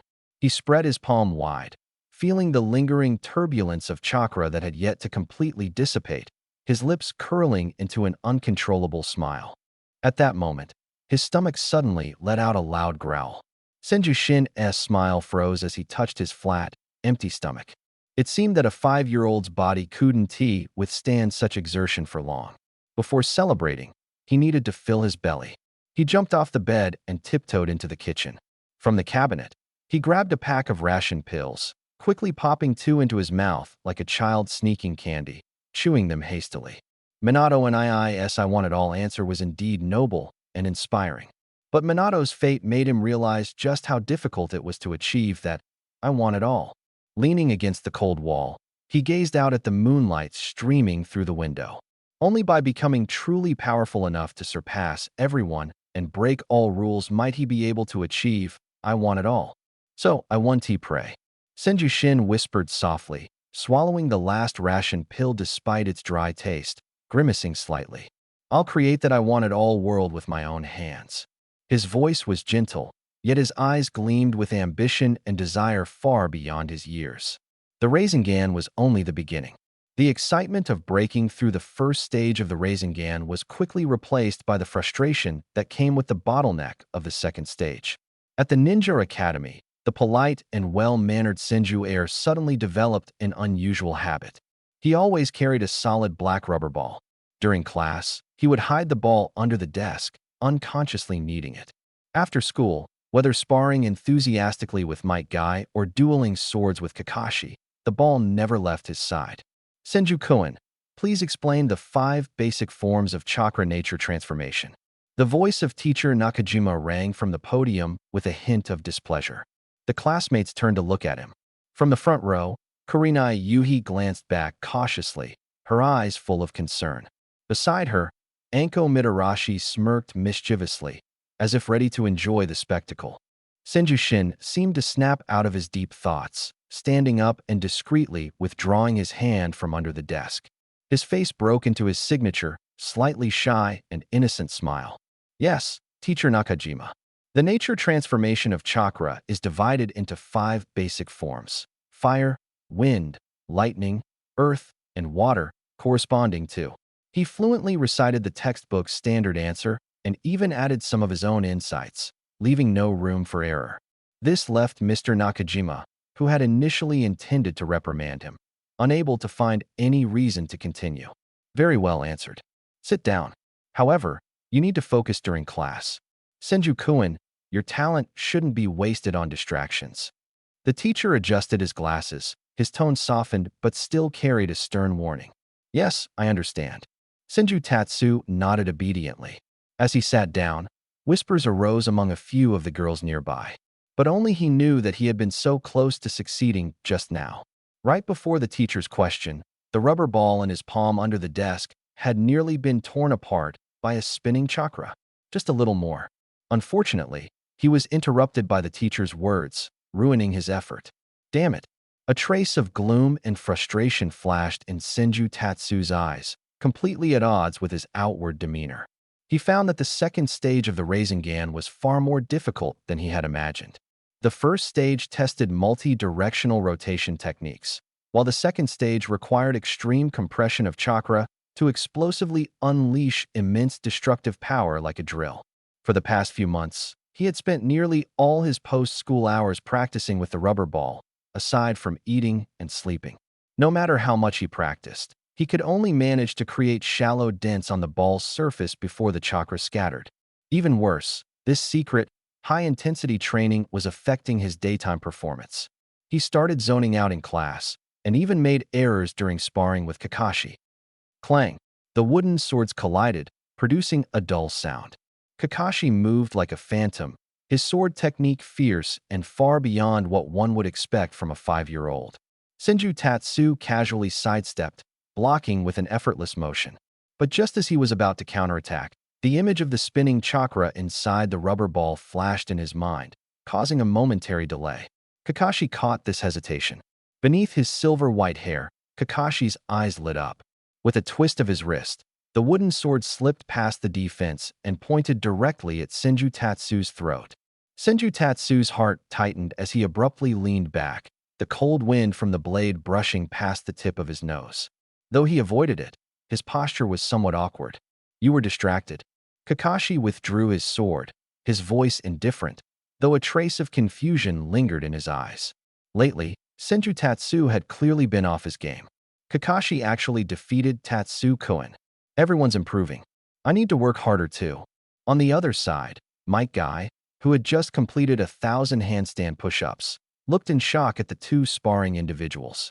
Wiping his sweat with his sleeve, his eyes once again ignited with a blazing fire, and he threw himself into a new round of training. Senju-chin paid no attention to them. He only stared at his hand gripping the wooden sword, his brows tightly furrowed. Kakashi was right, he was distracted. This couldn't go on. On one hand, he had to maintain the genius persona at school and build good relationships with the future leaders of Konoha. On the other hand, Senju-chin needed to train in a rank ninjutsu to lay the foundation for the future. Human energy is limited, and even though he possessed the soul of an adult transmigrator, operating on dual fronts in the body of a 5-year-old was exhausting. He had to think of a solution, one that would allow him to focus on training without ruining the perfect young genius of the Senju clan image. Inside the bedroom of the Senju residence, Chin sat cross-legged on the floor. In front of him lay a pile of rubber balls he had squeezed into bizarre shapes. The air was filled with the scent of rubber and sweat. He had failed again. Fatigue seeped from every cell in his body. Frustrated, he grabbed his head and threw the rubber ball aside. What should he do? He searched his memories of the ninja anime he had watched in his previous life, hoping for inspiration. Jiraiya? The storyline didn't explain how he trained, and there was no time for that reference. Minato Namikaze? He took 3 years to develop the Rasengan. Naruto? He trained for a long time and relied on Jiraiya's guidance, eventually succeeding by using shadow clones. Shadow clones? Of course. How could he have forgotten that technique? A mental image of a young Uchiha Itachi in an ANBU uniform, with nasolabial folds on his face, surfaced in his mind. Senju-chin's eyes lit up. When Itachi was young, he used the shadow clone jutsu to attend classes in his place, freeing up more time for training. Shadow clone jutsu was a B-rank technique developed by his granduncle, Senju Tobarama. Thanks to his modified Uzumaki lineage, his chakra reserves were greater than Itachi's, so creating shadow clones wouldn't be a challenge for him. He could create a shadow clone to play the role of the perfect young noble of the Senju clan, at school dealing with teachers and building connections with the likes of Anko, Kurenai, and Asuma, who had great potential.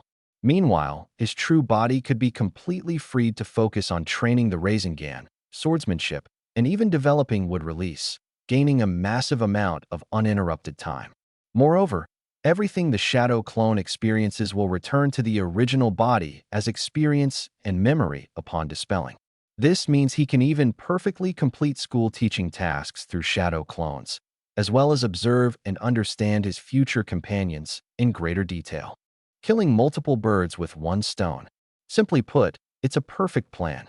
A surge of excitement instantly dispelled all exhaustion. Senju-chun leapt up from the ground, his eyes flashing with an intense light. Without hesitation, he walked out of the room and headed to the library in the Senju clan grounds, skillfully pressing a hidden compartment. Click! The bookshelf slowly moved aside, revealing a dim underground passage. This was the Senju clan's archive, housing all the ninja scrolls and family secrets collected since the Warring States era. Tsunade had once brought him here and told him that all of this would one day be inherited by him. Holding an oil lamp, Senju-chin stepped onto the dusty stairs and descended. The air was cold and damp, with rows of massive scroll racks standing silently like giants in the darkness. Relying on memory, he quickly found the section labeled Forbidden Techniques, Secret Techniques, tiptoeing to pull out a scroll sealed with special markings from the highest shelf. 7 archaic characters were written on the scroll multi-shadow clone technique. Found it. Senju-chin's heart raced, unable to contain his excitement. He returned to his room, impatiently broke the seal, and unfurled the scroll.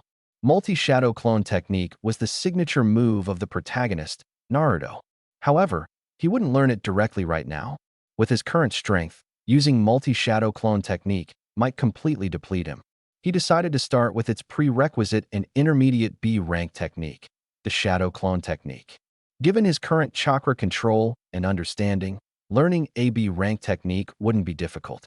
He quickly memorized the hand seal sequence and chakra flow method.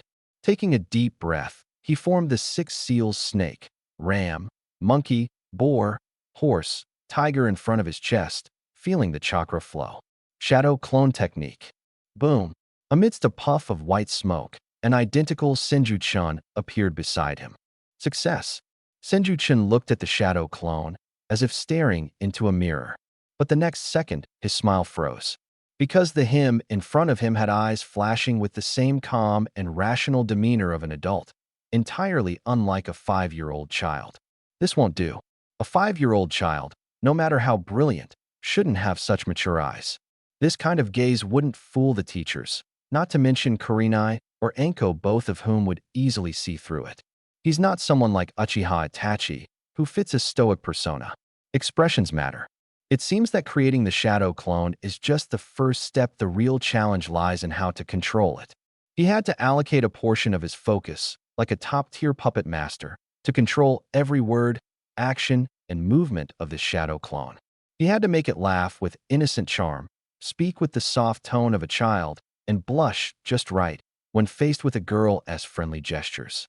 He had to ensure this shadow clone perfectly embodied the persona of Senju-chan. All of this had to be done simultaneously while his main body underwent intense training. This was no longer a simple matter of chakra control, it was the ultimate test of mental fortitude, willpower, and the ability to multitask. Heh!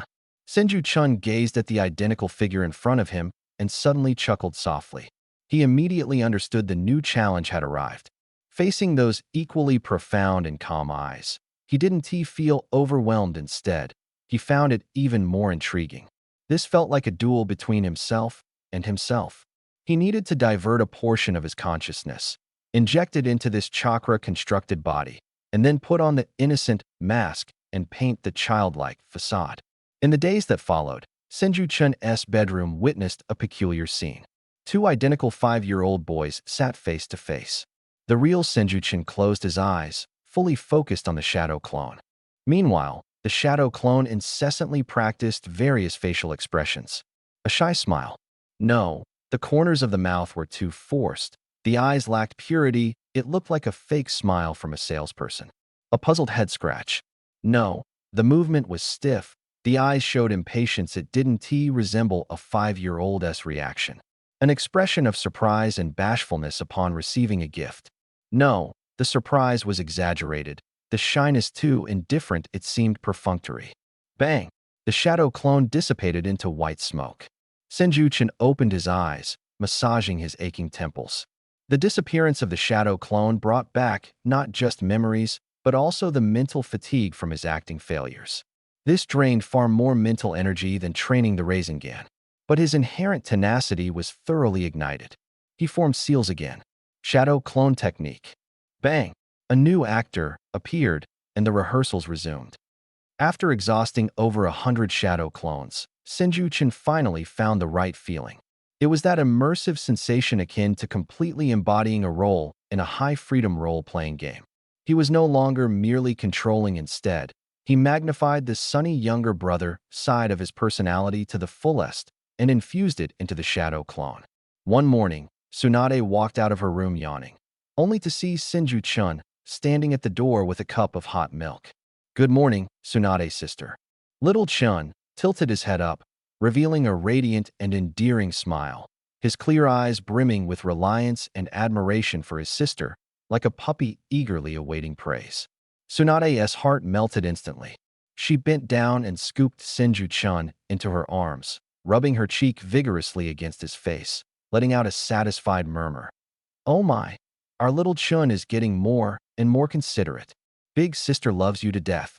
The Senju-chan, held in her arms, let out a childlike, innocent laugh, his little hands naturally wrapping around Tsunade's neck. Not far away, Shizune watched this heartwarming scene, and revealed a gentle ant-like smile. No one noticed that the smile of this Senju-chun was perfectly curved, his gaze pure, and every subtle movement precisely tugged at the softest strings in Tsunade's heart. Inside the bedroom, the real Senju-chun sat cross-legged, slowly opened his eyes. Through the perspective of his shadow clone, he saw Tsunade's overflowing affection and his lips curved slightly upward. Success, he thought gleefully. Next, let the shadow clone happily go to school. The third training ground was located on the outskirts of Konoha village, surrounded by dense forests and sparsely populated. This was the exclusive training site Senju-chun had chosen for himself. Finally, he could escape the boring school and stand in this vast expanse of nature. Taking a deep breath of air mixed with the scent of soil and grass, his tense nerves relaxed slightly. Without the disguise, the childishness on his face vanished instantly, replaced by an expression of maturity and focus that belied his age. He took a black rubber ball from his ninja pouch and held it in his palm. Let's continue. Closing his eyes, chakra surged like a flood toward his right hand. This time, he didn't need to hold back, focusing entirely on the small rubber ball. The chakra compressed and twisted, forming a high-speed rotating drill that fiercely pierced into the core of the rubber ball. The rubber ball vibrated intensely, its surface slowly denting. There was hope. Senju-chin's heart leapt with joy, and he increased the chakra output. But when the dent reached less than half a centimeter deep, the chakra suddenly dispersed, the vibration ceased, and the dent quickly rebounded. TCH. He clicked his tongue in dissatisfaction. The power was sufficient, but the sustainability was poor, like drilling a wall, but suddenly losing power midway, unable to penetrate through. He didn't get discouraged, shaking his numb hand and gathering chakra once more. Again and again, repeating 10 times, the rapid, buzzing sound of the rubber ball echoed throughout the training ground. Sweat soaked his clothes, and excessive chakra consumption left his face pale. Though he possessed a large amount of chakra, his 5-year-old body still had its limits. He stopped, put away the rubber ball, and drew the wooden sword from his waist. Training requires balance. Overdoing it would only reduce efficiency. He closed his eyes, and what emerged in his mind was the image of that silver-haired man wielding a blade under the moonlight. The insights into Tsukumo Hataki's swordsmanship had already been imprinted deep into his soul through the god-level stealing system. The next moment, he moved. Though his body was still youthful, he swung the blade with a sharpness and ferocity that far exceeded his physique. It lacked Kakashi's textbook precision and Might Guy's raw, expansive power. His blade felt more like an instinct, sometimes like a viper striking, sharp and deadly, aiming straight for the vital points. Other times like moonlight flowing, graceful and free, dissolving countless offensives in a confined space. Every move carried the purity and efficiency of slaughter. The razor-sharp blade wind danced through the forest, slicing the falling leaves cleanly into halves, their edges smooth as glass. This had surpassed ordinary techniques. It was more like the embodiment of a way. Just as Senju-shin was immersed in the realm of unity between man and blade, he suddenly sensed an extremely faint sound of air being split. In an instant, his heart tightened, his grip on the blade suddenly firmed, and his body instinctively shifted into a defensive stance, breaking free from that ethereal state. Almost simultaneously, swish, a figure silently appeared atop a nearby treetop, moving so swiftly it seemed to materialize out of thin air, not even disturbing a single leaf. The person appeared to be around 7 or 8 years old, wearing the Uchiha clan's iconic high-collared training attire, with short black wavy hair, a gentle smile on his face, and eyes clear as a mountain spring. Shursui Uchiha. Senju-shin's pupils contracted slightly. He wasn't at school, so why was Shursui here? Could he be the same as himself? Memories of Shursui flooded his mind. The Uchiha clan's once-in-a-century prodigy, the renowned Shursui of the body flicker, the strongest Jinjutsu Kodoamatsukami, and the tragic fate of sacrificing himself to protect the village and his comrades. An extraordinary yet deeply lamentable man. Shursui had also noticed Senju-shin. He leapt lightly from the treetop, landing steadily without making a sound. "Hello, Senju-shin Koen." His voice was as warm as sunlight. "I remember you. Last time at school, you helped Kakashi out." There was curiosity and admiration in his gaze. A boy younger than himself, training alone in this secluded practice field with such intensity, the fleeting blade technique earlier and the calm, vigilant reaction to his sudden appearance both were enough to prove his remarkable talent. Another extraordinary genius had emerged in Konoha. Senju Shin's mind raced. Shursui Uchiha, why was he here? Was it a coincidence or something more? But none of that mattered now. What mattered was that he had arrived. A Uchiha prodigy possessing the strongest illusion technique, and a heart inclined toward Konoha. A key figure who could greatly influence the future of the Uchiha clan and even the trajectory of Konoha itself, appeared alive and well right before his eyes. Senju Shin slowly lowered the wooden sword in his hand, the stern expression on his face quickly fading, replaced by an innocent, slightly shy and nervous demeanor. He lowered his head slightly, like a child who didn't know how to respond when approached by a stranger, and said quietly, "Shursui-san, hello. I was just casually practicing." The boy before Shursui instantly transformed from a little wolf cub to a little puppy, making the smile in Shursui's eyes even warmer. What an interesting person. But within Senju Shin's lowered gaze hid entirely different emotions. "Shursui, your will of fire that protects Konoha is indeed noble. But mere willpower and sacrifice cannot change the tragic fate of the Uchiha. Your eyes can deceive everyone, but not destiny itself. So, let me help you." Looking at Uchiha Shursui, a bold and crazy plan quietly formed in Senju Shin's mind. "From today, from this encounter onward, I will personally guide your future.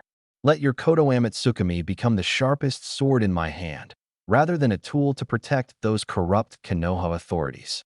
Uchiha Shursui's voice was gentle, like the sunlight in March, carrying a warmth that dispelled all defenses. He looked at the boy much shorter than himself, sweat dripping down his youthful cheeks, a few strands of black hair sticking to his forehead, yet those dark eyes burned with an unwavering determination far beyond his age. A true genius.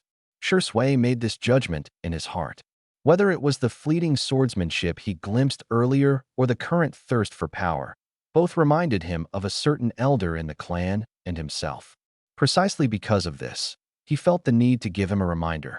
"Senju Shin-kun, I've seen your hard work and talent. It's truly remarkable." Shursui stepped closer, his smile warm but his tone serious. "But training must be done step by step. The foundational courses at the Ninja Academy are the distilled experiences of countless predecessors. They are the cornerstone of your future. Training alone at such an intense level could lead you astray or even harm yourself." These words were heartfelt. In Shursui's view, Senju Shin was like an unpolished jade, emitting dazzling brilliance, but requiring proper guidance to shine its brightest.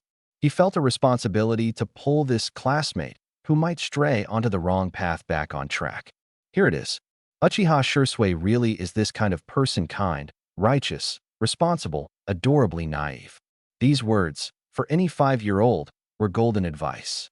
But for Senju Chun, who possessed the soul of an adult, this was a golden opportunity delivered to him, a perfect step to build bonds. Opportunities are fleeting. But, Shursui-kun, didn't you also skip school? Uchiha Shursui thought to himself, "I can't exactly tell him it was my elders who asked me to keep an eye on you." Before Shursui could reply, Senju Chun suddenly lifted his head. On his small face, smeared with sweat and dirt, his clear eyes locked onto Shursui. The shyness and nervousness from earlier had vanished, replaced by a childlike stubbornness and an unwillingness to admit defeat, a competitive spirit. "Shursui and I." He deliberately used a more affectionate term and raised his voice. "Theoretical knowledge is useless. Strength is what truly matters. I've already mastered everything taught at school. Just sitting in a classroom won't make you strong." This little adult demeanor made Shursui pause for a moment before breaking into laughter. "Oh, you've mastered it all?" He raised an eyebrow, looking intrigued. "Of course." Senju Chin puffed out his chest and gripped his wooden sword tightly, as if it were his ultimate glory. "That's why my training method is correct." "Huh?" Shursui couldn't help but laugh, his eyes filled with affection. He thought the child before him resembled a tiger cub trying hard to prove itself as a fierce predator, adorable and amusing. Seeing the teasing look in Shirsue's eyes, Senju-chin felt secretly delighted. He took a deep breath and baited him with the plan he'd prepared in advance. "If you don't believe me, let's compete," he shouted with all his might, his cheeks flushed red. "Shirsue and let's have a taijutsu match. You can't use ninjutsu, and I won't either. If I win, you have to admit my training method is correct." His voice echoed through the open field, clear and resolute. Shirsue's smile slightly faded as he gazed at the burning determination in Senju-chin's eyes, feeling a ripple in his heart. This was no longer mere play, it was a serious challenge between geniuses. He felt that refusing would leave a mark on the child's heart. "All right," he thought. "Let's treat this as a practical lesson for this talented kid to show him there's still a gap between geniuses." "All right, I accept." Shirsue nodded with a relaxed smile. "I'll only use taijutsu. If you can touch me, you win." He leapt backward, creating a 10-meter gap, and beckoned casually. "Come on, show me the results of your correct training." Senju-chin's lips curled into a slight, smug smile. The next second, the smile vanished, replaced by solemn focus. He moved. Without any hesitation, Senju-chin's figure shot forward like a cannonball, erupting in an instant. His small body pressed tightly against the ground, charging wildly towards Shirsue in a highly uncoordinated yet ferocious manner. The wooden sword in his hand had no flashy starting move. Instead, it turned into a pitch-black first line, stabbing straight at Shirsue's chest.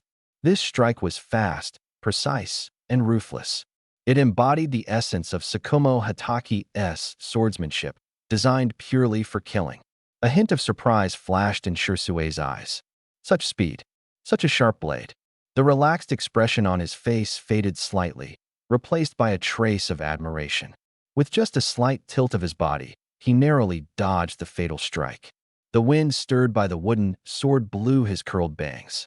Having missed the first strike, Senju Tatsuki flipped his wrist, turning the thrust into a horizontal slash. The wooden sword traced a sharp arc close to Shirsue's body, slashing towards his waist. Shirsue's figure drifted several meters away like a phantom, effortlessly evading the attack. His movements were smooth, as if he were strolling through the forest rather than dodging an assault. "Good speed, strong force." Shirsue's calm voice came from up ahead, "but your attacks are too straightforward." Senju Tatsuki ignored him, his gaze growing even more focused. "Charge, slash, hack, sweep." He turned into a whirlwind in the forest, his wooden sword creating layered afterimages. Every move was simple and efficient, stripping away excess flourish, solely pursuing the fastest speed and most cunning angles. However, no matter how fierce the offense, Shirsue always resolved it effortlessly with minimal movement and perfect timing. He was like a leaf floating in a storm, enduring the wind and rain, yet always elegant, untouched by even a drop of rain. Bang! A heavy downward slash from Senju Tatsuki was lightly deflected by Shirsue's wrist, instantly having its force. The momentum caused him to stumble forward. Sweat soaked through his clothes, he panted heavily, his chest heaving violently. His arms ached, and his palms were numb. To an observer, this was entirely one-sided. A reckless youth being taught a lesson by an absolute genius with overwhelming skill. Shirsue looked at the breathless Senju Tatsuki, his eyes filled with greater admiration. This child's endurance and determination were remarkable. He was just about to advise him to stop. But at that moment, in the midst of relentless attacks, a glint of calmness flashed in Senju Tatsuki's eyes, completely at odds with his disheveled appearance. The data was almost collected. From the very start of the match, his brain had been working at high speed. Shirsue's movement habits, shifts in balance while dodging, favored foot for exerting force, even breathing rhythms, all had been precisely observed, analyzed, and modeled.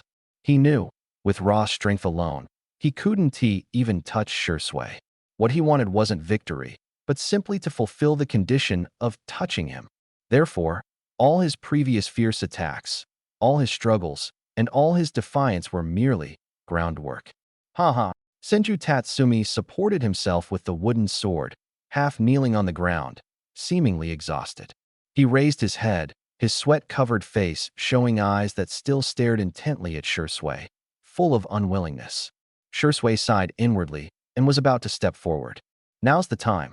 Senju Tatsumi's half-kneeling body suddenly burst into action. Instead of charging at Shursui, Senju Tatsumi lunged toward a large tree behind him and to the side. Shursui froze, puzzled by his intentions. Senju Tatsumi kicked against the tree trunk, using it to rebound, his body lunging toward Shursui from the side at an astonishing angle, moving as fast as lightning. But Shursui had already anticipated this move. Without turning his head, he suddenly bent backward into a perfect bridge position, allowing Senju Tatsumi to swoop over his head. Shursui thought to himself, "It's over."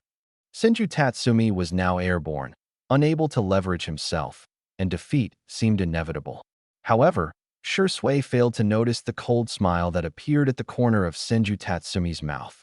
Senju Tatsumi had long predicted that Shursui would evade using the bridge technique and insight gained from their numerous encounters. That move had a brief moment of stiffness. In midair, Senju Tatsumi suddenly threw his wooden sword toward a direction away from Shursui. Shursui was slightly surprised, thinking he had given up. But using the wooden sword's counterforce, Senju Tatsumi's body slightly descended, and his left hand, like a dragonfly touching water, precisely slapped Shursui's abdomen. A soft sound echoed, and time seemed to freeze. For the first time, Shursui's black eyes revealed complete astonishment he had been touched. Senju Tatsumi leveraged the force to roll and land, feigning exhaustion as his chest heaved violently. Yet a brilliant, victorious smile spread across his face as he gasped, "Shursui and I touched you." Time quietly flowed by amidst the daily training. Since that wager, Uchiha Shursui, the prodigy, became a regular visitor here. He always appeared silently in the morning or afternoon, wearing a gentle smile, using the excuse of just passing by, checking if you're slacking off. At first, Shursui maintained a casual attitude of a senior guiding a junior, easily pointing out Senju Tatsumi's flaws. But gradually, his smiles grew increasingly strained. Half a month later, his expression became serious. A month later, beads of sweat began to appear on his forehead during their sparring sessions. Because he realized that the 5-year-old before him, every strike of his blade carried a chilling sharpness, like a seasoned warrior on the battlefield. And his growth rate was astonishing. Ding! The wooden sword collided with the kunai, producing a crisp, resonant sound. Shursui's figure retreated rapidly, his toes carving 2 deep grooves in the ground before barely stabilizing himself. He shook his slightly numbed wrist from the impact, looking at Senju Chun, who had also taken a few steps back, but whose breathing remained steady, with undisguised shock in his eyes. This kid's rate of progress had already surpassed the realm of astonishing speed. He was practically a little monster. Senju Chin's taijutsu lacked any flair. It bore none of the fluidity of the Uchiha style, nor the balance of the Hyuga style. Every move seemed forged in the crucible of the battlefield, stripped of all unnecessary motions, leaving only the purest, most efficient killing techniques. Throat slash, eye jab, neck sever, tendon cut. Every strike targeted the most vulnerable points of the human body, with precise angles and ruthless timing, as though honed through countless repetitions into instinct. Several times, Shursui felt that the cold edge was not a wooden sword but an actual blade, grazing perilously close to his arteries. What chilled him even more was that Senju Chun was clearly suppressing something, an unadulterated killing intent. This was something no 5-year-old should possess. "Shursui and you're distracted." Senju Chin's voice snapped Shursui out of his shock. Chin smiled with innocent charm, yet a beast-like excitement flickered deep within his gaze. Before the words even settled, his figure vanished once more. Shursui's alarm bells blared. He knew he could no longer hold anything back. The classmate before him already deserved his full effort. Buzz! A faint hum resonated in the air, and Shursui's gentle black eyes instantly turned a demonic blood red, with a single black tomo spinning slowly. Sharingan activated. In an instant, the world transformed. Senju Chin's rapid movements unraveled into countless slow-motion frames. His muscle tension, chakra flow, and even his next attack intentions were all clearly discerned by the Sharingan. Body flicker technique.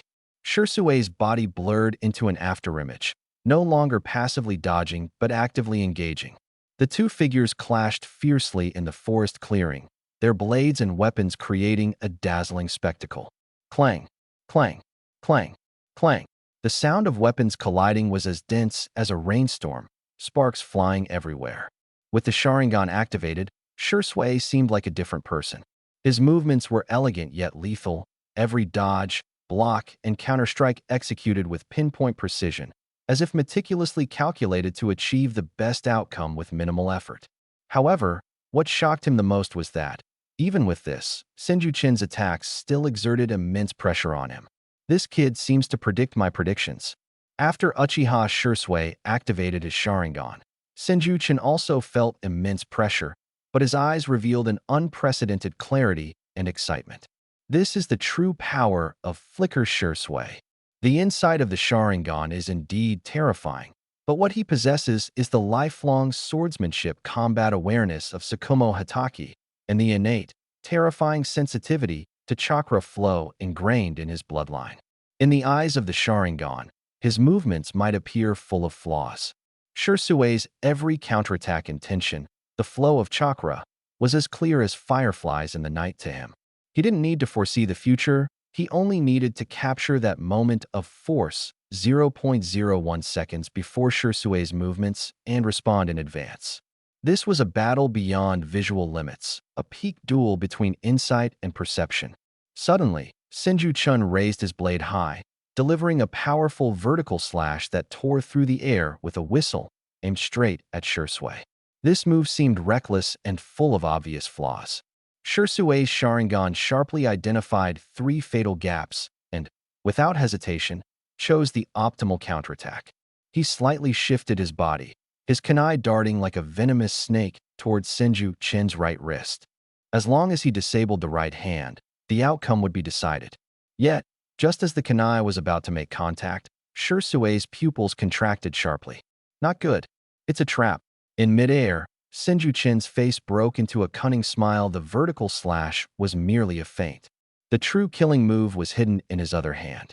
Using the momentum of the downward slash, he twisted his body sharply in midair, his other hand darting out like a phantom from under his ribcage. The kunai traced a chilling arc, aiming straight for Shusui's right arm. The speed was astonishing, defying human motion norms, beyond what the Sharingan could predict. Shui tried to retract his hand to defend, but he was half a step too late. Slash. A faint tearing sound echoed. Time seemed to freeze as the two brushed past each other, landing several meters apart. Senju-Chun knelt halfway, his chest heaving heavily, sweat dripping onto the ground, yet he grinned like a child who had just conquered the world. Shui stood rigidly in place, slowly lifting his right arm. On his deep blue training uniform, a neat wound had split open, blood slowly seeping out, shockingly vivid. Injured? I, in the state of an activated Sharingan, was injured by a younger classmate using taijutsu? Shusui's mind went blank. He stared blankly at the blood mark on his arm, then looked at the boy in the distance, panting heavily, but with astonishingly bright eyes. Something called common sense was collapsing thunderously in his world. Suddenly, he recalled something he had heard a few days ago. That kid from the Hatake family has completely changed since fighting Senju-Chun, like a tightly stretched string. I heard he was defeated by a 5-year-old. His self-esteem took a massive blow. At the time, he thought it was just exaggerated rumors. Now he fully understood. This wasn't mere shock, it was a complete overturning of the self-esteem and cognition he had built since childhood. The person before him had far surpassed the scope that genius could describe. Senju-Chin looked at Shusui's despondent expression and felt secretly pleased. Good, the second step was successful. To truly affect a genius like Shui, mere words or goodwill wouldn't be enough. You must first earn his recognition through sheer strength. Let him know that you are not the junior who needs protection, but a rival who can stand shoulder to shoulder or even surpass him. Today, this blood mark was the imprint of Senju-Chun etched into his heart. Shui and I. Senju-Chin gasped for breath, speaking with a mix of pride and exhaustion. This time, I guess I won, right? The training field was left with only the sound of wind rustling through the leaves and the heavy breathing of the two. Uchiha Shui stood frozen, his eyes fixed on the tear in his training uniform on his right arm. The wound wasn't deep. The blood had quickly clotted, but it burned his nerves like a branding iron. He had lost. Even with the activation of the Sharingan, which maximized his vision and insight, his defenses had been broken by a 5-year-old using nothing but pure taijutsu and strategy. That final unexpected feint, the hidden strike behind the killing blow, the defiance of logic in mid-air rotation, it all surpassed his comprehension. It wasn't technique, it was an instinct honed from countless battles, a terrifying nature driven solely by the desire to win. He slowly raised his head and looked at the boy who was half kneeling, his chest heaving violently. Senju Chun supported his body with a wooden sword, his bangs soaked with sweat and plastered to his forehead, his face slightly pale from exhaustion. But those eyes, like stars tempered by fire, gleamed with the light of victory and undisguised pride. It was the purest, most radiant smile of a child who had won a game. Yet Shui could no longer associate him with child. Shui and I. Senju Chen's voice was hoarse and weary. This time, I won, right? Shui remained silent, withdrawing his gaze. The redness faded from his eyes, the three tomo disappeared, and his eyes returned to their gentle clarity. But everyone could see that something in those eyes had changed forever. The ease, the composure of a senior, the admiration for a junior at this moment, all transformed into pure gravity and solemnity. I lost. Shusui's voice was soft, yet exceptionally clear. He bowed his proud head slightly and respectfully towards Senju Chun. Senju Chun, from the very beginning, I underestimated you. I apologize for my previous disregard. This was no longer the guidance of a senior to a junior, it was mutual recognition between two geniuses. Senju Chun looked at the scene before him, his lips curling slightly. He struggled to stand up, a hint of embarrassment on his face. Scratching his head, he spoke with a playful tone. Shui and I, don't be like this. I was just lucky. Besides, you're really strong. These words instantly dissolved the tense atmosphere from earlier. Shui looked at him and finally let out a bitter smile. I'll keep your skipping class a secret. Shui walked forward, his tone much gentler, yet the sense of equality and respect remained firm. From now on, don't call me an I anymore. Senju Chin froze. Shui reached out and ruffled his soaked hair, his gaze serious and resolute. We're comrades, and we're rivals. From now on, let's train here together. Time flowed like a stream, and within 2 months of training, the third training ground had practically become the exclusive territory of Senju Chun and Uchiha Shui. Shui completely cast aside his initial disdain, treating Senju Chun as an equal opponent. He no longer offered guidance, but instead devoted himself fully to each sparring match.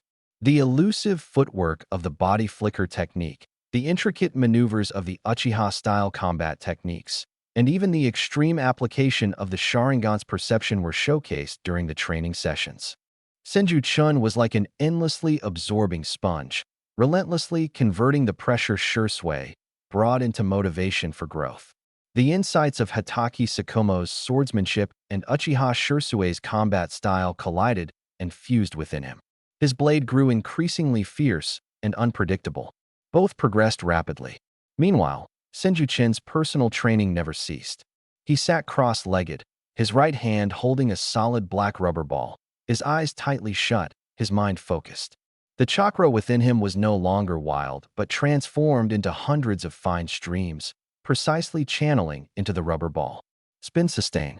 A low hum echoed, and the rubber ball in his palm spun violently, its speed so fast it left faint afterimages. Yet its surface remained smooth, without a single crack. Success. Senju Shin suddenly opened his eyes, a sharp glint flashing through them.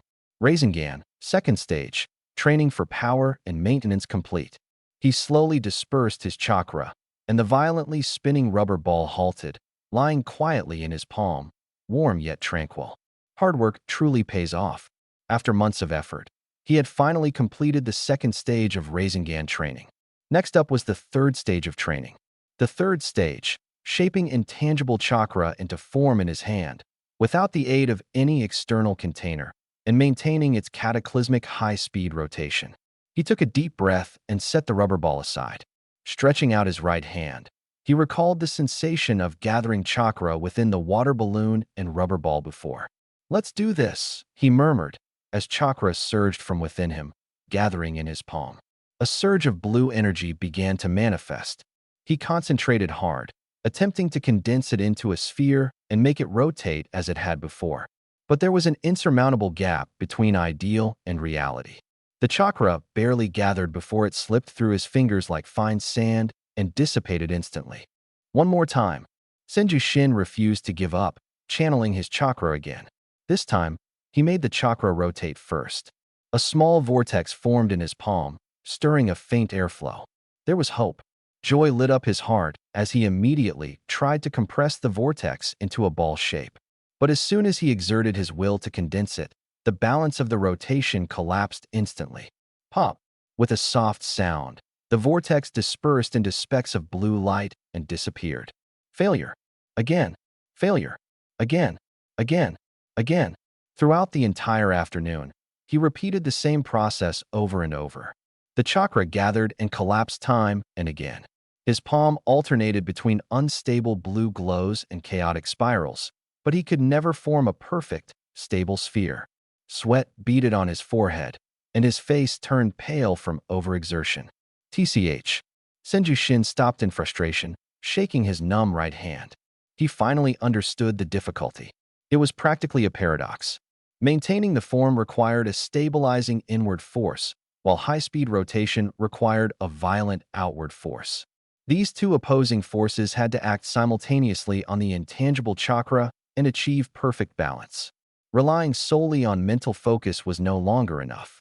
He recalled Naruto's method from the original story, the Shadow Clone Jutsu. One clone would handle form manipulation, another would handle nature transformation, while the main body provided the output. That was Uzumaki Naruto's unique and ingenious method. When he returned home at night, Senju Shin closed his eyes and created a shadow clone in the room. He instructed the shadow clone to hold his right hand and attempted to provide assistance. "I'll handle the spinning, and you focus on the concentration." The original Senju Shin gave a command to the shadow clone. "Got it." Both of them began channeling their efforts simultaneously. However, the result was even worse than when he worked alone. Two conflicting wills acted on the same chakra, not only failing to combine their forces, but instead causing more intense clashes. Bang! A chaotic burst of chakra exploded in his palm, forcing both him and the shadow clone to retreat. "This isn't working." Senju Shin dismissed the shadow clone and rubbed his throbbing temples. The exhaustion and memories brought back by the shadow clone told him that this path was a dead end. Naruto succeeded because of his nearly bug-like chakra reserves and coordination and almost innate ability. That was a protagonist's exclusive skill, something he couldn't replicate. The Rasengan, this perfect ninjutsu, shouldn't have a flaw requiring others' assistance to activate. What he sought to master was the purest, most authentic Rasengan. While slowly figuring it out on his own would eventually lead to success, it would take far too long. Now, to quickly master the third stage, he needed to fundamentally understand the changes in chakra form and nature. He needed deeper knowledge of chakra theories.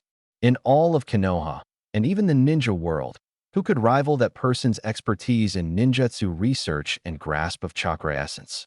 In Senju Shin's mind, a pale face gradually appeared, adorned with a wicked smile and those snake-like golden vertical pupils.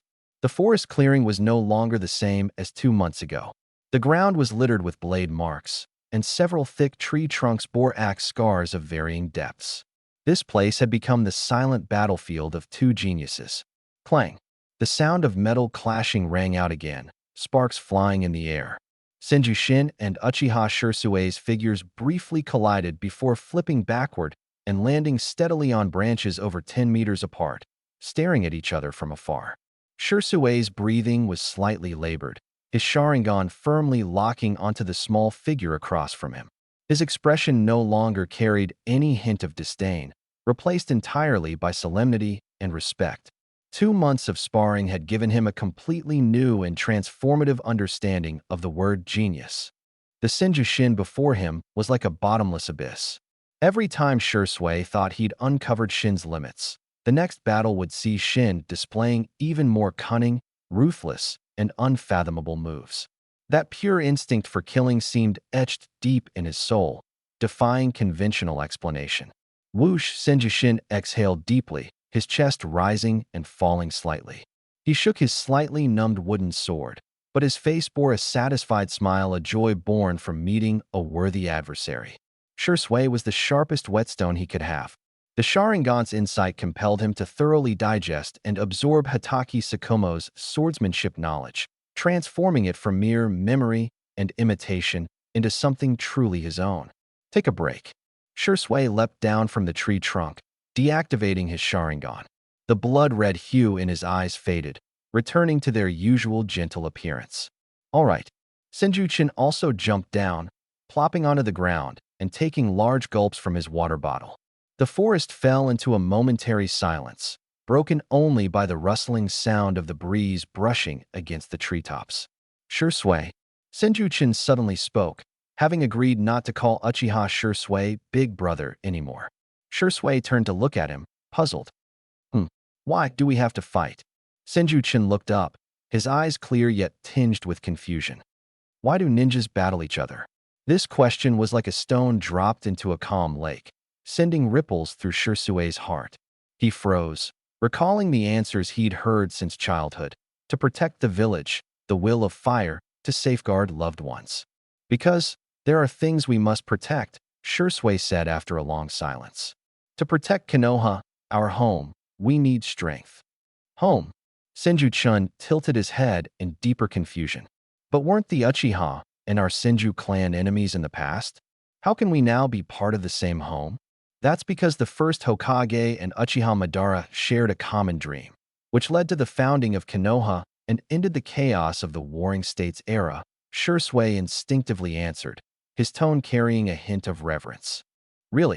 Senju-chun muttered softly, almost as if talking to himself. But the elders in our clan say that the Uchiha are arrogant, and at school, the other kids don't dare to play with Uchiha children. Shusui's expression froze slightly. Senju-chun seemed not to notice and continued speaking in an innocent tone. Shui, you're the first Uchiha I've ever known. I think you're great, not arrogant at all. Why do people have that impression? Is it because we were enemies before? These questions, like sharp knives, peeled away the layer of peace Shui had been avoiding, exposing the turbulent reality beneath. The rift between clan and village, the villagers' wary yet distant gazes, the sense of isolation spoken of by his clansmen. He knew all of this, but he chose to believe in the will of fire, believing that if he became strong enough, he could bridge the gap between his clan and the village. But now, these harsh truths were laid bare by a 5-year-old child in the most innocent words possible. It's not like that. Shusui's voice was slightly hoarse as he rubbed Senju-chun's head, forcing a smile. That's all just a misunderstanding. Someday, everyone will understand. We are all ninjas of Konoha, inheritors of the will of fire. The will of fire. Senju-chun tilted his face upward, a curious glint in his eyes. What exactly is that? Is it like fire, burning away all enemies? No, Shui immediately refuted, his tone unprecedentedly serious. The will of fire is about protection, sacrifice, believing in your comrades and using love to guard the spirit of the village. Seeing the undeniable determination in Shusui's eyes, Senju-chun let out a quiet laugh in his heart. Shui, you don't know the fate awaiting you and the Uchiha clan. What you firmly believe in now will one day leave you so helpless that you'll want to end your own life. Shui, do you know Uncle Tsukumo? He also sacrificed himself to protect the village and his comrades, but no one accepted him. In the end, he chose to commit suicide. Do you think he was wrong? Shui was stunned by Senju-chun's words. He knew about Tsukumo Hatake and remembered when Senju-chun had defended Tsukumo on the training field, which left Shui with a favorable impression of him. Although he prioritized the clan and village's missions, he believed Tsukumo was a hero. Others debated whether Tsukumo should have saved his comrades or completed the mission, but Shui thought Tsukumo saved his comrades, took all the blame, and traded his life for theirs. Even if no one acknowledged it, deep down, Shui regarded Tsukumo as a hero. If he were in Tsukumo's position, he might make the same choice. Tsukumo is a hero. He sacrificed himself to save his comrades' lives. Isn't that the will of fire? Shui said firmly. Senju-chin smirked. But Tsukumo is dead, and nothing about him or the situation has changed. Those who criticized him continue to do so. Even the comrades he saved don't understand him. Kakashi lost his father. Was he really right to do that? If he had lived, wouldn't he have saved more people? Why choose to die? Shui was left speechless, unsure how to respond. This? I don't know either. Shui, still just a child only a year or two older than Senju-chin, was rendered dumbstruck by this barrage of existential questions, left in a state of confusion. But the seeds of doubt, the seeds of thought, were already planted. There's no need for an answer now as long as these questions take root and grow in his mind. One day, when harsh reality collides with idealistic brilliance, this seed will grow into a towering tree that shakes his world. Watching Shui, utterly baffled by the questioning, Senju-chin felt a wave of smug satisfaction. Education starts young. From now on, whenever there's an opportunity, he'd instill in Shui the truth that only by staying alive can one change the world. Death changes nothing. Maybe he could change this person's tragic fate. After parting ways with Uchiha Shui, Senju Tatsu did not immediately return home. The setting sun stretched his shadow long, casting it onto the stone-paved road leading to the village center. He hung his head low, his small hands clenching and unclenching repeatedly. In his mind, Shui's face, marked by bewilderment and self-doubt, lingered. Uchiha Shui was an exceptional unpolished gem kind, pure and resolute. But precisely because of these qualities, if the world he firmly believed in were to show cracks, the impact could be devastating. Everything done today was merely a faint scratch on this precious gem, almost invisible. At the moment, it seemed insignificant, but in the future, when the tide of fate engulfed the Uchiha clan, this scratch could play a crucial role. Senju Tatsu exhaled lightly, temporarily setting aside these profound schemes. For now, he faced a more pressing issue. Rasengan. He opened his right hand, the tingling sensation in his palm still lingering, a mark left by the chakra's loss of control earlier that afternoon. He tried to gather chakra again. Blue energy swirled and converged in his palm, but within 2 seconds, it erupted with a pop, sending gusts of wind that billowed his sleeves. Another failure. The path of shadow clones was flawed from the start. That was merely Uzumaki Naruto taking advantage of Kurama's infinite chakra, piling up numbers through opportunistic shortcuts. Minato, the Hokage hailed as a genius, would never design a technique that required clone assistance to execute. The only possibility was that Minato possessed extraordinary mental strength and chakra control, enabling him to simultaneously achieve form and rotation. He could compress chakra to its extreme, maintaining its spherical shape, while simultaneously causing the chakra inside to rotate at high speed in chaotic patterns. It was akin to someone drawing a perfect circle with one hand, while drawing a perfect square with the other, both flawlessly executed. Senju Tatsu considered himself an expert in chakra control, yet every attempt to merge these two changes left his mental strength feeling torn apart, and the chakra spiraled out of control, injuring him. To achieve this, he couldn't merely imitate, he needed to understand its principles. He needed theory, knowledge, a teacher who could lift the fog. Exploring on his own was too slow. The outbreak of war could occur at any moment, and slowness meant death. Jiraiya? The legendary Sannin was currently whereabouts unknown. Finding him would be nearly impossible. Minato? He was still conceptualizing the Rasengan, progressing slower than Tatsu himself. After much thought, there was only one person in Konoha who had both the ability and willingness to provide guidance. Orochimaru. It seems it's time to pay a visit to our dear strategic partner. Senju-shin lightly muttered to himself, turning into a secluded alley. The setting sun slanted west, gently enveloping the entire Konoha village.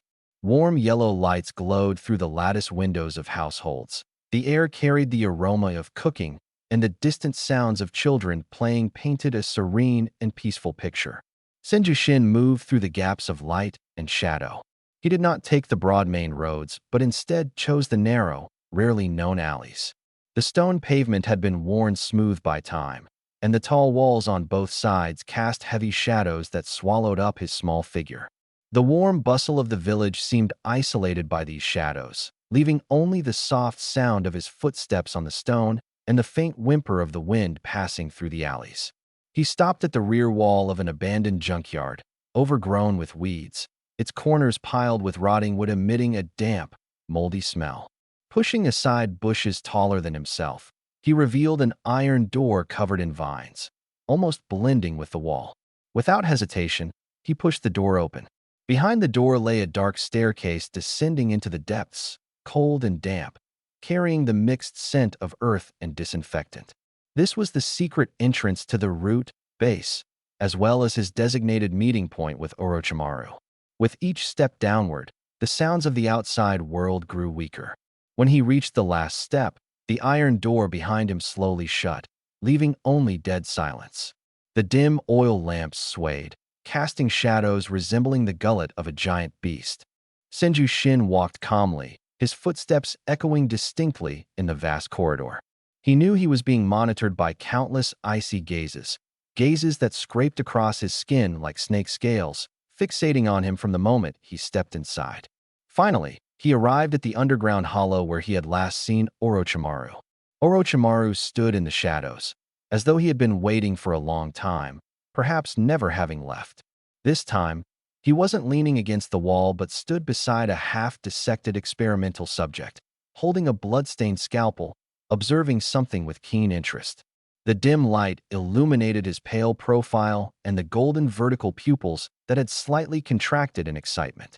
"I thought you'd wait at least a few months before coming to find me." Orochimaru didn't turn his head. His hoarse voice, tinged with the metallic sound of friction, echoed in the hollow space. "There's still no news from Kiba. I'm not here for Kiba this time. I want to access your research reports." Senju Shin's crisp voice broke the cold silence. Orochimaru finally set down the object in his hand, slowly turned around, and his long tongue licked the bloodstains on the corner of his mouth. His golden snake-like eyes shimmered with curiosity and intrigue. "Oh, so our adorable little Senju young master, what do you want this time?" "Your blood is quite the precious consumable," he said with implicit meaning, his gaze lingering on Senju Chen's arm. "I'm not giving you my blood this time." Senju Chen shook his head, meeting the oppressive gaze without a trace of fear that a child should have. "I want to trade something instead. What are you offering in exchange?" Orochimaru smiled, his pale face appearing even more sinister with that grin. "What else could be in your body, apart from blood and cells, that might interest me?" Senju Chen did not get angry. He simply raised his eyes calmly, his dark pupils shining in the dim light. "Knowledge for knowledge." This sentence instantly froze Orochimaru's smile. His golden slit pupils slightly widened, and he thought to himself, "A 5-year-old child dares to talk to me about knowledge? Do you even know how to write the word knowledge? If it were your sister Tsunade, that would make more sense. But what knowledge could you possibly have in that little head of yours? If not for the fact that you're from the Senju clan, I'd have sent you flying long ago."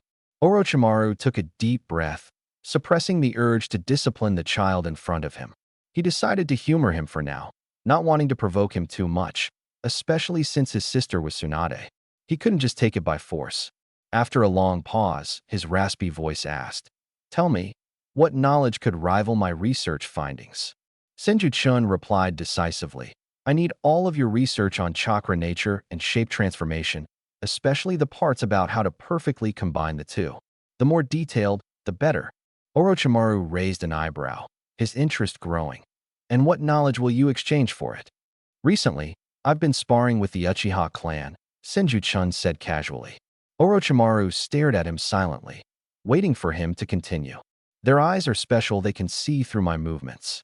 We Senju also have unique bodies, abundant chakra, strong vitality." Senju Chun tilted his head, his gaze clear, like a child sharing a discovery. "If we combine the Uchiha's eyes with our Senju bodies, what would happen? Could it become as strong as the first Hokage?" As his words fell, the entire underground space seemed to grow silent. Indeed, would release and Sharingan. Senju Hashirama and Uchiha Madara. He had heard of the epic battle between the first Hokage and the rogue ninja Uchiha Madara. It was a scene of destruction on a massive scale. if these two bloodline limits could be fused.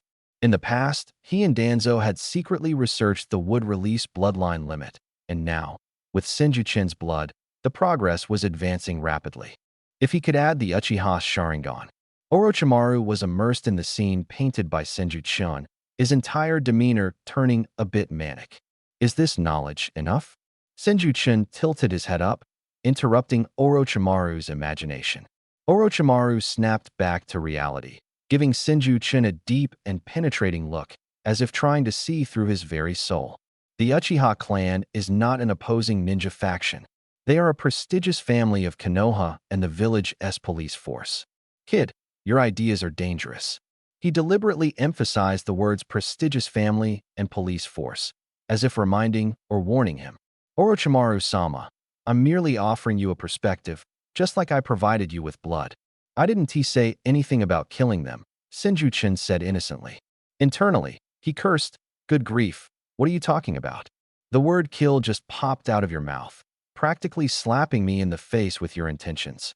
Ever since you had Tsukumo Hatake fake his death and sent him to Amage Cure, I knew you weren't simple. And now you're pretending to be naive? You even mentioned the word kill in your speech, almost outright saying it. Orochimaru thought to himself, I know the Senju faction is wary of the Uchiha, and frankly, the entire village doesn't hold them in high regard. But how old are you? Your political awareness is way ahead of your time. Looking at the innocent face of the boy before him, Orochimaru wondered who was feeding him all this information. It couldn't be Tsunade, that big-chested, brainless woman wouldn't have the capacity for it. Was it those nearly decrepit Senju elders? Orochimaru's mind raced, even considering whether he should inform Tsunade that this child's thinking was more dangerous than his own. At most, his own research involved secretly capturing a few enemy village ninjas for experiments. But this kid? His target was one of the village's top clans. If he grows up, Konoha might end up in chaos because of him.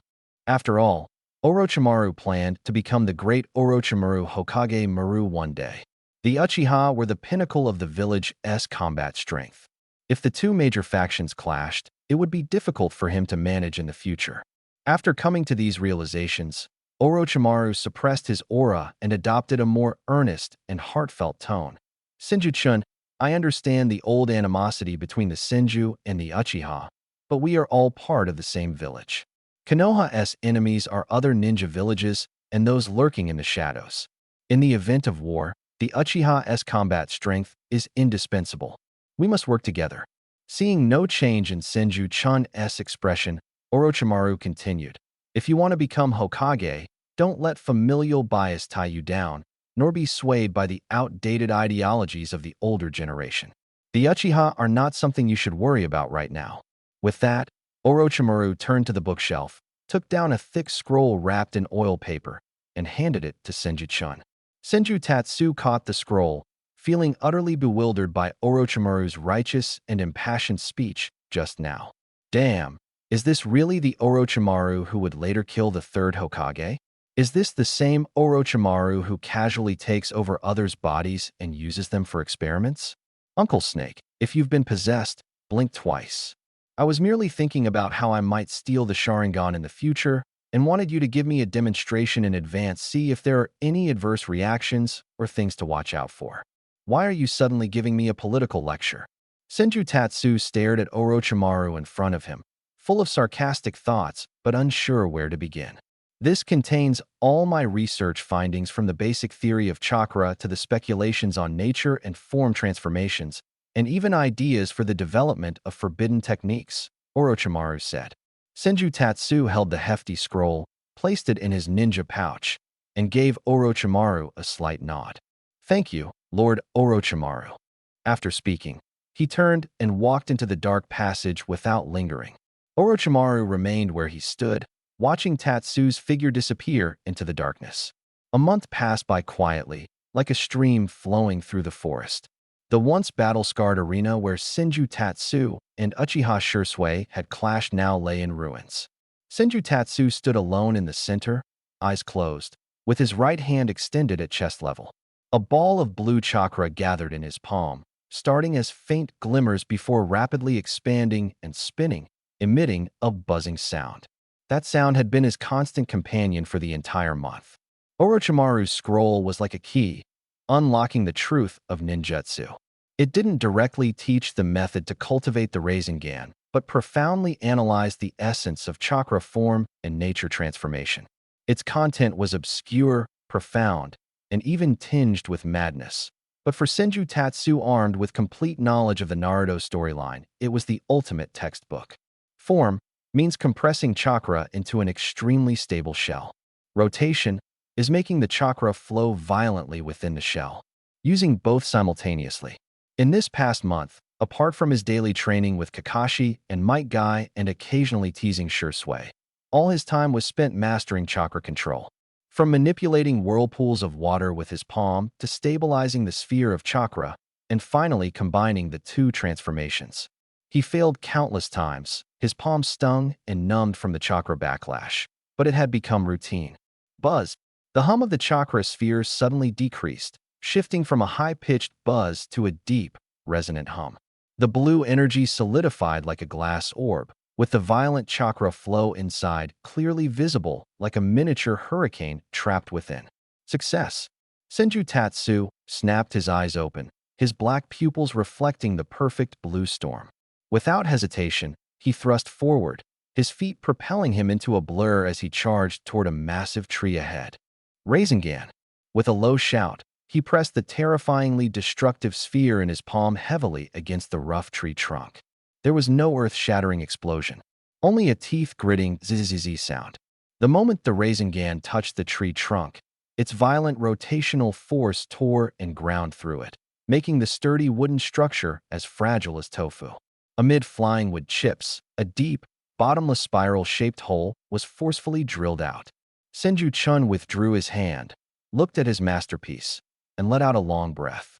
His palms still felt the burning sensation from the high-speed rotation of chakra, but his heart remained unusually calm. He had finally mastered the A-rank seal-less ninjutsu, the first technique he learned from scratch since arriving in this world, a skill that could last him a lifetime. Finally mastered it, he thought smugly. Minato brother, prepare to be shocked by this genius. Again, Rasengan.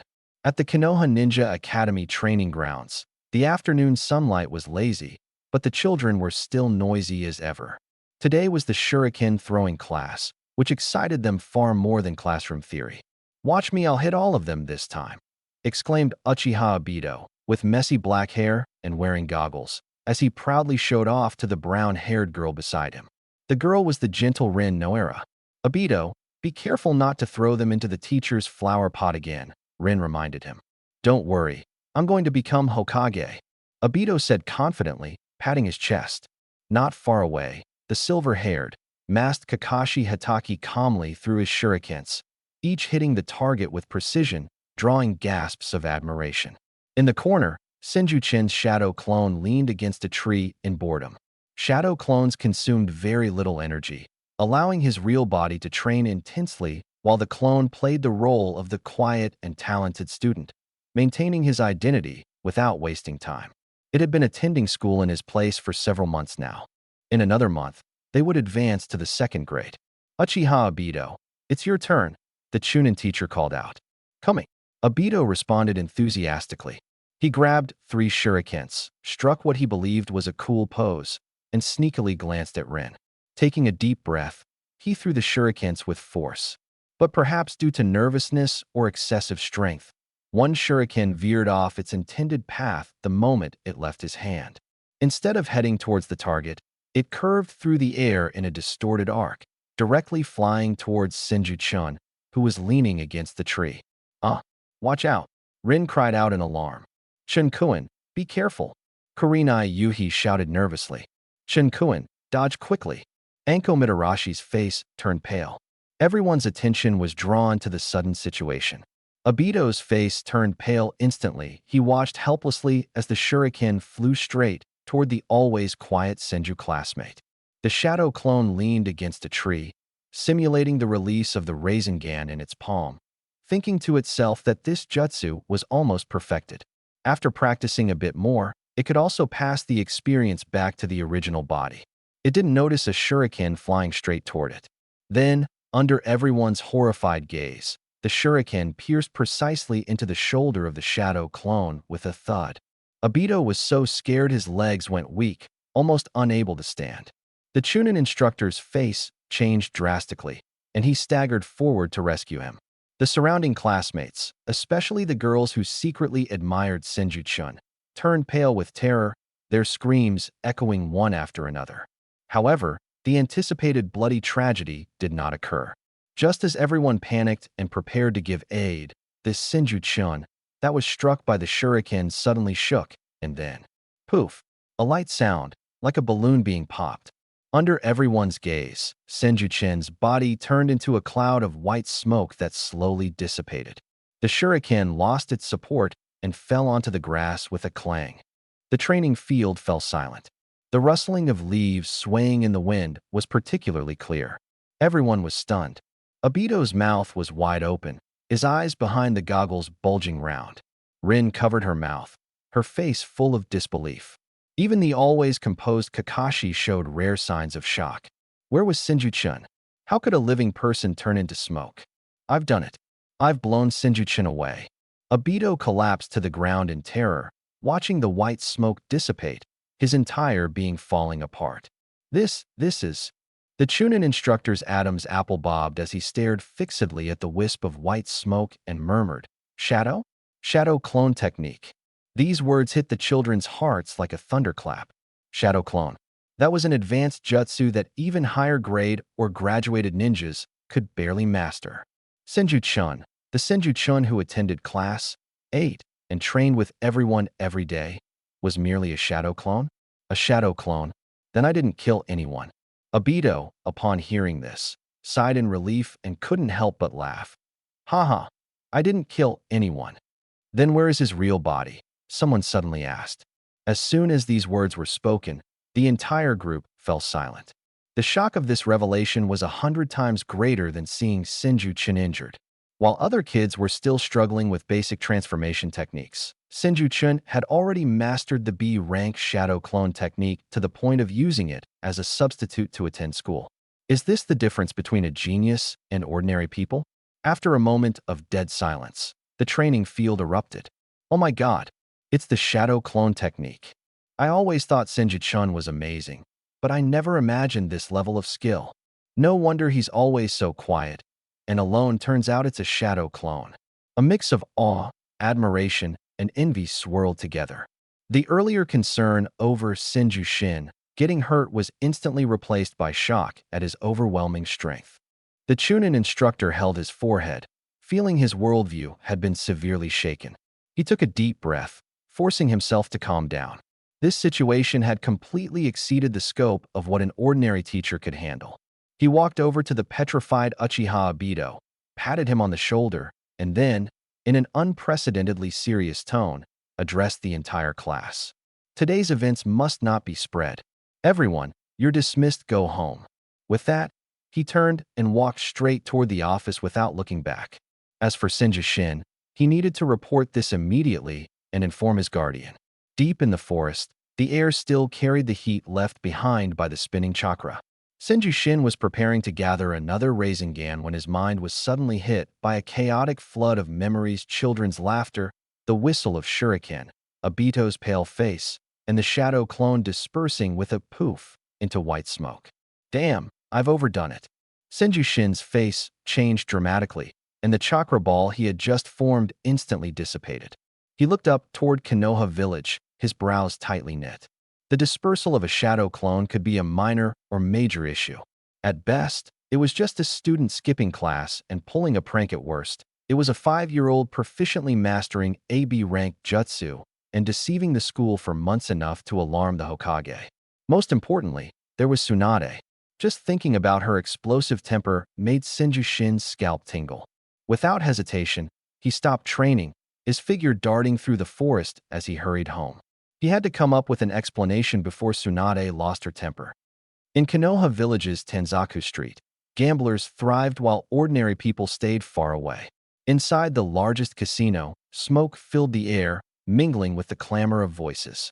The clattering of dice and tiles echoed, accompanied by the alternating cheers and groans of gamblers. Open, open, big, big. Big. A blonde figure leaned over a gambling table, her bloodshot eyes fixed intently on the croupier's hand, as if trying to burn through the dice cup with her gaze. It was none other than one of the legendary Sannin, the infamous big loser, Senju Tsunade. The chips in front of her were nearly gone. Clack! The dice cup was unveiled, revealing 3 ones. Triple ones. House wins. The croupier announced coldly, swiftly sweeping away Tsunade's remaining chips. Damn it! Tsunade slammed her fist on the table, leaving a shallow imprint. One more round. I'll win it all back this time. The surrounding gamblers were unfazed, smirking quietly. Everyone knew that Tsunade, who never won a bet, was the casino's most beloved guest. Just as Tsunade was about to wager everything she had, a dark figure suddenly appeared behind her without warning. Tsunade-sama, a member of the Umbu, wearing an animal mask, knelt on one knee, his voice low and urgent. The noise of the casino seemed to be isolated by the icy aura surrounding him. What is it? Can't you see I'm busy?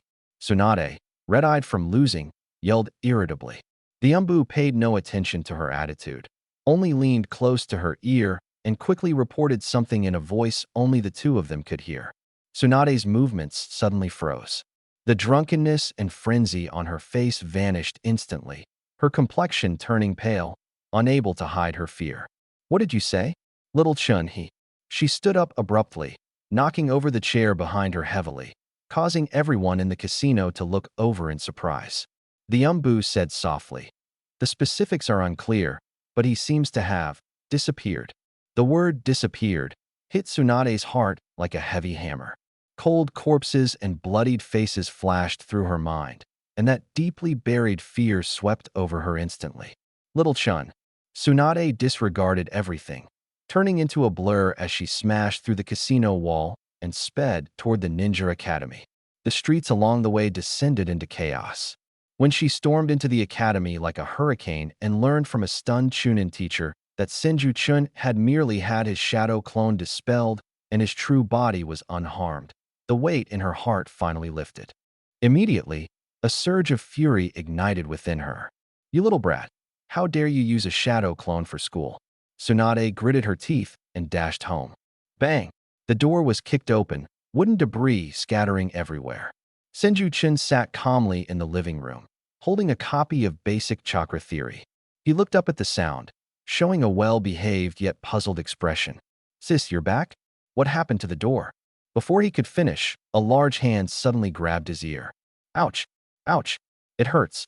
Tsunade yanked Senju Chun's ear and lifted him up, her face slightly contorted with anger, her chest heaving violently. Senju Chun, she growled through gritted teeth. You've got guts now, huh? Using a shadow clone to go to school? Do you even realize I just thought something terrible had happened to you? Her voice trembled with fear and lingering panic. Senju Chun internally cried. Here it comes, but outwardly put on a pitiful and wronged expression, his eyes reddening slightly as he softly pleaded. Sis, I was wrong. Wrong about what? Tsunade roared. I shouldn't have used shadow clone to go to school. Senju Chun lowered his head, his small fingers nervously twisting together. But the things taught at school are really too simple. Simple. Tsunade laughed in disbelief. You've only been in school for how long, and you dare say it's simple? Really? Senju Chun raised his head, his clear black eyes filled with sincere tears. He looked at Tsunade cautiously and said softly, I just want to save some time for training. I want to become stronger, strong enough to protect my sister. The words protect my sister, like a precise spell, instantly struck the softest place in Tsunade's heart. The hand she had been using to grip her brother's ear unconsciously loosened its strength. The small figure before her seemed to overlap with the faces of those lost in her memories. The anger burning in Tsunade's chest was mostly extinguished like a bucket of cold water had been poured on it. She maintained her stern expression and asked skeptically, You've learned everything the school teaches? Really learned it? Senju Chun nodded quickly, afraid she wouldn't believe him. Tsunade let go of his ear, giving him a doubtful glance. She turned around and pulled out the theory and history textbooks on ninjutsu from his school bag. All right, let's test you today. If you can't answer, watch how I deal with you. She pointed at the chakra refinement diagram and asked, What are the three key elements of refining chakra? The ratio of spiritual energy to physical energy, stable control of energy flow, and focus of willpower. Senju Chun answered fluently and accurately. Tsunade froze for a moment. This answer was even more concise than what the textbook described. Unconvinced, she flipped further back, pointing to the hand signs for the clone technique. During the ram hand sign of the clone technique, what is the direction and change of chakra flow? This was an advanced question, typically only understood by guiding jonin. Senju Chun tilted his head and thought for a moment before answering clearly. Ram sign guides chakra to distribute evenly throughout the body. Chakra is divided into several streams from the dantian, flowing along the meridians to the limbs and every part of the body. It forms a thin membrane on the skin's surface to prepare for shape construction. If control is insufficient, the clone will appear blurry or even fail. Not only did he answer correctly, but he also highlighted the challenges involved. Tsunade was completely stunned, staring at her brother, then looking down at the textbook. Her anger had disappeared entirely, replaced by shock and an indescribable joy. How could a 5-year-old possibly understand these things? He was a genius, undoubtedly a genius. Tsunade suddenly tossed the books aside and hugged Senju Chun tightly, rubbing her cheek against his hair with such force it seemed like she wanted to meld him into her own body. Haraha. As expected of my brother, Senju Tsunade's brother. My brother is a genius. The #1 genius of Konoha. Pride, joy, and delight, a mix of emotions intertwined, causing Tsunade to laugh to the point of tears. Senju Chun, nearly suffocated, quietly let out a sigh of relief while in his sister's embrace. The first hurdle was finally cleared. However, he hadn't yet fully relaxed. Knock, knock, knock. A series of steady and forceful knocks echoed from the door. The siblings froze simultaneously, turning their heads toward the entrance. A stranger's voice came from outside, respectful yet commanding. Lady Tsunade, orders from the Hokage. You and Senju Chun are to proceed to the Hokage's office immediately. The member of the Hokage guard squad delivered the message urgently. Tsunade's smile instantly froze. She and the Senju Chun in her arms exchanged glances, their eyes heavy. The real trouble was just beginning.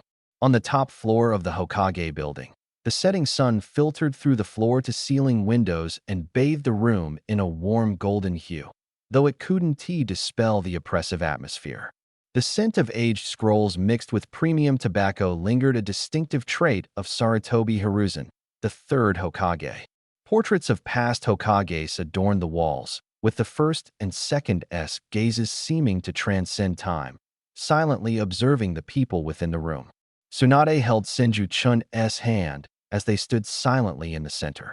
Sarutobi Hiruzen placed his hat on the table, his face etched with the marks of time, but still spirited. Without looking at Tsunade, his gentle gaze fell on Senju Chun. He lightly tapped his pipe against the ashtray. Little Chun, tell me, why did you do this? His voice was calm, without blame, like an elder questioning a junior's mistake, tinged with curiosity. Beside him, the Chunin teacher was so tense that sweat formed in his palms. Facing the highest authority, even his breathing was subdued. The second hurdle had arrived. Senju Chun's mind was clear. He knew this strongest Hokage was no ordinary figure. Every question could be a trap. He stepped out from behind Tsunade, tilting his head to look at the third Hokage with clear, determined eyes, repeating the words he said to Tsunade earlier. Grandpa Hokage, what the school teaches is too simple for me. The Chunin teacher's expression shifted. Sarutobi Hiruzen raised an intrigued brow. Oh, too simple? Senju Chun nodded firmly. Yes, I want to spend my time on more meaningful training. Tsunade straightened her posture and echoed, old man. He's right. He's already mastered the school's foundational theories. Sarutobi Hiruzen took a deep drag from his pipe, exhaling white smoke as his gaze grew profound. Tsunade, talent is important, but rules cannot be broken. A 5-year-old child blatantly deceived the school for months using shadow clone jutsu. If this matter gets out, it will impact the school's authority and the village's system significantly, especially since his last name is Senju. Sarutobi Hiruzen didn't voice this thought, but he believed Tsunade understood. Senju Tatsu's heart sank slightly. The old fox wasn't easy to fool. He was framing the situation, laying out the severity of the matter on the table. Tsunade was about to retort, but was stopped by Sarutobi Hiruzen with a raised hand. However, Sarutobi Hiruzen changed the tone, his gaze falling back on Senju Tatsu. The village never stifles any talent. You claim to have mastered the school's knowledge, words alone won't suffice. He turned to the Chunin who had been standing silently for a while and instructed, "Go to the academic office and bring a final year theoretical graduation test paper." "Yes, Lord Hokage." The Chunin teacher, as if granted reprieve, quickly left. The office fell silent again. Tsunade looked worriedly at Senju Tatsu, but her brother remained calm, as if he was fully prepared for the upcoming challenge. Before long, the Chunin teacher returned, panting, clutching a sealed test paper. Sarutobi Hiruzen personally broke the seal and placed the test paper on the low table in front of Senju Tatsu. Beside it, he set down a pen. "You have 1 hour. Begin." "Understood." Senju Tatsu showed no trace of nervousness. He knelt in front of the low table, took the pen, and began answering the questions.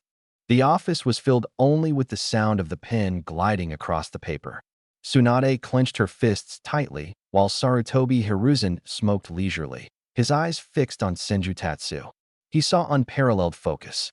Senju Tatsu worked almost without pause, tackling topics ranging from history, tactics, and the principles of ninjutsu to hand-sign analysis. The difficulty of these graduation-level questions far exceeded that of first-grade coursework. Many of the questions were tricky, requiring strong logic and extensive knowledge reserves. But for Senju Tatsu, they posed no difficulty. In less than 15 minutes, he set the pen down. "Grandpa Hokage, I've finished." He stood up and respectfully handed the test paper over. The Chunin teacher hurriedly took it, scanning the answers, and instantly froze as if struck by lightning, standing motionless. The handwriting was neat, the logic clear. Every question was correct, with many answers more detailed and profound than the standard ones, directly addressing the core of the problems. This, the Chunin teacher stammered, trembling as he pointed at the additional question at the end of the paper. "Lord Hokage, please look." Sarutobi Hiruzen took the test paper, focusing on the additional question.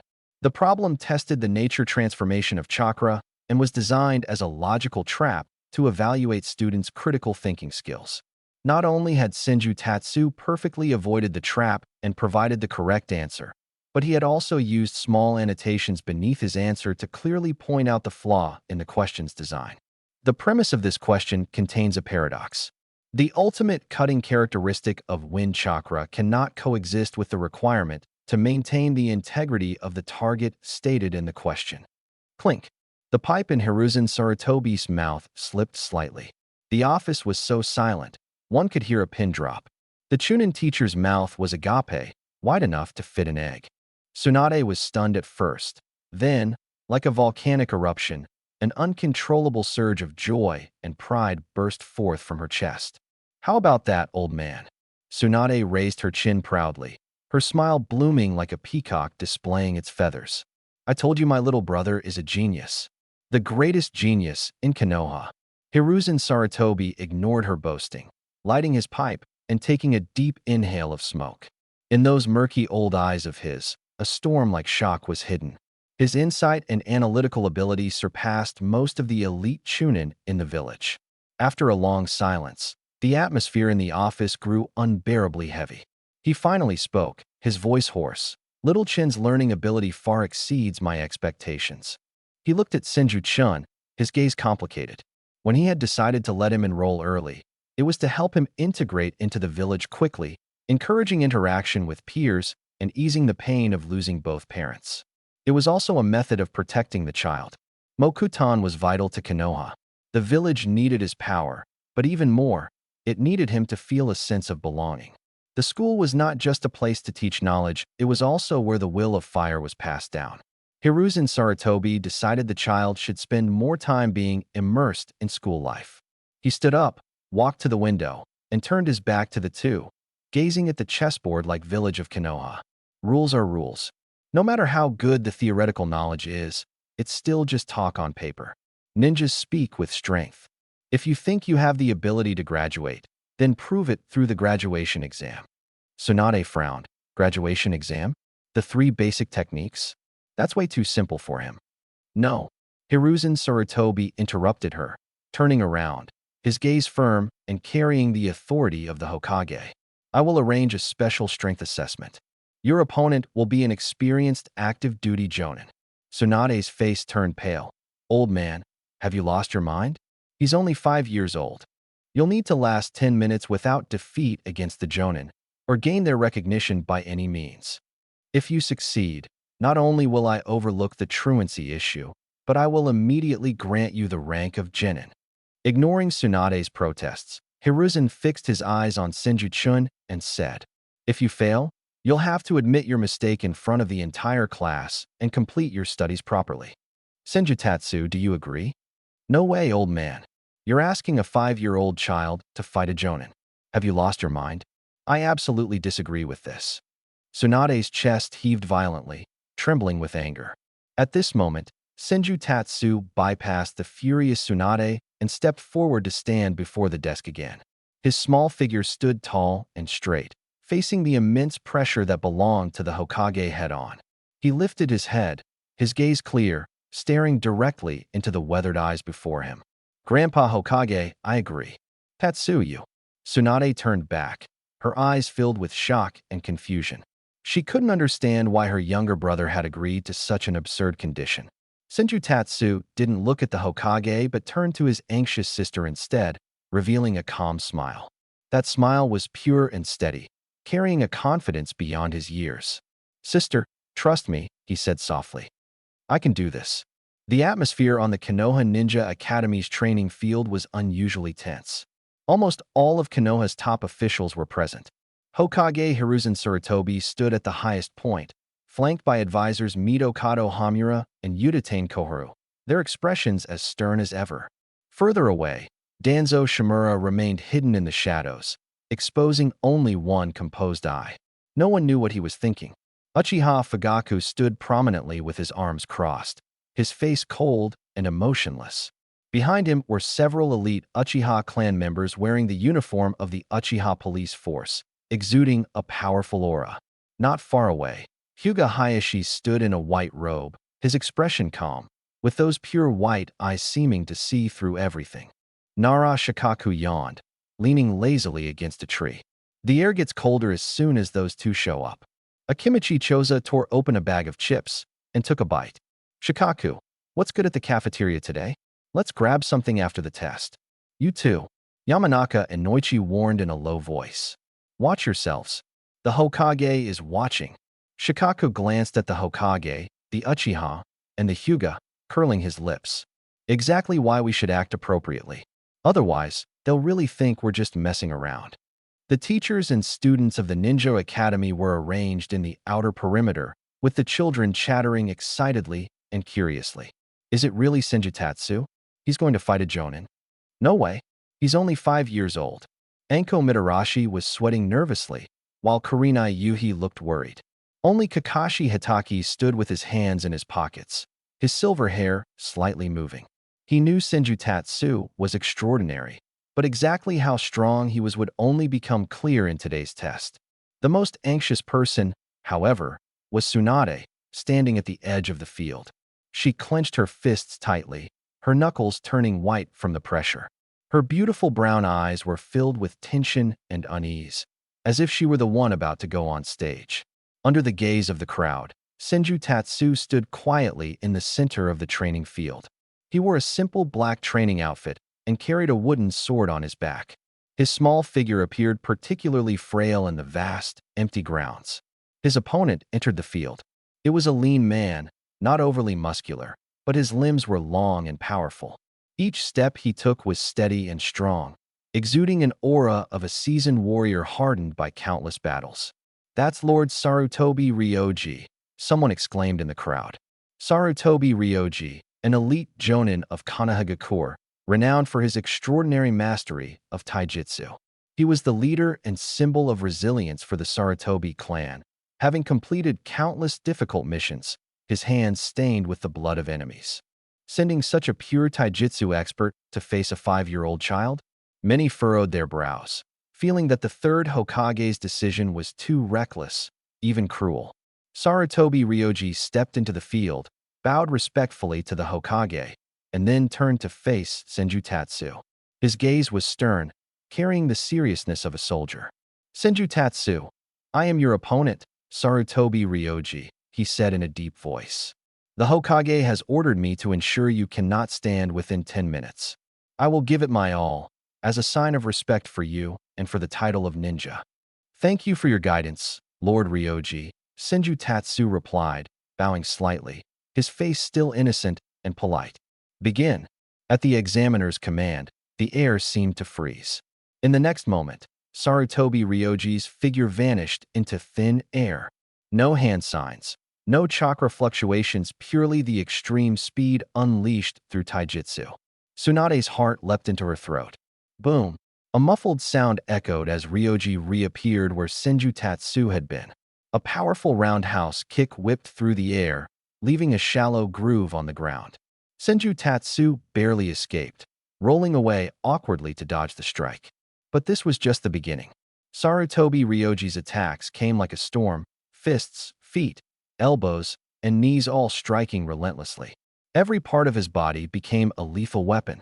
He used no ninjutsu, relying entirely on his masterful taijutsu to weave an impenetrable web of attacks. On the training field, Ryoji's agile figure flickered, while the small Senjutatsu constantly rolled and dodged within the gaps. He was like a tiny boat caught in a storm, seemingly about to be swallowed by the waves at any moment. He's still just a child. This isn't a fight, it's bullying. What is the third Hokage thinking? The murmurs outside the field grew louder, and many ninja students couldn't help but close their eyes. Mike Guy was sweating profusely, shouting anxiously, "This is too much." He didn't even have a chance to fight back. The higher-ups of Konoha frowned. They could see it clearly. Senju-chin's dodging might have appeared utterly desperate, with every move seemingly on the brink of disaster. But he hadn't sustained any real injuries. Moreover, every evasion was executed with minimal movement, narrowly avoiding the most fatal strikes.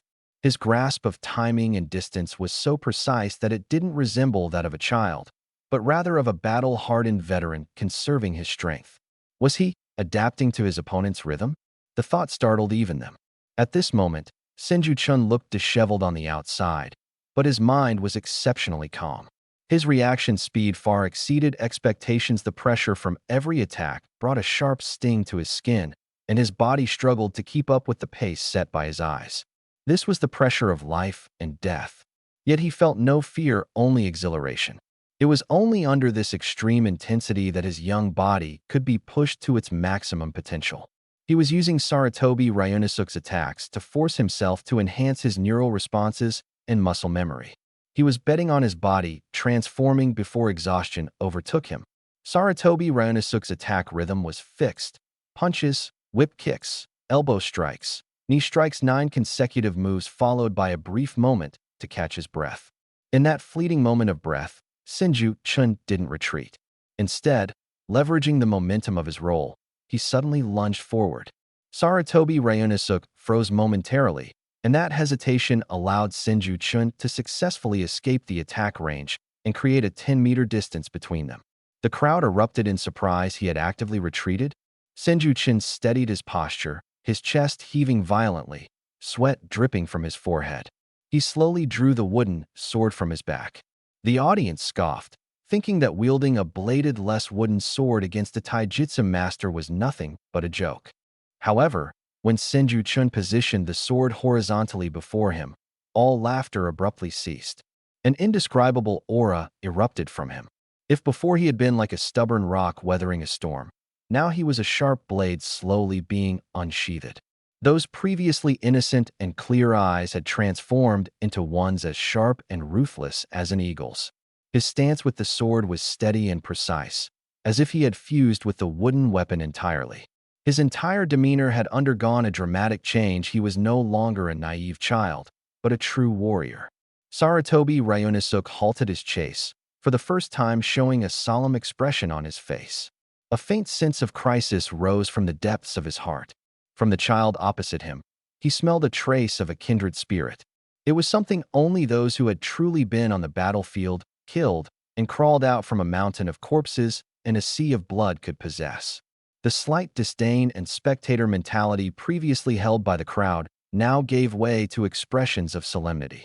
The wind seemed to halt at this moment. The cold, condensed, and almost tangible killing intent emanating from the 5-year-old child was no illusion. The air felt tightly shrouded by an invisible net, making the training ground oppressive and stifling. On the elevated platform, Nara Shikaku's lazy expression instantly vanished, his eyes widening in confusion and vigilance. Beside him, Akimichi Choza paused mid-bite on his potato chips, crumbs sliding from his lips. This aura is terrifying. Haichi, did you notice it? Yamanaka Haichi's face was grave, his gaze fixed on the small figure in the field. His voice was dry. That's the momentum of blade technique, the killing momentum honed through years of practice. A child shouldn't possess such an aura. Uchiha Fugaku stood with arms crossed, his knuckles tight, the Sharingan fully activated. The blood-red Tomo rotated slowly, as though trying to see through every move Senjutsu made. He felt a strong sense of threat from the child's stance and chilling presence.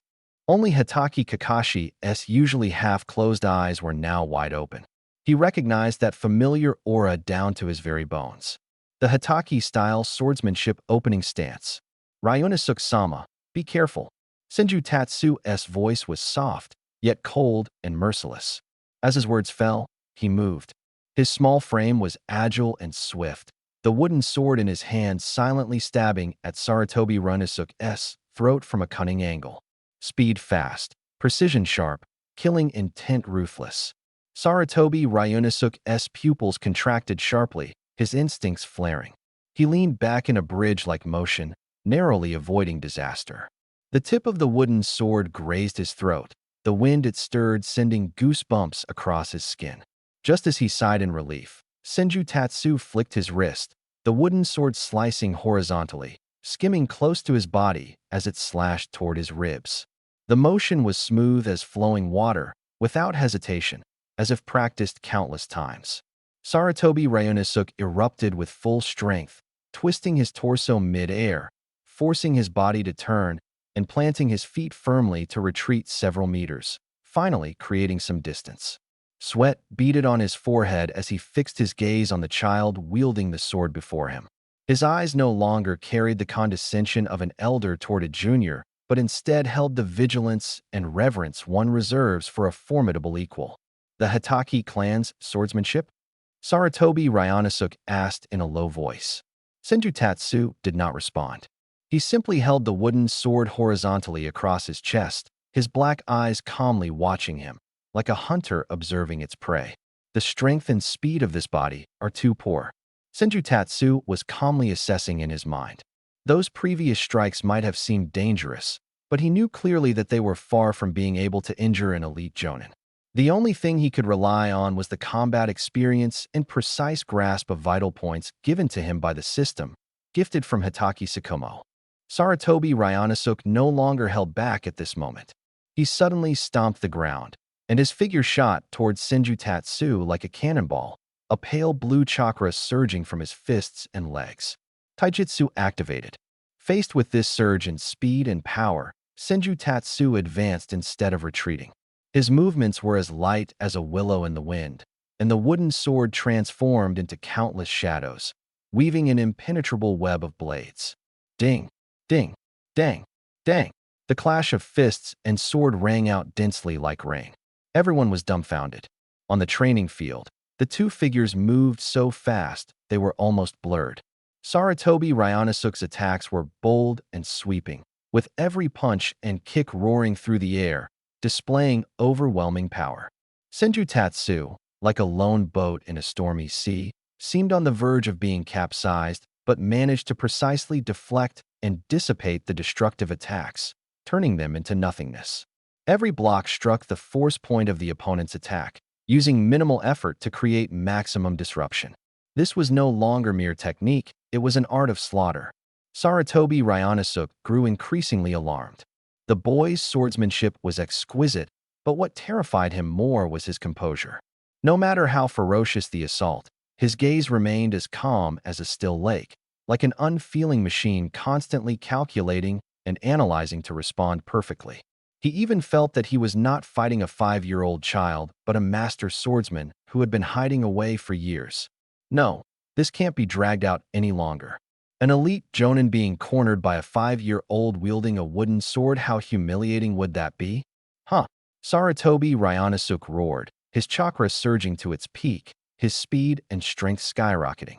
He swung a punch, and the air exploded with a deafening roar. This punch exceeded Senju Tatsu's limits. Crack! The wooden sword shattered, and the force of the punch continued, aiming straight for his small chest. Tatsu! Tsunade screamed in terror, her face turning pale. It was over. Everyone had the same thought. That deadly punch was about to strike Senju Tatsu. However, at that fleeting moment, Senju Tatsu's face showed not a trace of panic but instead revealed a strange, triumphant smile. This was the moment he had been waiting for. Just as the fist was about to strike his body, he released the broken sword hilt, and his hands moved at a speed imperceptible to the naked eye, forming seals like lightning. These were not the basic seals taught at the Ninja Academy, but far more complex and ancient hand signs. Wood style, Kakuan entering society with gentle hands. A youthful yet commanding voice rang out, and an abrupt transformation occurred. The shattered wooden sword and scattered wood chips seemed to come alive, growing, twisting, and swelling wildly in an instant. Boom! Several colossal trees, thicker than a person's thigh, awakened like ancient dragons and soared skyward. They coiled ferociously, surrounding Sarutobi Ryo no Suk from all directions. Caught off guard, Sarutobi Ryo no Suk had no time to escape. The massive trees instantly bound his limbs and torso tightly, their immense strength suppressing the taijutsu he prided himself on. He could feel his chakra being drained uncontrollably, leaving him powerless to resist. In mere moments, the renowned elite jonin was suspended mid-air, completely immobilized. Senju Tatsu chose a wooden sword instead of a ninja blade precisely because wood style was his ultimate weapon. Inside and outside the training grounds, thousands of pairs of eyes were fixed on this unbelievable scene, their minds blank. The wind blew through Senju Tatsu's black hair and his simple black training uniform. On the high platform, Sarutobi Hiruzen's pipe fell to the ground with a clink, but he was too stunned to notice. His wrinkled face contorted as he suddenly stood up in shock. This was not a mere bloodline awakening. The child had fully mastered and freely unleashed the wood-style ninjutsu. In the shadows, Danzo Shimura's solitary eye flickered with greedy, fervent light, and his bandaged arm trembled violently. Uchiha Fugaku's stern expression shattered as he confirmed the truth: the child had inherited the first Hokage's wood-style bloodline. Hyuga Hayashi's Byakugan activated, veins bulging as he clearly felt the immense, pure life energy of power belonging to that legendary man. At this moment, the Senju clan's bloodline and the first Hokage's wood-style ninjutsu were once again displayed before everyone's eyes, reminding the leadership of Konoha of the legendary figure known as the God of Shinobi. On the sidelines, Tsunade stared blankly at the scene unfolding before her. She looked at the jonin bound high above, then at her younger brother, who appeared so small under the shadow of the massive tree. At first, she was bewildered. Then, an indescribable surge of joy and pride, mixed with memories of their bloodline, flooded her like a broken dam, overwhelming all her rationality in an instant. Tears streamed down her face without warning. It's the first Hokage's wood style. Someone, with a voice trembling to the point of distortion, let out an earth-shattering roar. The shout fell like a boulder into a calm lake, instantly stirring up massive waves. Wood style. My God, it really is wood style. The Senju clan has another wood style ninja. The noise and exclamations rose like a landslide, sweeping through the entire Konoha Ninja Academy. Standing in the center, Senju Tatsu seemed unaffected by the commotion.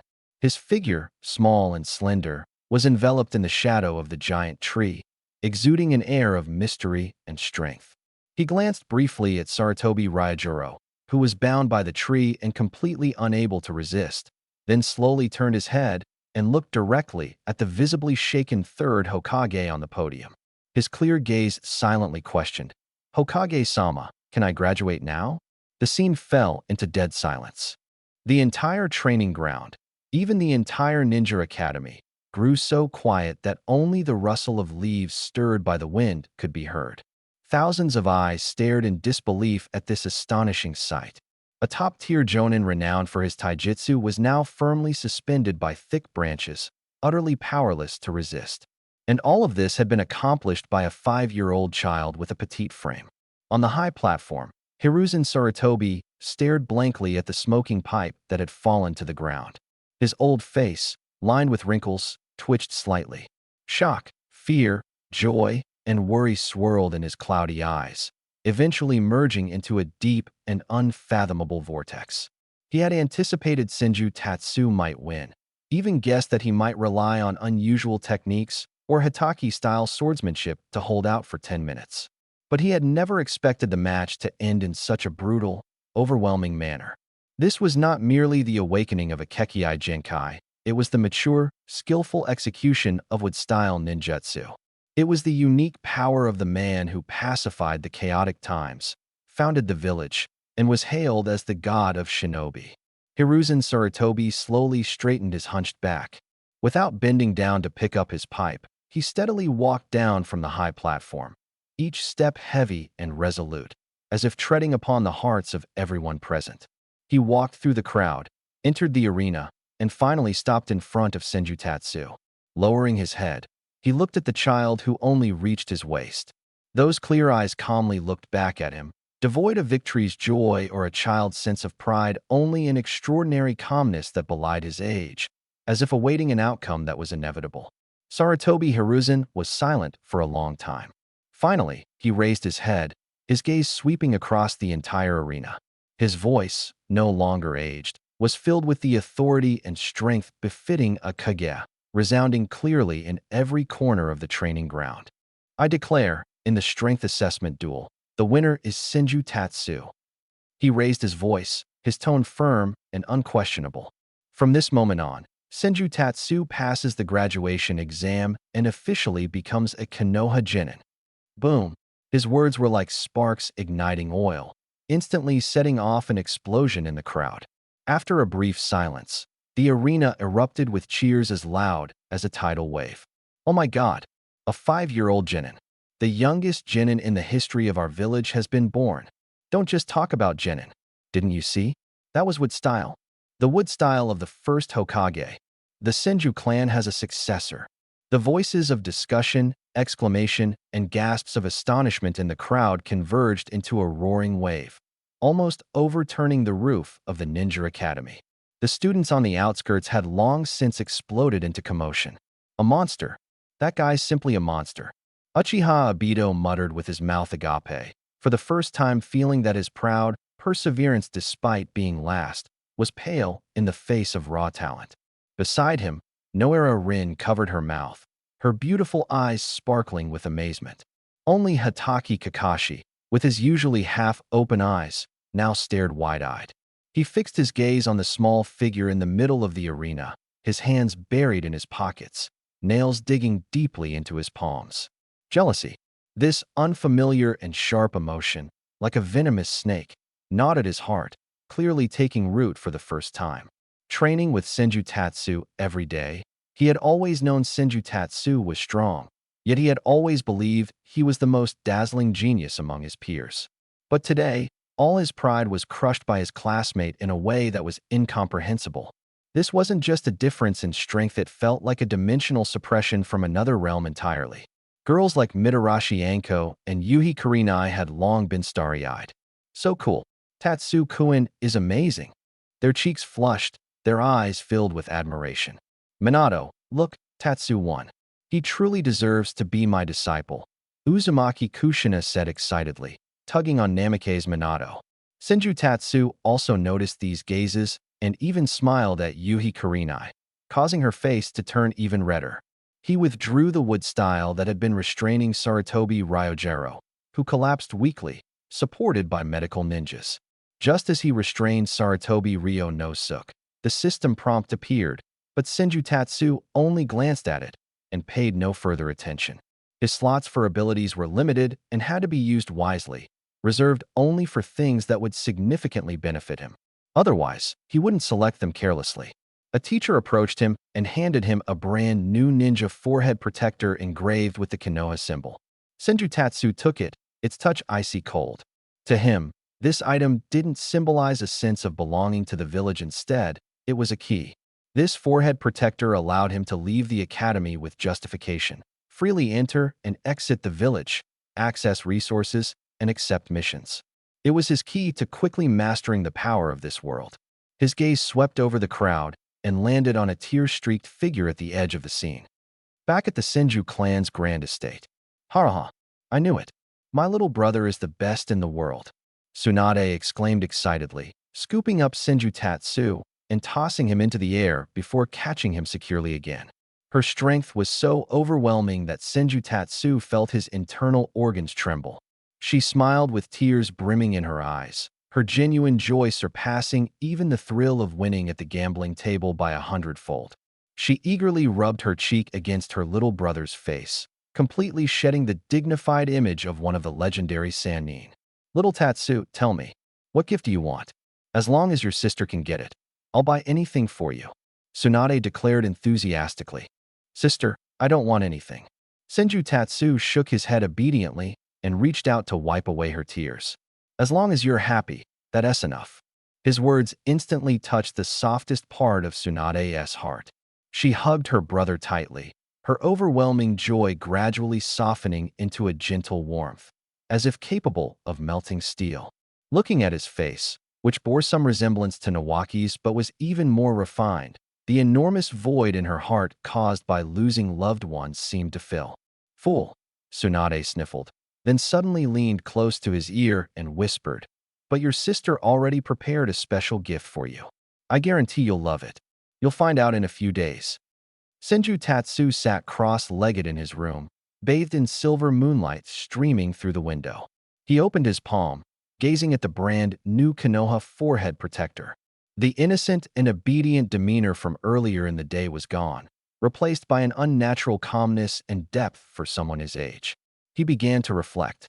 From using shadow clones to skip classes and being caught, to the Hokage calling his guardian, to the theory exams, to sparring with a Jonin, and finally ending the impressive duel with Wood Release. Although it started as an accident, the outcome was perfect. In Konoha, the name Senju was both an honor and a shackle, and Wood Release was the only key to breaking that shackle and turning it into the strongest protective talisman. As long as he demonstrated the potential to control Wood Release, he would gain enormous political leverage. The third Hokage, for the sake of the village's stability and future deterrence, not only wouldn't suppress him, but would instead spare no resources to protect and nurture him. Someone like Danzo Shimura, no matter how greedy, wouldn't dare to make a move against him openly. This was the protective umbrella he had built for himself. As for the Rasengan, he hadn't used it. That was his trump card for the future. Wood Release could be considered a bloodline, a talent, and a political symbol. But the Rasengan was purely personal talent, the pinnacle of skill. If he had really used the Rasengan today, genius wouldn't even begin to describe it. There's absolutely no way a 5- or 6-year-old child could invent it on their own, no matter how much of a genius they were. And besides, hadn't we already lined up the teacher? Just waiting for the teacher to help him invent it. Becoming a genin was the first step he took. Next came the critical step, choosing a suitable Jonin instructor. The village would assign him the best teacher, but best can have many definitions. Senju Tatsu needed not a babysitter who would teach him ninjutsu step by step, but a guide who could provide him with the greatest convenience, the most resources, and at the same time, not interfere with his freedom of action. With the surname Senju, he could freely choose any instructor he liked, and it had to be someone at least at the elite Jonin level. Anything below elite, not only he, but even the elders close to the Senju clan in the village wouldn't agree. Except for the Hokage himself, anyone in the village, as long as he was willing, would hardly refuse if he brought a gift to their door to ask for mentorship. Senju Tatsu planned to discuss this matter thoroughly with his sister before making a decision. Everyone, take a guess who will end up becoming Senju Tatsu's mentor.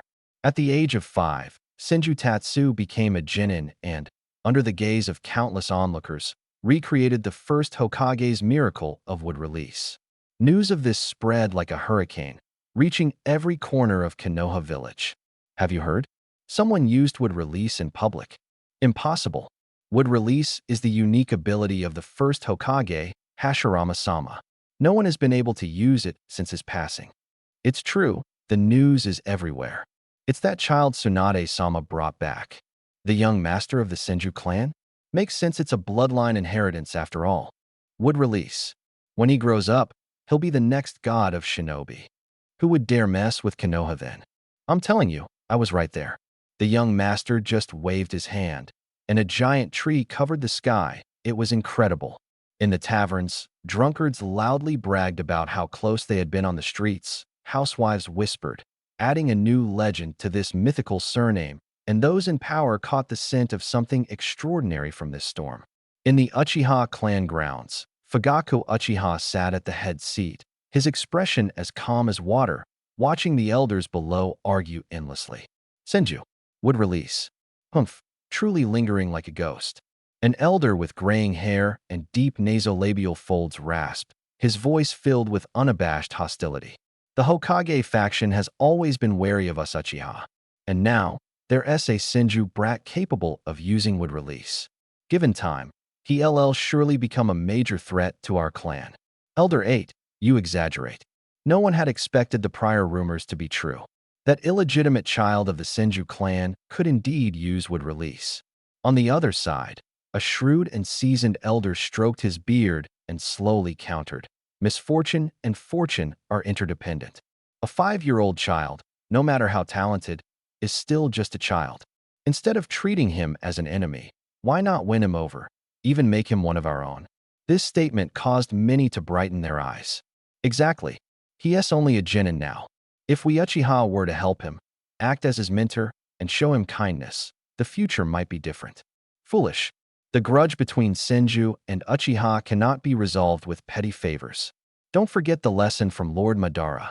The clash between threat theories and recruitment theories intensified within the shrine. Fugaku Uchiha remained silent, his gaze sweeping past the crowd and landing on a quiet boy in the corner. The boy had slightly wavy black hair and a gentle smile on his face, as if the debate had nothing to do with him. Shursui, Fugaku spoke softly. Though his tone was light, it immediately silenced the commotion. Yes, clan leader. Uchiha Shursui stood and bowed respectfully. You're in the same class as Senju Tatsu. I asked you to observe him earlier. What is your assessment of him? Fugaku's tone was calm. Senju Tatsu is a genius. I've sparred with him a few times. He grows quickly and even sympathizes with Hitaki Sakumo. I believe he is inherently kind, Shursui replied. Kind? Fugaku muttered, lost in thought. Spend more time with him, deepen your friendship. I want to know about his character, temperament, and attitude toward the Uchiha. Yes, Shursui agreed without hesitation. Meanwhile, deep underground in Konoha, the root base was cold and damp, the air thick with a mix of disinfectant and soil. Danzo Shimura sat alone on an icy stone seat, the faint light barely illuminating his surroundings as he replayed the scene on the school grounds when wood release suddenly appeared. The moment still left him unsettled.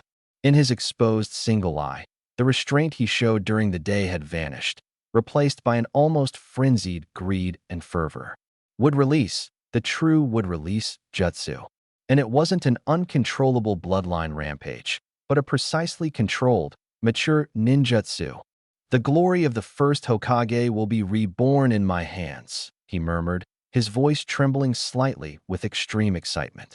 His bandaged right arm twitched uncontrollably beneath the wide sleeve of his robe, as if the thing on that arm also yearned for the vast life energy. Sarutobi, you're too weak. You only regard him as the village's mascot to be nurtured, and you don't dare to wield this power. Only I, Shimura Danzo, truly understand how to unleash the full potential of this power. For Konoha, even the darkest means are worth it. Come. A masked figure appeared ghost-like behind him, kneeling on one knee. Activate the new seedling plan.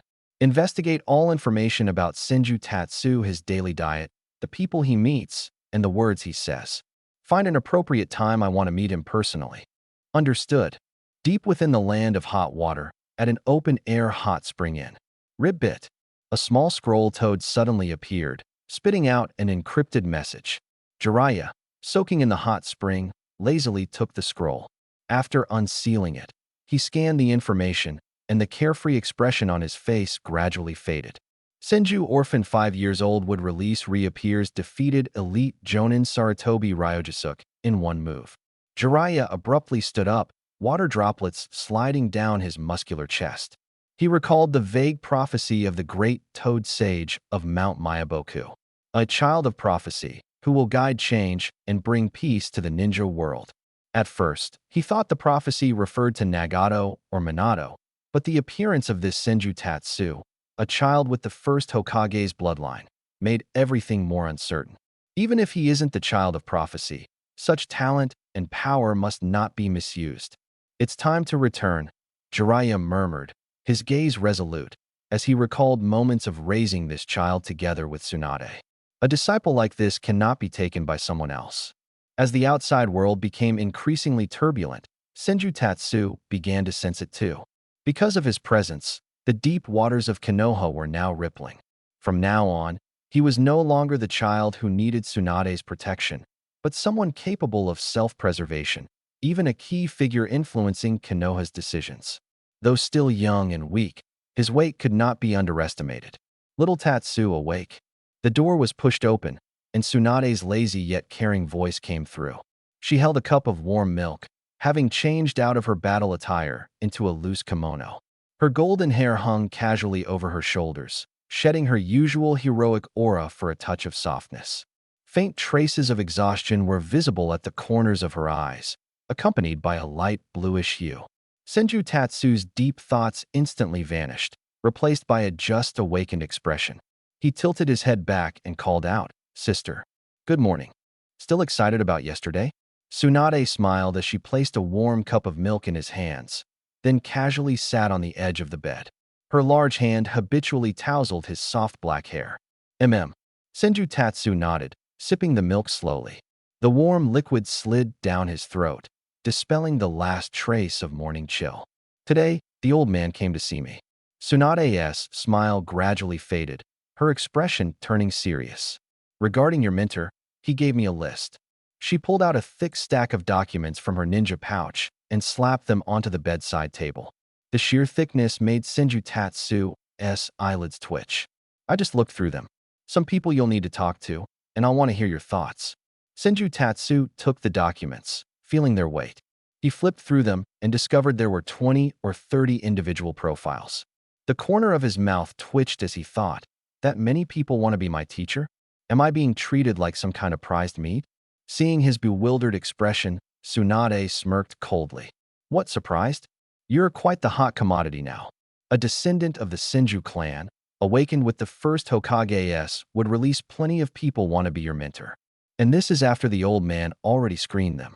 She pointed casually at the documents. Take a look. This one's Hyuga Tianshue, an elite jonin from the Hyuga clan. And this one is Sarutobi Tsukiki, a veteran elite jonin from the Sarutobi family in Konoha. Pulling out one file, she disdainfully tossed it aside. From the Shimura clan, probably one of Danzo's spies. Her tone was calm, yet carried a chill.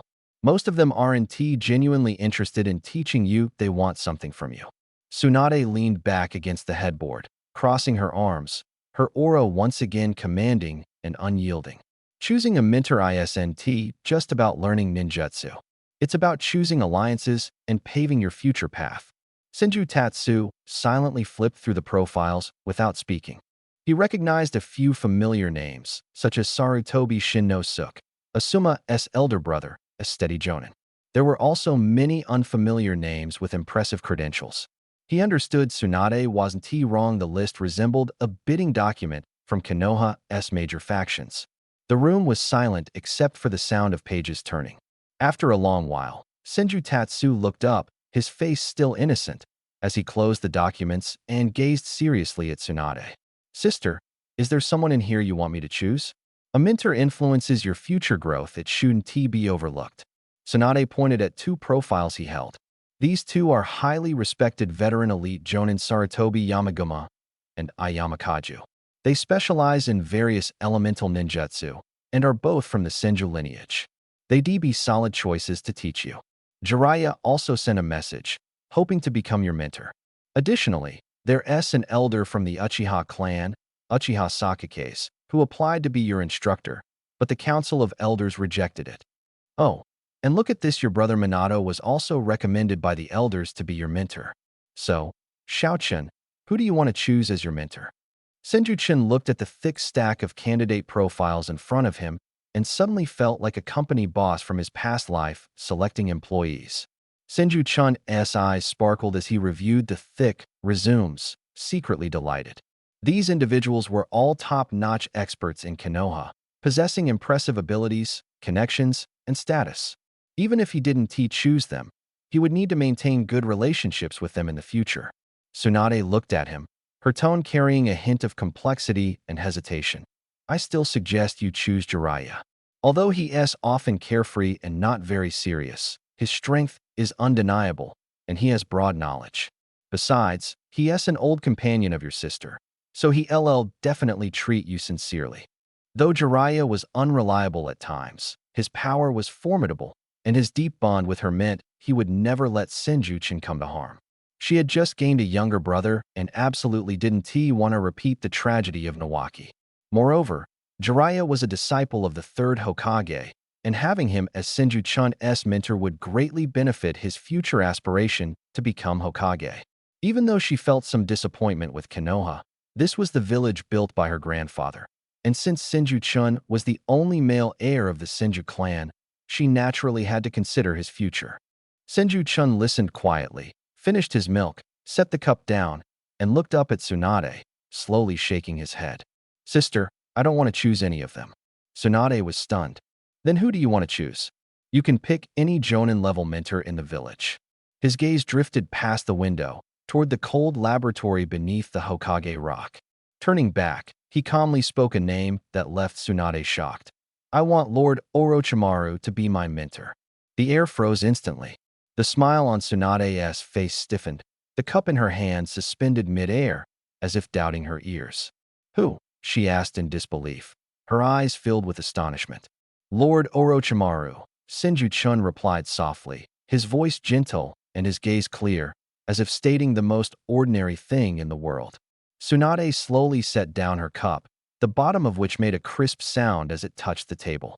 She leaned in closer, carefully scrutinizing her younger brother, as if trying to find some clue on his innocent little face. Orochimaru? The name swirled in Tsunade's mind. She couldn't fathom why Xiao-chun would suggest this option. In her impression, her younger brother was almost entirely a homebody, rarely venturing beyond the ninja academy. There was no way he could have had any interactions with Orochimaru, who was either holed up in his laboratory or out on high-risk missions. Jiraiya made sense. He was thick-skinned, often came by to mooch meals, and had a close relationship with Xiao-chun. Minato was also a good choice as Jiraiya's disciple. He occasionally brought Xiao-chun along and had a gentle personality that made him popular among children. But Orochimaru? Tsunade frowned. That guy was one of the legendary Sannin alongside herself and Jiraiya, immensely powerful but cold and aloof, like a snake, solitary and exuding an air of stay away. Most ninjas in the village avoided him, let alone children. Why would Xiao-chun choose him? Xiao-chun, have you ever met Orochimaru? Tsunade probed. No, Senju-chan shook his head, his eyes sparkling with admiration. But the teachers often say he is one of Konoha's rare ninjutsu geniuses, creating many powerful techniques. And like you, he is one of the Sannin. He extended his hand, and a small, tender green sprout slowly grew in his palm, brimming with vitality. Big sister, my wood style is really strong, but I don't understand its principles. I want to study it like Lord Orochimaru does and create more powerful wood-style ninjutsu. I think his thirst for knowledge is similar to mine.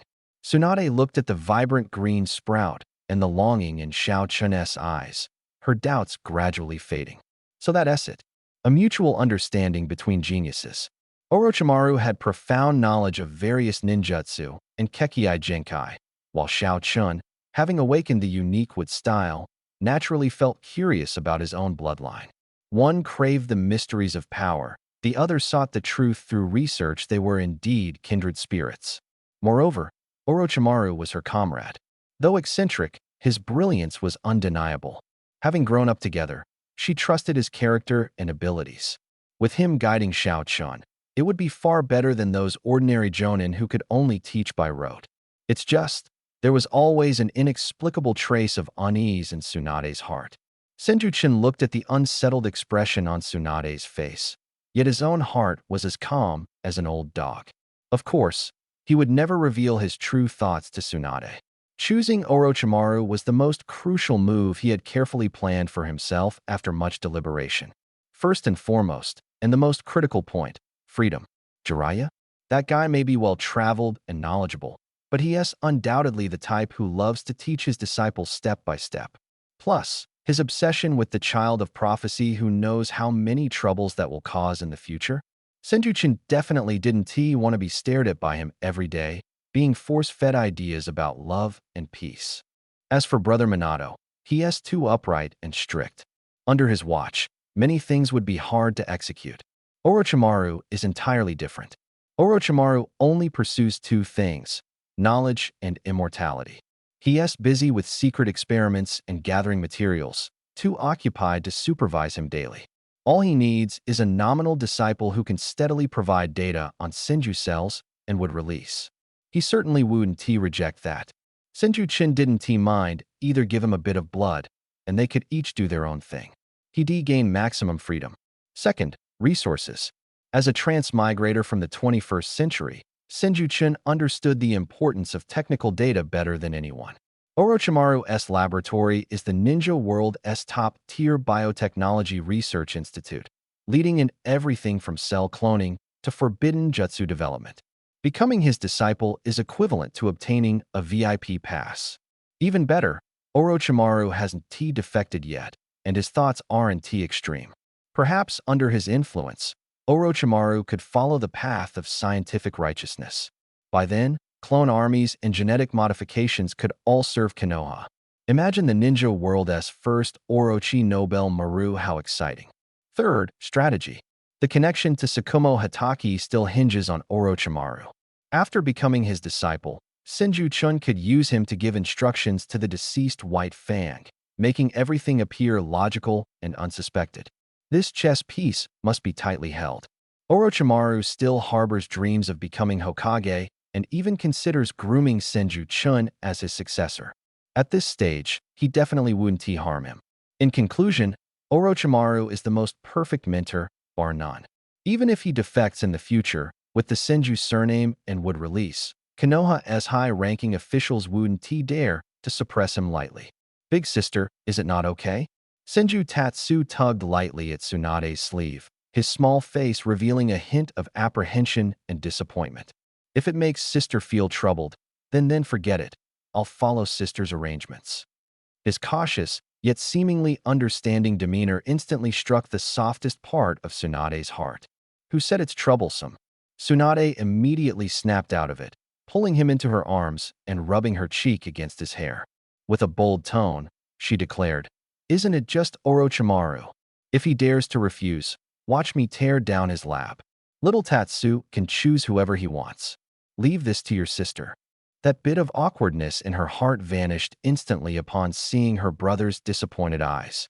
Protecting her brother and fulfilling all his wishes were the most important things. She secretly resolved to pay more attention to Orochimaru's teaching progress in the future, ensuring he wouldn't mislead her adorable little brother.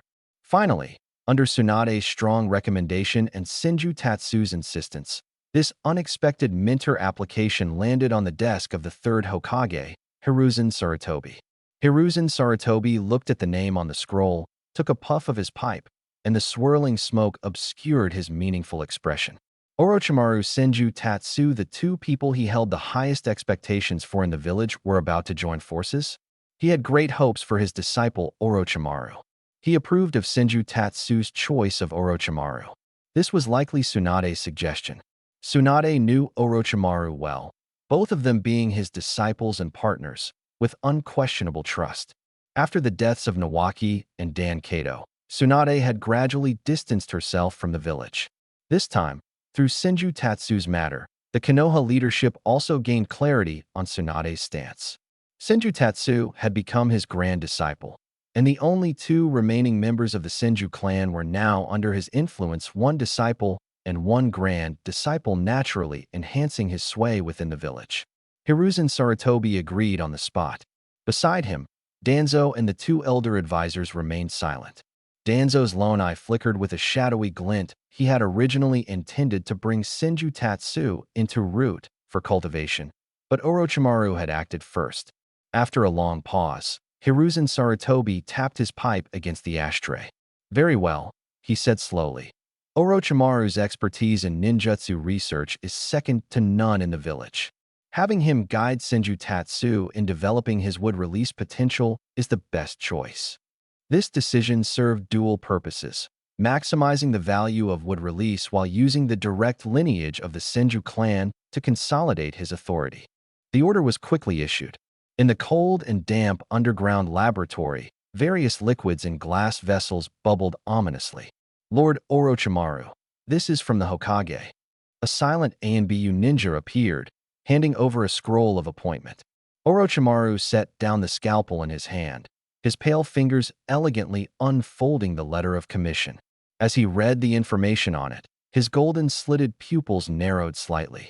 Moments later, a hoarse and low chuckle echoed through the spacious laboratory, sounding particularly eerie. "Hehehe." On Orochimaru's pale face, an extremely sinister smile appeared. He extended his long, snake-like tongue and slowly licked his lips. "Oh, this intriguing little fellow has specifically chosen me as his mentor." His eyes gleamed with excitement and curiosity, as if he had just seen the perfect experiment subject delivering itself to him. "Kid, becoming my disciple isn't so simple." In a hidden underground laboratory in the village of Konoha, the air was filled with a strange mix of formaldehyde and soil, cold and damp enough to make anyone uncomfortable. Under dim yellow lights, rows of massive glass containers held various grotesque biological specimens, some even remnants of human organs. This was Orochimaru's secret laboratory, a forbidden place that an ordinary ninja would never set foot into in their lifetime. At this moment, Senju-chin stood there, curiously observing everything around him. He showed no trace of fear, his dark eyes sparkling with curiosity and excitement, like a child discovering treasure. "Haha, kid, why did you choose me? Aren't those elite jonin good enough? I hear plenty of people are vying to be your mentor." A hoarse and deep voice came from the depths of the laboratory. Orochimaru, dressed in a white research coat, slowly emerged from behind the equipment. His golden-slitted pupils were particularly unsettling in the dim light, locking onto Senju-chun with an intense stare. "Because you've delved further into ninjutsu and the exploration of life." Senju-chun looked up, his face carrying an innocent smile. "Orochimaru-sensei, you said I would take your place one day. Isn't it only natural for a disciple to succeed their master?" The title sensei made the corner of Orochimaru's mouth curl into a strange arc. The notion of a disciple succeeding their master struck right at the core of his aspirations. He was a student of the third Hokage, and according to Senju-chin's logic, succeeding the third to become the fourth would be perfectly reasonable. Yes, he thought the same. Orochimaru approached Senju-chun, meeting his gaze. "Haha, you're absolutely right." Orochimaru chuckled with satisfaction, then pointed to the glass containers behind him. "Chun, what do you think is the meaning of life?" From kid to Chun, was it a subtle shift? Senju-chin internally noted the change, but maintained an appropriately puzzled expression for his age. He tilted his head, thought seriously for a moment, and replied in a childish yet earnest voice, "I don't understand grand principles. However, I think the meaning of life is to continuously grow strong enough to protect the people you want to protect, and strong enough to explore all the unknowns."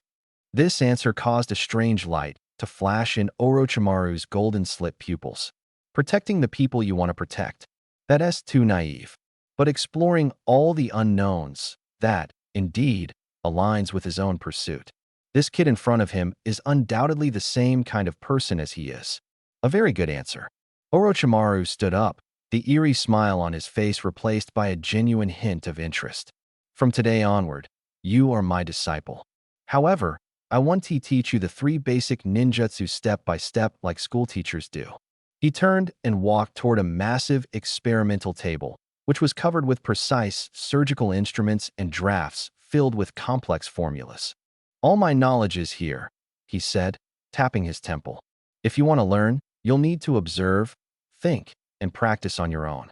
I'll only provide the best environment and resources. How far you go depends entirely on yourself. Yes, teacher. Senju Tatsu nodded heavily, looking like a little fanboy whose idol had just acknowledged him, his heart bursting with joy. Exactly. This is perfect. Uncle Snake, don't bother with me. Free-range teaching is the best method. You focus on your immortality project. I'll work on my plans to steal techniques, no interference. Perfect. As a gift for becoming my disciple, Orochimaru picked up a scroll from the experimental table and tossed it to Senju Tatsu. This is one of my early research notes. It explains how to efficiently use chakra and includes some interesting summoning beast contracts. It might help you understand Mokutan better. Senju Tatsu caught the scroll, feeling its weight, knowing it was undoubtedly valuable. Thank you, teacher. And this? Orochimaru handed over a peculiar-looking key. This is the key to training ground number 7. From now on, it will be your exclusive training area. No one is allowed to enter without my permission. You can test jutsu freely there without fear of disturbance. Senju Tatsu was delighted. With a personal training ground, researching Rasengan and Mokutan would be much more convenient. All right, I've said everything that needs to be said. Orochimaru waved impatiently. Follow me. As my disciple, your first lesson will be understanding how a ninja creates value for the village and earns a living. They walked through a dark corridor and returned to the surface. The long-lost sunlight made Senju Tatsu squint slightly. The two walked one behind the other along Konoha's bustling streets, one tall and coldly charismatic, the other small and well-behaved. This odd pairing attracted many curious glances from passers-by. Soon, they arrived at a building with a signboard reading Mission Center. The area was lively and bustling with people. The walls were covered with various mission request slips, ranging from finding lost pets to escorting caravans, and even assassinating key figures from enemy nations. The air was filled with the chatter of ninjas, debates over mission assignments, and a lively atmosphere. Orochimaru clearly disliked such a noisy environment. He frowned as he led Senju Chun toward a counter. Well, isn't this Lord Orochimaru? What brings you here today? A middle-aged ninja responsible for task assignments stood behind the counter. The moment he saw Orochimaru, his face immediately lit up with a flattering smile. Register him. My disciple, Senju-chun, Orochimaru said succinctly. Hearing this, the middle-aged ninja instantly became more respectful. Isn't this the young master of the legendary Senju clan? Defeating Jonin Ryo no Suke at just 5 years old, truly a prodigy. Senju-chin smiled faintly, but did not respond. The middle-aged ninja quickly completed the genin registration for him, and then courteously asked, Lord Orochimaru, are you here to take on a mission today? B rank or a rank? We have a few newly posted ones with very generous rewards. He thought it was only natural for someone of Orochimaru's caliber, combined with Senju-chan's background, to undertake at least a B rank mission. Orochimaru gave him a cold glance. Little Chun, pay attention, he said, pointing to the mission rankings on the wall. They are categorized into S, A, B, C, and D levels. You've just become a genin. No matter how talented you are, you must start with the simplest D rank missions. His raspy voice continued, being a ninja isn't just about fighting. Completing these seemingly mundane tasks, gaining experience, and understanding the village's operations are also part of your training. Finish 10 D rank missions, then come find me. With that, he said no more. In a flash, his figure disappeared. This left Senju-chin standing there, stunned.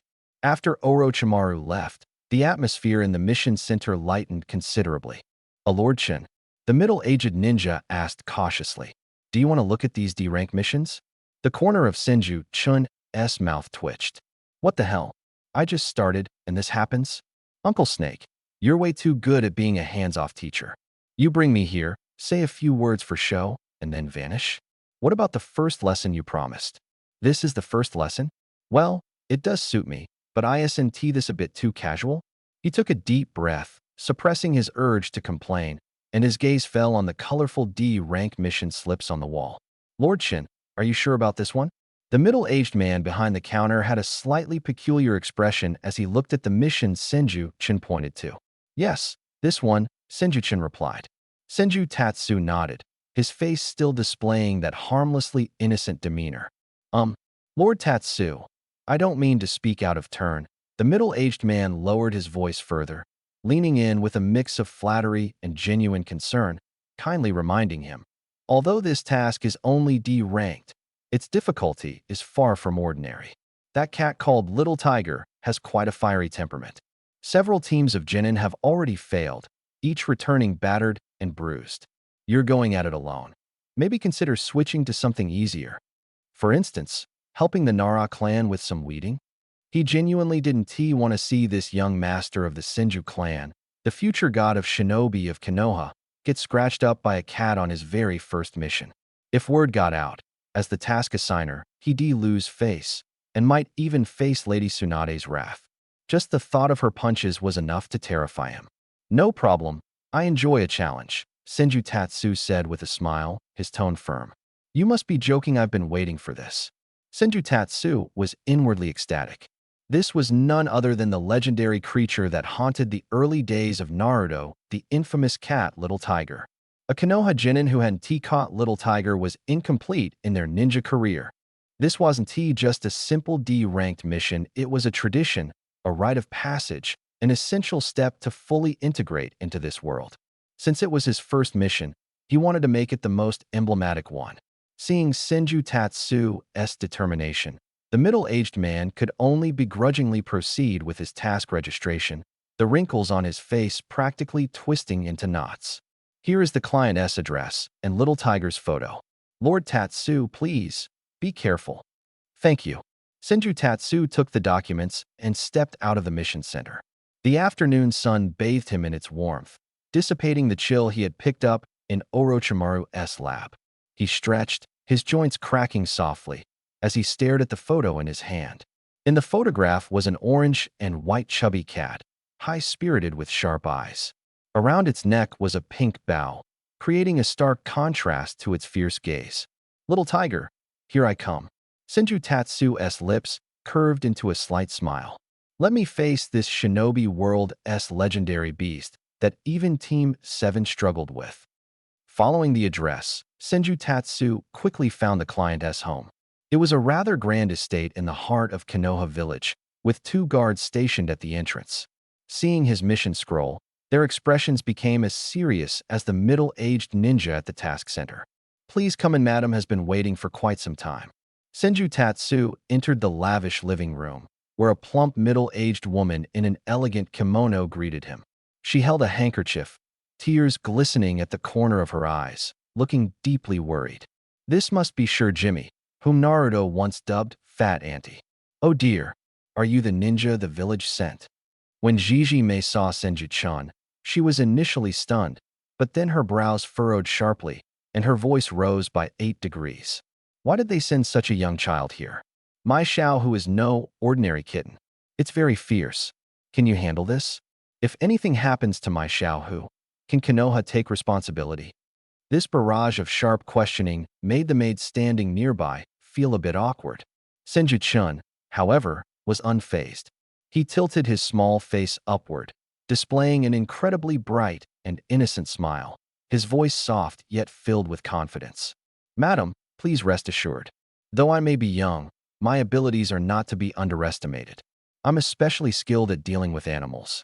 As he spoke, he secretly activated his chakra, and a small pink flower quietly bloomed in his palm, radiating a warm and life-filled aura. The tense atmosphere in the living room instantly eased. Madame Jijime looked at the small flower, then gazed into Senju Chin's clear eyes, and her doubt gradually dissipated. Would release. Are you the little prodigy of the Senju clan? She asked, surprised and curious. All right, I trust you. Please help me bring Xiaohu back. As she wiped away her tears, she began to vent her frustrations. That little rascal not only acts all high and mighty at home, but keeps running off outside. Every time. It makes me so worried I can't sleep. This time, It's been gone for half a day already. I wonder if it's being bullied by stray cats. Senju Chin listened silently, but couldn't help but mentally comment. Big sister, with Xiaohu's build and combat power, it's a wonder it doesn't bully others instead. Madam, where does Xiaohu usually like to go? He asked at the right moment. It likes climbing to high places, rooftops, trees, anywhere secluded. It especially loves going to the fish market on the east side of the village. It's stolen fish there several times. Madame Jijime added. Understood. Senju Chin nodded, already forming a plan in his mind. He closed his eyes and utilized the Senju clan's affinity for plants and nature, spreading his chakra to sense the flowers, grass, and trees around him. Being naturally endowed with abundant chakra, the Senju clan excelled in sensing abilities. In the air, mixed chakra signals flooded his mind. He patiently filtered through them, focusing on the faint animal chakra. Soon, on a street not far away, he detected a faint yet vibrant life signal. Found it. His figure transformed into a fleeting shadow, disappearing across the rooftop silhouette within just a few leaps. In the eastern district of Konoha Village, on the roof of a residential house, the orange cat, Xiaohu, was lazily lying on the tiles, basking in the sun, with half a sori it borrowed from the fish market still clamped in its mouth. It yawned, revealing sharp teeth, and swept its gaze disdainfully over the two-legged beasts bustling on the street below, full of a ruler's arrogance. At this moment, a small white flower quietly bloomed beside the roof. Meow. Xiaohu abruptly lifted its head, sniffing the fragrance in the air as it looked over. Not far away, on another rooftop, a black-haired boy was smiling at it. By his feet, a green vine extended across to the opposite roof. That strange fragrance was coming from a tiny white flower. Meow, it's mine. Xiaohu's eyes immediately sparkled with greed as it dropped the fishtail in its mouth, kicking off with its hind legs like an orange lightning bolt, pouncing toward the white flower. Just as it was about to touch the flower, a sudden change occurred. Several slender yet resilient vines moved as if alive, swiftly wrapping around its limbs and body, forming a cage that trapped it on the spot. Wood-style Kakuan entering society with gentle hands mini version. Meow. Let me go? Xiaohu struggled desperately, its claws leaving white scratches on the vines, but failing to damage them in the slightest. The chakra-formed vines tightened the more it struggled. Senju Chun walked over slowly, crouching to observe the legendary creature trapped in the cage. Little guy, quite the temper you have. He reached out and lightly tapped Xiaohu's nose through the vines. Stop fussing, come home with me. His voice carried a peculiar soothing power, calming the previously agitated Xiaohu. It still let out low growls from its throat, its wary cat eyes fixed on him. Senju Chin chuckled, released the vine cage, and picked up the hefty cat. It was heavy, at least 15 pounds.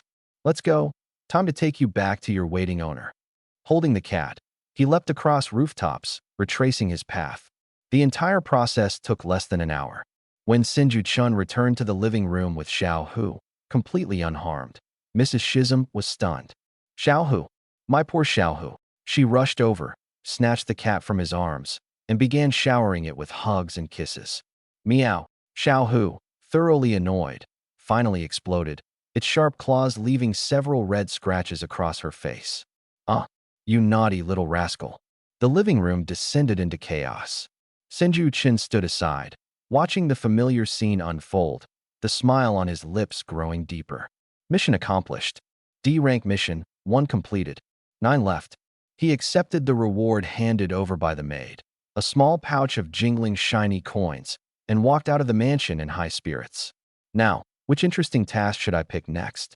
In the Thousand Hands clan's territory at dusk, the daytime hustle and bustle had faded, leaving it serene and cozy. Senju Chun pushed open the door to his house, and a familiar scent, a mix of woody freshness and a faint herbal aroma, greeted him. It instantly swept away the fatigue from his day's work outside. On the short table in the living room, there were scattered plates and cups, with several empty wine bottles lying around haphazardly. Tsunade was slumped over the table, her long golden hair in disarray, her face resting on her arm, and her brows slightly furrowed, as if she was still troubled by something even in her dreams. Back so soon. Looks like things didn't go well at the casino today. Senju-chin chuckled to himself, quietly approaching. He could already imagine his sister, with her infamous losing streak, having angrily bet everything and lost it all again, returning home dejectedly to drown her sorrows in alcohol. "Sis, I'm back," he said as he lightly nudged her shoulder. Don't bother me. One more round. This time I'll win it back." Tsunade mumbled incoherently, reaching out on the table as if grabbing cards. Senju-chin shook his head helplessly and pressed a little harder. "Sis, it's me. Little Chun." Tsunade jolted awake, sitting up straight instantly. Her bleary, drunken eyes cleared when she saw him. She grabbed him and looked him over from head to toe, making sure he hadn't lost any limbs. "Did you see Orochimaru?" Tsunade asked nervously. "That creepy guy didn't do anything weird to you, did he? Didn't he draw your blood? Didn't he make you take any strange medicine?" Her protective concern warmed Senju-chun's heart, but he still answered simply with a naive shake of his head. "No, Orochimaru-sensei is very nice. Knowing I just graduated, he took me to the mission center, letting me start with simple tasks to gain experience and understand how the village operates." He animatedly recounted how he caught the little tiger, omitting the fact that he had used his sensory abilities and would release to easily complete the task, only mentioning that it was done with patience and a bit of luck. At least he knows his place. Tsunade let out a sigh of relief when she heard Orochimaru hadn't done anything overboard, but she still sounded fierce. "If he dares use you as a test subject, I'll smash all his bottles, jars, and his lab to pieces." Of course, Orochimaru's skills are impressive. It wouldn't hurt to learn more from him. Senju-chin smiled and didn't argue. He knew that Tsunade was just bluffing if it came down to actually destroying a teammate's laboratory. She wouldn't have the heart to do it. Oh, right. Tsunade suddenly remembered something important.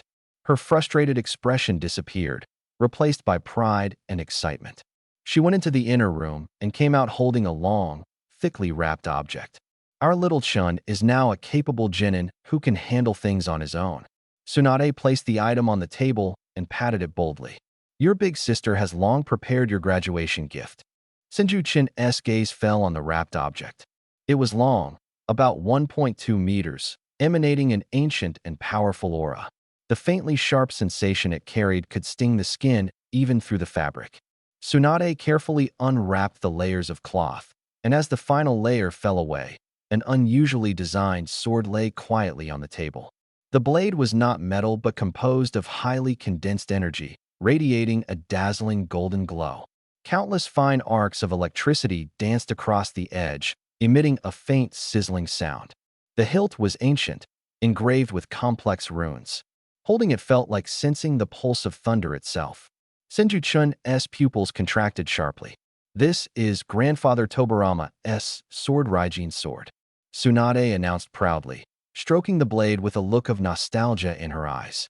"The blade is pure lightning, indestructible, and allows you to freely control lightning release. Initially, I planned to give it to you once your skills were more advanced." She paused and looked intently at Senju-chun. "But you've graduated from the ninja academy and are now a true ninja. Since you enjoy swordsmanship, your big sister decided to bring the Raijin sword to you." Senju-chun's heartbeat quickened. This was the legendary weapon of the second Hokage, Senju Tobarama. He never expected Tsunade to gift him such a precious relic as his graduation present. It was not just a valuable inheritance, but also a significant responsibility. He reached out to touch the blade. The violent lightning energy did not harm him. Instead, it sent a familiar tingling sensation, as if welcoming a descendant of the same bloodline. "Big sister, this is far too precious." Senju-chin looked up, his voice trembling slightly. At this moment, he wasn't a calculating individual, but a younger brother overwhelmed by his sister's deep affection. "Foolish boy, why be so formal with your big sister?" Tsunade ruffled his hair and laughed brightly. "The treasures of the Senju clan, if not passed to you, should we just leave them to rot? Take it. If anyone dares to bully you, use this sword to show them that the Senju clan is not to be trifled with." She placed the Raijin sword and its scabbard into Senju-chun's arms. The heavy weight steadied his heart. Holding the legendary weapon tightly, his emotions were complex. From this moment on, the label of Senju became even heavier. This sword was both a protective talisman and a potential curse, bringing power and attracting envy and scrutiny. But so what? True power only counts as power when it is firmly in your own hands. Thank you, big sister. Senju Qin raised his head, his jet-black eyes shimmering with an unprecedented light. I will definitely make good use of it, protect myself, and protect my sister. Meanwhile, in a hidden underground location in Konoha village, the headquarters of Root, where the air was as cold as a morgue, a masked Root ninja knelt on one knee, reporting all the intelligence gathered that day to the figure shrouded in shadow. After officially becoming Orochimaru's apprentice, Senju Qin went alone to the mission center, where he accepted and completed a D-rank commission, capturing a pet cat. Based on observations, he used wood release to quickly locate and capture the target. His methods were efficient, his mind meticulous, completely unlike a 5-year-old child. In the shadows, Shimura Danzo listened silently. Beneath the bandages covering his right eye was a cold, chiseled jaw. Orochimaru. Though they were collaborators, he was still a disciple of the third Hokage. With the relationship between Orochimaru and Tsunade, recommending Senju Qin to join Root was impossible. Danzo's single eye flashed with a somber light. A Senju descendant possessing wood release was of immeasurable value. Sarutobi handing him over to Orochimaru was nothing more than an attempt to win over the old Senju faction while integrating Senju Qin into the framework of the Will of Fire. Naive. Someone like Senju Qin, a weapon must be honed in darkness, stripped of superfluous emotions, to maximize his potential. Entrusting him to Tsunade, that sentimental woman, or Orochimaru, was a waste. Only Danzo himself could shape him into Konoha's sharpest weapon. Efficient, meticulous. Even excelling in D-rank missions demonstrated that his temperament far exceeded the norm. He was not a raw jade but a blade freshly honed, requiring minimal guidance to draw blood. Such a blade must be wielded by him alone, to sever all threats to Konoha. After a long silence, Danzo's raspy, sandpaper-like voice echoed in the empty room. Make the arrangements. He spoke slowly, his tone indifferent. I want to meet him personally. The warm orange glow of the setting sun bathed Konoha's streets, elongating shadows like a flowing painting. Senju Qin had just completed his second D-rank mission, bathing a litter of puppies for the Inuzuka clan. The scent of shampoo and milk lingered on him, contrasting strangely with the ancient, sharp artifact on his back. Only 7 tasks left. He calculated inwardly. At this pace, he could complete Orochimaru's novice quota within 3 days and then retreat to the training ground to begin his research projects. As he casually considered whether his next task would involve harvesting vegetables for the Akimichi clan or collecting parasitic insects for the Aburame clan, his steps suddenly halted. An icy, deathly aura seeped silently into his senses, like a malignant tumor invading his thoughts. He didn't look back, just continued walking forward like an ordinary child, heading toward the main road bustling with people. However, his mind was on high alert, chakra flowing quietly within him, ready to respond to any sudden situation. A figure appeared by his side without any warning. The person was dressed in standard Umbu uniform, wearing a plain white mask devoid of any patterns, resembling a ghost emerging from the shadows, exuding no signs of life. Senju Qin. An icy, emotionless voice came from behind the mask. Lord Danzo Shimura wants to meet you. Senju Qin slowly turned his head, a trace of confusion and puzzlement flashing in his dark eyes. Tilting his head, he asked, "Who are you?" "I don't know you." But inwardly, he sneered. So, the old fox lurking in Konoha finally couldn't hold back. "You don't need to know me," the masked ninja replied coldly. "Come with me, and you'll find out." He reached out to grab Senju Qin's shoulder. The innocence on Senju Qin's face vanished in an instant, replaced by vigilance. With a nimble move, he slipped away like an eel, avoiding the man's hand.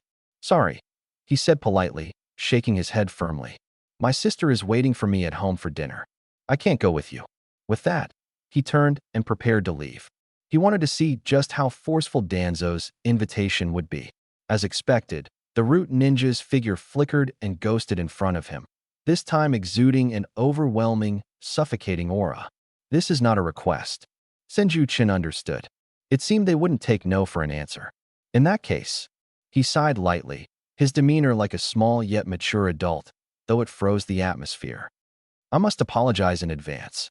The moment his words fell, golden lightning suddenly erupted on the dimly lit street. Clang! A crisp sword clang echoed through the street. At some point, Senju-chun had drawn the Raijin's sword from his back. Golden light shimmered as lightning danced along the blade, filling the air with the scorching energy of thunder. The root ninja's pupils contracted sharply.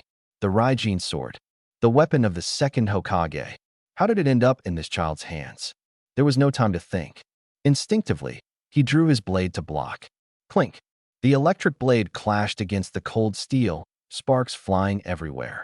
A numbing sensation instantly spread throughout the root ninja's body, his arm gripping the blade stiffening. Such speed, such power.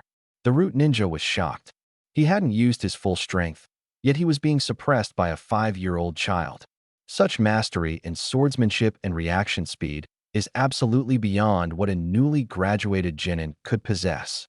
What shocked him even more was that, from beginning to end, he had not sensed any chakra fluctuations of would-release ninjutsu from Senju-chun. In other words, the opponent had fought him to a draw purely relying on taijutsu and swordsmanship. The location was not far from the main road of the village, where people frequently came and went.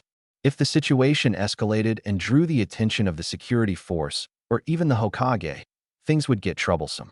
Just as the root ninja was caught in a dilemma, an elderly and sinister figure, as if teleporting, silently appeared between the two. Using only 2 fingers, he effortlessly caught the golden lightning blade, with the jumping arcs of electricity unable to harm him in the slightest. That's enough. Senju-chun's pupils contracted as he withdrew the sword of Raijin, warily watching the unexpected guest before him. The newcomer was none other than Shimura Danzo. His right eye was wrapped in bandages, while his left eye coldly stared ahead.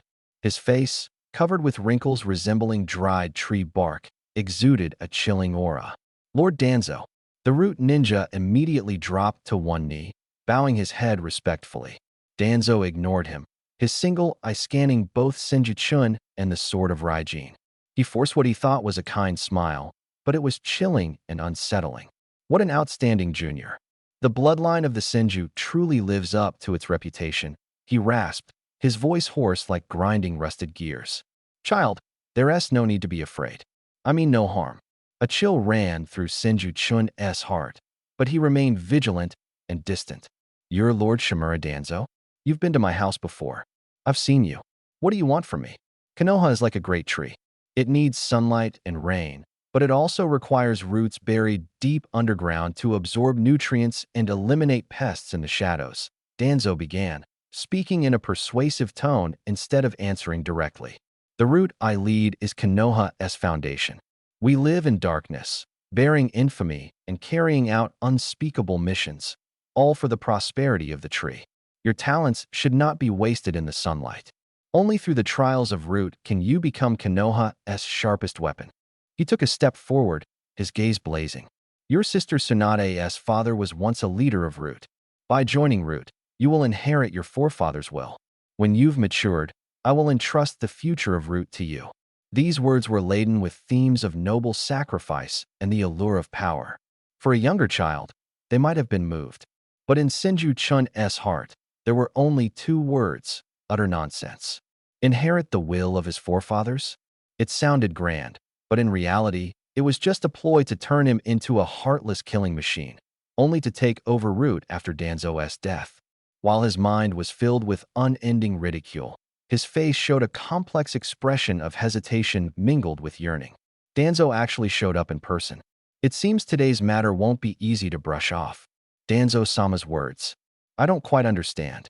He lowered his head, his voice carrying a hint of childlike confusion. But I can feel that you and your subordinates are true ninjas fighting for the village. I really admire that. First, he affirmed the other's greatness, satisfying Danzo's vanity. Then, his tone shifted, and he displayed a troubled expression. But, my sister doesn't want me to join any organization. She says I'm still too young. Also, I'm already Orochimaru Sensei's disciple, which makes me the grand disciple of the 3rd Hokage. Such big decisions, I can't make them on my own. He cleverly mentioned Tsunade, Orochimaru, and Hiruzen Sarutobi, three significant figures. Seeing Danzo's grim face, Senju-chan knew the timing was right. He suddenly looked up, his dark eyes sparkling with innocence, as if he'd thought of a brilliant solution.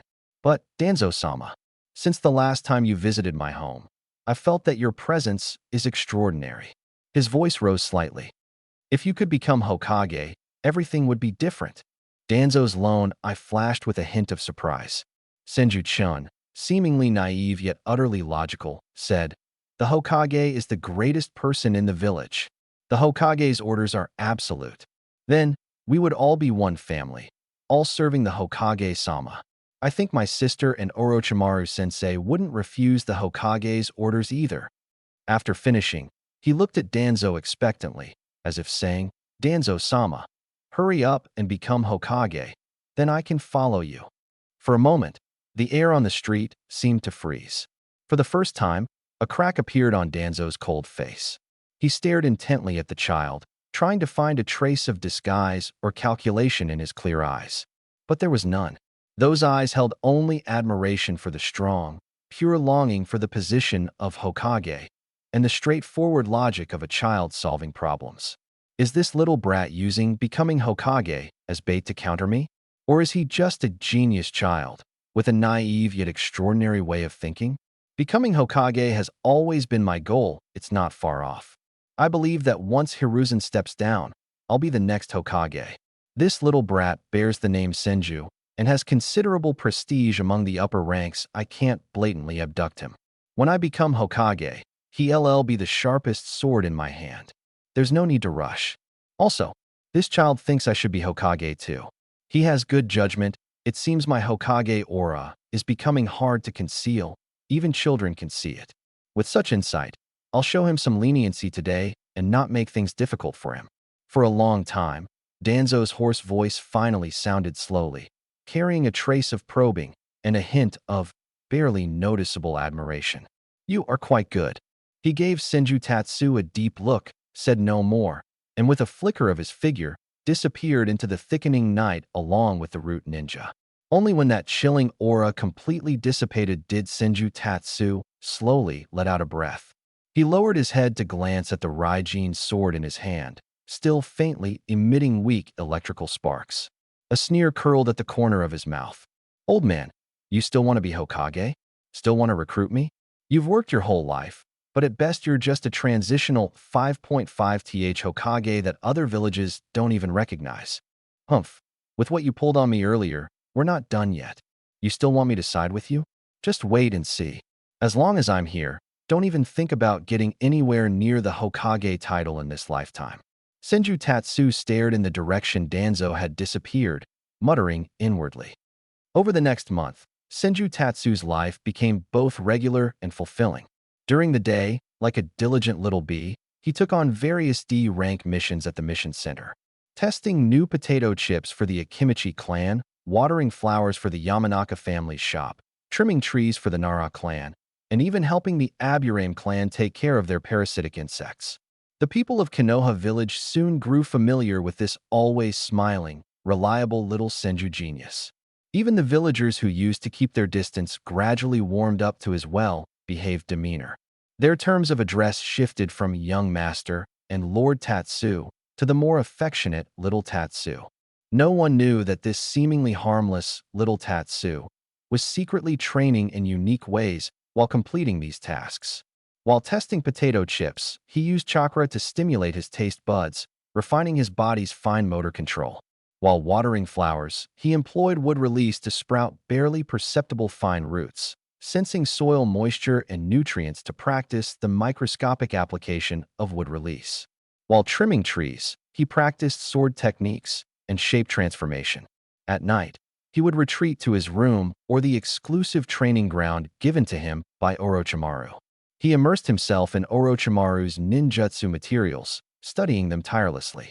Orochimaru's scrolls surpassed those taught by Konoha or Tsunade, covering advanced topics from human anatomy and cell activation to healing techniques, regeneration methods, and even forbidden theories on soul and spiritual energy. For Senju Tatsu, who possessed modern medical knowledge, this was a treasure trove, and he absorbed it like a dry sponge. He knew he had a system, and that bloodline mutations would undoubtedly appear in the future.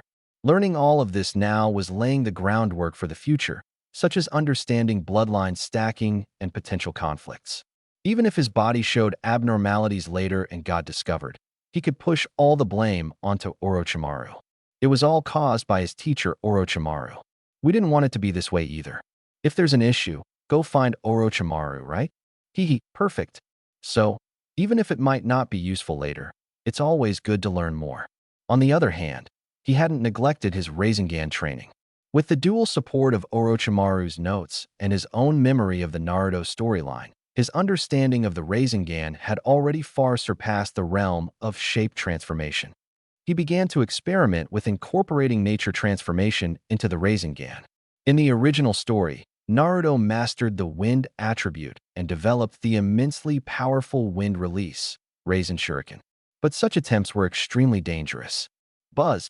At training ground number 7, Senju Chin's right palm spun with a blue chakra sphere. He took a deep breath and slowly infused a slight amount of wind chakra into it. Crack! The Rasengan instantly lost balance. The violent chakra exploded in his palm, leaving a few small cuts. Hiss! Senju Chin winced and took a sharp breath in pain. He wasn't discouraged, though. Instead, his eyes sparkled with excitement. Cross-legged, he formed hand seals, and green light emanated from his palms.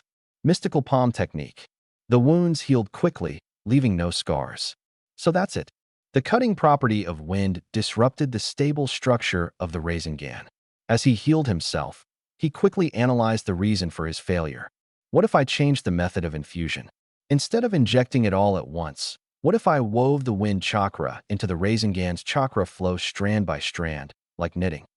An audacious idea flashed in his mind. Let's try again. After recovering, he threw himself back into intense training. Self-harm, healing, analyzing, then self-harm, then healing again. This seemingly insane training method was the most efficient way for Senju Chin to grow, thanks to his strong life force from the wood release and Uzumaki clan's physique. Meanwhile, elsewhere in Konoha, the atmosphere in the Uchiha clan's compound was tense. Inside the clan meeting hall, only the clan head and elders were allowed entry. Uchiha Fugaku sat at the head seat, his expression heavy. Several elders sat on either side, all with grim faces. Fugaku, what exactly are you thinking? It's been over a month, and according to our reports, that Senju brat spends his days catching cats, playing around, and helping villagers weed gardens. He doesn't look like a genius at all. The hot-tempered Uchiha Yasho slammed the table in anger. Are we just going to sit back and watch a Senju brat who has mastered the wood release gain a people-friendly reputation in the village? This is clearly a scheme by the Hokage to pave the way for him. Eighth elder, you can't say it like that. Another elder, who seemed more rational, stroked his beard and retorted, according to Shursue's observations, that Senju Tatsu has a gentle temperament, is friendly to others, and harbors no malice toward us Uchiha. Perhaps he really is just a precocious and sensible child. Foolish. You're too naive. Uchiha Yatsushiro snorted coldly. The enmity between the Senju and Uchiha is ingrained in our very bones. Gentle and friendly? That's just his facade. Don't forget, the first Hokage, Senju Hashirama, didn't he also appear to be a nice guy back then? And what happened in the end? How did he treat us Uchiha? Someone questioned. Enough.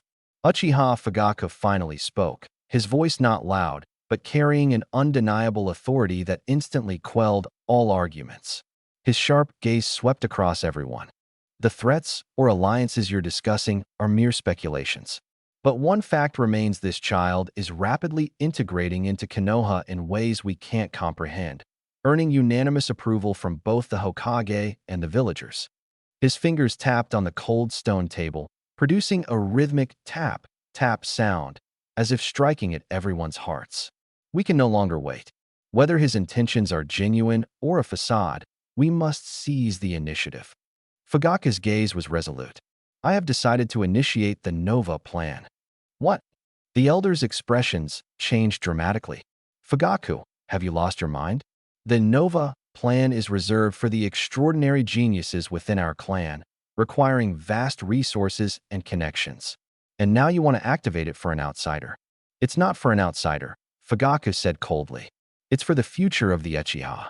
His gaze shifted to the corner of the secret chamber, where a silent boy had been standing all along. Shursui. Yes, clan leader.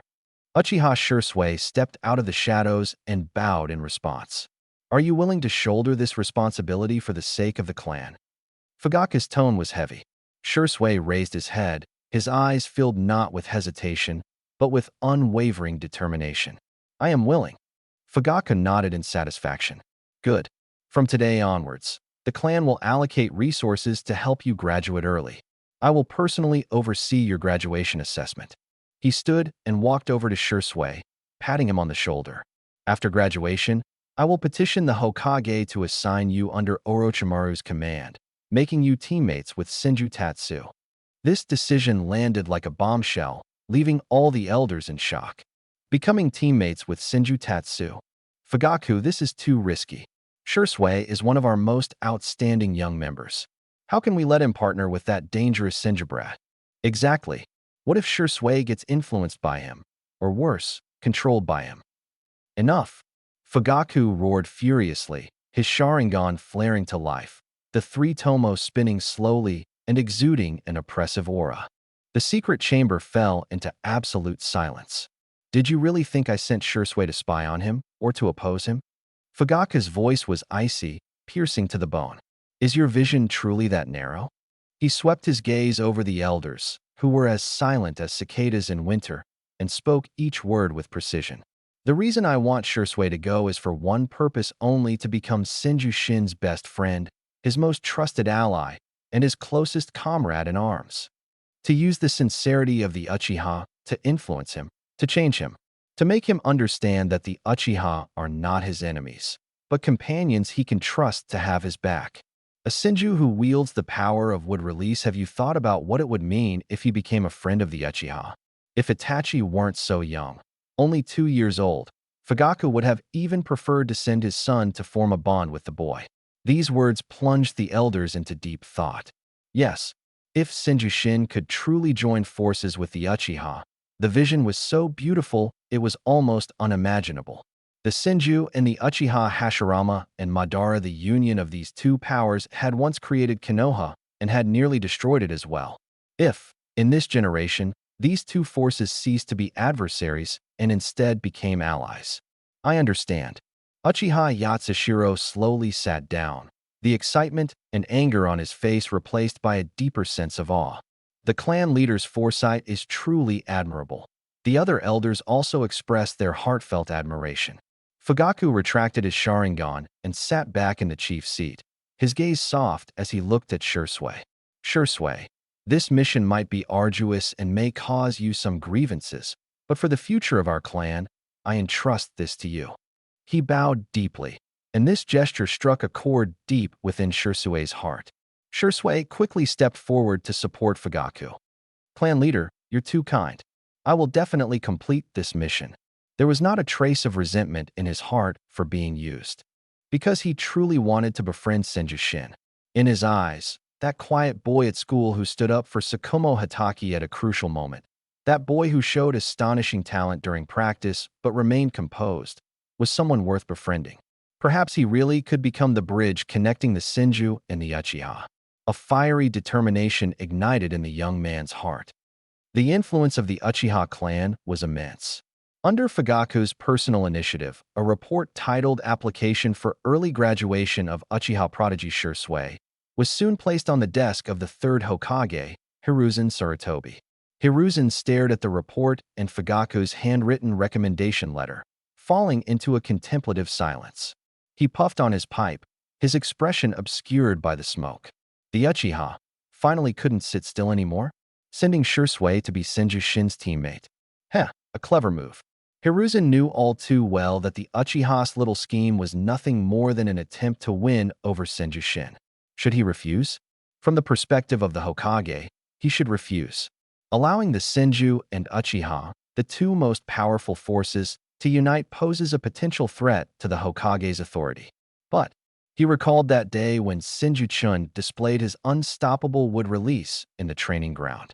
He also remembered how the boy had been diligently completing D-rank missions recently, earning a good reputation among the villagers. A child possessing the power of the first Hokage, yet understanding how to connect with the people. A youth with Uchiha blood who yearned for peace. If they could truly become friends, it might not necessarily be a bad thing for the village. It could even completely dissolve the decades-long rift between the two clans. This was a gamble. If it succeeded, Konoha would become stronger and more united than ever before. If it failed, the consequences would be unimaginable. Sarutobi Hiruzen remained silent for a long time, tapping the ash from his pipe into the ashtray. Then, he picked up the stamp symbolizing the Hokage's authority. Bang! The crimson stamp was heavily pressed down. Emergency Assembly. Training Ground Number 7. A black summoning snake appeared like a phantom outside Senju-chin's window, spat out a note, and disappeared into smoke. Senju-chin set aside his experimental data, picked up the note, and saw Orochimaru's sharp and chilling handwriting. Emergency Assembly? Senju-chin raised an eyebrow. Orochimaru had practically disappeared over the past 2 months, except for initially assigning missions, showing no interest in him. Senju-chun had been planning to seek him out proactively, but he hadn't expected to be summoned so suddenly. He quickly changed, donned his forehead protector and ninja tool pouch, and headed to training ground number 7. The training ground was remote and dilapidated, and ever since Orochimaru had assigned it to Senju-chun, it had been sealed with a barrier, making it inaccessible to ordinary people. When Senju-chun arrived, Orochimaru was already waiting under a tree, still dressed in his white research robe, his golden-slit pupils glinting in the sunlight. "Sensei," Senju-chun greeted. You're here." Orochimaru nodded, his voice hoarse. "Today, I've called you to introduce a new companion." "A new companion?" Senju-chun asked in confusion, following Orochimaru's gaze. At the other end of the training ground stood a boy about his age, with short, slightly curled black hair. He was wearing the iconic high-collared training outfit of the Uchiha clan, with a small fan emblem on his back. The most striking feature was his eyes, jet black and bright, like 2 obsidian stones, accompanied by a gentle smile on his face. Uchiha Shursui. Senju-shin's pupils contracted slightly, almost imperceptibly. Why is he here? And moreover, he noticed the brand-new, sunlit Konoha forehead protector on Shursui's forehead. This guy graduated early too. "Starting today, Uchiha Shursui will be your teammate," Orochimaru said with a hint of amused anticipation in his voice. "The two of you will form a new team under my guidance." Countless thoughts flooded Senju-shin's mind. The Uchiha clan sure acts fast. In just 2 months, not only did they have Shursui graduate early, but they also placed him directly on my team. This is an open strategy. Placing Shursui by my side on the surface, he's a teammate, but in reality, he's here to monitor and recruit me. Fugaku, that old fox, truly knows how to strategize. However, Senju-shin's lips curled into a faint smile. For me, this might not necessarily be a bad thing. An Uchiha prodigy I can openly interact with, someone destined to possess the Mangekyo Sharingan in the future. It's practically a gift handed to me. "Hello, Shin-kun." Uchiha Shursui approached Senju-shin with a sincere smile, extending his hand. "We meet again. I didn't expect to become teammates with you. Please take care of me from now on." His attitude was straightforward, devoid of the stiffness of family obligations, as if he was genuinely excited about making friends. "Hello, Shursui-kun." Senju-shin smiled and extended his hand for the handshake. "I'm also glad to be teammates. Please take care of me as well." "Don't worry, Shin-kun. We're comrades. Helping each other is only natural." Shursui patted his chest confidently. Nearby, Orochimaru watched the friendly interaction between the two kids, his golden eyes gleaming with curiosity. One was a Senju kid possessing the first Hokage's would-release bloodline. The other was a genius from the Uchiha clan. Orochimaru stared at them, suddenly recalling how Senju-shin had once mentioned, if the first Hokage's would-release bloodline combined with the Uchiha Sharingan. Things are getting more and more interesting. All right, that's enough introductions. Orochimaru clapped his hands, interrupting. "Since we VE formed a team, I happen to have a mission for you." Senju-shin's heart tightened, already feeling tortured by the endless D-rank missions. Orochimaru slowly took out a mission scroll and unfolded it. Your first team mission is. He deliberately dragged out his tone, relishing the sight of the two kids' nervous anticipation. A D-rank mission, assisting the Konoha police force in a week-long night patrol. The air instantly froze. The anticipation on Senju-shin's face solidified. Even Shirsue's smile stiffened. Huh, patrol? And it's D-rank? I was all geared up, and this is what you give me? Senju-shin had 1,000 things he wanted to curse in his head. After all this fuss assembling everyone, introducing new teammates, and holding urgent meetings, it turns out to be just a D-rank mission? And it's assisting the police force on patrol? Isn't the police force run by the Uchiha clan anyway? What is this? Babysitting the prince? Orochimaru looked at their colorful expressions and laughed hoarsely. What? Unsatisfied, he glanced at Senjutatsu. Don't you enjoy doing D-rank missions? Over the past 2 months, you've practically cleared out the D-rank tasks at the mission center. This mission will give you a clearer understanding of the village's security situation. It's meaningful. I was at a loss for words. Senjutatsu felt like Orochimaru had completely shut him down. Orochimaru turned to Shisui and said, Shisui-kun, the police force is the pride of the Uchiha clan. Familiarizing yourself with the environment in advance will benefit your future greatly. Shisui opened his mouth, but eventually nodded. Yes, Orochimaru-sensei. Excellent. Orochimaru smiled contentedly as he rolled up the scroll. The mission starts tonight. You two should report to police force headquarters first. Remember, you're a team now, so learn to cooperate. Don't disappoint me. After speaking, he gave a sinister laugh as his body slowly sank into the ground and disappeared. Left alone in the training field, Senjutatsu and Shisui exchanged a long look. Shisui awkwardly scratched his head, breaking the silence. Tatsu-kun, shall we head to the police force headquarters? Senjutatsu took a deep breath and plastered on an obedient smile. All right, Shisui-kun, let's go. But internally, he was screaming, I absolutely hate this D-rank mission. The Konoha police force headquarters, situated on the outskirts of the Uchiha clan's territory, exuded a solemn atmosphere. Uniformed Uchiha clan members moved about freely, greeting Shisui with smiles and casual remarks like, Shisui, you're here. However, when their eyes landed on Senjutatsu, their gazes were complex, a mix of curiosity, scrutiny, and obvious wariness. The surname Senju was a difficult barrier for the Uchiha to overcome. Unbothered, Senjutatsu acted like a curious schoolkid on a field trip, following Shisui and glancing around with an intrigued smile. Internally, though, he thought, this police force feels like a mafia den. Everyone looks like they owe millions. The divide between the two clans runs deep, no wonder they got wiped out. Shisui, sensing the coldness directed at Senjutatsu by his clan members, felt embarrassed. He quickened his pace and led him to the mission handover area. The reception was handled by a middle-aged Uchiha Jonin named Uchiha Tetsuka, a squad leader in the police force. When he saw Shisui, he immediately greeted him warmly. Shisui, you're here? The clan leader has already informed us. Suddenly, he saw Senjutatsu, and his smile faded slightly. He spoke in a businesslike manner. This must be Senjutatsu, correct? Welcome to assisting our security force. Your task is quite simple. Starting tonight, every night from the hour of Haida Mao, you will patrol the 3rd district. Here is your patrol route map and signal flares for communication. He handed over a map and 2 signal flares, his tone indifferent, clearly not taking the 2 5- or 6-year-old kids seriously. During patrols, if you encounter anything suspicious, do not act on your own. Immediately launch a signal flare, and we'll send someone to handle it. Understood. Understood. Shisui and Senjutatsu nodded in unison. All right, you can head back now. Be at the 3rd district's street entrance on time tonight.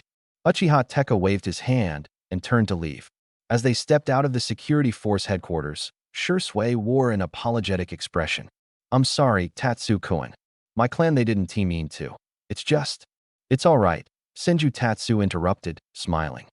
I understand. After all, the Senju and Uchiha clans have had a lot of grudges in the past. His magnanimity made Shisui admire him even more. Tatsu-kun is so kind-hearted. See you tonight, Shisui-kun. Yeah, see you tonight. Night, hour of high. The moonlight was sparse, and most of the people in Konoha had gone to sleep. The streets were deserted, with only the occasional patrolling ninja passing by. The third district, lively during the day, was eerily quiet at night. Senju Tatsu and Shursui met punctually at the street entrance. Let us begin, Shursui said. One in front, one behind. Keep a 10-meter distance, expand the search range, and cover each other. Got it, Senju Tatsu nodded. The two moved silently along their predetermined route. Shursui moved with the agility of a cat, leaping across rooftops, his sharp eyes scanning every corner. Senju Tatsu, on the other hand, appeared clumsy, trailing behind and occasionally stepping on tiles with a crunch, drawing helpless glances from Shursui. Shursui sighed inwardly. Tatsu-kun might have high potential, but he lacked ninja training. Stealth and reconnaissance were still unfamiliar to him. No matter, I'll teach him more in the future. He didn't notice that the seemingly clumsy teammate was quietly deploying his sensory abilities. While maintaining his clumsy movements, Senju Tatsu was secretly expanding his sensory field to cover the entire third district. No subtle change could escape his perception. He could hear the snoring of the izakaya owner, the sound of mice stealing grain in a shop's warehouse, and then, suddenly, Senju Tatsu's footsteps hesitated. His senses picked up a few unusual chakra fluctuations in an alley at the corner of the street. The chakra levels were very weak, akin to a few ordinary people, but their emotions were unusually agitated, mixed with a trace of greed and malice. What's wrong, Chinkun? Shursui immediately noticed his pause and, with a few quick steps, returned to his side, lowering his voice to ask. Over there. Senju Chin pointed to the pitch-black alley, a trace of uncertainty on his face. I heard something. A sound. Shursui focused and listened carefully, but heard nothing. He didn't doubt Senju Chin. Knowing that the Senju clan was naturally gifted with keen perception, this was perfectly normal. Let us go check it out, Shursui said decisively, making a hand gesture. Stay close to me and stay alert. The two moved lightly, as silent as black cats, approaching the alley entrance. In the alley, under the faint moonlight, three thugs were gathered near the locked back door of a warehouse, armed with crowbars and pliers, preparing to break the lock. Hurry up. Samu, what is taking so long? Why isn't the lock open yet? One of them impatiently barked. Don't rush me. This is Takahashi's silk store. It uses a custom lock. Just give me a little more time. Samu replied nervously. Damn it. Once we pull this off, we can live it up in the land of hot springs for a few months. The inside is full of high-grade goods for the daimyo. Shursui furrowed his brow, a cold gleam flashing in his eyes. Just as he was about to make a move, a small hand gently pressed on his shoulder. It was Senju Chin. Chinkun. Shursui looked at him in confusion. Senju Chin shook his head, then pointed to his own head and gestured toward the three men, signaling, leave it to me. Shursui hesitated for a moment, thinking that using force would be faster, but Chinkun remained insistent, saying nothing and merely offering a reassuring smile. Taking a deep breath, he stepped out from the shadows. As he walked, he began to sing in an ethereal, haunting voice. The red shoes, taken by a stranger, far away. A ghost story song widely known in Konoha, sung by a child on a silent night, sounded especially eerie. The three thieves, engrossed in picking the lock, were startled, their bodies trembling as they whipped around. They saw a boy in a black training uniform, his steps unnerving, slowly approaching them. The boy's face was hidden in the shadows, but his eyes glowed a ghostly green in the darkness. A ghost. One of the thieves shrieked in terror, dropping his crowbar as he fled in panic. The other two were equally frightened, scrambling to escape. But after just a few steps, their feet were suddenly and firmly held in place. Looking down, they saw countless dark green vines that had somehow emerged from the cracks in the ground, wrapping tightly around their ankles like venomous snakes. What is this thing? Help! There's a ghost. I'm being haunted. The three screamed in terror, struggling desperately, but the vines only tightened their grip. Senju Tatsu stopped in his tracks, stood before them, and asked in his ethereal voice, Big brothers, what are you doing here so late at night? We didn't do anything. We were just passing by. Please let us go. The three pleaded tearfully, kowtowing desperately. Senju Tatsu tilted his head and smiled. Really? I think you were trying to steal something. Stealing isn't right, you know. As soon as he finished speaking, he extended his hand, and the vines wrapped around the three suddenly bloomed crimson flowers, their stamens filled with sharp, tooth-like spikes. This horrifying scene completely shattered the trio's will. We were wrong.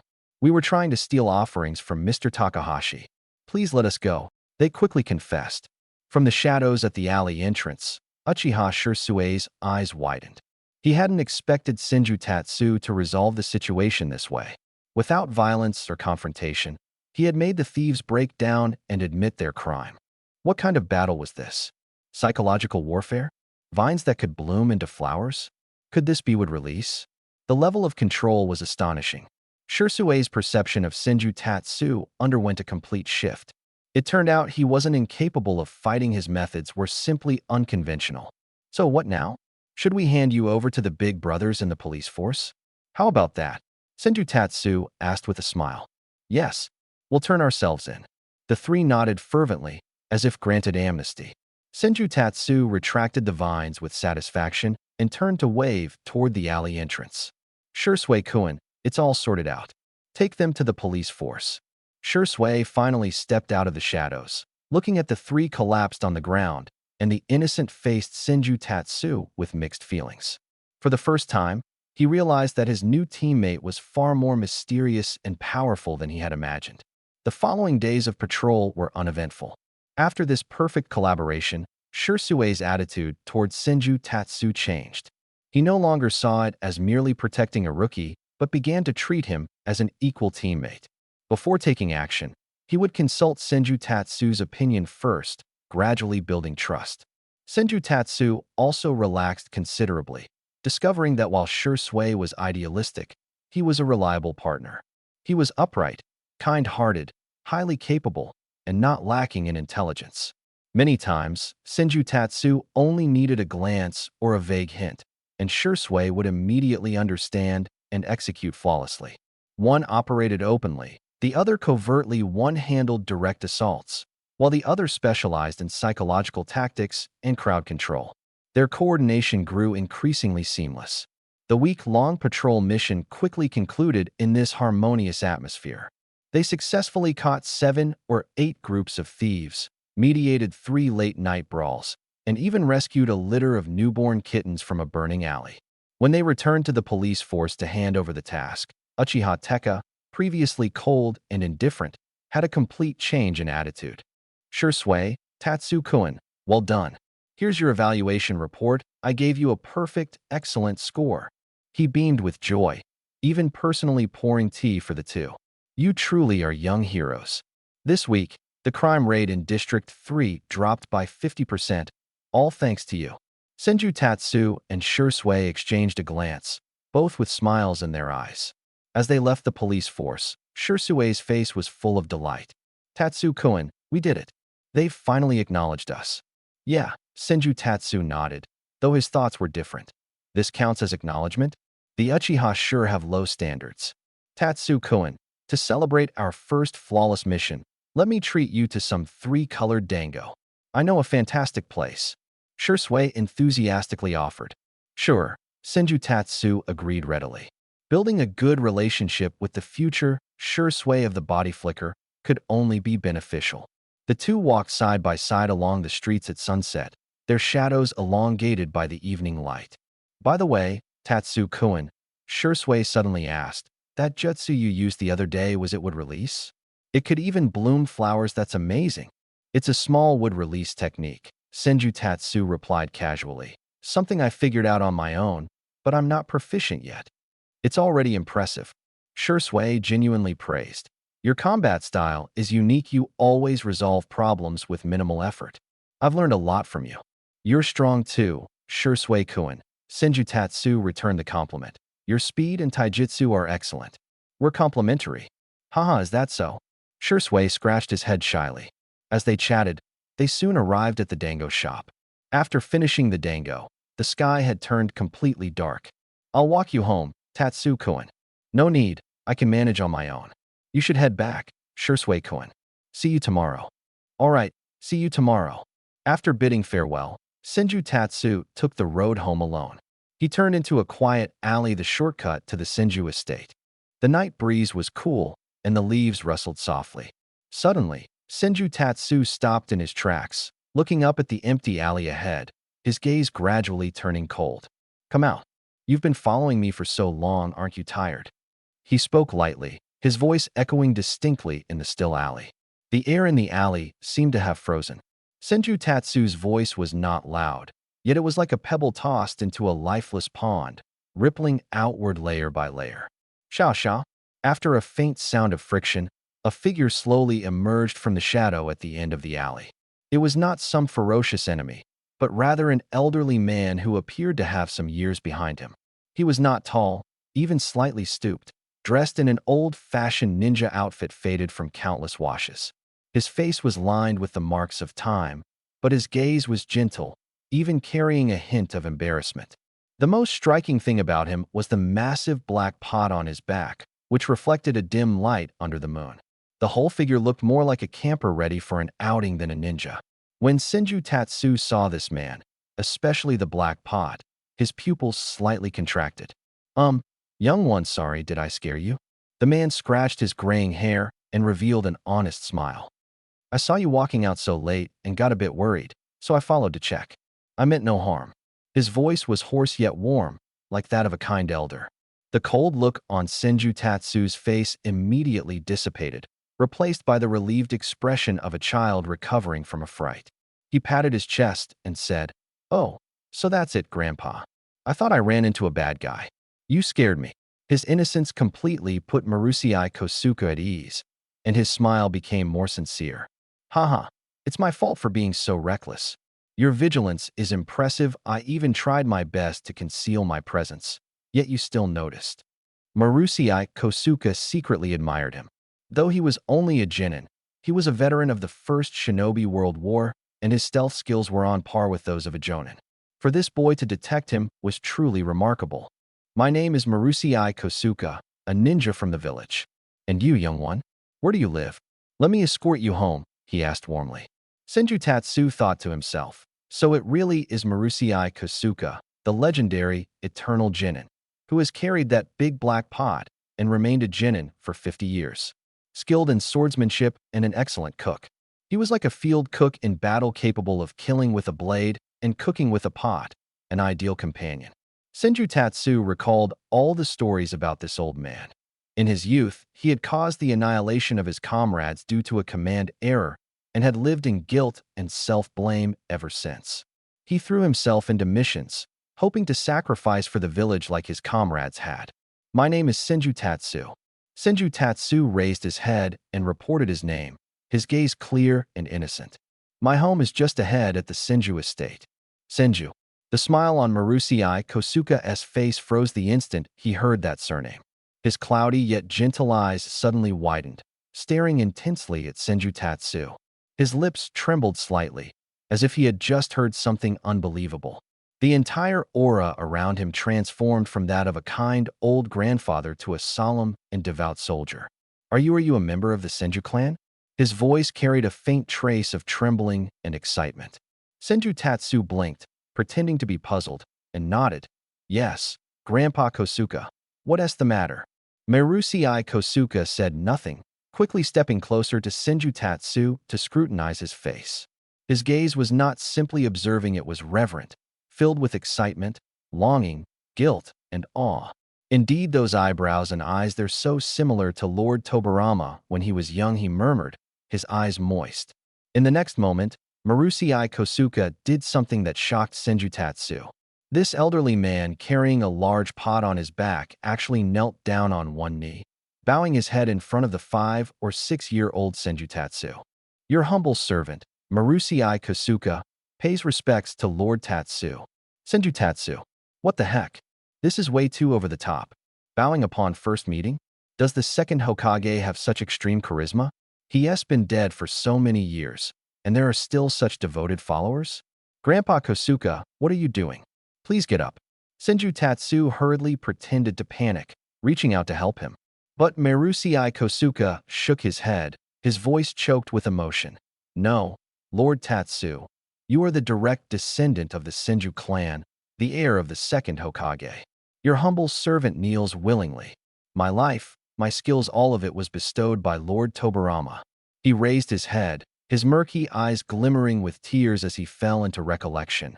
"Back then, I was just a naive youngster, and Lord Tobarama personally saved me from the battlefield. He saw my potential and even taught me water style, water barrier, and water dragon jutsu himself. Lord Tobarama gave me a new life. Yet I failed to live up to his expectations and have remained mediocre all my life."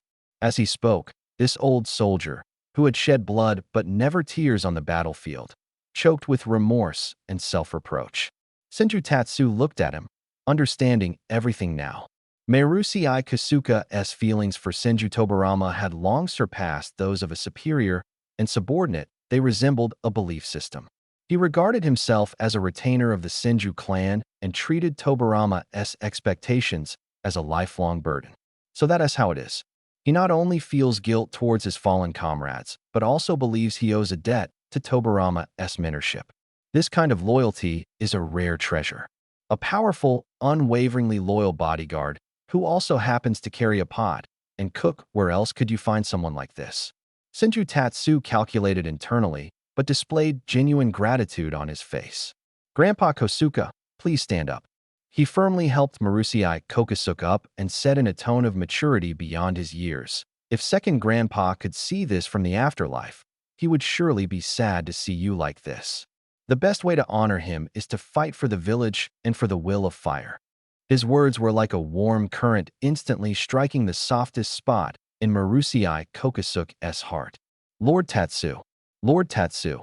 Kokosuke looked at the child before him and, for a moment, could not find the words to speak.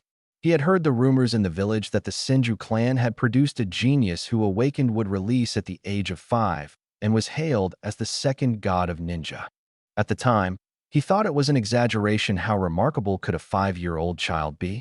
But now, it was clear that not only was Lord Tatsu exceptionally talented, but his character and demeanor were extraordinary as well. This demeanor was identical to that of Lord Tobarama back in the day. The Senju clan finally had someone to carry on their legacy. "My apologies." Marusei Kokosuke wiped the corners of his eyes, stood upright, and displayed an even more respectful attitude than before. "The hour is late. Let me escort Lord Tatsu home." "Thank you, Grandpa Kokosuke." Senju Tatsu nodded politely. The two walked one behind the other. Marusei Kokosuke followed half a step behind, his posture tall and vigilant as he scanned the surroundings like the most loyal of guards. "Grandpa Kokosuke," Senju Tatsu asked curiously, "have you been in the village often recently? I don't think I've seen you before."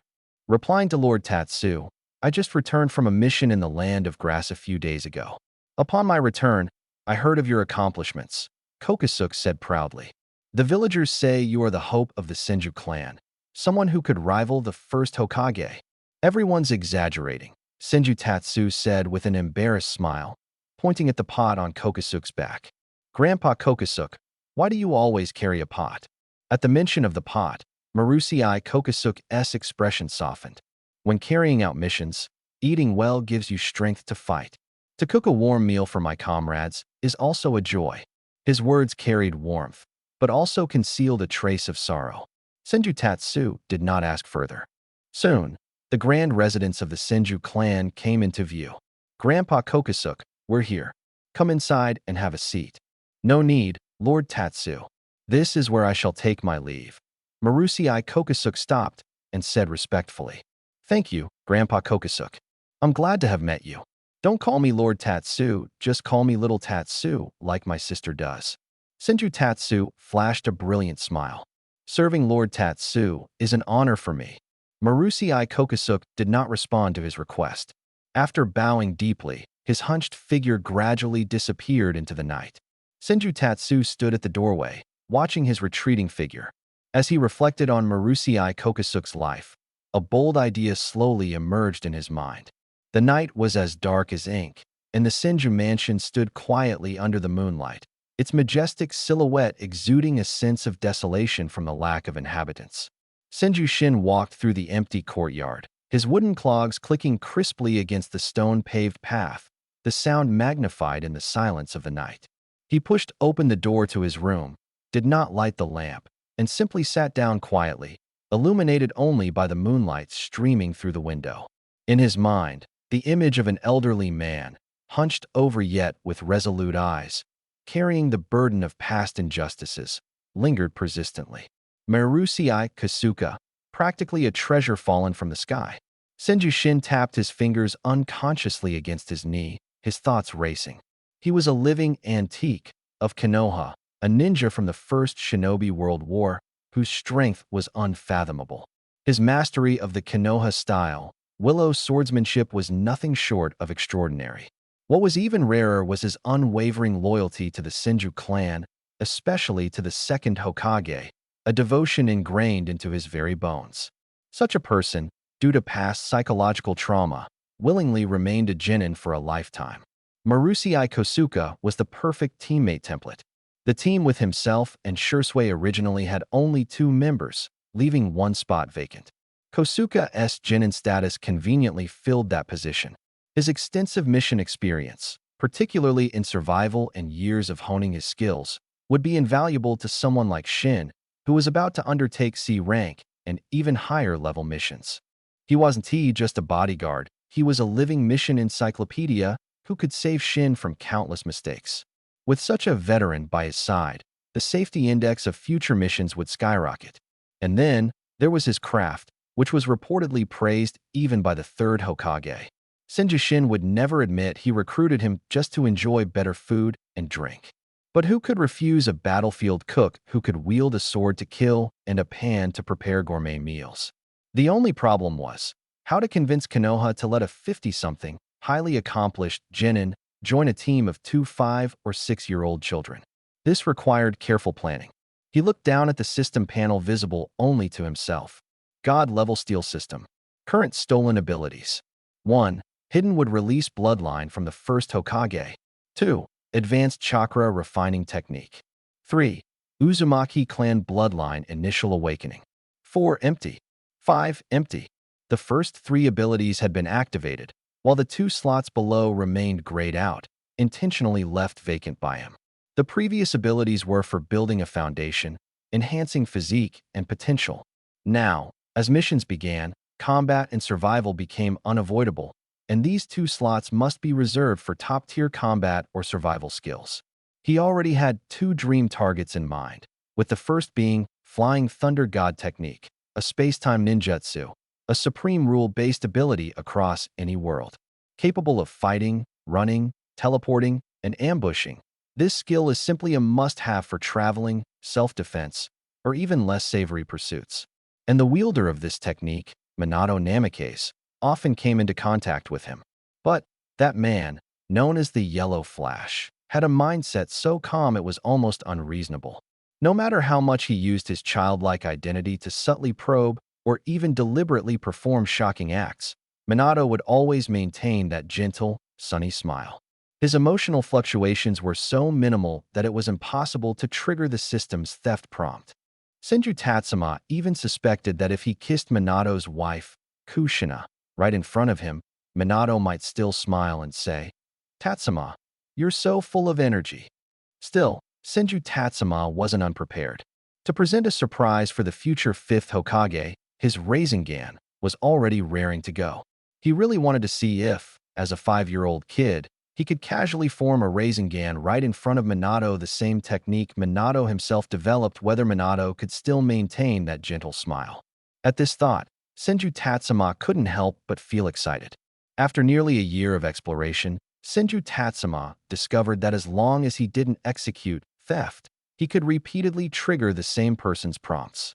Each time, the stealable abilities would change. After all, no one only has 3 abilities their entire life.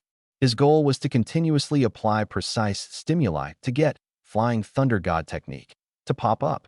The second target was even more straightforward, Sharingan. Senju Tatsuma curled his lips.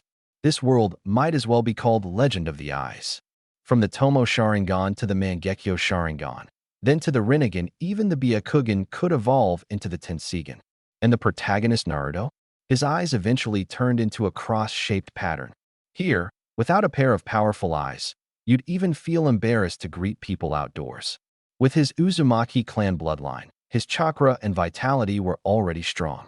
If he paired that with the Uchiha eyes, the result would be absolutely stunning. The best theft target? None other than his kind-hearted, good teammate, Uchiha Shursui, with whom he would be spending a lot of time in the future. The dynamic vision of the Sharingan combined with the high-speed movement of Flying Thunder God would be a perfect match. Once the Sharingan evolved into the Rinnegan, he could fly around the battlefield with Chibaku Tensei. Anyone who annoyed him? Fly over and drop a Chibaku Tensei or a meteorite, then quickly withdraw. Who wouldn't be terrified? He even came up with a nickname for himself, Senju Konoha Nuke Tatsuma. Just imagining the scene made his blood boil. The next morning, Senju Tatsuma stood outside Tsunade's study. Tatsuma, you're up? How's your recent mission work going? Tsunade was sitting at her desk, frowning at a hospital report. When she heard the knock on the door, she looked up to see Senju Tatsuma. Her fatigue vanished, replaced by a tender smile. Big sis, the client said I did an amazing job. Senju Shinma trotted over with his short legs, imitating Sister Shizune, and skillfully took tea leaves from the nearby cabinet. He prepared a cup of calming herbal tea for Tsunade with fluid movements. You, Tsunade said as she took the teacup and sipped it. The warm tea water eased her tense nerves considerably. She affectionately ruffled Senju Shinma's hair. The patrolling missions have ended these past few days. How do you feel? No danger encountered, right? Everything went smoothly, Senju Shinma replied obediently. Shursui-kun is very capable, and we worked well together. Even Captain Tetsuka from the security forces gave us an excellent rating. Oh, Tsunade was slightly surprised, setting down the teacup and looking at him with interest. It seems my little Shinma has already become a qualified ninja. Do you want a reward? No reward, Senju Shinma shook his head, pretending to speak casually. But sister, isn't it a bit odd that our squad only has 2 members? Other squads usually have 3 people. Nowadays, ninja squads are typically assigned uniformly after graduating from school. You and that child from the Uchiha clan graduated early, which is a special case. So, you'll have to wait for a suitable candidate to complete your team. For now, there are only 2 of you, but it won't be for long, Tsunade explained. Wouldn't having one more person be safer? Senju Shinma looked up, his eyes clear. Right now, we're only handling trivial D-rank missions, but Shursui said we'll eventually take on advanced missions outside the village. I'm a bit worried we're both too young and lack experience. His effort to appear mature while still showing a hint of childishness amused Tsunade. You little rascal, thinking far ahead. Tsunade pinched his cheek. For newly promoted genin like you, outside missions are usually led by a supervising teacher. Orochimaru will take you in the future, so there's no need to worry. But Orochimaru-sensei is often busy. I've been doing missions on my own until recently when Shursui joined, making it 2 of us. What? That Orochimaru is too irresponsible, leaving you to handle things on your own. Just wait, Orochimaru, I'll go smash your lap. Tsunade, upon hearing that Orochimaru had shirked responsibility and left her younger brother to fend for himself, immediately flared up. She stood, ready to confront him. Sister, don't be angry. Orochimaru-sensei is indeed busy, but he hasn't completely neglected me. His guidance has helped me a lot, and I've been able to complete village missions well. Senju Shinma quickly stopped her, fearing that escalating the situation might result in the upper ranks assigning him a new teacher, which would truly be disastrous for him.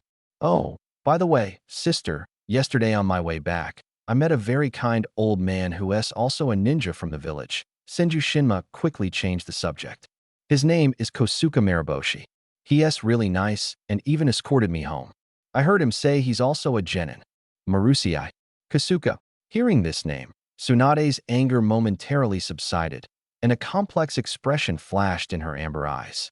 It was a mix of respect, regret, and nostalgia. That's right. Senju Tatsu keenly caught the change in her expression, steadied himself, and continued. Grandpa Kosuke seems really experienced. I was thinking, if we could have him join our team and guide us during missions, wouldn't that be even better? Besides, he himself said he's a genin. Joining us on missions shouldn't break any rules, right? Tsunade fell silent. Of course, she knew Marusei Kosuke. He was a peer of Sarutobi-sensei and Danzo, a hero who survived the war. However, due to a command error that led to the annihilation of his team, he lived in self-reproach ever since, refusing promotion and silently protecting Konoha as a genin. Letting such a legend become her little brother's babysitter? The idea seemed like a waste of talent. But on second thought, Tsunade felt it might be a brilliant move. Kosuke's loyalty to the Senju clan was beyond doubt, and his strength surpassed even ordinary jonin. Coupled with Orochimaru's unreliability, having such an experienced ninja to protect Tatsu might prevent Nawaki's tragedy from repeating itself. I understand. Tsunade looked at Senju Tatsu's expectant gaze and finally softened, nodding. I'll go and discuss it with Kosuke, but whether it happens will depend on his willingness. Thank you, sister. Senju Tatsu smiled, relieved. Konoha's evenings always had a unique tranquility. The setting sun, like molten honey, poured over the rooftops, stretching the shadows of passers-by. After completing the day's D-rank mission, Senju Tatsu and Uchiha Shursui sat side by side on a bench by the street, each holding a skewer of tri-colored dango, savoring the rare leisure time. The glutinous rice dango was soft and sweet, with a smooth red bean filling, the perfect comfort after a day's work. Mission accomplished. Shursui bit into a green dango, his face full of youthful satisfaction. That Tamako cat sure can run. Senju Tatsu licked the syrup and responded vaguely. His gaze swept over several villagers in the distance who, upon noticing the Uchiha fan emblem, deliberately took a detour. A hint of amusement flashed in his eyes. As expected, the relationship between the Konoha police force and the villagers was always tense. Seemingly sensing Senju Tatsu's gaze, Shursue's expression grew serious. After a moment of silence, he turned and asked earnestly, Tatsu, how have you been feeling at the police force these past few days? What do you think of our Uchiha clan? He slowly swallowed the dumpling in his mouth, tilted his head, thought for a moment, and said in a childlike, almost offensively candid tone, Shursui-kun, I think your Uchiha clan isn't very friendly to outsiders. A bit too exclusionary. Uchiha Shursue's expression froze instantly. He had anticipated many possible responses, perhaps very impressive, perhaps very strong, or even some polite compliments, but he never expected Senju Tatsu to give such a straightforward and sharp critique. Almost instinctively, he defended himself in a hurried tone. Tatsu, listen to me. It's not like that. They're just not good at interacting with outsiders. You know, the military police force's duty is to capture and punish criminals, so they come across as cold. But they're actually good people, believe me. Looking at Shursue's anxious face, Senju Tatsu inwardly chuckled. He truly was a naive idealist, valuing family honor above all else. Tatsu extended his syrup-sticky hand, waving it in front of Shursui to interrupt his defense. Shursui-kun, you are you, and the Uchiha are the Uchiha. Senju Tatsu spoke seriously, his eyes fixed on Shursui. I won't lump you all together. No matter what the Uchiha are like, we will always be best friends, right? This sudden declaration of friendship was like a warm current, dispelling Shursue's agitation and unease. Looking into Tatsu's clear eyes, his attempts to argue stuck in his throat. Yes, Tatsu was simply voicing his true thoughts. Why was he so worked up? He nodded and smiled. That's right. We'll always be best friends. The tension eased, and Shursui, feeling as though a heavy burden had been lifted, realized there was no need to hide anything from his best friend. He sighed, his expression troubled. Tatsu, honestly, most people in our clan also want to get along with the villagers. But people always seem to have a bias against us. The moment they see someone from the military police force, they instinctively stay away. Senju Tatsu understood the root of the problem, the village leadership's wariness and exclusion, the pride inherent in the Uchiha bloodline, the clan leader's defection, and the Nine Tails incident, all of which had pushed this once glorious clan into the abyss. The Shursui before him was the tragic hero attempting to bridge the gap between the two sides. Looking at him, Tatsu suddenly had a bold plan. Clearing his throat, he spoke with the seriousness of someone about to discuss academic matters. Shursui, I've been reading the notes left by my second granduncle recently. They mentioned some ideas on how to govern the village. I think they might be useful for your police force too. Lord Tobarama's notes. Shursui immediately straightened up with reverence. In his heart, the second Hokage Senju Tobarama was a great figure who established Konoha's systems. His thoughts were undoubtedly priceless treasures. Senju Tatsuma nodded solemnly and began his preaching. My second granduncle said that the root of power doesn't come from powerful ninjutsu or kekiai genkai, but from the support of the people. The police force is the enforcer of the village, but your first priority shouldn't be to make people fear you. It should be to make them love you and trust you. Your duty is to serve the people. To serve the people? Shursui was stunned. The term was both unfamiliar and refreshing to him. The police force's mission had always been to maintain law and order, to combat crime. How could that have anything to do with service? Ding.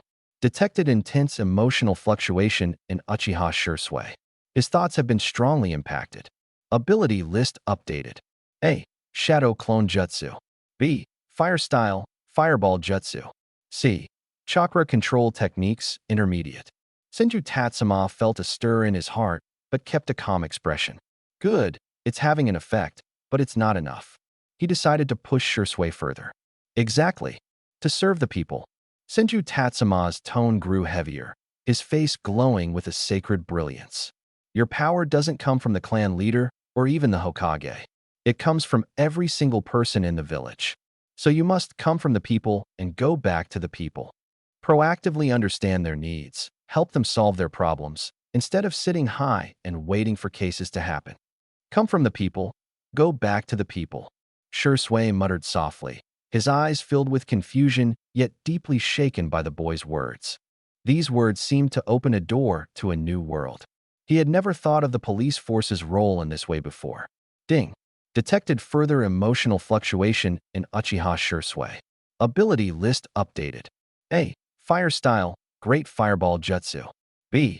Uchiha Swordsmanship, Style Mastery. C. Sharingan Prowess Development Insights. Sharingan Insights. Senju Tatsuma's heart skipped a beat. He was so close to success. Suppressing his excitement, he continued to challenge Shursui with modern concepts. Fixing a serious gaze on him, he said, to earn everyone's trust, you need ironclad discipline. I think the Uchiha clan can establish rules, such as not taking a single needle or thread from the people. Even if you're helping an old grandmother carry her belongings, you can't accept a single rice ball in return. When catching a thief and recovering stolen goods, you can't pocket even a single coin. Let every villager know that the Uchiha police force is clean, fair, and trustworthy protectors, not taking a single needle or thread from the people. This phrase, like a thunderclap, exploded in Shursui's mind. He recalled certain clan colleagues, their arrogant attitudes during law enforcement, and the occasional small act of taking fruit from street vendors. To them, this was the privilege of the strong, the reward deserved for maintaining the peace of Konoha. But in Senju Chen's description, this was the tumor that destabilized the foundation of the police force. So this was the issue. Shursui felt as though he had been awakened, his blood boiling from the unprecedented impact of these thoughts. He stared at the 5 or 6-year-old boy before him, his eyes filled with shock and admiration. Could these ideas really come from a child? No, this must be the wisdom of Lord Tobarama, the secret governance manual passed down by the Senju clan. Ding. Detected intense emotional fluctuation from Uchiha Shursui. Refreshing ability list. A. Shuriken Throwing Technique. B. Jinjutsu Training Insights. C. Uchiha Bloodline 1 Tomo Sharingan. Senju Chen hadn't expected to extract an ability in just one day. Seeing option C, his pupils contracted, his heart gripped by an invisible hand, beating wildly. He desperately suppressed his excitement, his face showing a childlike radiant smile, as if his suggestion had been recognized. He suddenly hugged Shursui's shoulders tightly. Shursui, as long as we work together, the Uchiha and the village will definitely be better.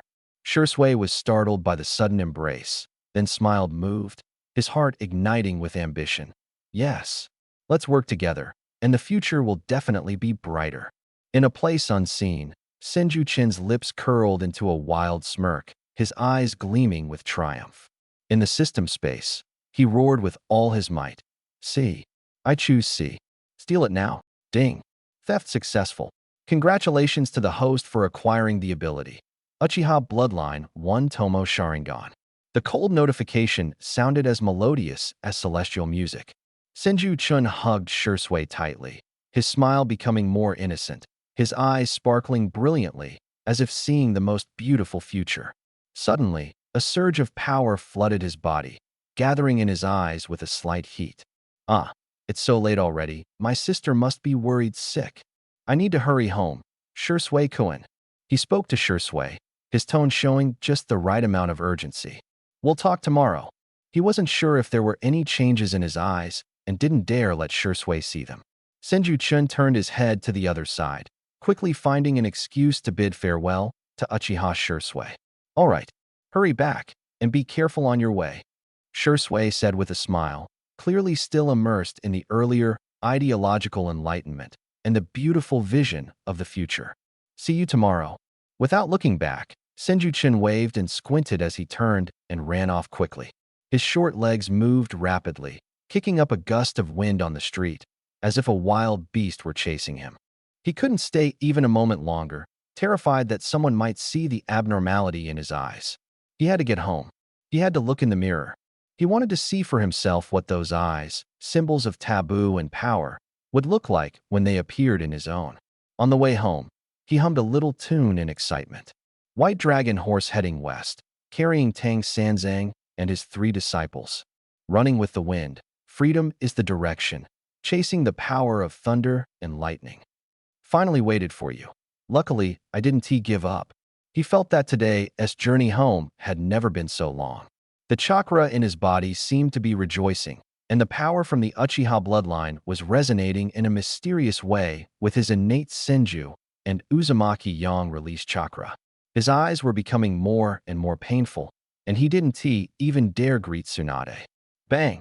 He slammed the door open, swiftly turned around to bolt it shut, his movements decisive. Panting heavily, he leaned against the cold door, his heart pounding furiously.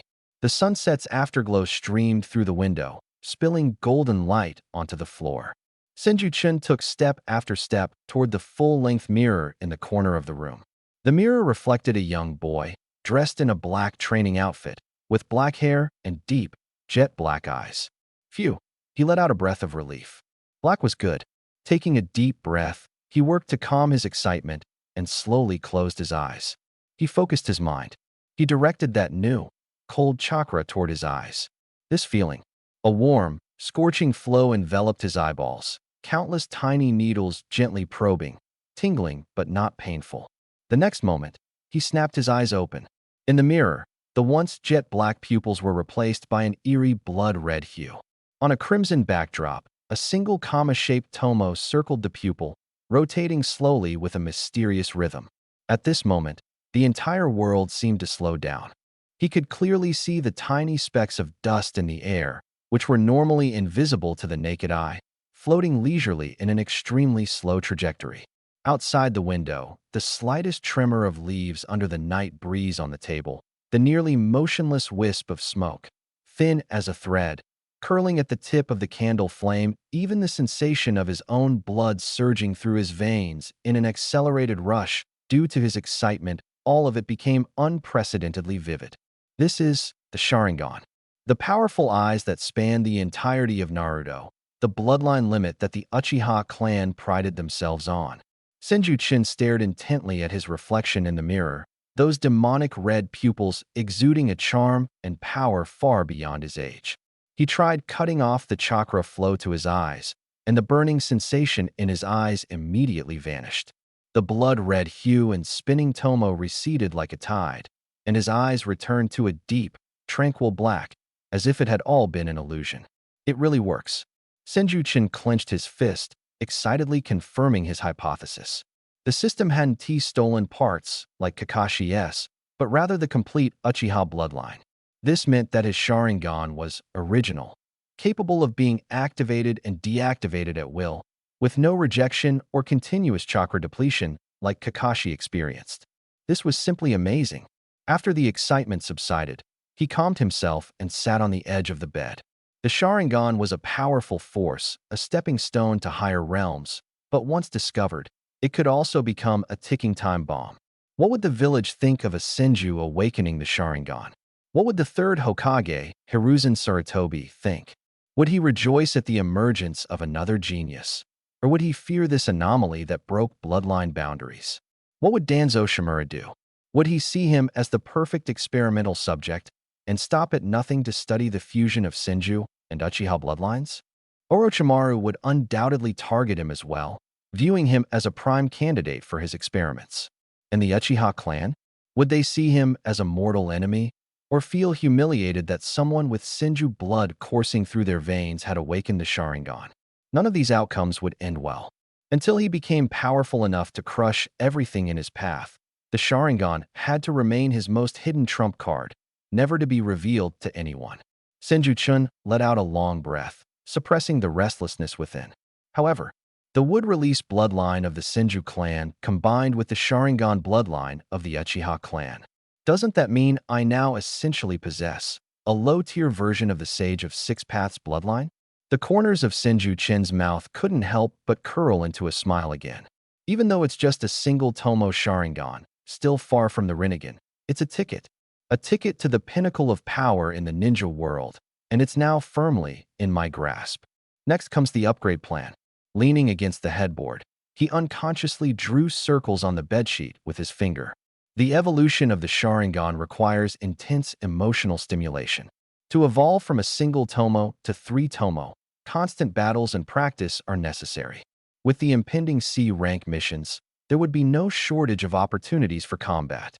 But as for the Mangekyo Sharingan after the 3 Tomo, it requires witnessing the death of a loved one or killing one's closest friend, an intense psychological shock.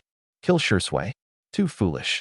A living Shursui is a comrade who shares the same ideals, and the future wielder of the most powerful Jinjutsu, Kodo Amatsukami, he's far more valuable than the Mangekyo. As for witnessing a loved one's death, the image of Tsunade's face, sometimes domineering, sometimes gentle, flashed through his mind. Absolutely impossible.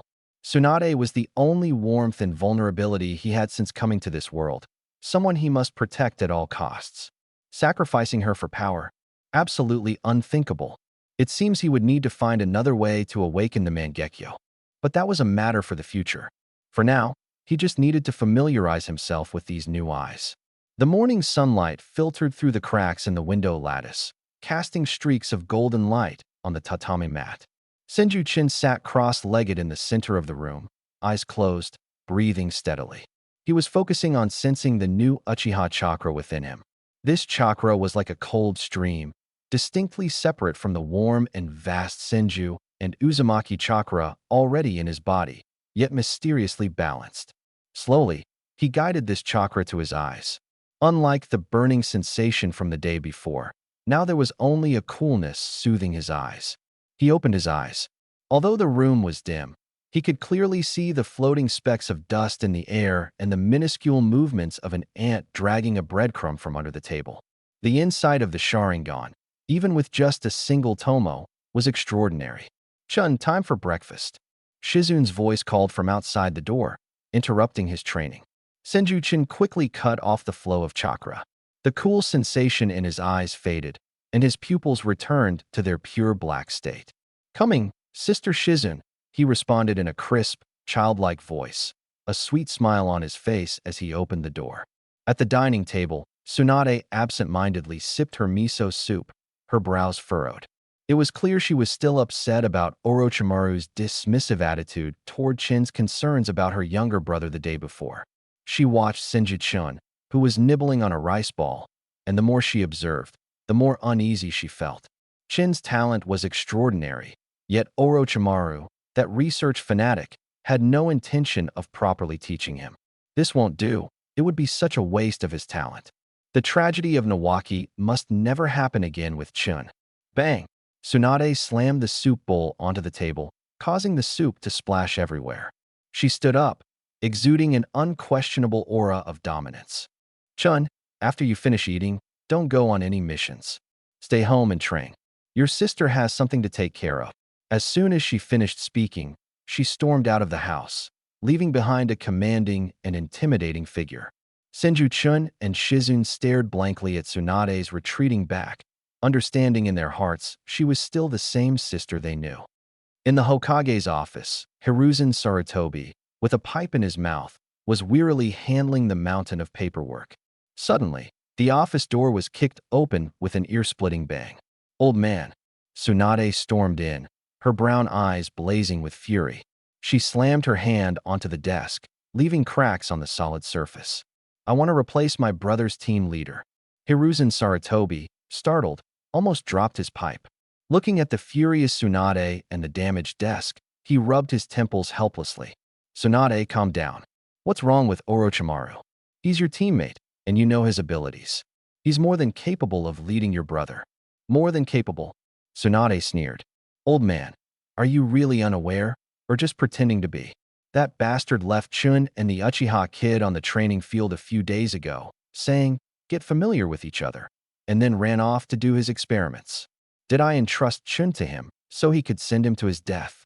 At the mention of death, Tsunade's eyes reddened, and her voice trembled. Hiruzen Sarutobi sighed inwardly, knowing she was thinking of Nawaki again.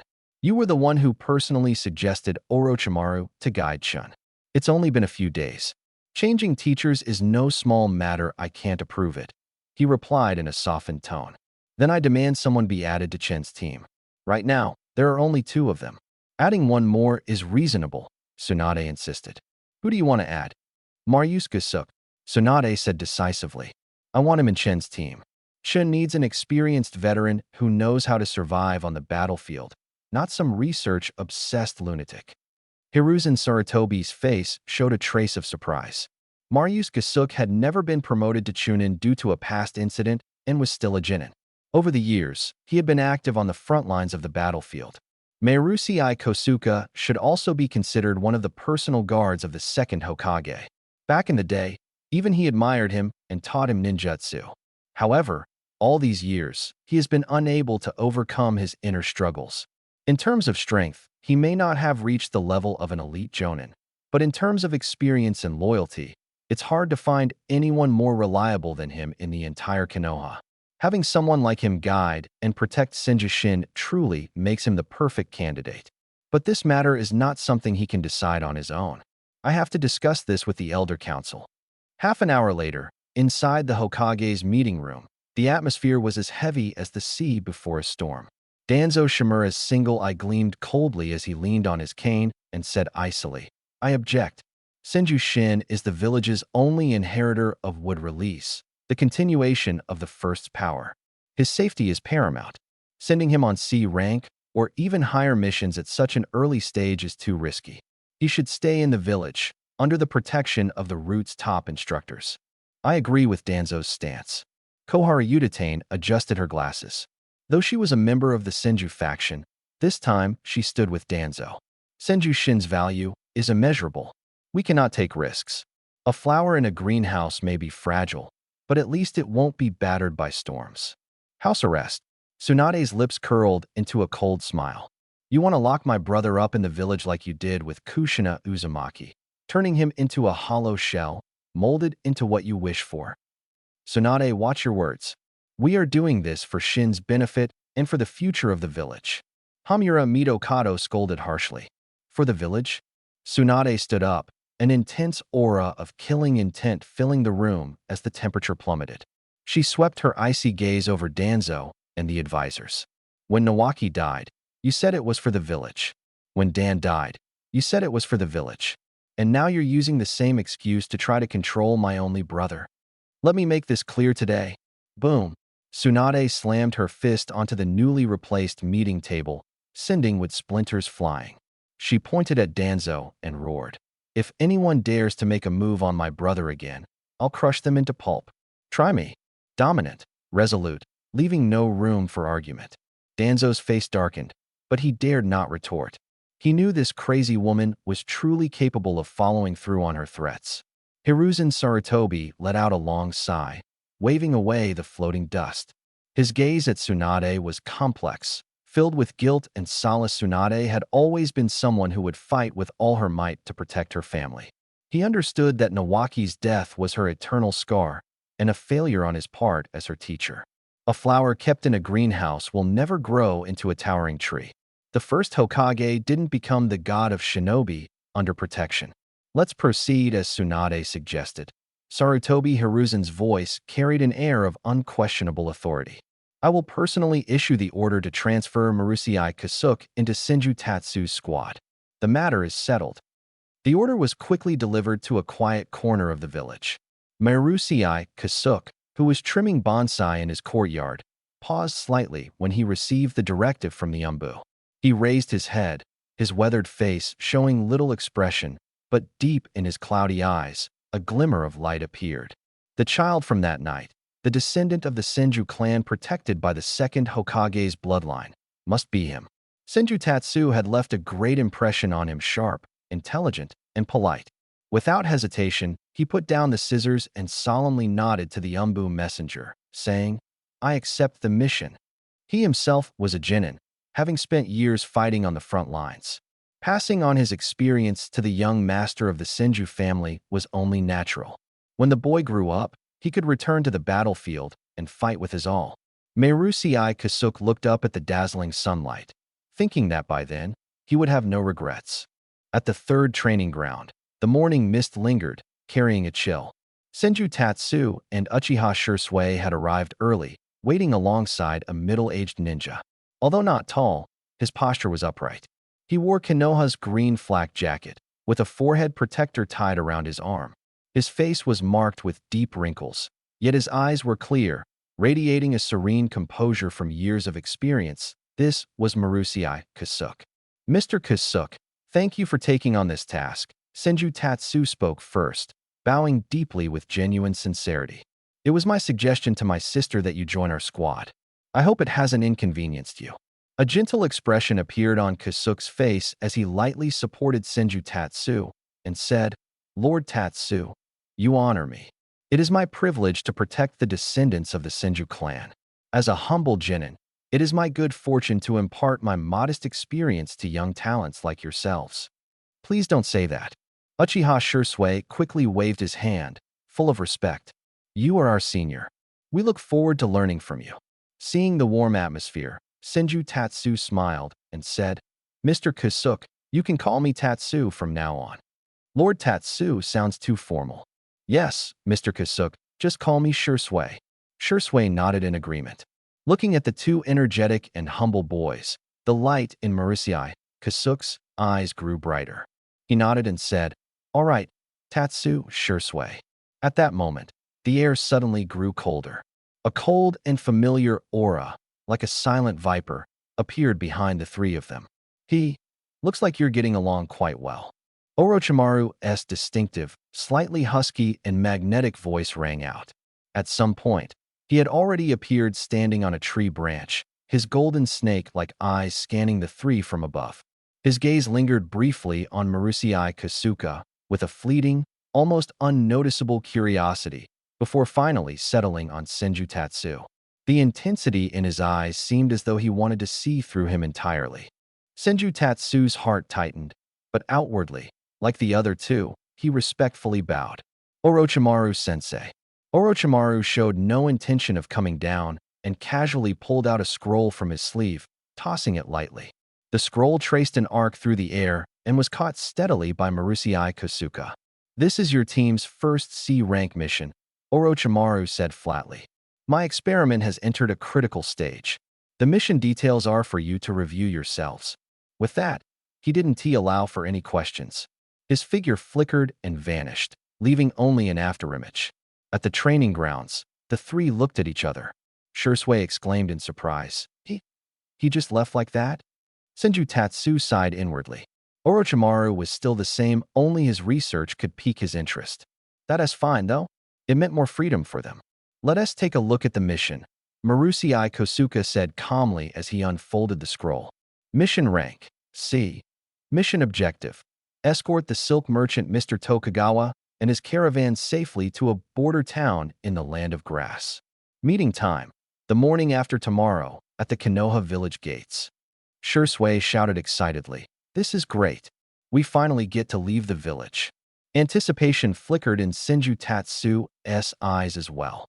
He had grown tired of the repetitive D-rank tasks in the village. A C-rank mission could mean potential combat and a chance to truly see the outside world. Since we set off the day after tomorrow, let us each prepare in the meantime, Marusei Kasuka suggested. All right, Senju Tatsu and Shursui responded in unison. After their discussion, the three went their separate ways. On his way back, Senju Tatsu overheard two classmates from the Ninja Academy talking enviously. Did you hear? Senju Tatsu from the Senju clan and Shursui from the Uchiha clan have already graduated and formed a team. Of course I heard. They both graduated early. Everyone's calling them the Genius First Squad. The Genius First Squad? It sounded like one of those special youth classes from his previous life. Senju Tatsu couldn't help but feel pleased as he silently grew more excited about this world and his future. On the day before the mission began, Senju Shin specially sought out Kakashi and Might Guy, who were sparring. Kakashi Guy? Senju Shin greeted them with a smile. Oh Shin. Might Guy immediately stopped his movements, gave him a thumbs up, and flashed a bright white grin. This is the encounter of youth. Kakashi merely glanced at him coolly, hands in his pockets, and spoke indifferently. What's the matter? Nothing major, just came to say goodbye. Senju Shin shrugged nonchalantly. The day after tomorrow, I'll be leaving the village to carry out my first C-rank mission. I might be gone for a while. C-rank mission? Might Guy's eyes widened in shock, momentarily at a loss for words.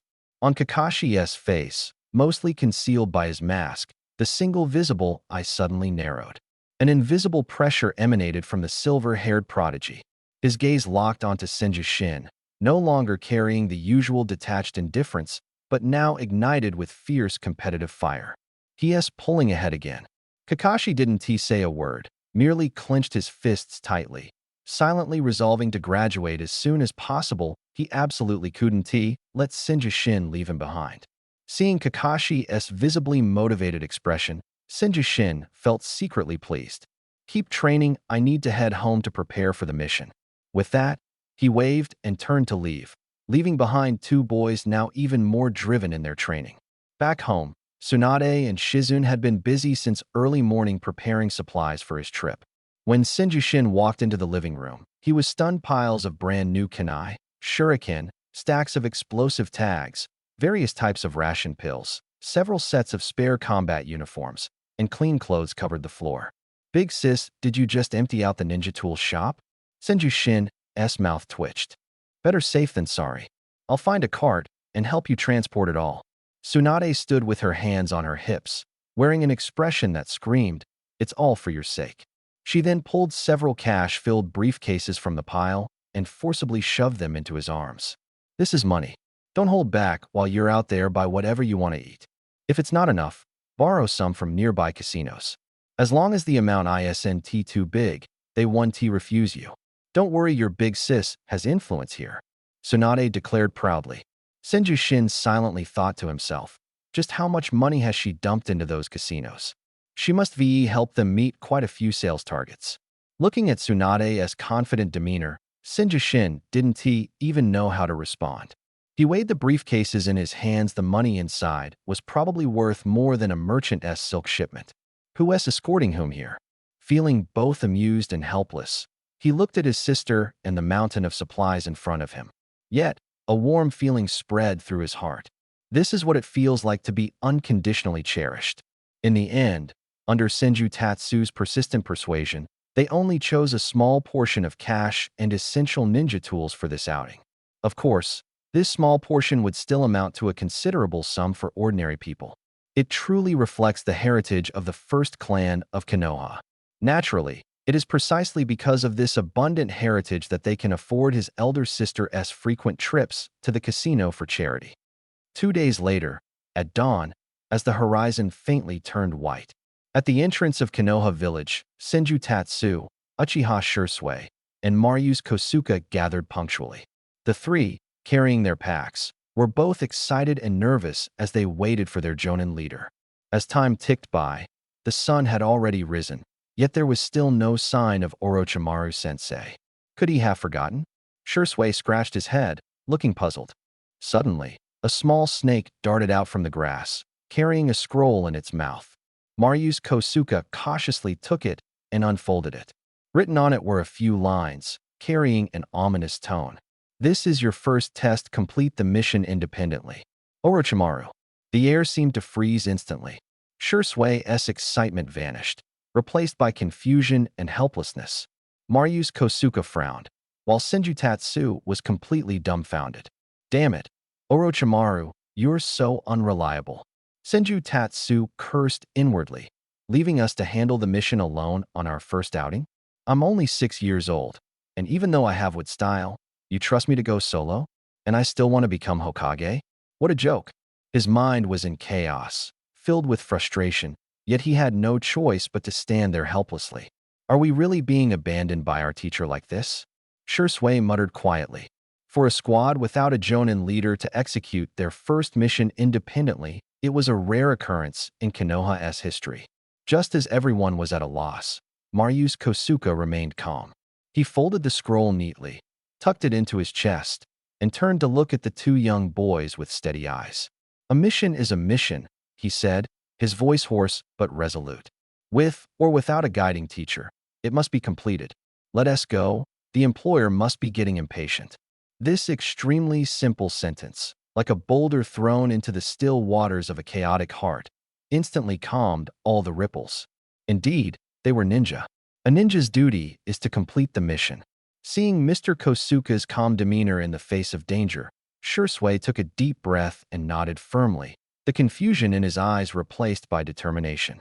Hearing Maryu's Kosuke's steady and composed voice, Senjutatsu's mentality gradually calmed down as well. He was particularly grateful now that he had brought Maryu's Kosuke into the team. Mr. Kosuke is right. Let's set out. The three-person squad followed Maryu's Kosuke toward the caravan at the village gate. The leader of the caravan was a slightly chubby middle-aged man dressed in luxurious silk, pacing anxiously with sweat covering his forehead.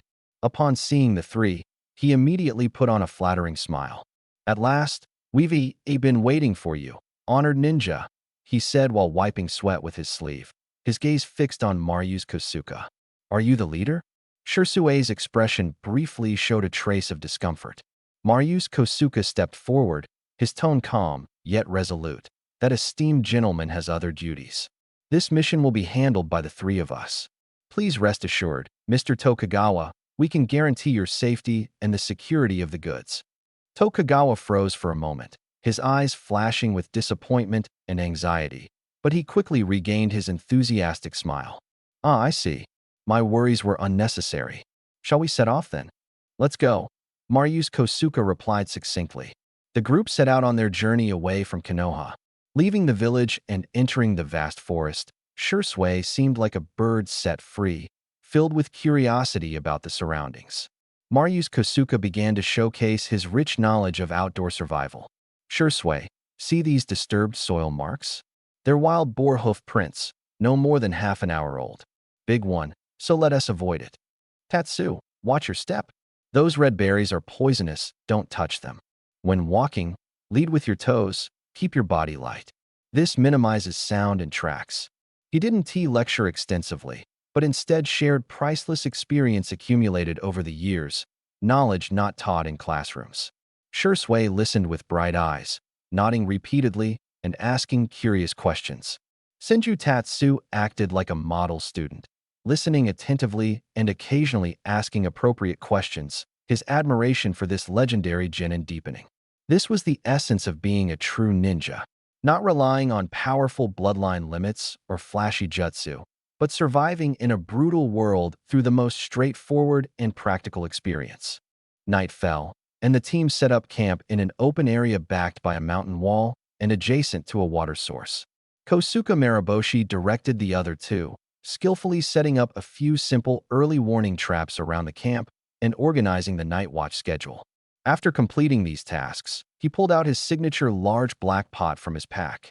The caravan guards gnawed on their hard, dry rations, casting sympathetic glances at the three Konoha genin who had been abandoned by their teacher.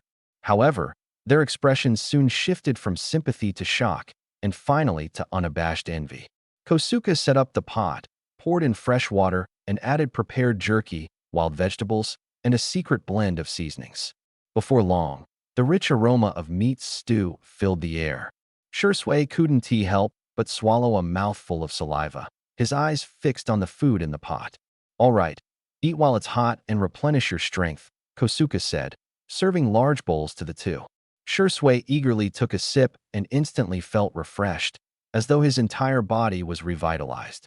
The savory flavor dispelled his fatigue and warmed him to the core. This is amazing, he mumbled through a mouthful, his movements quickening. Kosuke-san, your cooking is even better than our family chef's. Senju Tatsu took a bite, and his eyes lit up. The taste was simple and pure, yet perfectly balanced, a true celebration of the essence of food. Watching Shui's satisfied smile, Tatsu was filled with emotions. A living, like-minded companion was more precious than any treasure. And an experienced veteran who could survive on the battlefield and cook a superb meal was equally invaluable. As the atmosphere in the camp grew harmonious, the merchant Tokugawa approached with a cup of water, smiling. "You three have worked so hard," he said politely, his gaze lingering on Tatsu and Shui with curiosity. "You two young gentlemen carry yourselves with such distinction. You must come from notable Konoha clans. To have such skills at such a young age, truly impressive." Shui was about to respond, but Tatsu spoke first. "You flatter us, Tokugawa-san," Tatsu replied with a pure smile but a firm tone. "We're just ordinary Konoha genin completing a mission. Our clans are nothing worth mentioning." As he spoke, he observed Tokugawa closely. When the merchant mentioned notable clans, a flicker of something strange passed through his eyes.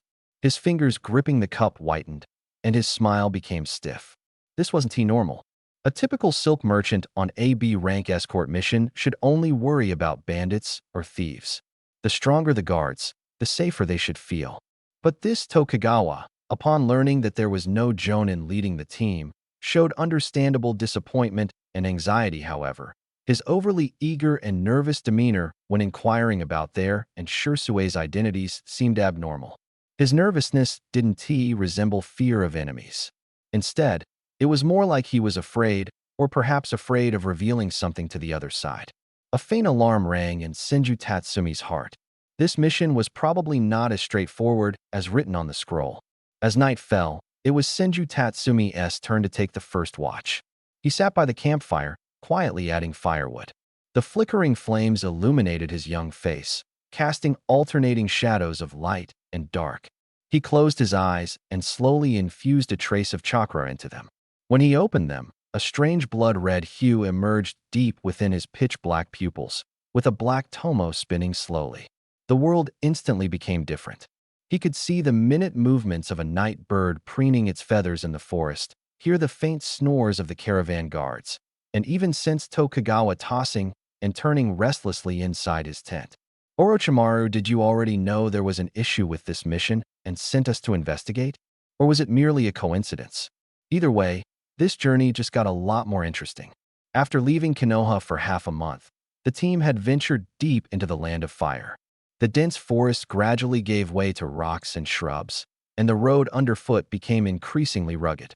According to the map, they were about to enter a narrow area locals referred to as the Weeping Wind Gorge.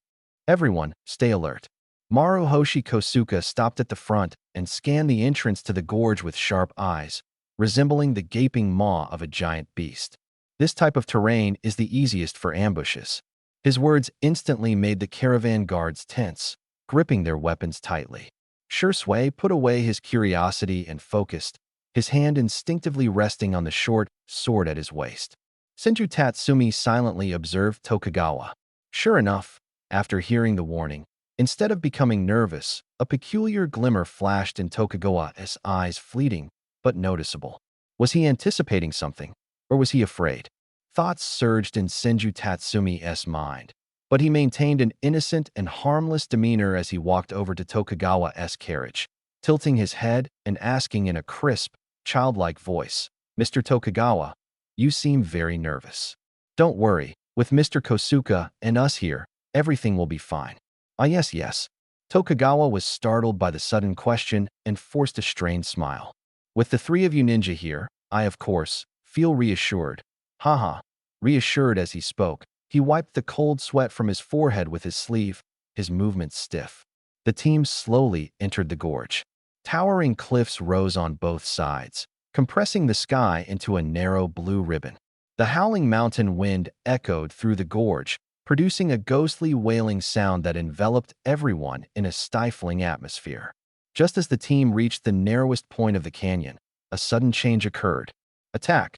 Accompanied by a rough shout, dozens of figures suddenly emerged from the cliffs on both sides and the chaotic pile of rocks ahead. These people were dressed in tattered clothing, wielding mismatched weapons, rusty machetes, sharpened wooden sticks, and even farming tools like hoes. They looked like a classic ragtag group. Enemy attack. The caravan's guards instantly fell into chaos, fumbling to draw their weapons, but their panic caused them to lose formation against the overwhelming momentum of the attackers. Don't panic. Marusei Kosuke's furious shout was like a heavy hammer striking everyone's hearts. He ignored the panicked guards and instead directly issued orders to the two young boys beside him. Shursui, charge the front, disrupt their formation, but don't act recklessly.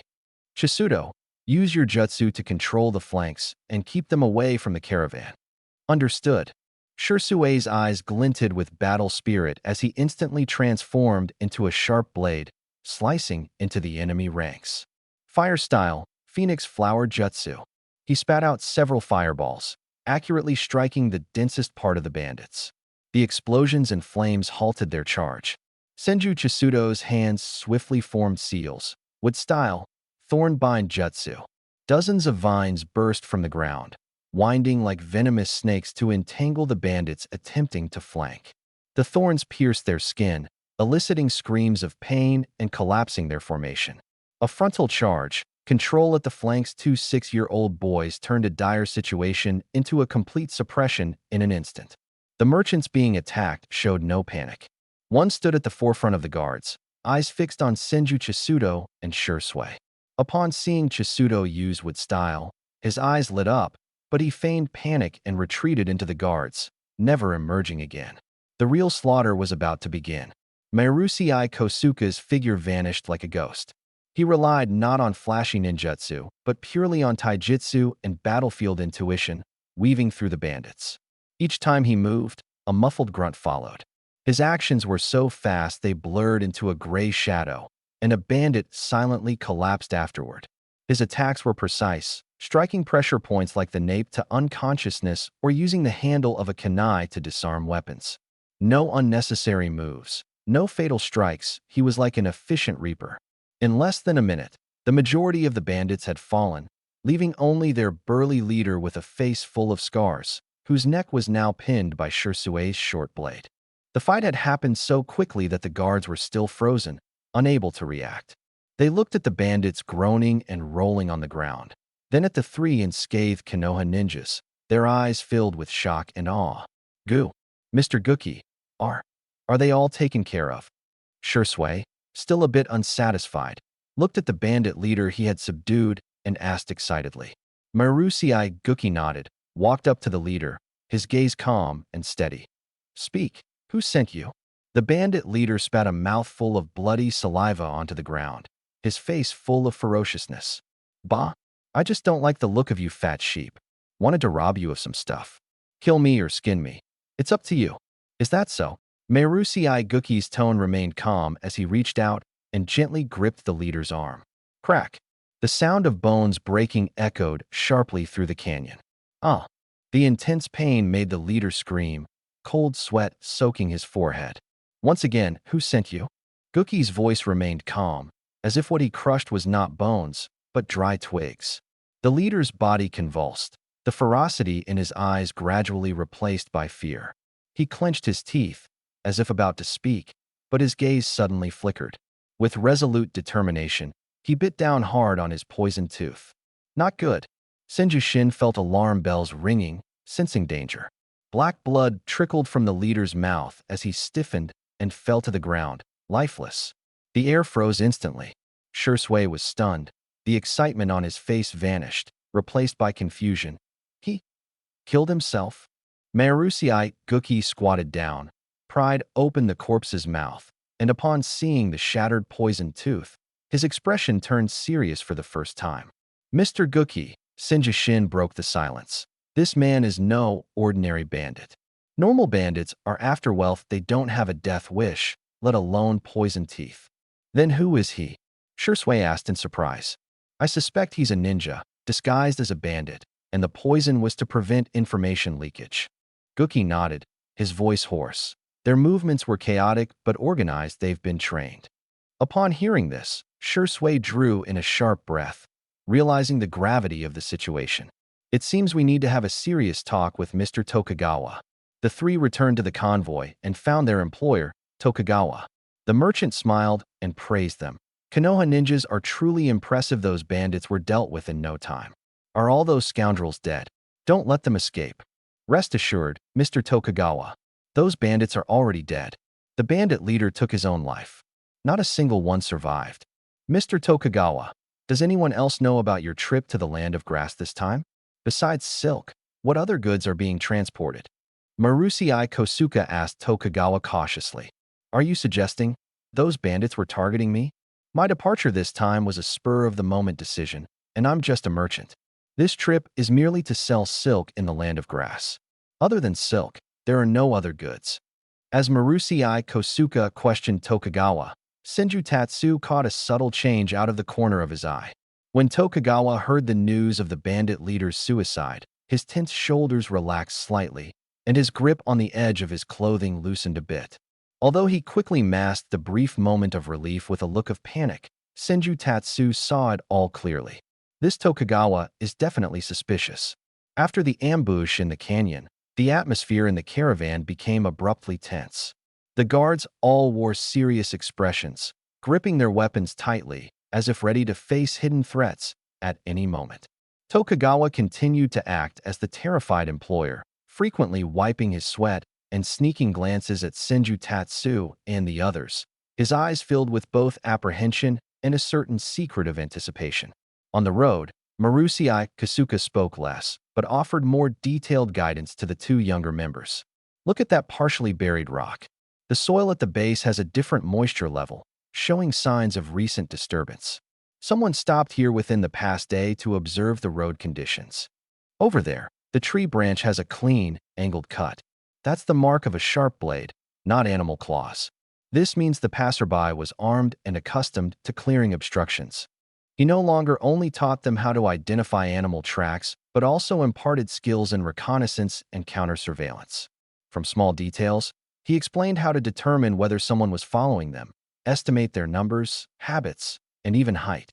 These seemingly trivial lessons were survival tactics honed on the edge of a blade. Shui listened intently, making an effort to memorize the knowledge.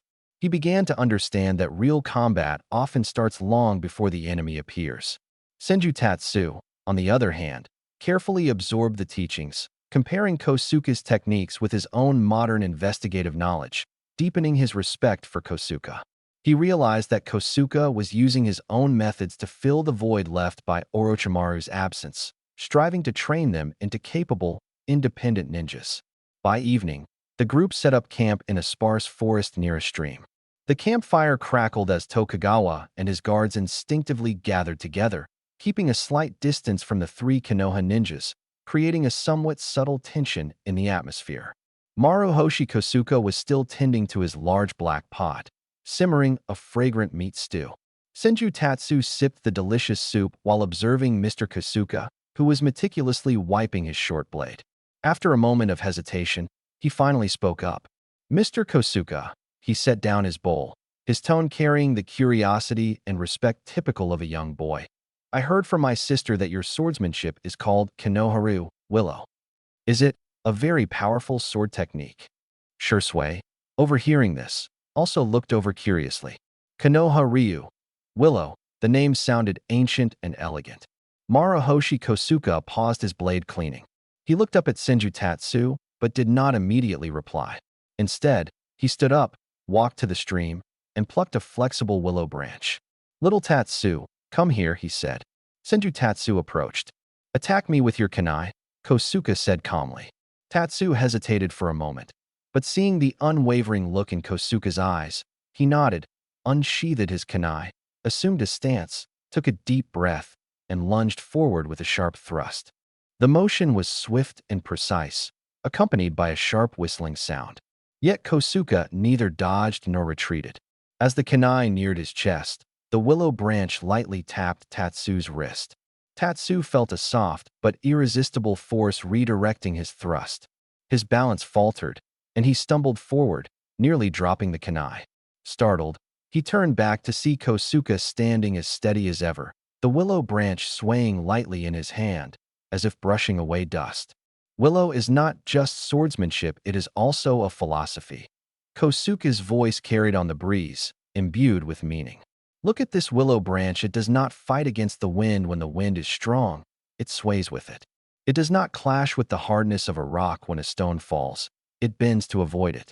It adapts, absorbs all forces, and at the most opportune moment, redirects and neutralizes, delivering a decisive blow with minimal effort.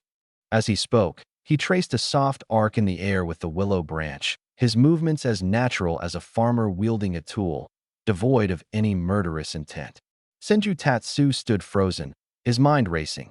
Adapt, absorb, redirect, neutralize. Isn't this the essence of taijutsu? Overcoming strength with softness, using the opponent's force against them. Coupled with jinjutsu, it would be even harder to defend against. He had always believed that power lay in speed, strength, and dazzling ninjutsu. Yet the Kosuke before him had demonstrated an entirely different path. A path of returning to simplicity, integrating technique and philosophy into swordsmanship. This understanding of strength has surpassed mere technique, reaching a realm of the way. Senju Tatsu looked at the elderly man, not particularly tall and dressed in an ordinary vest, and for the first time felt a profound and indescribable sense of awe. This is like Zhang Sanfeng of the ninja world. Just as Senju Tatsu was immersed in this awe, a piercing wolf howl shattered the peaceful night sky. Howl! The sound came from afar, intermittent, as if surrounded by enemies. In the shadows at the edge of the forest, pairs of ghostly green eyes lit up one after another, flickering like ghost flames, filled with hunger and ferocity, slowly approaching the camp. It was a pack of wolves, and their numbers were immense. The caravan guards were instantly thrown into chaos, their faces pale as they huddled around the campfire, weapons trembling in their hands. It's wolves. Hungry wolves from the forest. Tokugawa's voice choked, nearly collapsing. Don't panic, Shursui shouted, stepping in front of everyone. His hands quickly formed seals, fire style, great fireball technique. A massive fireball roared out, crashing into the densest part of the wolf pack, instantly engulfing several vicious wolves and scorching a patch of ground. The wolf pack let out terrified howls, retreating a few steps. But hunger overcame fear. The alpha wolf roared furiously, and the pack grew crazier, flanking from both sides. Senju Tatsu struck the ground, raising several sturdy wooden pillars that intertwined into a solid fence to temporarily protect everyone. Then, forming seals, countless vines erupted from the ground, blocking the wolves. But there were too many wolves. They frenziedly tore at the vines, their claws scraping against the wooden pillars with a piercing sound. At this moment, Marusei Kosuke moved. He didn't form seals or make any redundant actions, he simply unsheathed the short blade at his waist. Without looking at the wolves blocked by the wood stile, he stepped out of the wooden barricade, facing dozens of pairs of ghostly green eyes alone. In the next moment, Senju Tatsu and Shursui seemed to see countless willow branches. Marusei Kosuke's figure blended seamlessly into the wolf pack like a falling leaf. There was no overwhelming chakra fluctuation, no dazzling ninjutsu effects, only the willow branches. A strong, vicious wolf lunged forward, its gaping maw reeking of stench. Marusei Kosuke didn't turn his head, his body tilted slightly, almost brushing past the wolf. The short blade in his hand flicked lightly like a venomous snake's tongue. The vicious wolf drew an arc and crashed heavily to the ground, its throat marked by a fine line of blood, twitching a few times before falling silent. Another wolf attacked from behind. He reversed his grip on the blade, his elbow precisely striking the wolf's chin, halting its assault. The short blade traced an eerie arc in his hand, silently slicing across the wolf's neck. It was as if he wasn't engaged in slaughter, but dancing a dance of death. Every sidestep, Every strike was executed with the utmost simplicity, yet carried unparalleled effectiveness. His movements were unhurried, his figure gliding through the onslaught of dozens of wolves without a single scratch. He was like a willow swaying in the wind, enduring attacks from all directions while redirecting every ounce of force to the most lethal gaps. While everyone's attention was on the wolf pack, Senju Tatsu quietly activated his Sharingan, carefully observing Marusei Kosuka's movements. He could see every detail, yet couldn't fully comprehend it. That precision in timing, distance, and angles had transcended the realm of technique, becoming a near instinctive art of killing. Shursui watched in stunned silence, forgetting even to form seals with his hands. He had never imagined that taijutsu could reach such a terrifying level. The number of wolves dwindled rapidly until only the largest one remained. It let out a furious roar, charging with a death-defying resolve, transforming into a gray blur as it leaped at Marusei Kosuka. Marusei Kosuka stood still. The moment the alpha wolf lunged, he shifted back slightly, his short blade carving a graceful arc. Man and wolf crossed paths, and in an instant, the alpha wolf was cleaved in two, crashing heavily to the ground. The remaining wolves whimpered and fled into the dark forest. The campsite returned to a deathly silence, broken only by the crackling of the campfire and the heavy scent of blood in the air. Senju Tatsu and Shursui stared blankly at the elder who stood with his back to them, slowly wiping his short blade. At that moment, they finally understood just how powerful the man known as the Eternal Genin truly was. The wolf carcasses were quickly cleaned up, and the scent of blood was carried away by the evening breeze. The guards' gazes toward Marusei Kosuka shifted from reverence to a near-terrified awe. They realized that this seemingly aged man was the most fearsome presence in their group. The Tokugawa merchant timidly poked his head out, his face paler than the dead wolves. He stared dumbfounded at the carcasses on the ground, and the elder wiping his blade, unable to utter a single word. Senju Tatsu and Shursui stood in silence, their hearts overwhelmed with shock that refused to subside. Shursui was deeply shaken by the pure and absolute precision of this killing technique. His prideful speed and fire release seemed so crude and immature in the face of Mr. Mariboshi's art like taijutsu. For the first time, he realized that power was not solely expressed through chakra. Meanwhile, Senju Tatsu saw a completely new path within the pure and unadorned willow swordsmanship. It was not just technique, but a philosophy of profound understanding of the essence of power. That night, no one slept. The wolf pack attack seemed like a bloody full stop, marking the end of all the previous eeriness. The journey that followed was unusually calm. No bandits, no assassins, and even traces of wild animals became scarce. A week of peace finally allowed the caravan guards to breathe a sigh of relief. The Tokugawa merchant underwent the biggest change. He was no longer anxious and restless, but instead became talkative. He often gathered by the campfire to share amusing tales of the grass country market with Senju Tatsu and Shursui. He even brought out his cherished tea leaves, diligently brewing tea for Mariboshi Kosuka with a flattering smile plastered across his face. Once we pass through that forest up ahead and travel for half a day, we'll reach the border town of the grass country. Tokugawa pointed towards the dense forest enveloped in twilight one evening, excitedly saying, "Then, I'll treat you three esteemed gentlemen to the best tavern in town to celebrate. Thanks to you, I've managed to keep both my life and the goods intact." He spoke with great enthusiasm, as if all dangers were behind them.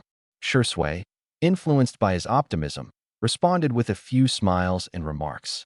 Only Senju Tatsu grew increasingly tense. He looked at Tokugawa's shiny face, his eyes carrying a hint of unconcealed excitement, like a gambler awaiting the drop of the blade on the execution ground, neither fearful nor apprehensive, but filled with anticipation. Mariboshi Kosuka remained silent, only glancing briefly at the increasingly shadowy forest. His gaze was calm and unperturbed. He lightly patted the short blade at his waist and touched the black pot strapped to his back. The group entered the misty forest. The sky had darkened completely, and the fog was thicker than anticipated. The damp, cold white mist engulfed the forest, blurring the outlines of trees and reducing visibility to less than 10 meters.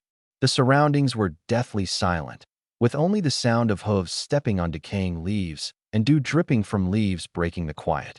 The air was cold and moist, carrying the earthy and rotten wood stench. The dense fog swallowed everything, leaving their small caravan isolated. "Something wrong," Shui said quietly, his hand already gripping the hilt of his blade. His Sharingan activated silently, the crimson eyes piercing through the fog, yet they saw nothing. Senju Tatsu remained silent, elevating his sensory abilities to the limit. He could feel faint traces of chakra mingling within the mist. This was not naturally formed. This was a jutsu. At that moment, Marusei Kosuka suddenly pulled the reins, bringing the entire team to a halt. "They're here." He uttered 2 words, his voice not loud but clear enough to reach everyone's ears. As the words fell, killing intent erupted. Whoosh, whoosh, whoosh, whoosh. Sharp sounds of projectiles tearing through the air echoed from all directions. Dozens of kunai, trailing explosive tags of flame, shot out from the shadows of the forest, slicing through the dense fog like a swarm of death, targeting the entire team. "Get down," Marusei Kosuka roared. Everything happened too fast. Senju Tatsu abruptly thrust his hands to the ground. "Mokuton, wood dome wall." Boom. The ground shook violently as countless thick wooden beams burst upward, intertwining and curving into a massive semi-circular wooden dome, tightly enveloping the entire convoy. Boom, boom, boom, boom, boom. The wood dome wall had just formed when dozens of explosive tags detonated simultaneously. Flames lit up the fog, deafening explosions reverberated, and shockwaves and shrapnel furiously struck the wooden dome. The ground quaked, sending wood splinters and dirt flying everywhere. Inside the wood dome wall, the guards screamed in panic, clutching their heads and running chaotically, the scene descending into utter disorder. As the blast's aftermath lingered, several agile figures emerged from the thick fog, landing steadily around the wooden dome and enclosing it tightly. They wore headbands bearing the symbol of Kusagakure, their gazes cold and filled with murderous intent. Grass Ninja had arrived. At the forefront stood 2 ninjas clad in green jonin vests, exuding a calm yet powerful aura, followed by 7 or 8 unwavering chunin. What enraged Shui the most was the sight of the Tokugawa merchant, who had originally been within the protective circle but was now outside it. Crawling desperately toward the 2 jonin, his face betrayed no shame, only a mix of post-survival ecstasy and servile flattery. Trembling, he pointed toward the wood dome wall, directing his finger at the young boy who had just saved everyone's lives, shouting, "The brat who can use Mokuton is in the team." The truth was revealed. The so-called bandits and escort mission were nothing more than an elaborate trap. Their purpose was to confirm Senju Tatsu's Mokuton bloodline and lure him into the ambush, ultimately leading to his demise. Shui froze, staring at Tokugawa's hideous face, his rage surging uncontrollably to the point of losing rationality. "You bastard!" Senju Tatsu stood motionless, his face devoid of anger. At this point, all mysteries were unraveled. His mind connected all the clues: Tokugawa's odd behavior in the canyon, the bandit leader's suicide, the unusually smooth journey, and Tokugawa's increasingly exaggerated acting. It was all a ploy to lull them into complacency, to deliver him a descendant of the Senju clan into this carefully prepared grave. Grass Hidden Village. What are they planning? To replicate the power of the first Hokage? Or simply to eliminate a potential threat? Or perhaps they are just pawns in a larger scheme? Are there greater forces from other nations pulling the strings behind them? These thoughts flashed through his mind, but were quickly suppressed. Now was not the time to dwell on such things. He could feel it. At least 3 cold and professional gazes had locked onto him. "Huh, you've worked hard, Tokugawa." One of the grass-hidden jonin chuckled lightly, his tone full of disdain. "The reward will be sent to your family." As soon as the words fell, another jonin standing beside him silently struck. The kunai in his hand flashed coldly as it slashed across Tokugawa's neck. The smile on Tokugawa's face froze instantly. Clutching his throat, blood gushed out from between his fingers. He gasped twice, full of regret and unwillingness, before collapsing to the ground limply, his eyes wide open. "Shui, Shaochen." The voice of Marusei Kasuka brought the two young boys back to reality. He slowly stepped forward, took off the large black pot on his back, and slammed it onto the ground, raising a cloud of dust. As he lifted his head, his once cloudy eyes turned sharp like an eagle's, seemingly able to pierce through all confusion. Though his stature wasn't tall, he stood like an unyielding mountain. You too, do your best to hold off the Chunin and Jinin, focus on staying safe. His hoarse voice carried immense authority and determination. These two, leave them to this old body of mine. The two grass-hidden Jonin exchanged glances, their eyes filled with scorn. A dying Konoha Jinin dared to act so arrogantly? But Kosuke's next words made their expressions change drastically. He revealed his yellowed teeth, his voice soft yet heavy, echoing in the silent forest like a thunderclap. Anyone who tries to harm Konoha must first step over this old corpse. As soon as his words fell, his aged body sank sharply. The ground cracked, and he launched forward like a cannonball toward the two Jonin. Seeking death, the grass-hidden Jonin roared angrily, and the battle erupted in an instant. Xiaochun, be careful, Shursui shouted, his figure flashing as he engaged the approaching Nishi-named Chunin in a fierce fight. Sparks and blade shadows intertwined in the mist. Meanwhile, three other Chunin formed a triangular formation, tightly encircling Senju-chun. They were in no hurry to attack, steadily tightening the encirclement. Their gazes, movements, and breathing were perfectly synchronized like three well-coordinated hungry wolves, methodically searching for their prey's fatal flaw.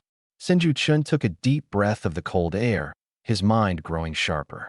Facing the enemies, he felt no fear. Instead, his fighting spirit surged.